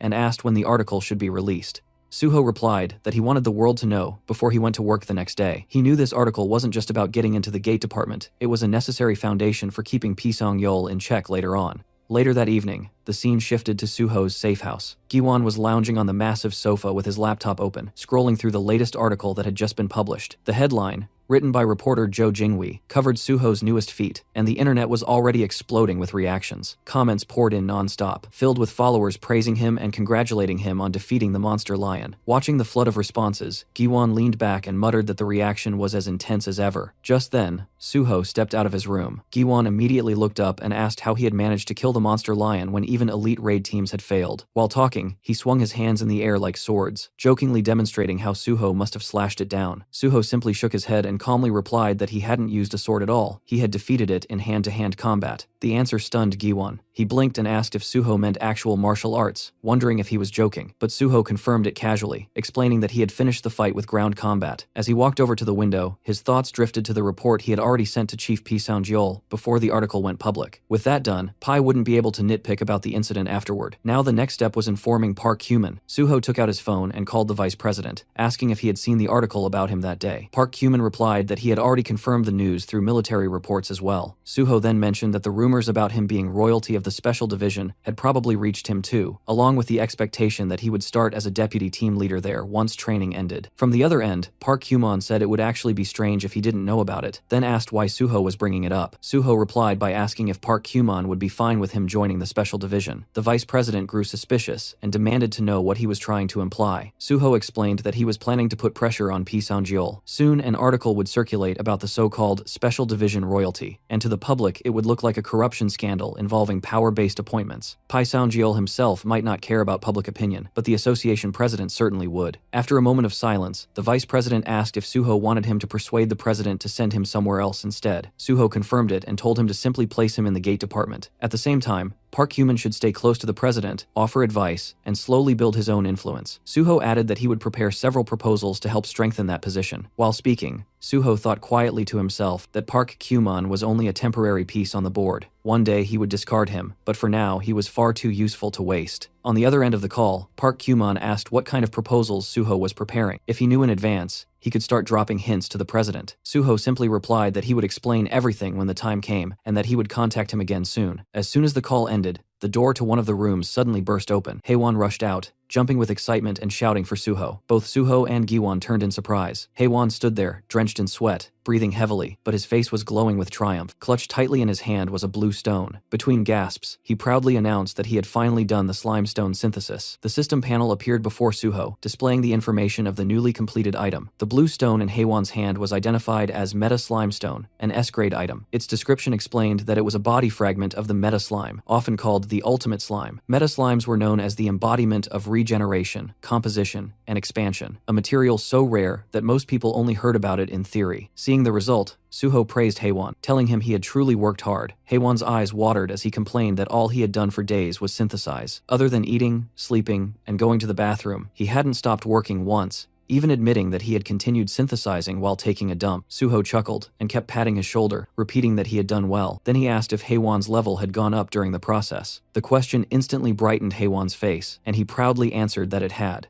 Every time the slimestone's grade increased, he had received several bonus stat points as well. Suho nodded and encouraged him, saying that was exactly the charm of being an alchemist. With the Meta Slimestone finished, they only needed the remaining materials now, and when the time came, he would need Haewon's help again. The mention of more work immediately drained the color from Haewon's face, but he still nodded weakly and agreed. Suho then took out his phone, thinking that now the Meta Slime Stone was complete. Only one material remained. Looking at the contact number on the screen, a faint smile formed on his face, realizing that the person he needed to contact next wasn't exactly normal either. Sometime later, Kang Seol-gi arrived outside Suho's safe house. Standing in front of the massive building, he looked up at it in disbelief. The place looked less like a house and more like a mansion. He let out a quiet gasp, thinking that if he ever tried to buy something like this, it would probably take him 50 years. Then he reconsidered and thought it might even take 100. Just then, the door opened and Suho called out to him, asking if he had arrived and telling him to come inside. Suho led him through the entrance and thanked him for coming all the way there. Seol-gi brushed it off casually, saying it was nothing, and explained that he had brought the item Suho requested. Inside the box he carried was a strange device resembling a gaming controller. As soon as Suho looked at it, the system panel revealed its name and description. It was called the Third-Person Pilot Perspective Device. The description added that excellent pilots were extremely difficult to create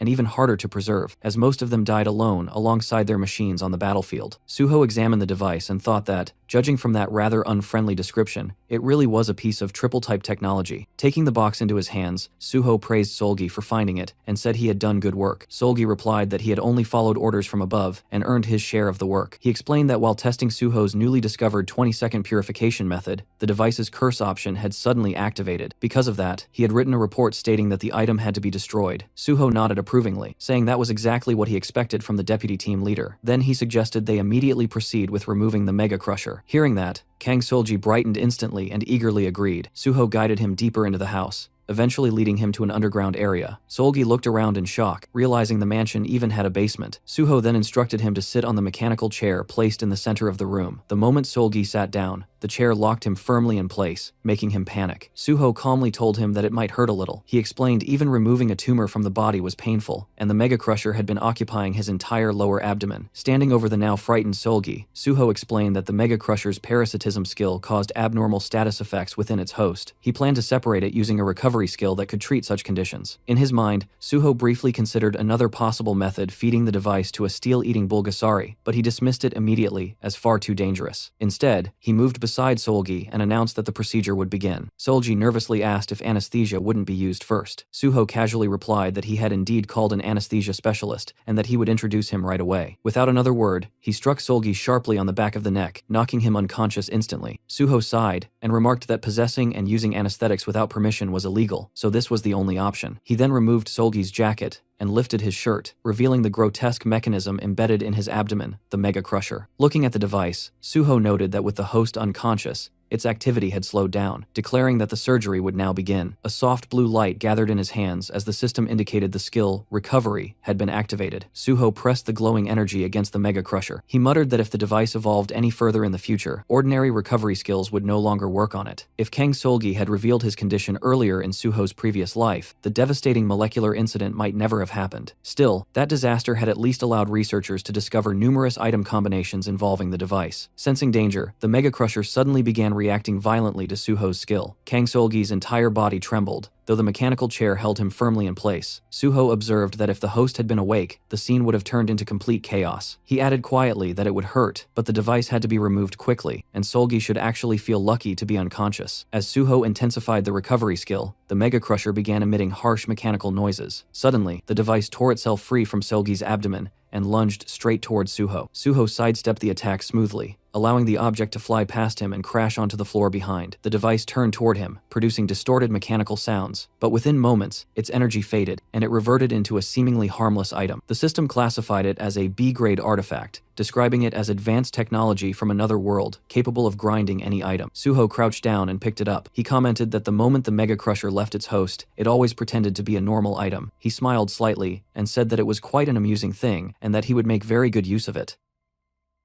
After obtaining the Mega Crusher, Suho returned to the living room. There he found Haewon sprawled across the couch, looking completely drained. Suho told him that all the materials had finally been gathered and that it was time to begin the synthesis. Hearing that, Haewon immediately protested, complaining that he had just gotten some free time and Suho wasn't even giving him a chance to rest. Suho simply smiled and placed a hand on his shoulder, telling him they would finish just this one and then take a proper break. The materials were already prepared, so the process should be quick. Haewon clearly wasn't pleased, but agreed. The two of them soon headed down to Haewon's laboratory. Once inside, Haewon began the synthesis process. This time, the materials placed on the table were the Meta Slime Stone, the Liberated Soul Prison, and the third-person pilot perspective device. As the process began, Haewon focused entirely on his work. Sweat formed on his forehead as he carefully guided the fusion of the materials. His concentration was absolute. Moments later, a brilliant light burst from the synthesis circle in front of him. Haewon pushed his glasses up slightly and announced that the work was finished. Haewon then revealed the finished item. As Suho examined it, the system panel appeared, identifying the creation as a mysterious meta suit for soul mecha soldiers, an S-grade artifact. The description explained that it was the result of combining ancient mysterious technology, advanced otherworld technology, and fusion engineering. The suit was designed exclusively for possession-type ability users. It would receive 150% influence from the pilot status window, allowing possession-based control and full pilot operation. Its appearance could change freely, according to the pilot's will, and as long as sufficient mana was supplied, the suit could regenerate endlessly. Looking at the result, Suho thought that the quality of the materials must have been exceptional, since even the name had evolved into something far more impressive than expected. Haewon, unable to hide his excitement, asked if the item was really that good. Suho answered honestly that it was extremely good. Haewon beamed with pride, brushing his hair back as he revealed that the synthesis had raised his level by more than 20 and granted him 10 bonus stat points. Watching him celebrate, Suho quietly reflected that the item they had just created was essentially built with endgame level specifications, packed with nearly every possible modifier. The technology series items were officially divided into 3 categories. The first was the lost technology of ancient civilizations, relics left behind by forgotten eras. The second was the high technology of otherworld civilizations, artifacts originating from advanced worlds beyond Earth. The third was the over-technology of mythological civilizations, equipment said to surpass modern understanding entirely. Unofficially, however, there existed a fourth classification, fusion technology, created when 2 or more different technologies were combined together. Looking at Haewon, Suho reflected on that fact. The first 3 technologies existed as independent categories, but the last one was different. Fusion technology could only be created by rare individuals capable of merging completely different systems together. People like Haewon were the only ones capable of doing that. It was the first time Suho had personally witnessed such a result. Suho placed a hand on Haewon's shoulder and told him that 10 bonus stat points were equivalent to roughly 10 levels. Hearing that, Haewon beamed with pride and thanked him sincerely for giving him such an incredible opportunity. In response, Suho pulled out his platinum credit card and handed it to him, telling him to eat whatever he wanted and get some proper rest. Haewon's eyes sparkled with excitement as he accepted it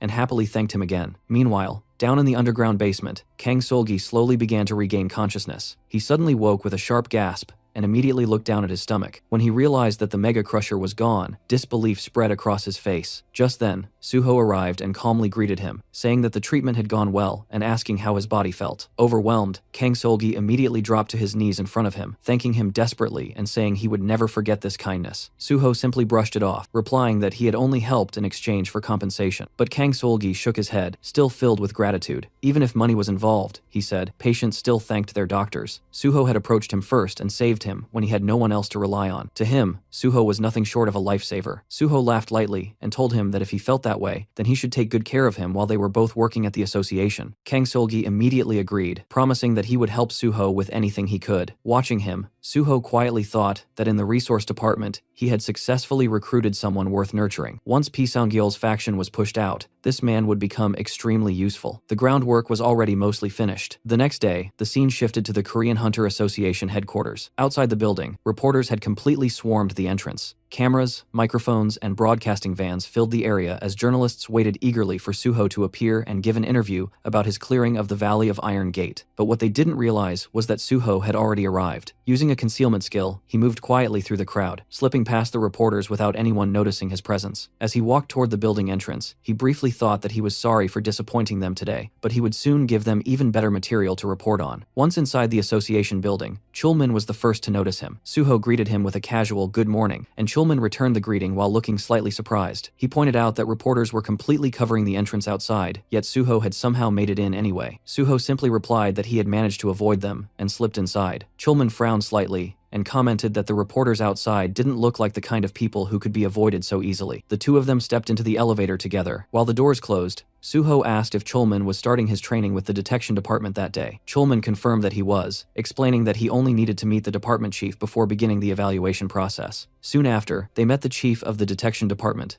Ma Du-won. The man greeted Suho warmly and said it was an honor to meet the rising star everyone had been talking about lately. Then, turning to Chulman, he handed him a file. He explained that there had recently been several sudden mana surges, which had left the department short-handed. Because of that, team leader Chulman would also be responsible for overseeing Suho's evaluation. He instructed him to choose a suitable gate location from the list reserved specifically for evaluation purposes. As Suho glanced over the documents, a thought crossed his mind. Among the listed gate candidates, there was one in particular that he wanted. Using the knowledge stored in his memory, he had already calculated the gate's creation timing and adjusted his schedule accordingly. The scene then shifted to the Dongcheon temporary command post. When Suho and Chulman arrived, one of the guards recognized them immediately and guided them inside. Before long, they reached the massive steel wall that surrounded the gate site. Chulman checked the monitoring device and explained that the gate charge had already reached 97%. If they were lucky, they might even witness the gate formation process. However, he quickly added that calling something like that lucky felt strange, since gate zapping was never good news for humanity. Suho quietly looked at the reading. 97%. He smirked slightly. To him, this was the perfect opportunity. If he injected just a little mana into the gate point, it would likely force the gate to open immediately. Meanwhile, Chulman began explaining the evaluation procedures. He carefully listed each requirement and steps Suho needed to follow. Suho listened silently, though the information essentially passed through one ear and out the other. Everything Chulman was explaining was something he already knew. After finishing his long explanation, Chulman asked if Suho had understood everything. Suho nodded calmly and suggested they begin right away. Chulman then handed him a device and told him to measure the charge around the gate location. By checking the mana density concentration in the area, they could estimate how long it would take before the gate opened. The system quietly identified the object as a mana measuring device, a tool designed to measure mana density near a gate and determine its charging rate. Holding the device, Suho thought to himself that he needed to approach the exact gate point in order to stimulate it. This evaluation task worked perfectly as an excuse. While pretending to measure the charge, he could secretly inject his own mana and force the gate to activate. He knelt down and planted the device's antenna into the ground. At the same time, he quietly poured his mana into the spot. Almost instantly, the device began screaming with warning signals as its readings shot straight to the maximum level. The sudden alarm startled the surrounding officers, who began shouting in confusion, wondering what the detection signal meant and what was happening. Then the ground trembled. Right where Suho had placed the device, a purple gate suddenly began to form. A blinding flash burst outward as violet mist spread through the air. Officers nearby instinctively shielded their eyes in fear as the gate rapidly stabilized into a full structure. Chulman stared in complete shock. Before him stood a fully formed purple gate, its intense light flooding the area. He shouted Suho's name in panic, but it was already too late. Suho had already stepped inside. The bright light forced him to cover his eyes for a moment. When his vision cleared, he opened his system window. Normally, a system message describing the gate would appear just before entering, but this time nothing appeared. Suho quickly realized why he had forcibly entered the gate before the system could register it properly. Then he saw a towering structure rising before him. A massive, tower-like building stood in the center of the area. Suho immediately recognized it. He had entered the martial arts library, exactly as he had planned.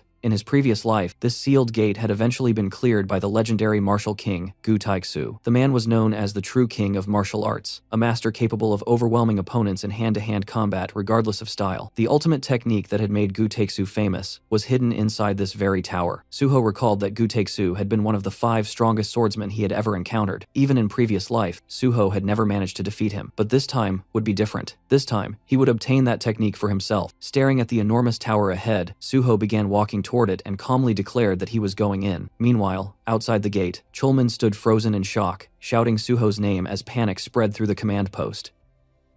The scene briefly shifted to the past. In that moment, Suho stood over the defeated martial king, Gu Taixu. After yet another hard-fought battle, the martial king let out a small laugh as he admitted that, as expected, it wasn't easy to defeat Suho in pure swordsmanship. Suho responded calmly, acknowledging that his opponent was the martial king, but he himself was the sword god. Gu Taixu then dropped to one knee, still smiling, and wondered aloud if he might finally win after 1,000 matches. Back in the present, Suho was climbing the massive stone tower of the martial arts library. His body moved steadily upward, gripping ledges and pulling himself higher with controlled precision. As he climbed, he muttered that Gu Taixu had always been the most persistent person in the world. Someone like him must have scaled this exact tower with nothing but his bare hands. Even for Suho, the climb was exhausting. Each movement demanded strength, balance, and endurance. Despite his overwhelming abilities, he found himself struggling, realizing that the martial king must have gone through the same hardship before earning his title. After a long climb, Suho finally reached the top. Pulling himself over the edge, he jumped onto the rooftop and let out a deep breath of relief. He muttered that he had barely made it, recalling how he had almost slipped near the very end. If his stamina hadn't reached red grade levels, he wouldn't have been able to complete the climb at all. He remembered how things had unfolded in his previous life. Back then, no one had managed to conquer the stone tower. In the end, the opportunity had gone to Gu Taixu through an auction, allowing him to claim the reward. Standing there now, Suho reflected that if he hadn't accessed the gate first this time, the same outcome would have repeated itself. Gu Taixu would have conquered it again. Suho realized that there was no better environment for rapid growth than the Korean Hunter Association. Even if he couldn't directly profit from gates in the usual way, the opportunities they provided were far more valuable. With that thought, he looked upward, eyes sharp with determination. He had already cleared the first trial, the climb. As Suho reached the top, the scenery finally revealed itself. A bright blue moon hung high in the sky, casting a cold, almost surreal glow across the entire area. In front of him stood a massive, old-school style martial arts library, its structure ancient yet imposing. Beneath it spread a huge blue magic circle, quietly pulsing with energy. This place was known as Seogopyeong. Suho stared at the library and immediately understood this wasn't the end yet. To enter it, he would have to pass another trial. He recalled Gu Taixu mentioning that the library was filled with martial arts manuals, countless techniques hidden within its walls. As he walked forward, he observed his surroundings more carefully. At a glance, the terrain felt strangely similar to Kunlun, as if it had been modeled after some legendary martial domain. But the moment his foot stepped onto a specific part of the ground, something triggered. A sharp wave of air rang out. The magic circle ahead began to glow, its light intensifying as mechanisms hidden within the space came alive. Suho wiped the sweat from his face, immediately recognizing what was happening. These weren't just decorations, these were traps, or something even more advanced. The second trial had begun. A blue magical sword materialized from the circle and shot toward him at terrifying speed. Suho reacted instantly, dodging the attack by a hair's breadth. As the blade flew past him, he glanced at it and muttered that this was quite the fiery welcome. But the attack didn't stop there. The magic circle flared again, and this time 2 massive hammers formed behind him. They swung forward with crushing force, aiming to smash him from behind. Suho broke into a sprint, and at the exact moment the hammers came crashing down, he twisted his body and slid across the ground, narrowly escaping the impact. He quickly regained his footing, stabilizing himself as the pressure of the trial filled the air. Then, with a calm expression and a hint of excitement, Suho straightened up and settled into a cool Spider-Man position. If this was how the trial wanted to play it, then so be it. He was ready. After some time, Suho stood there completely exhausted, his entire body drenched in sweat as he struggled to catch his breath. The ground around him was shattered, cracked from the relentless attacks he had been dodging. Looking at the destruction, he couldn't help but think about Gu Taixu. The fact that someone had cleared this place without even having red-grade stats made Suho realize just how monstrous genius the martial king truly was. Wiping the sweat from his face, Suho steadied himself. If he failed here, despite having far better conditions, it would be nothing short of pathetic. With that thought, his resolve hardened. No matter what, he would conquer this place. He activated his skill, mana detection. In the very next instant, he sensed danger and leaped away. A violent mana blast struck the exact spot where he had been standing just a moment earlier. Had he been even a second late, he would have been vaporized. Watching the aftermath, Suho realized something important. No matter how much this place resembled martial arts concepts, its foundation was still rooted in the system. Whether it was called internal energy or something else, the force driving everything here was ultimately mana. As that realization settled in, the system notified him that his mana detection had advanced from grade B to grade A. Suho understood that this was the result of pushing the skill to its limits. Mana detection was notoriously slow to level up, so this alone was already a massive gain. Soon, Suho was moving non-stop, dodging one blast after another, sensing each attack just before it struck. As he continued, his instincts sharpened, and he suddenly realized something. It was time to arrive that thing. The ground beneath the magic circle began to crack violently. Within seconds, the surface split apart, and from within emerged a massive statue. The moment Suho saw it, he knew this was the boss monster. The system identified it as the guardian of the library, its level unknown. The statue's appearance reminded Suho of something oddly familiar, like Mokujin from Tekken. Then he recalled what people used to say. This guardian possessed the same terrifying ability as the Nameless Sword Emperor, the boss of the Nameless Sword Gate. That ability allowed it to copy the exact status window of its opponent. Almost immediately, the guardian activated its skill. A blue domain spread outward, forming a sealed space that enclosed only Suho and the guardian. The system informed him that the battlefield of conviction had been activated. Within this domain, the guardian's status would mirror the challenger's, and all combatants were restricted to using only the weapon designated by the guardian. Suho rolled his shoulders and understood the situation instantly. This meant he had to fight using pure technique, nothing else. Now he understood how Gu Taixu had cleared this gate, but at the same time, Suho smirked, thinking, even Martial King Gu Taixu had never managed to defeat the Nameless Sword Emperor. That meant this kind of fight wasn't his absolute domain. At that moment, the guardian summoned a sword,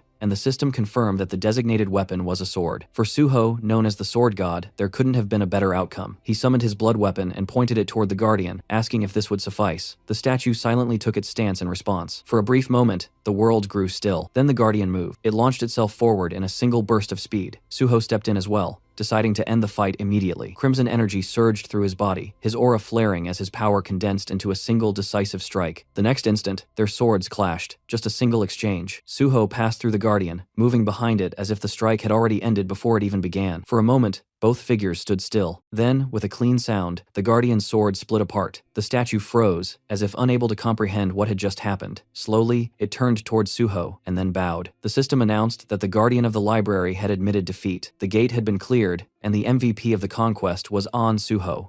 The system provided him extra experience points for being MVP, and his level went up. Suho looked at the Guardian and commented that it had accepted defeat quickly, just like a true martial artist. Then, shifting his gaze toward the towering library ahead, he let out a small breath and said that now that the martial trial was over, it was time to move on to something else. It was time to cultivate knowledge.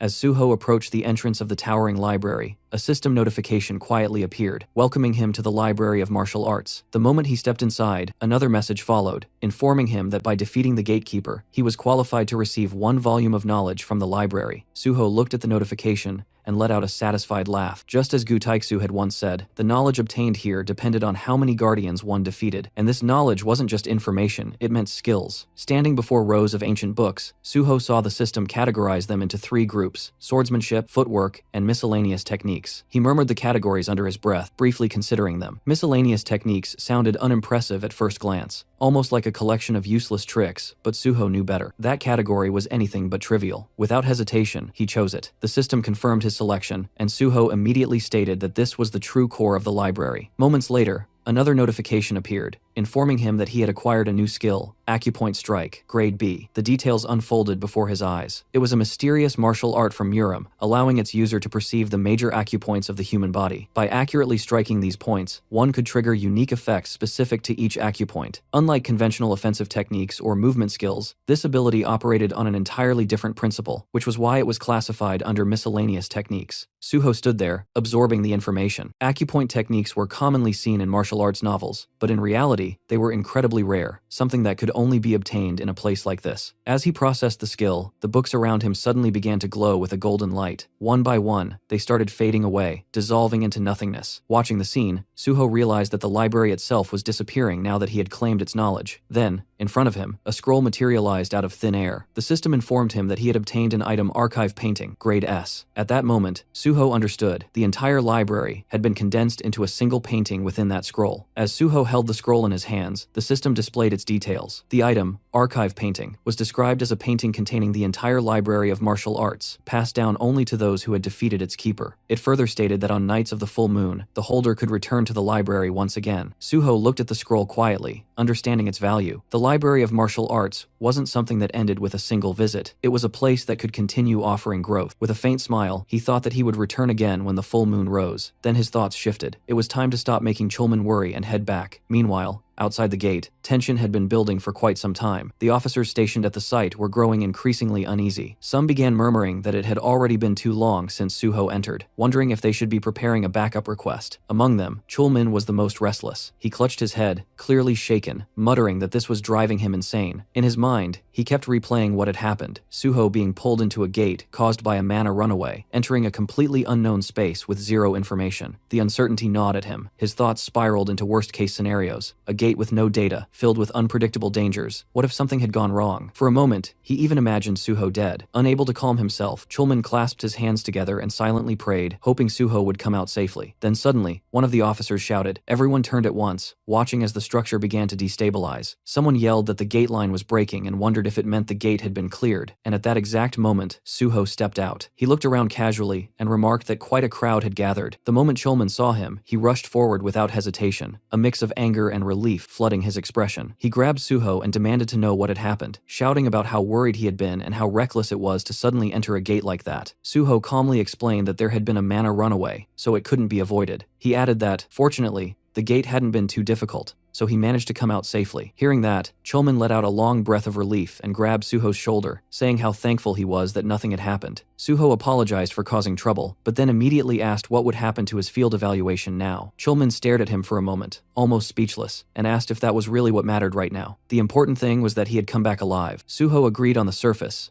but internally, he still felt that the evaluation was important. Letting out another sigh, Chulmin told him they should return to the association first and report everything. After completing his evaluation at the association, Suho returned home in the evening, his body finally giving in to the accumulated fatigue as he slouched onto the couch. Yet even in that exhausted state, a faint sense of satisfaction lingered, because he had once again secured a perfect score in the second gate evaluation, leaving only the Special Forces test ahead. While the system window appeared before him, showing his current level at 75 and his strength stat at 99, along with 2 remaining bonus points, and without much hesitation, he pushed the stat to 100, watching as its color shifted into a distinct orange, while the system acknowledged the advancement and informed him that his strength could now grow even further, making Suho quietly acknowledge that even for him, this rate of growth felt absurd, his fingers tightening into a fist as he sensed the overwhelming power flowing through his body, and concluded that at this pace, he would not lose to anyone in this life, even considering the possibility of clearing a disaster-level gate alone, since he had already done it once before, and knew that with enough preparation repeating, it would not be impossible. Just as his thoughts were settling into deeper calculations about his growth and future plans, the sudden vibration of his phone pulled him back to reality, and when he glanced at the screen, he saw the caller was none other than the Special Department head, P. Sangyil, which immediately sharpened his focus as he picked up the call and greeted him calmly, listening as P. Sangyil casually brought up the topic of his upcoming special training scheduled for the next day, while also mentioning that all of Suho's evaluations so far had been flawless, emphasizing that if he were to pass the final Special Division test as well, he would become the first and youngest perfect scorer in the entire history of the association, a statement that would normally shake anyone but barely stirred Suho on the surface, even as P. Sangyil lightly pointed out how unexpectedly flat his reaction sounded, something Suho brushed off outwardly, while internally acknowledging that such achievements naturally felt less significant to someone walking through life for the second time. However, the tone of the conversation shifted when P. Sangyil revealed that he would personally take charge of this final evaluation, a detail that immediately stood out to Suho, because P. Sangyil was not the type to step forward directly, unless there was a specific intention behind it, and what followed only deepened that suspicion, as he declared that instead of conducting separate tests, he would combine the Special Division and Investigation Division evaluations into a single process and handle everything at once. The Special Forces were divided into 2 distinct branches, one focused on investigating criminal players, and the other handling large-scale operations with greater authority, meaning there had never been any precedent for merging their evaluations like this, making it clear that this was not just a matter of efficiency, but a deliberate use of power to control the situation. Even so, Suho maintained his composed demeanor and accepted the arrangement without hesitation, asking about the assignment only to be told that he would find out the details the next day. After the call ended, Suho remained still for a moment before his expression hardened slightly, his mind already moving ahead as he analyzed the implications of this sudden change, realizing that if things unfolded unfavorably, he could be forced into the Special Division before his preparations were complete, something that would disrupt the entire path he had carefully been building. And with that realization, he leaned forward, resting his chin on his hand as his thoughts sharpened into a clear conclusion that timing was now critical, and that external pressure needed to be applied before the association could finalize anything. Without hesitation, Suho picked up his phone once again and dialed reporter Joe Jinwei, fully aware that controlling the narrative through media would be the most effective way to influence the situation from the outside, and in that moment moment, his priority became simple and absolute as he focused on bringing the article forward first, ensuring that the board would be shaken before anyone could move against him. The next day, Suho arrived at Chief P. Sang-yeol's office and greeted him as he stepped inside, finding the man casually looking at his phone before acknowledging him and gesturing for him to sit, while Suho quietly recalled how Pai had already moved things forward without even informing Chulman, confirming that he had simply pushed ahead on his own authority without hesitation, a decision that made Suho internally note just how forceful and bulldozing his personality truly was. P. Sang-yeol then shifted the conversation, mentioning that he had heard Suho had also caused a stir in the detection division, brushing it off lightly as Suho responded in a calm and understated manner, only for Pai to laugh at his modesty and remark that the world clearly didn't see it that way, before sliding a document across the table and telling him to take a look. And as Suho's eyes fell on the contents, he saw a photograph of Kim Kyung-won, with Pai explaining that the man was now rotting away in Blue Prison, a detail that immediately made Suho question the intent behind bringing him up at this moment, his thoughts sharpening as he asked whether the upcoming evaluation was connected to this case. Pai Sang-yeol answered in an ambiguous tone, implying that it was indeed related, then brought up the incident when Suho had gone to capture Kim Kyung-won, specifically mentioning that Sun Baek-jeom had been present at the scene as well. He told Suho him to review the back page and calmly questioning why Suho had chosen to leave Baek-jeom behind at that time, prompting Suho to repeat his earlier explanation that the scale of the situation had been beyond what he could handle alone, while Pai lit a cigarette, acknowledging the reasoning before quietly shifting the pressure by asking what would happen if Suho could handle it now, his gaze steady and probing as he watched for any reaction. Suho remained composed, offering no immediate response outwardly. Yet internally he understood the meaning behind those words with perfect clarity, realizing that this was not merely an evaluation, but a deliberate test designed to push him into confronting higher-level targets while simultaneously measuring his capabilities and loyalty. And as a faint smile formed on Suho's face, he accepted that this was the kind of man P. Sang-yeol truly was, someone who molded people by dragging them through conflict. In response, Suho met his gaze without hesitation and stated that if it was within his ability, then he would take responsibility and handle it completely, already deciding in his mind that he would play along with this game for now, fully aware that this path would only pull him deeper into the unfolding power struggle.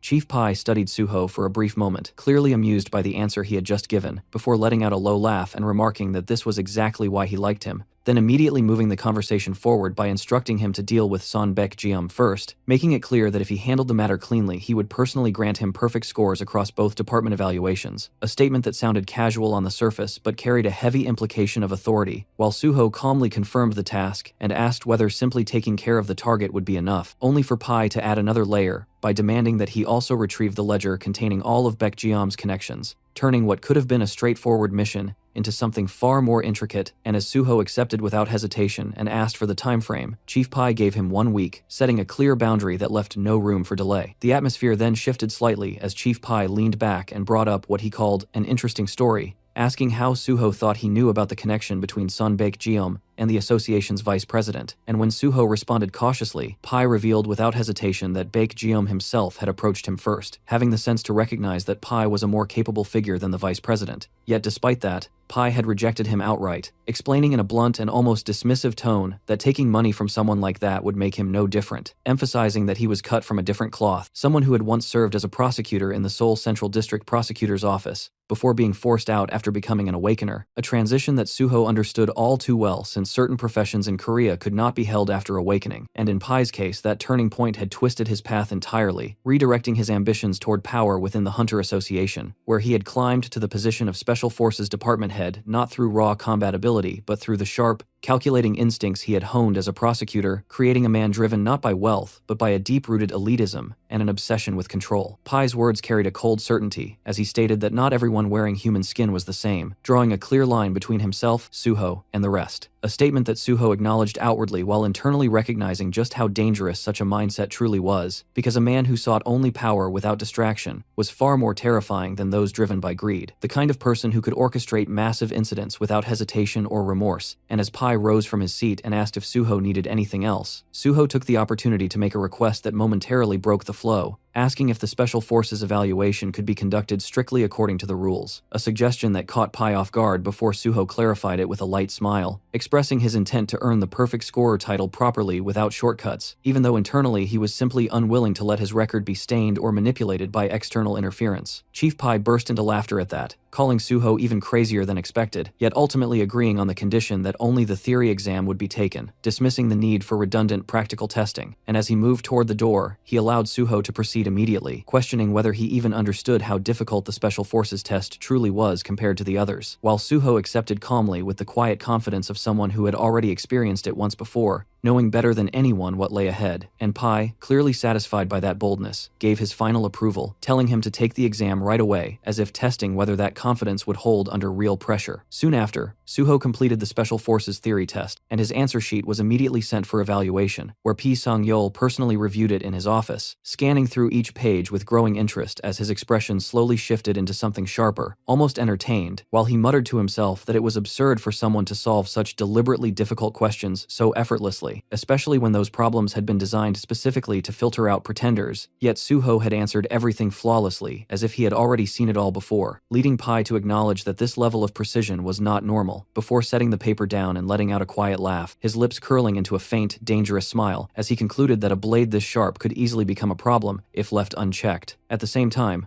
Suho stood outside the vice president's office, his thoughts already moving ahead as he recalled Pi's behavior and briefly noted how casually the man ignored even basic rules like smoking indoors, then shifted his focus to what truly mattered, calculating that 1 week was more than enough time to handle Sunbaek Jeom and push the article forward. Yet before making any moves, he needed to confirm one critical detail, and with that in mind, he stepped inside, where the vice president greeted him with a practiced smile, only for Suho to immediately bring up his meeting with Pai Sang-yeol and the assignment he had been given, then directly question the current state of the vice president's relationship with Sunbaek Jeom, asking whether everything had truly been cleaned up. The question struck harder than expected, instantly breaking the man's composure as sweat formed on his face and his posture collapsed into hesitation, struggling to produce an answer before eventually bowing his head without any proper explanation, a reaction that irritated Suho, who watched the scene with growing frustration as he thought about how absurd it was that someone holding such a high position could fail to handle something so basic. Yet at the same time, he felt no real disappointment because he had never expected competence from him in the first place, reinforcing his belief that relying on others was meaningless, and that in the end, he could only trust himself to resolve matters properly. Without wasting time, Suho extended his hand and demanded the man's wallet, receiving it without resistance as the vice president complied in silence, then calmly confirmed that the money received was still intact, before asking about the remaining cases tied to Sunbaek Jeom, to which the vice president replied with forced confidence that most of them had already been handled and that everything would be resolved within a week, allowing Suho to draw a clear conclusion that if he personally dealt with Sunbaek Jeom, there would be no remaining leverage left against the vice president, and with that understanding, he gave a final warning in a cold, controlled tone, telling him to stay quiet and behave while making it clear that he would not repeat himself, because if any further issues surfaced, the consequences would be far worse than before, a threat that the vice president understood immediately as he nodded in submission. The scene shifted to Gangnam Payment Plaza, deep within the underground parking lot where the dim lights cast long shadows across the concrete, and Suho stood alone as he calmly made a call to Sunbaek Jeom,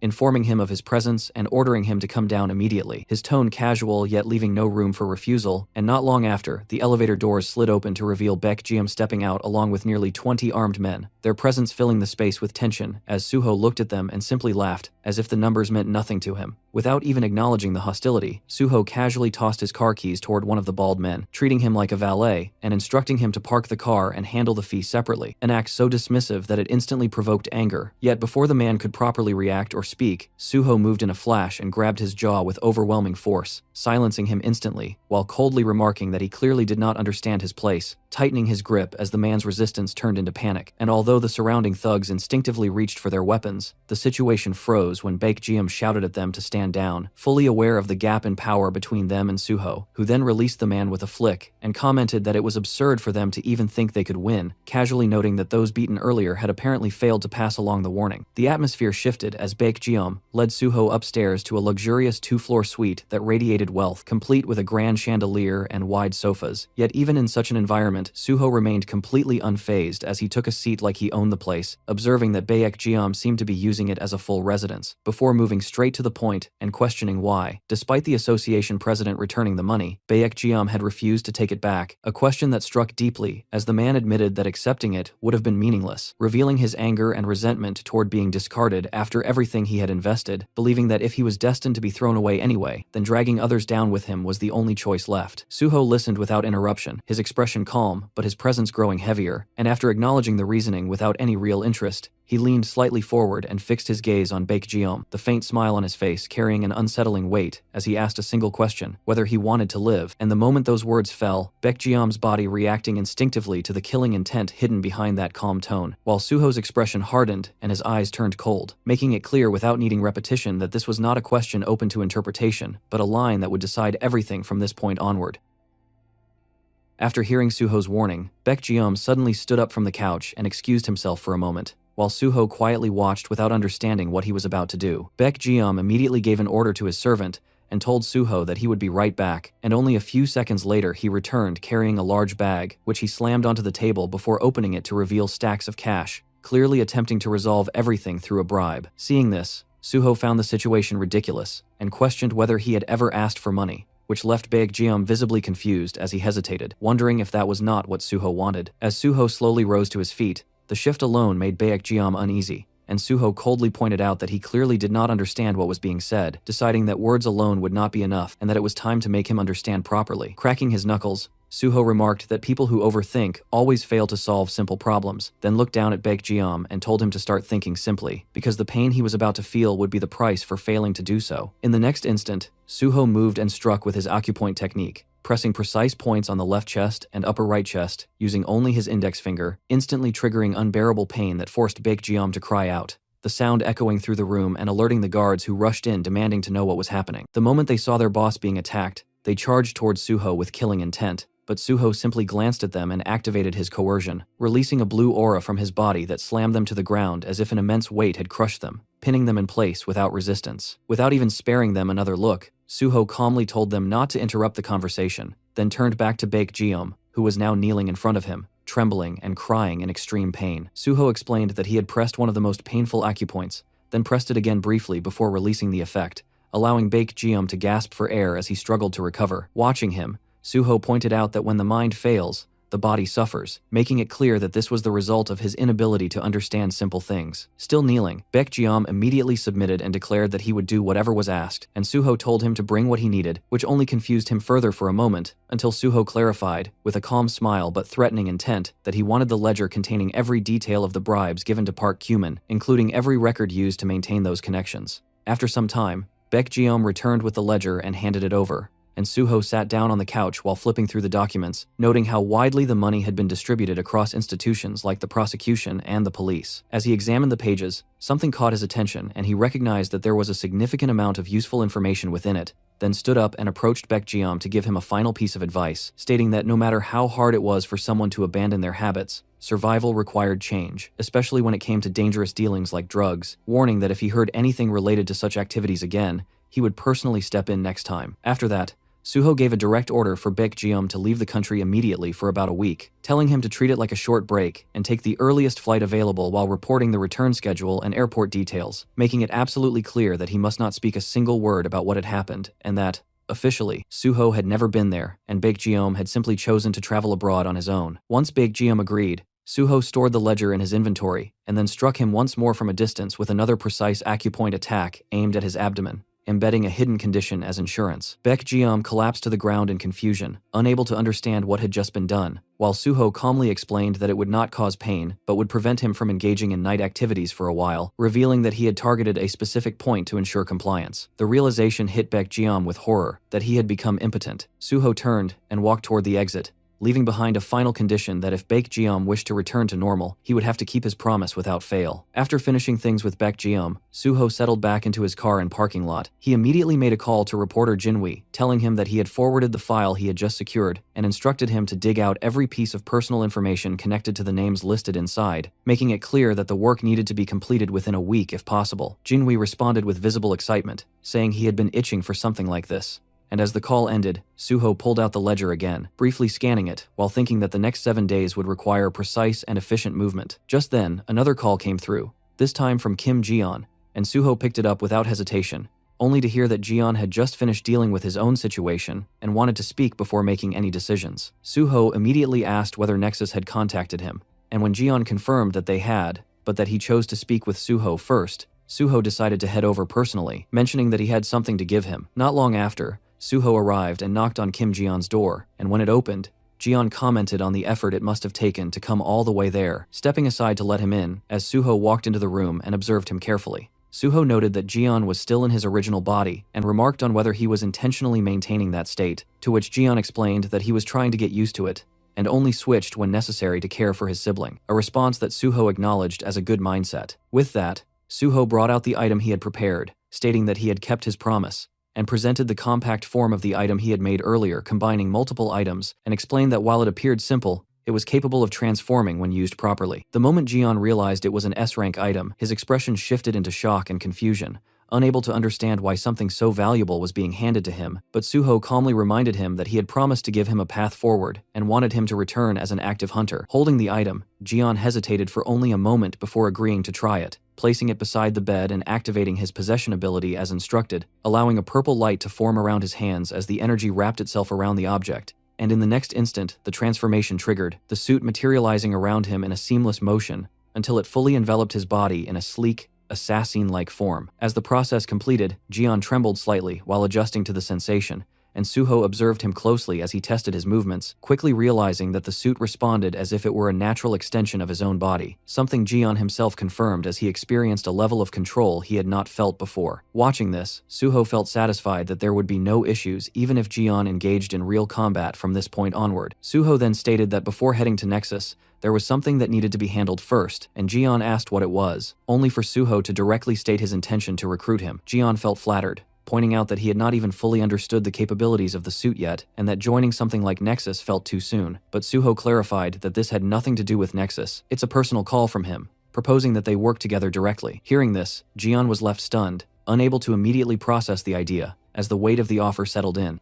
Jian looked at Suho with visible hesitation and asked if he was truly serious, questioning how someone like him could possibly be of any real help. But Suho answered without any pause, explaining that in his goal of ending the gates, Jian's power would become an essential piece, assuring him that he would be properly compensated and, more importantly, promising that once his own abilities developed further, he would personally heal his younger sibling. Jian showed clear doubt at that claim, explaining that he had already searched through countless methods and found no possible treatment, but Suho calmly clarified that while modern medicine had its limits, abilities possessed by players, especially healers with supernatural skills, operated on an entirely different level, and even though there had been no known cases yet, the sheer diversity of healing abilities meant that such a condition was definitely curable. In his mind, Suho recalled how, in his past life, the Saintess of Russia, Isabella, had been the first to cure a vegetative patient, and he knew that by following that exact path, the same result could be achieved again. Hearing this, Jian's resistance slowly broke down as he admitted that being helped to such an extent left him with no choice but to follow, though a lingering concern remained about whether he would be able to handle the responsibility properly. But Suho dismissed that worry with quiet confidence, stating that someone like him would adapt faster than expected, and then guided him to test the suit further by switching it into third-person mode. As Jian activated the function, two system options appeared before him, first person and third person, and the moment he selected the latter, his perspective shifted completely, placing him outside his own body as if he were observing himself from a game screen, with a familiar control interface forming in his hands like a keyboard and mouse setup, leaving him stunned at how real yet game-like the experience felt. Suho, watching this reaction, understood exactly what was happening, recognizing that this was the core ability of the metasuit, the viewer function that allowed control from an external perspective, and he explained that the system naturally replicated whatever environment the user was most accustomed to, which was why Jian was experiencing it like a game interface. As Jian adjusted to the controls, he instinctively drew his weapon and began moving in a way that resembled a skilled in-game character, executing fluid, flashy sword movements as purple energy trailed behind each swing, and Suho observed closely, noting that the efficiency and detail of each motion had drastically improved compared to what would have been possible in first-person control. Jian, now operating in third-person mode, experienced a strange yet immersive sensation as everything around him felt exactly like a game interface, his movements syncing perfectly with his intent, while his perspective remained detached from his physical body, making the entire experience feel unreal despite being grounded in reality, and he internally expressed how bizarre it felt that this wasn't a simulation or a PlayStation environment, but actual reality unfolding through a game-like lens. Suho, observing his reaction, calmly explained that this wasn't even the full extent of the suit's capabilities, as with enough focus and intent, Jian could go beyond simple control and actually transform into characters, or rather into any being he could imagine within the world. Taking that idea seriously, Jian decided to test it immediately and shifted his focus toward altering his form, choosing Suho as the first model simply because he was standing right in front of him, and within moments, his appearance began to change, restructuring itself until he resembled Suho almost perfectly, though slight inconsistencies still lingered. Suho, watching this unfold, found it amusing and remarked that it felt like looking into a mirror, though he quickly noticed that the colors and finer details weren't completely accurate yet, prompting Jian to refine the transformation further. Concentrating more deeply on the suit's functions, Jian adjusted every detail, and in the next instant, he stood there as a flawless copy, matching Suho's appearance with complete precision down to the smallest detail. Suho acknowledged that the result was now indistinguishable, to the point where anyone would believe they were twins if they saw them side by side. Then, without letting the moment linger too long, Suho shifted the focus forward, indicating that it was time to head Nexus, while Jian hesitated briefly, wondering if he should continue in that copied form, but Suho advised him to return to his original appearance, keeping things straightforward as they prepared to move ahead. The scene shifted to Nexus Academy, where the executive carefully examined Jian, while asking Suho whether this was truly the individual he had mentioned with the possession ability, questioning if this was his real form or merely an altered appearance created through some kind of item. But Suho clarified without hesitation that while changing appearances itself was one thing, in this case the appearance itself was the item, making it fundamentally different. Suho then signaled Jian to demonstrate, and Jian nodded calmly before activating his trait, releasing a surge of purple aura that wrapped around his body, and in a single instant, his form shifted completely into the character Kenji from the game, the transformation clean and seamless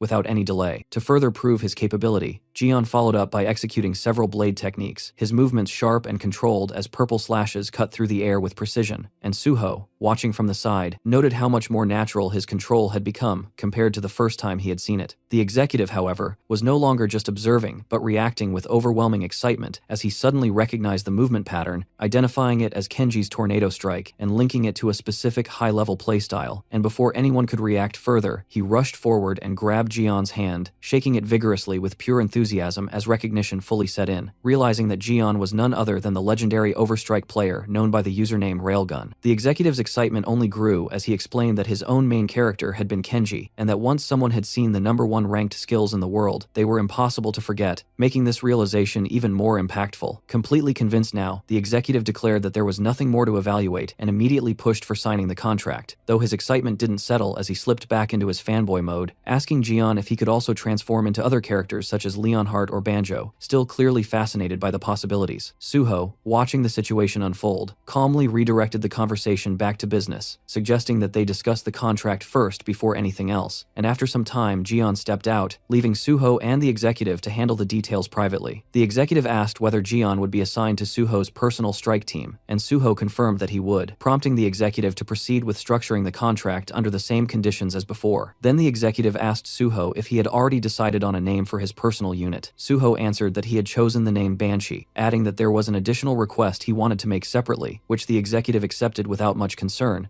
casually noting that it wasn't an issue since the funding would come from the Earthkeeper allocation Suho had mentioned earlier. Suho, no longer interested in the finer logistics, simply left the arrangements in the executive's hands as the discussion wrapped up. As the executive prepared to leave, Suho brought up another matter, asking about the current status of Hunter Kang Dehan, and the executive responded that Kang Dehan had been consistently participating in raids with his assigned team, steadily progressing with his level now somewhere in the range of the 80 to 90, even offering to arrange contact if Suho was interested. However, Suho declined for the time being, stating that he would prefer to be notified only once Kang Dehan reached level 100, and the executive agreed, assuring him that he would follow up once the guild member card and all related materials were prepared, along with confirming any additional special clauses before handing everything over, allowing Suho to leave for now without concern. Later, Suho sat across from Jian at a quiet table and began explaining the special clauses before signing the contract, calmly laying everything out one by one, as he clarified that once Jian was officially hired, he would be assigned to Suho's personal strike team, and from that point onward would address him as team leader, then continued by stating that the partner item would only be lent during work hours and could not be used outside that time under any circumstances, while also emphasizing that Jian's affiliation with Nexus, the existence of the personal team, and every detail related to the partner item had to remain strictly confidential at all times, making it clear that this was not optional, but a requirement that had to be upheld without exception. Jian responded without hesitation, accepting everything with steady confidence and promising to follow every condition exactly as stated, and Suho, satisfied with that straightforward attitude, added one more personal suggestion, offering Jian a place to live within Nexus Academy itself, where training facilities, accommodations, and even proper care for his siblings would all be provided, making it a complete environment tailored for both his growth and stability. Hearing that, Jian immediately stood up and bowed deeply, expressing overwhelming gratitude as he accepted the offer without any doubt, clearly moved by the consistent support he had been receiving, while Suho simply acknowledged it and welcomed him properly into the team, extending a calm but firm sense of partnership that Jian returned with equal determination, fully recognizing Suho as his leader. With that settled, Suho opened the door and suggested that Jian take a look at the rest of the team, and together they moved toward the training area where a series of training simulation capsules lay ahead. Suho explained that this would be Jian's training ground from now on, and directed his attention to the screen where the Banshee team members were engaged in intense combat, only for Jian to quickly realize that they were being completely overwhelmed by a single opponent. As Jian focused on the display, it became clear that the one dominating the entire group was none other than Suho himself, or more precisely, his avatar, relentlessly pressuring multiple opponents at once without showing even the slightest sign of being pushed back, and Suho casually explained that half of their daily routine consisted of resurrection-based sparring against him, while the remaining time was spent clearing dungeons, making it a cycle designed to push their limits continuously. Watching the brutal efficiency of the fight, Jian instinctively questioned how anyone was supposed to defeat something like that, only for Suho to answer simply that even as an avatar, it was still him, meaning the difficulty would never be anything less than overwhelming, and then he made it clear that Jian would be joining that same training from now on, bluntly pointing out that hesitation would only slow him down. The realization hit Jian immediately, and the pressure of what awaited him became obvious as Suho added that before Jian officially began his hunter activities, his combat instincts would be pushed to an entirely new level, whether he was ready or not. At that moment, Suho's phone vibrated, drawing his attention away briefly as he stepped aside while Jian continued watching the intense training footage, still trying to process what his new routine would look like. And as Suho checked the message, he saw that it was from Baek Jiam, confirming that he was already leaving the country and would make contact again before returning, a detail that brought a faint smirk to Suho's face as he noted how quickly this guy acts. His expression slowly turned sharper as he realized how perfect the timing was. Everything was lining up exactly as he wanted. With a wider smirk, he thought this was the right moment, and decided it was time to drop something big.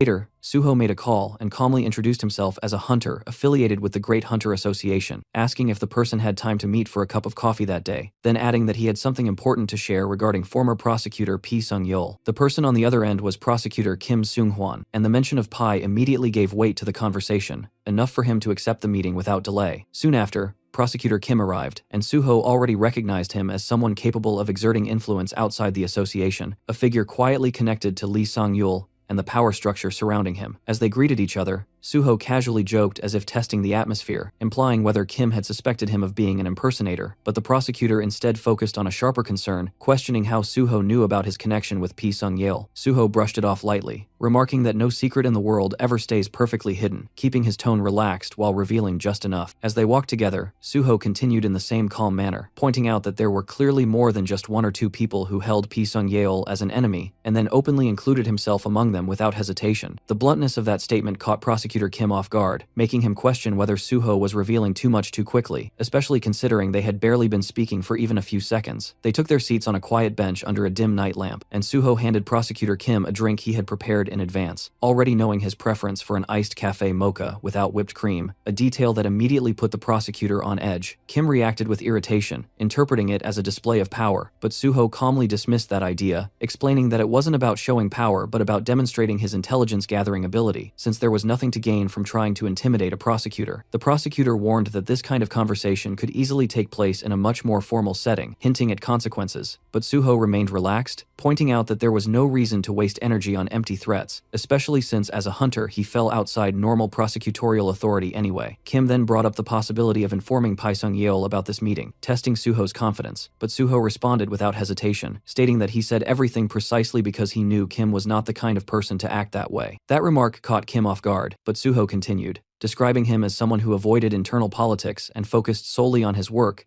then bluntly adding that it was exactly why he had been manipulated by Pi Sung-yeol. The statement visibly irritated Kim, forcing him to ask what Suho was trying to say, and Suho answered directly that someone like him, who broke because he was too upright, now needed to learn how to fight. In his thoughts, Suho reflected on how Kim had always believed in justice, and once that belief was shaken, it would naturally push him toward collapse, a feeling Suho understood better than most. Suho then shifted the conversation, asking if Kim had seen his interview, and upon confirmation, reminded him that his goal was to eliminate the gates for everyone's sake. but made it clear that no matter how strong a single person was, no war could be won alone. He explained that the country was filled with people who disrupted progress for their own gain, and that Pi Sung-yeol stood as one of the central figures enabling that corruption, controlling the special forces and allowing chaos to persist. Suho revealed his intention to cut off those rotten roots entirely, framing it not as a reckless rebellion, but as reform, even as Kim questioned whether it sounded like a coup. Suho then shared a part of his past, recalling how he lost his family as a gate orphan, and later learned that certain disasters, like the gate shock incident, could have been prevented, but were deliberately neglected by the Great Hunter Association for profit, exploiting land values instead of protecting lives, which led him to see the organization as a place filled with parasites chasing personal gain. Kim questioned whether this was driven by personal revenge, but Suho denied it, explaining that if it were, he would have already acted without caring about the consequences, and instead emphasized that true change required control over power itself, comparing it to a sword whose purpose depended entirely on the one who wielded it. He declared his intention to take hold of that power, not for revenge, but to eliminate the gates completely, knowing that to achieve this, he needed to gather trustworthy people whose goals aligned with his own. Kim expressed doubt, calling it an idealistic dream, and questioning why he had been chosen, but Suho answered simply that dreams exist to be pursued, and among all the people he had investigated, Kim stood at the opposite extreme of Pi Sung-yeol, making him uniquely suitable. With a light remark about his intelligence network, Suho hinted that Kim already understood the weight of that selection, before clarifying that he needed someone like him to act as a force within the prosecution, while Suho himself would act as the blade keeping the association in check. Kim then asked if Suho's ultimate goal was to become the president of the Great Hunter Association, but Suho dismissed the idea entirely, stating that he had no interest in such positions, and only wanted the system to function properly on its own. After a moment of silence, Kim finally calmed, acknowledging that he understood Suho's intentions, and as the tension between them settled, Suho raised his cup toward him, signaling that now that they stood on the same side, it was time to move forward together. Suddenly, Suho's phone rang, and he pulled it out of his pocket, briefly showing the screen to Prosecutor Kim with a faint remark about how things always appeared at the right time, as if summoned, though the caller was none other than Pi Sung-yeol. Suho stood up from the bench and answered calmly, addressing him with respect, while on the other side Pi Sung-yeol asked directly about Baekjeom. Suho explained that he had gone to catch him but found that he had already left the country, adding that the man would return in a few days, and that he planned to intercept him at the airport, since he currently lacked the authority to forcibly bring him back, ending with a composed apology. Hearing this, Pi Sung-yeol's expression hardened, and he immediately asked if Suho had seen the news, and just as Suho had anticipated, the article had already been published, exposing the special recruitment controversy within the Special Forces,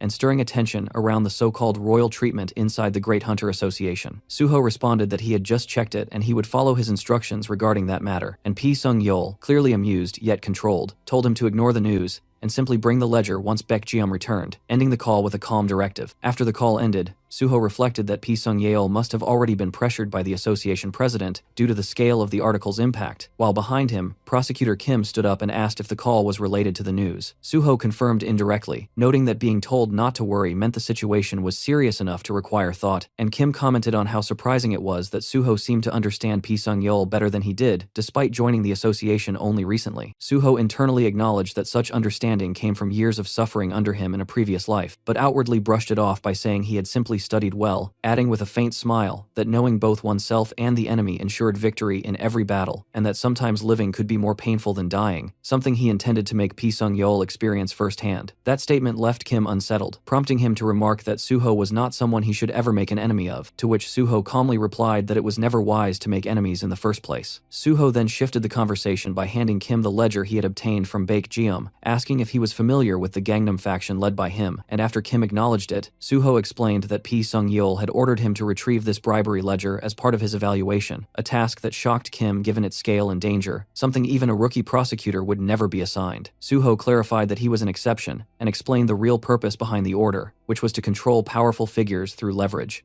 And as Kim flipped through the pages filled with names of police officers, judges, and prosecutors, Suho calmly stated that this was exactly why he was handing it over, asking Kim to handle the prosecution and police side while he managed matters within the association. He advised him not to act immediately but to first build influence and then move to Seoul, explaining that to catch a tiger one had to enter its den, suggesting he select key cases that would strengthen his position, while Suho provided additional intelligence when needed. With a light laugh, Suho casually waved waved his phone in front of Prosecutor Kim, listing off examples without hesitation, mentioning a guild representative, a corporate executive, even a prosecutor from the Gyeonggi District Prosecutor's office, making it clear that it didn't matter who the target was because he could investigate them immediately and pass along whatever information was needed. The prosecutor found himself unable to respond, the words simply not coming out as the implications settled in, and instead he remained silent, his thoughts turning inward as a quiet realization formed that the safest way forward was to live carefully and avoid ever becoming someone who stood against Suho.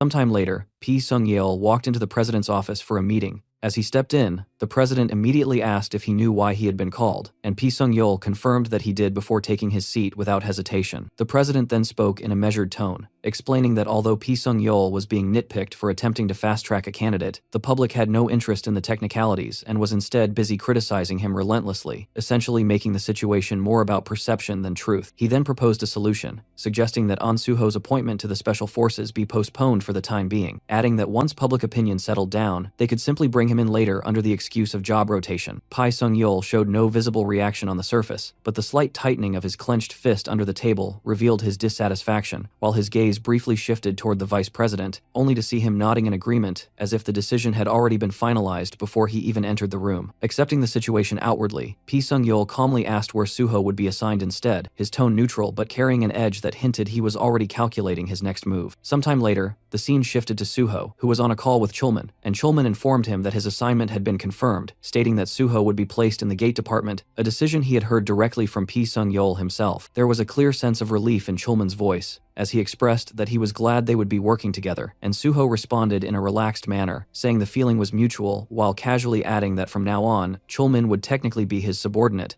so he should feel completely comfortable. Chulman, adjusting to the idea, replied that he would see Suho's performance soon enough, mentioning that they would meet again in about a week. As the conversation continued, Suho asked whether there was a fixed schedule once he officially joined the gate department, which caught Chulman slightly off guard, prompting him to question why Suho was already thinking ahead while still in the middle of his training evaluation. Suho, maintaining a calm smile, explained that since the tasks related to the gate department had not yet been fully explored, he was considering taking initiative and looking into them himself, casually mentioning field gate clearing as an example. That single suggestion caused Chulman to jolt in surprise, his reaction immediate before he quickly lowered his voice, acknowledging that field gates were indeed part of their responsibilities, but questioning why Suho seemed so intent on jumping straight to the most dangerous path. Suho responded in a composed manner, implying that someone had to take on that role anyway, leaving Chulman momentarily speechless before he finally accepted it, admitting that he had expected this kind of attitude ever since Suho expressed interest in joining the gate department. With a resigned but supportive tone, Chulman agreed to prepare for it, telling Suho to inform him if anything was needed and that they would meet soon. And as the call ended, Suho reflected that things were rolling along perfectly, with Park Kyumon playing his part just as expected. Suho sat casually on the couch when he noticed Giwon and Haewon getting ready to leave, and he asked where they were headed. Giwon explained that he had training scheduled and was heading to Paju along with Haewon, though Suho's attention sharpened slightly as he followed up with another question, asking whether Giwon still had what he had told him to give up earlier. Giwon glanced at his phone and casually replied that he had already handed over all the data last time, but Suho immediately corrected him with a grin, clarifying that he wasn't talking about the data, pointing out that Giwon must have also uncovered Kim Gung-won's hidden assets along the way. That single remark hit its mark perfectly, and Giwon's half-laugh froze midway as he realized he had been completely seen through, leaving him no room to dodge. Suho didn't press aggressively. He simply stated that he needed it now and told him to hand it over, which was somehow even more effective. Giwon laughed awkwardly for a second before suddenly bolting toward one of the rooms at full speed, hurriedly claiming that he had already prepared everything anyway, as if trying to turn the situation into a planned reveal, instead of being caught red-handed. Within moments, he came back holding a black card and announced that, as a start, there was about 3.2 billion won secured. Suho took the card without much reaction, casually noting that while it was a large amount in general terms, it felt relatively small compared to what he had dealt with in his past life, a thought he kept to himself while Giwon quickly added that it was a physical withdrawal card, making it easy to use, and nervously insisted that he had no bad intentions in keeping it. Suho simply smiled and reassured him in a light tone, saying he knew Giwon wouldn't do something like that, especially knowing what kind of ability user he was,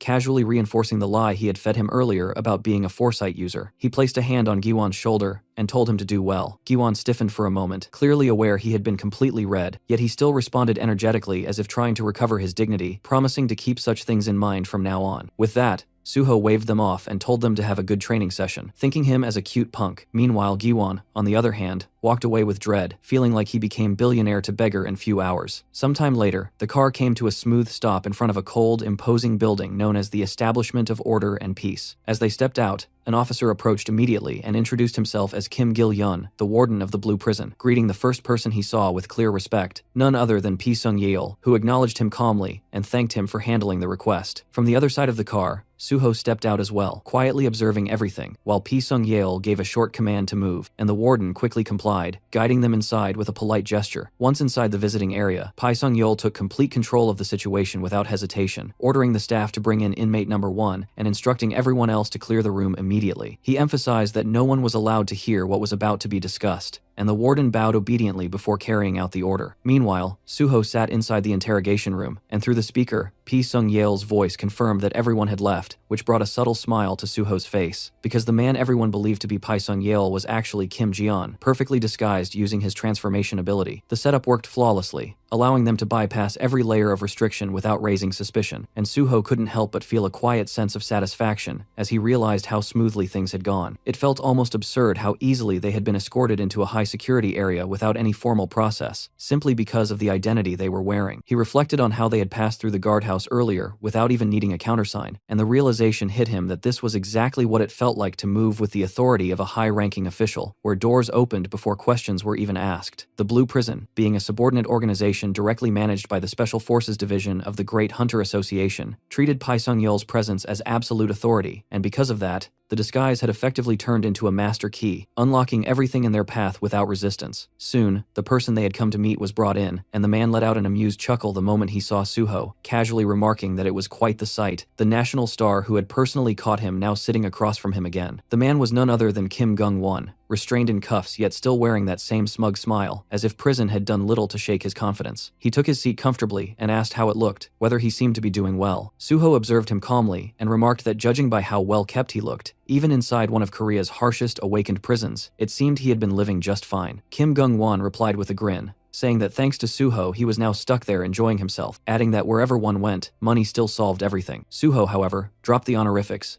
and addressed him plainly as Kim Gung-won, which immediately irritated him, though Suho ignored that reaction entirely and shifted the conversation, asking instead how much of his commission money he had left and advising him to use it carefully. Without hesitation, Suho placed the black card on the table and revealed that all of Gung-won's hidden assets, including the 3.2 billion in cryptocurrency, were already in his possession. He spoke casually, almost like it was a minor detail, adding that since Gung-won still had years left to serve, it would be wiser not to waste what remained, especially considering how much he had already spent showing off inside the prison. That was the moment the confidence on Gung-won's face cracked, and he shot up from his seat, angrily calling Suho a liar and demanding to know how such a thing was even possible. Suho simply responded with a cold, menacing smile, reminding him that he was the same person who had tracked him down when even the Great Hunter Association couldn't locate him, implying that siphoning off a hidden stash like that was nothing in comparison. The weight of those words hit hard, and Gung-won's anger quickly turned into tension as sweat formed and his posture faltered. Suho continued, calmly pressing further by asking how long he thought he could survive in the Blue Prison, a place known for its extremely high inmate mortality rate. That question drained whatever resistance remained,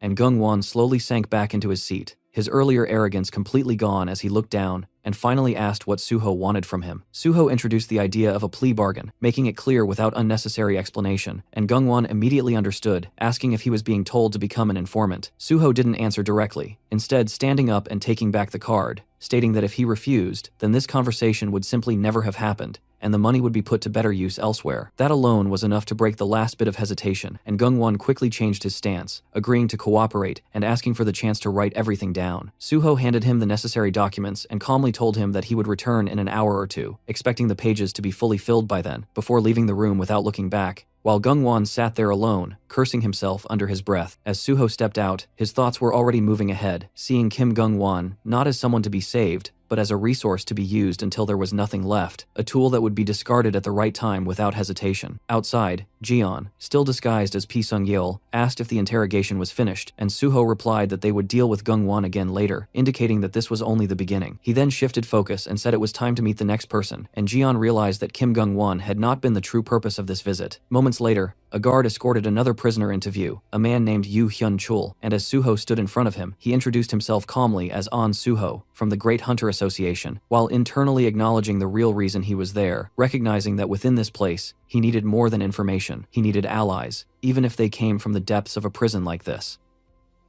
Sometime later, our MC sat across from Yoon Hyun-chul inside the interrogation room of the Blue Prison, the heavy silence between them stretching for nearly 10 full minutes without a single proper response. When Suho finally asked if he planned to stay silent forever, the prisoner replied bluntly that he had no interest in whatever business Suho came for, his tone carrying absolute hostility from the start. Suho quietly shifted the topic and mentioned Yoon Hyun-chul's younger sibling, and the effect was immediate. The calm atmosphere shattered in an instant as Yoon Hyun-chul's expression twisted with rage, his restraints snapping apart as he suddenly stood and drove his fist straight towards Suho's face without hesitation. The attack came with explosive force, but our MC caught the punch effortlessly with one hand, stopping it dead before it could even move an inch further. The big guy glared at him with bloodshot eyes and demanded to know who the hell he was to casually mention his sibling like that. Suho remained completely unfazed and calmly repeated his introduction, stating that he was An Suho, a hunter affiliated with the Great Hunter Association, someone Yoon Hyun-chul had probably already seen on the news by now. But Hyun-chul clearly had no interest in conversation and almost immediately swung his other fist towards Suho again. This time, Suho moved first. In one smooth motion, he activated acupoint strike skill and struck precise points along Yoon Hyun-chul's neck and chest, while calmly remarking that if he refused to talk,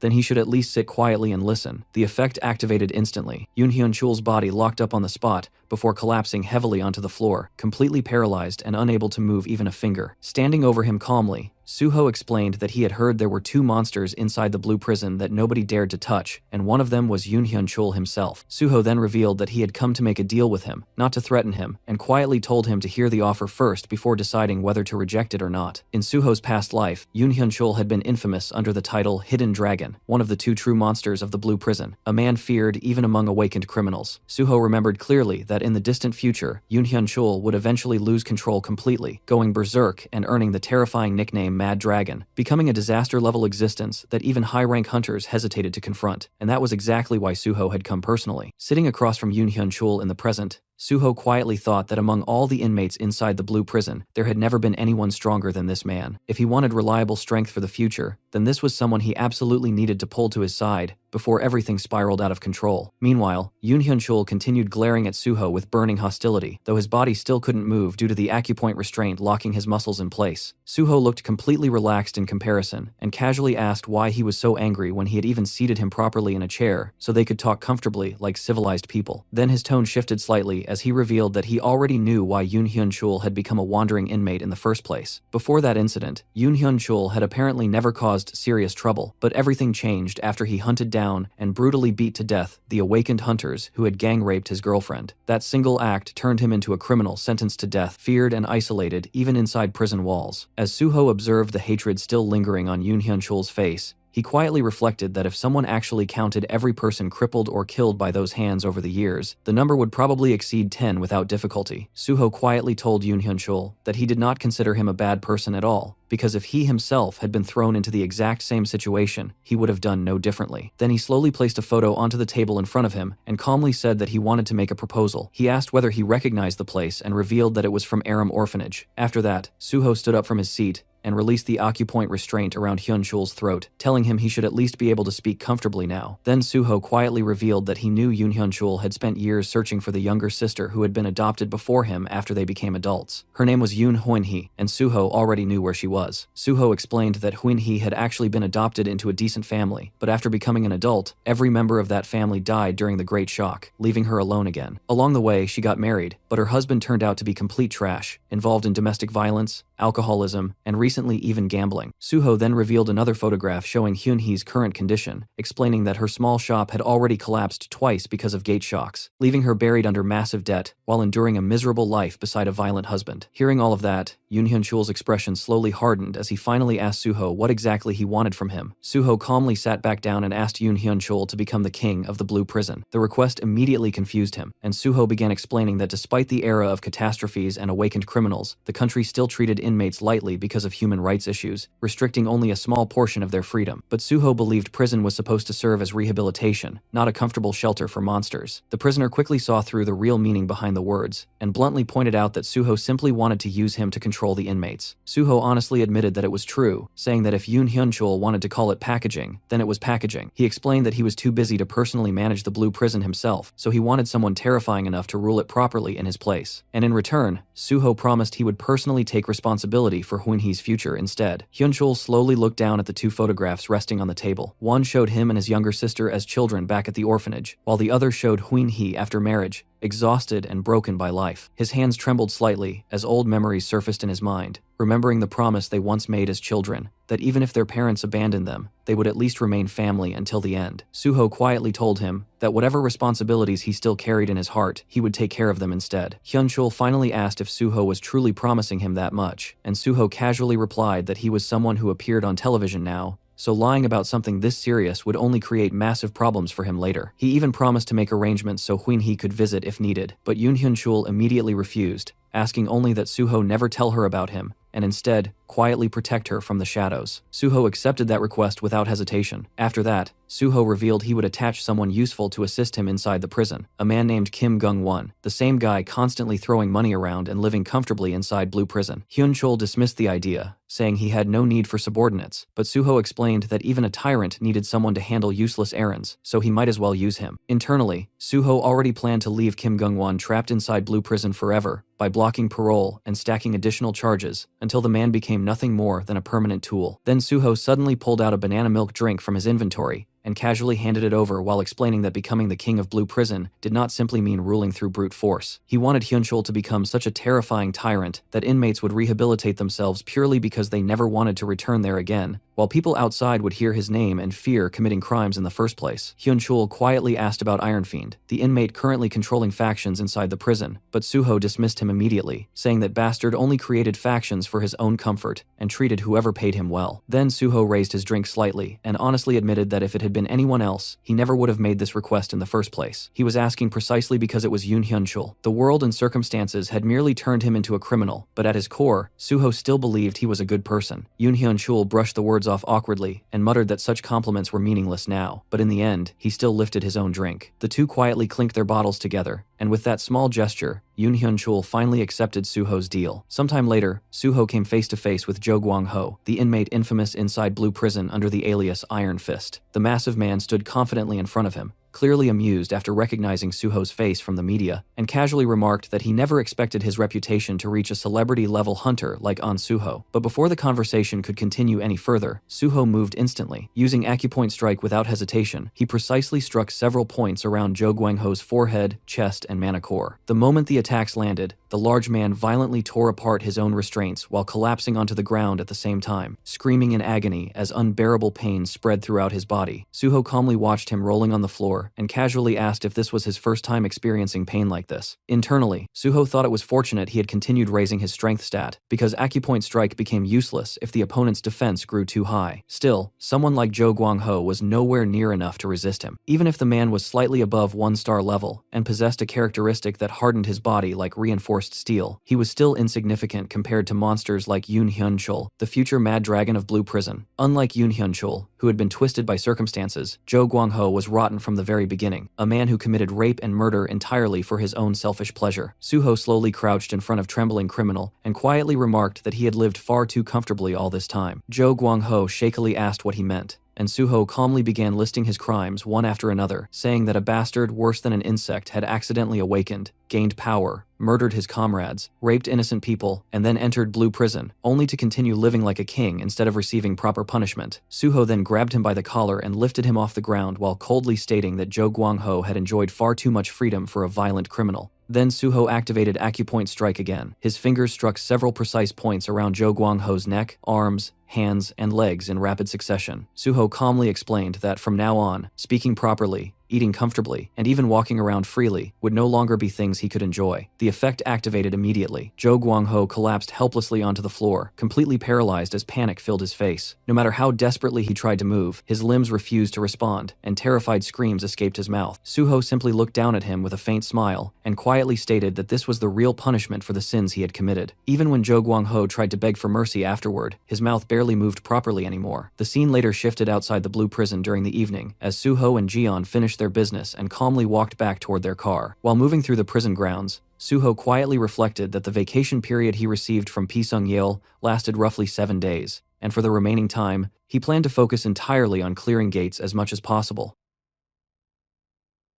Sometime later, Suho arrived at the gate site where Choi Yoon greeted him with a bright smile, clearly curious about what he was planning. Just a few hours earlier, Suho had called her and asked her to reserve a very specific type of gate under strict conditions, leaving her wondering what exactly he intended to do with it. Now standing there, Suho casually stated that he knew she would find one quickly, and assured her that money would not be an issue this time. Choi Yoon laughed lightly at that, commenting that she liked how he always got straight to the point, though she reminded him there would be a late-night surcharge for arranging something like this. Then, she gestured toward the gate ahead, and explained that based on his requirements, this one specialized in rapid leveling and was tied to the cycle of the full moon. Before the conversation could continue, a voice suddenly called out to them. Both turned to see a man approaching confidently. He introduced himself as Kim Won-ho, the owner of the gate, and greeted Suho with a businesslike smile. Without wasting time, he proposed a deal, saying he would prefer selling the entire gate as a lump sum buyout rather than offering simple entry access. He suggested handing over full rights for 10 sheets, which translated to 1 billion won. Hearing that, Suho internally scoffed at the ridiculous price, thinking that amount was nowhere near worth it when he could just use the same money elsewhere for more efficient returns. Outwardly, however, he calmly countered with his own offer, proposing 100 million won instead, but adding a condition. Kim Won-ho frowned slightly, confused by the sudden condition, and asked him to explain. Suho stated that Kim's team could keep every single monster drop inside the gate. The man was clearly taken aback, and warned Suho that he might regret such a decision once he realized what kind of gate this actually was. But Suho simply brushed it off, showing no hesitation. Kim Won-ho then added his own condition in return, stating that his team would not assist Suho at all once inside. Suho accepted immediately, even welcoming that restriction, and clarified that the only thing he wanted in exchange was full rights to the boss monster. Internally, Suho remained completely calm. He knew he could have easily wiped out everyone involved and taken everything by force if he wanted to, but doing something like that would only ruin his relationship with Choi Yoon, and she was far too useful as a broker to lose over something like this. Meanwhile, Choi Yoon stood behind him in disbelief, quietly asking what he had just done. As they moved back toward the car, she openly criticized the deal, calling it a massive loss, and pointing out that this was a werewolf-type gate, where pelts, teeth, and claws alone were worth a fortune. Suho already knew all of that, but right now, money meant far less to him than experience points. He calmly reassured her that it was fine, and explained that they would continue making similar low-cost buyouts moving forward. Choi Yoon let out a long sigh, clearly giving up on arguing, though she admitted that a deal like this was only possible because it was Suho, since brokers usually did not even step inside gates alongside clients. Suho simply responded that she did not need to worry, because handling situations like this was exactly his specialty. Meanwhile, Kim Won-ho called out again, informing Suho that they needed about an hour to prepare their gear and gather their team. Suho casually acknowledged it,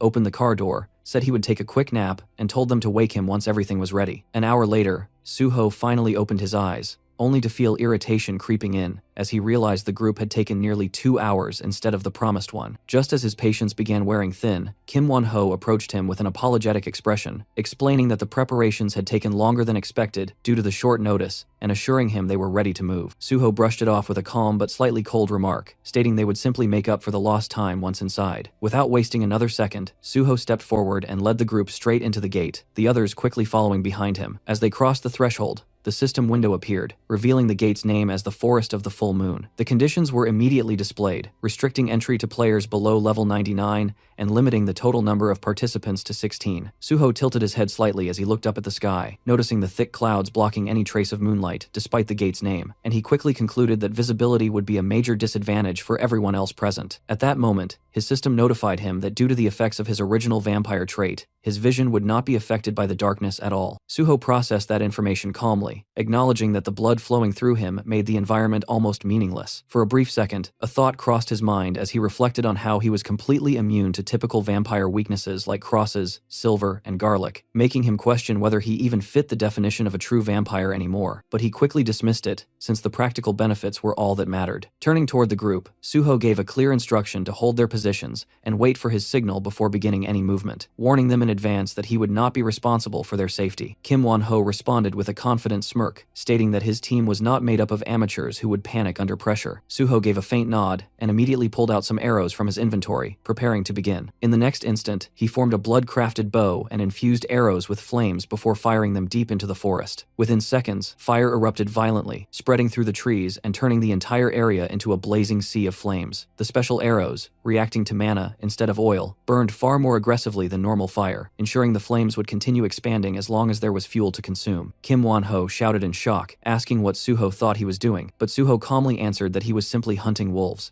explaining that the fire would force the werewolves out of hiding. Kim, still stunned, pointed out that such a massive blaze would trap them as well, but Suho had already knocked additional arrows and fired them into key positions, reinforcing the inferno, stating bluntly that this was the fastest method available and that he had no intention of wasting more time after their delay. Immediately after, Suho activated mana detection through his enhanced vision. The burning forest lit up with traces of murky purple mana, revealing the hidden positions of the monsters trying to conceal themselves. No matter how well they hid, that corrupted aura could never be fully masked. Without hesitation, he summoned his Ghost Shadow Spear and launched it toward one of the targets. The spear pierced straight through a werewolf's chest, killing it before it even had time to react. The remaining monsters were caught off guard, but before they could process what was happening, Suho had already moved. Using aerial momentum, he descended onto another werewolf with his blood-forged blade and drove it straight through the creature's skull, killing it instantly. Then, standing amid the flames and corpses, Suho glanced back at the group and calmly told them that if they were scared, they should stay close behind him. Kim Won-ho and his team stood frozen for a moment, visibly shaken yet unable to hide their amazement at Suho's overwhelming combat ability. In the next instant, Suho dashed forward at high speed,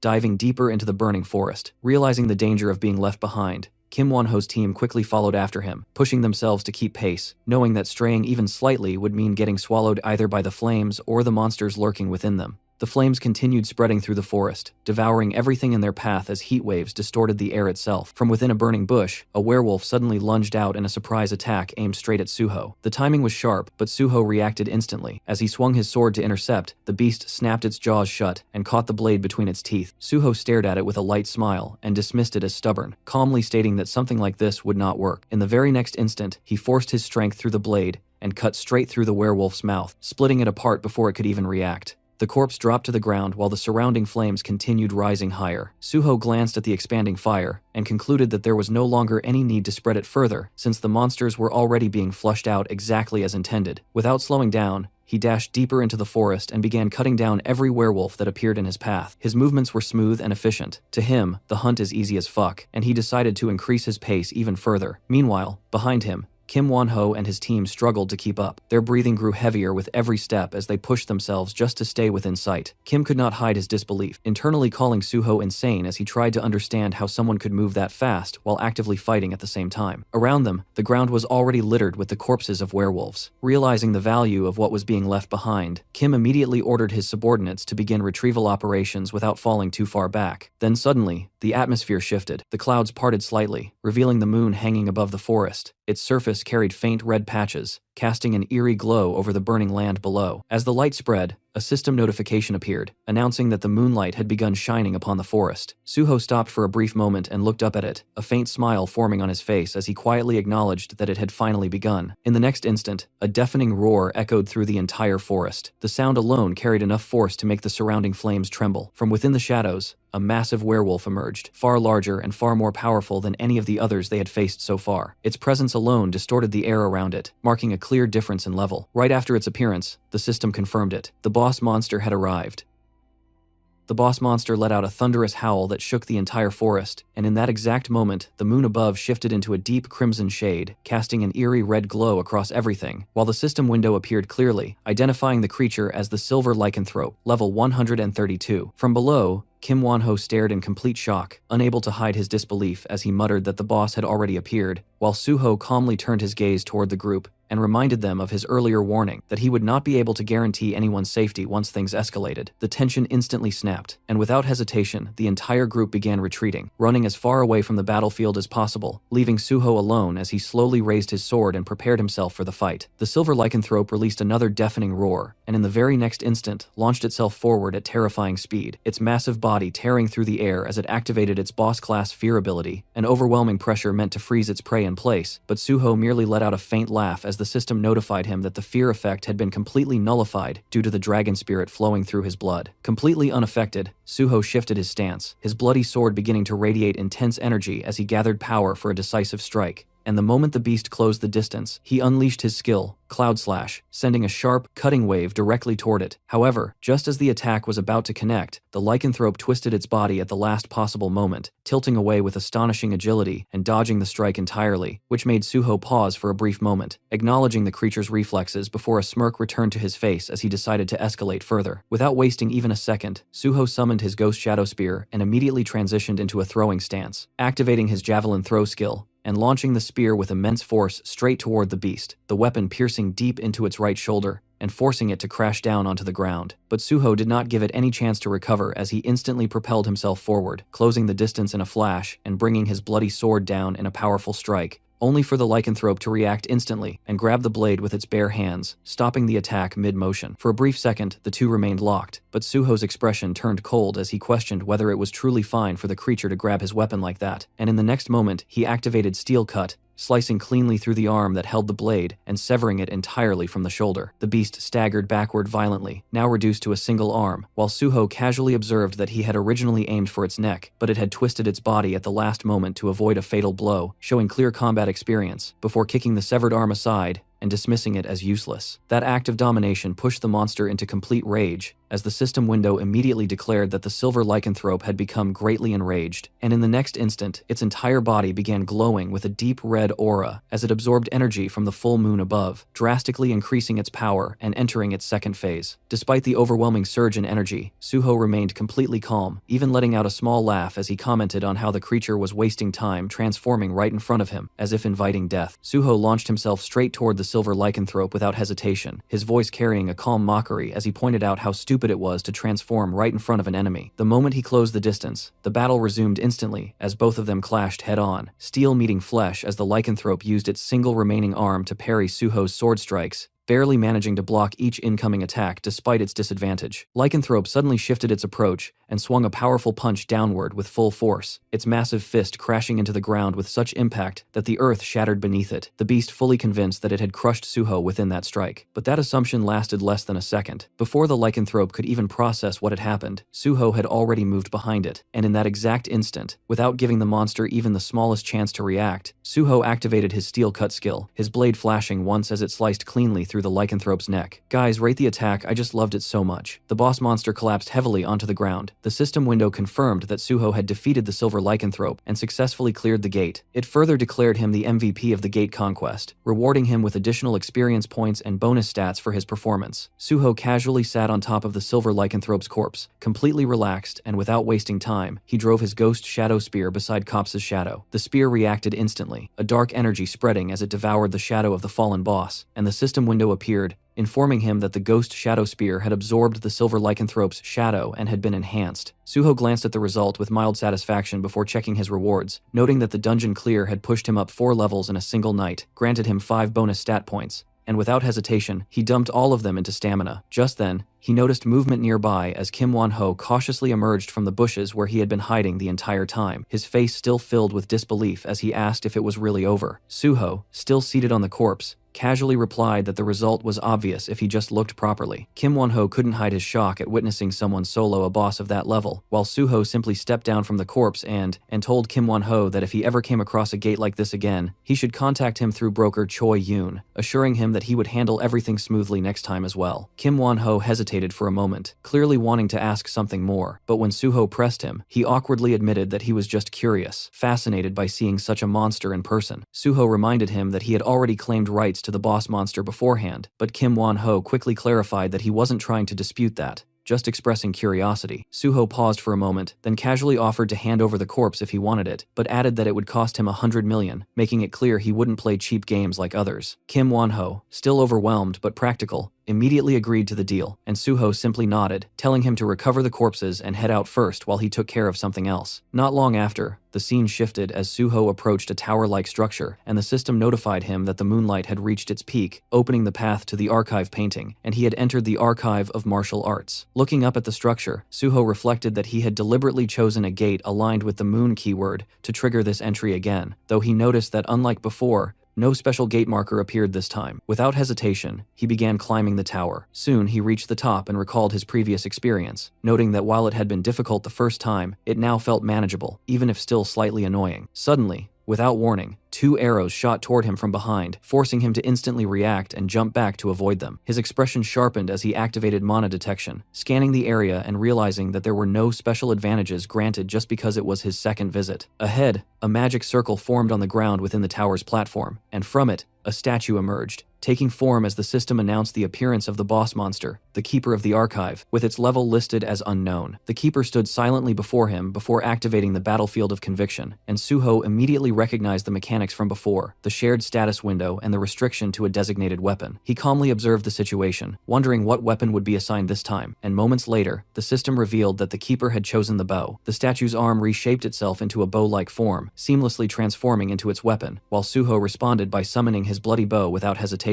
Taking his stance, a faint smirk formed on his face as he admitted to himself that he had already grown used to using this type of weapon, making this situation far more favorable than before. And just like that, the battle began.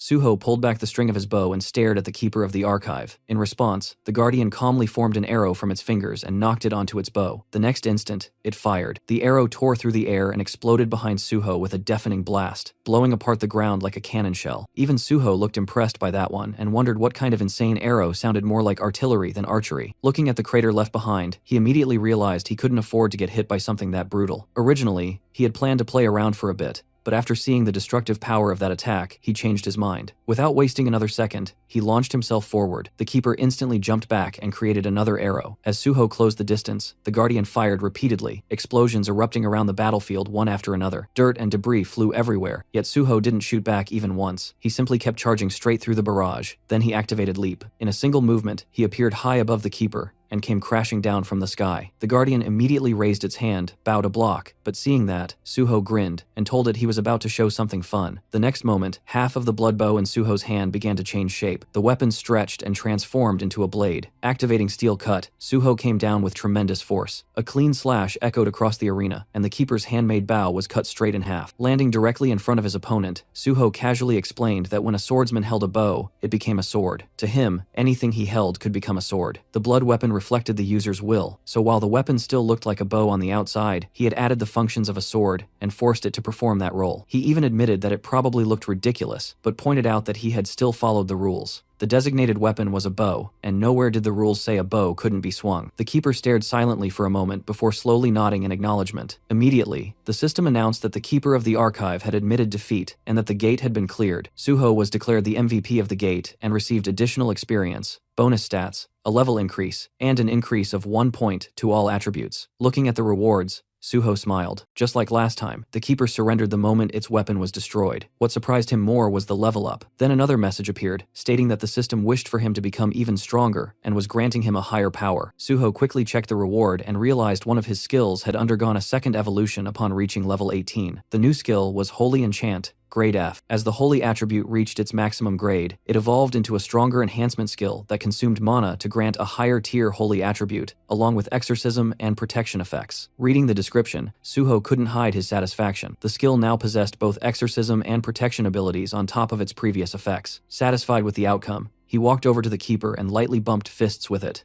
telling the Guardian to take care of things until next time, before turning around and leaving the battlefield. Soon, Suho arrived at the Archive of Martial Arts. As he stepped inside, a system window appeared in front of him and instructed him to select the knowledge he desired. 3 options immediately appeared: archery, footwork, and miscellaneous techniques. Looking at them, Suho had already made up his mind. Since he possessed the Guardian Sword, weapon techniques weren't even an option in the first place, and he felt it wasn't the right time to learn footwork yet. Without hesitation, he selected miscellaneous techniques. The system instantly confirmed his choice and rewarded him with a new skill, Disguise Art Grade B. The description explained that it was a mysterious disguise technique from Muram that manipulated the muscles and bones of the face to create any desired facial shape. Reading the explanation, Suho immediately realized how ridiculous the skill actually was. Unlike the mimicry mask Choi Yoon had used before or ordinary human skin masks, this operated on a completely different level. It physically altered the user's muscles and bone structure, meaning even detection skills would have an extremely difficult time exposing the disguise. As the knowledge settled into his mind, the manuals gradually faded away into particles of light. Watching them disappear, Suho couldn't help thinking that it would be nice if useful rewards like this kept appearing every time. After finishing his business, Suho finally stepped out of the gate. Choi Yoon was still standing beside the car waiting for him. The moment she saw him, She pointed out that he had finally come out. Suho immediately asked about the others, and Choi Yoon explained that they had cleaned everything up and left a long time ago. She added that they wanted her to pass along a message saying it had been a good experience. Suho then asked the more important question and checked whether she had collected the money. Looking pleased with herself, Choi Yoon handed over a bag and explained that it was the remaining amount after deducting her commission. After confirming that, Suho immediately asked if she had found any more gates. Choi Yoon revealed that there were 2 additional gates with unique conditions. The moment he heard that, Suho started walking toward his car. Seeing that reaction, Choi Yoon quickly asked if he was seriously planning to go right away. Suho casually asked if there was a problem with that, but Choi Yoon asked him in disbelief and asked when exactly he planned to sleep. Suho simply replied that he was a little pressed for time. As he got into the driver's seat, he told her to leave the car she came in and ride with him instead. He even offered to drive so she could get some sleep on the way. Choi Yoon climbed into the passenger seat and jokingly reminded him that she was expensive. If he planned to drag her around for transactions, then he should pay a companion fee as well. Suho immediately asked how much she wanted. The question caught her off guard because she had only been joking. She quickly laughed and told him she wasn't serious. However, Suho calmly pointed out that they would be traveling together and exploring gates for the next 6 days, so paying her extra wouldn't be unreasonable. The moment she heard the words 6 days, Choi Yoon froze in shock. She stared at him in disbelief, realizing this crazy bastard had absolutely no intention of slowing down anytime soon. A few days later, Suho checked his status window. After relentlessly clearing gates for days,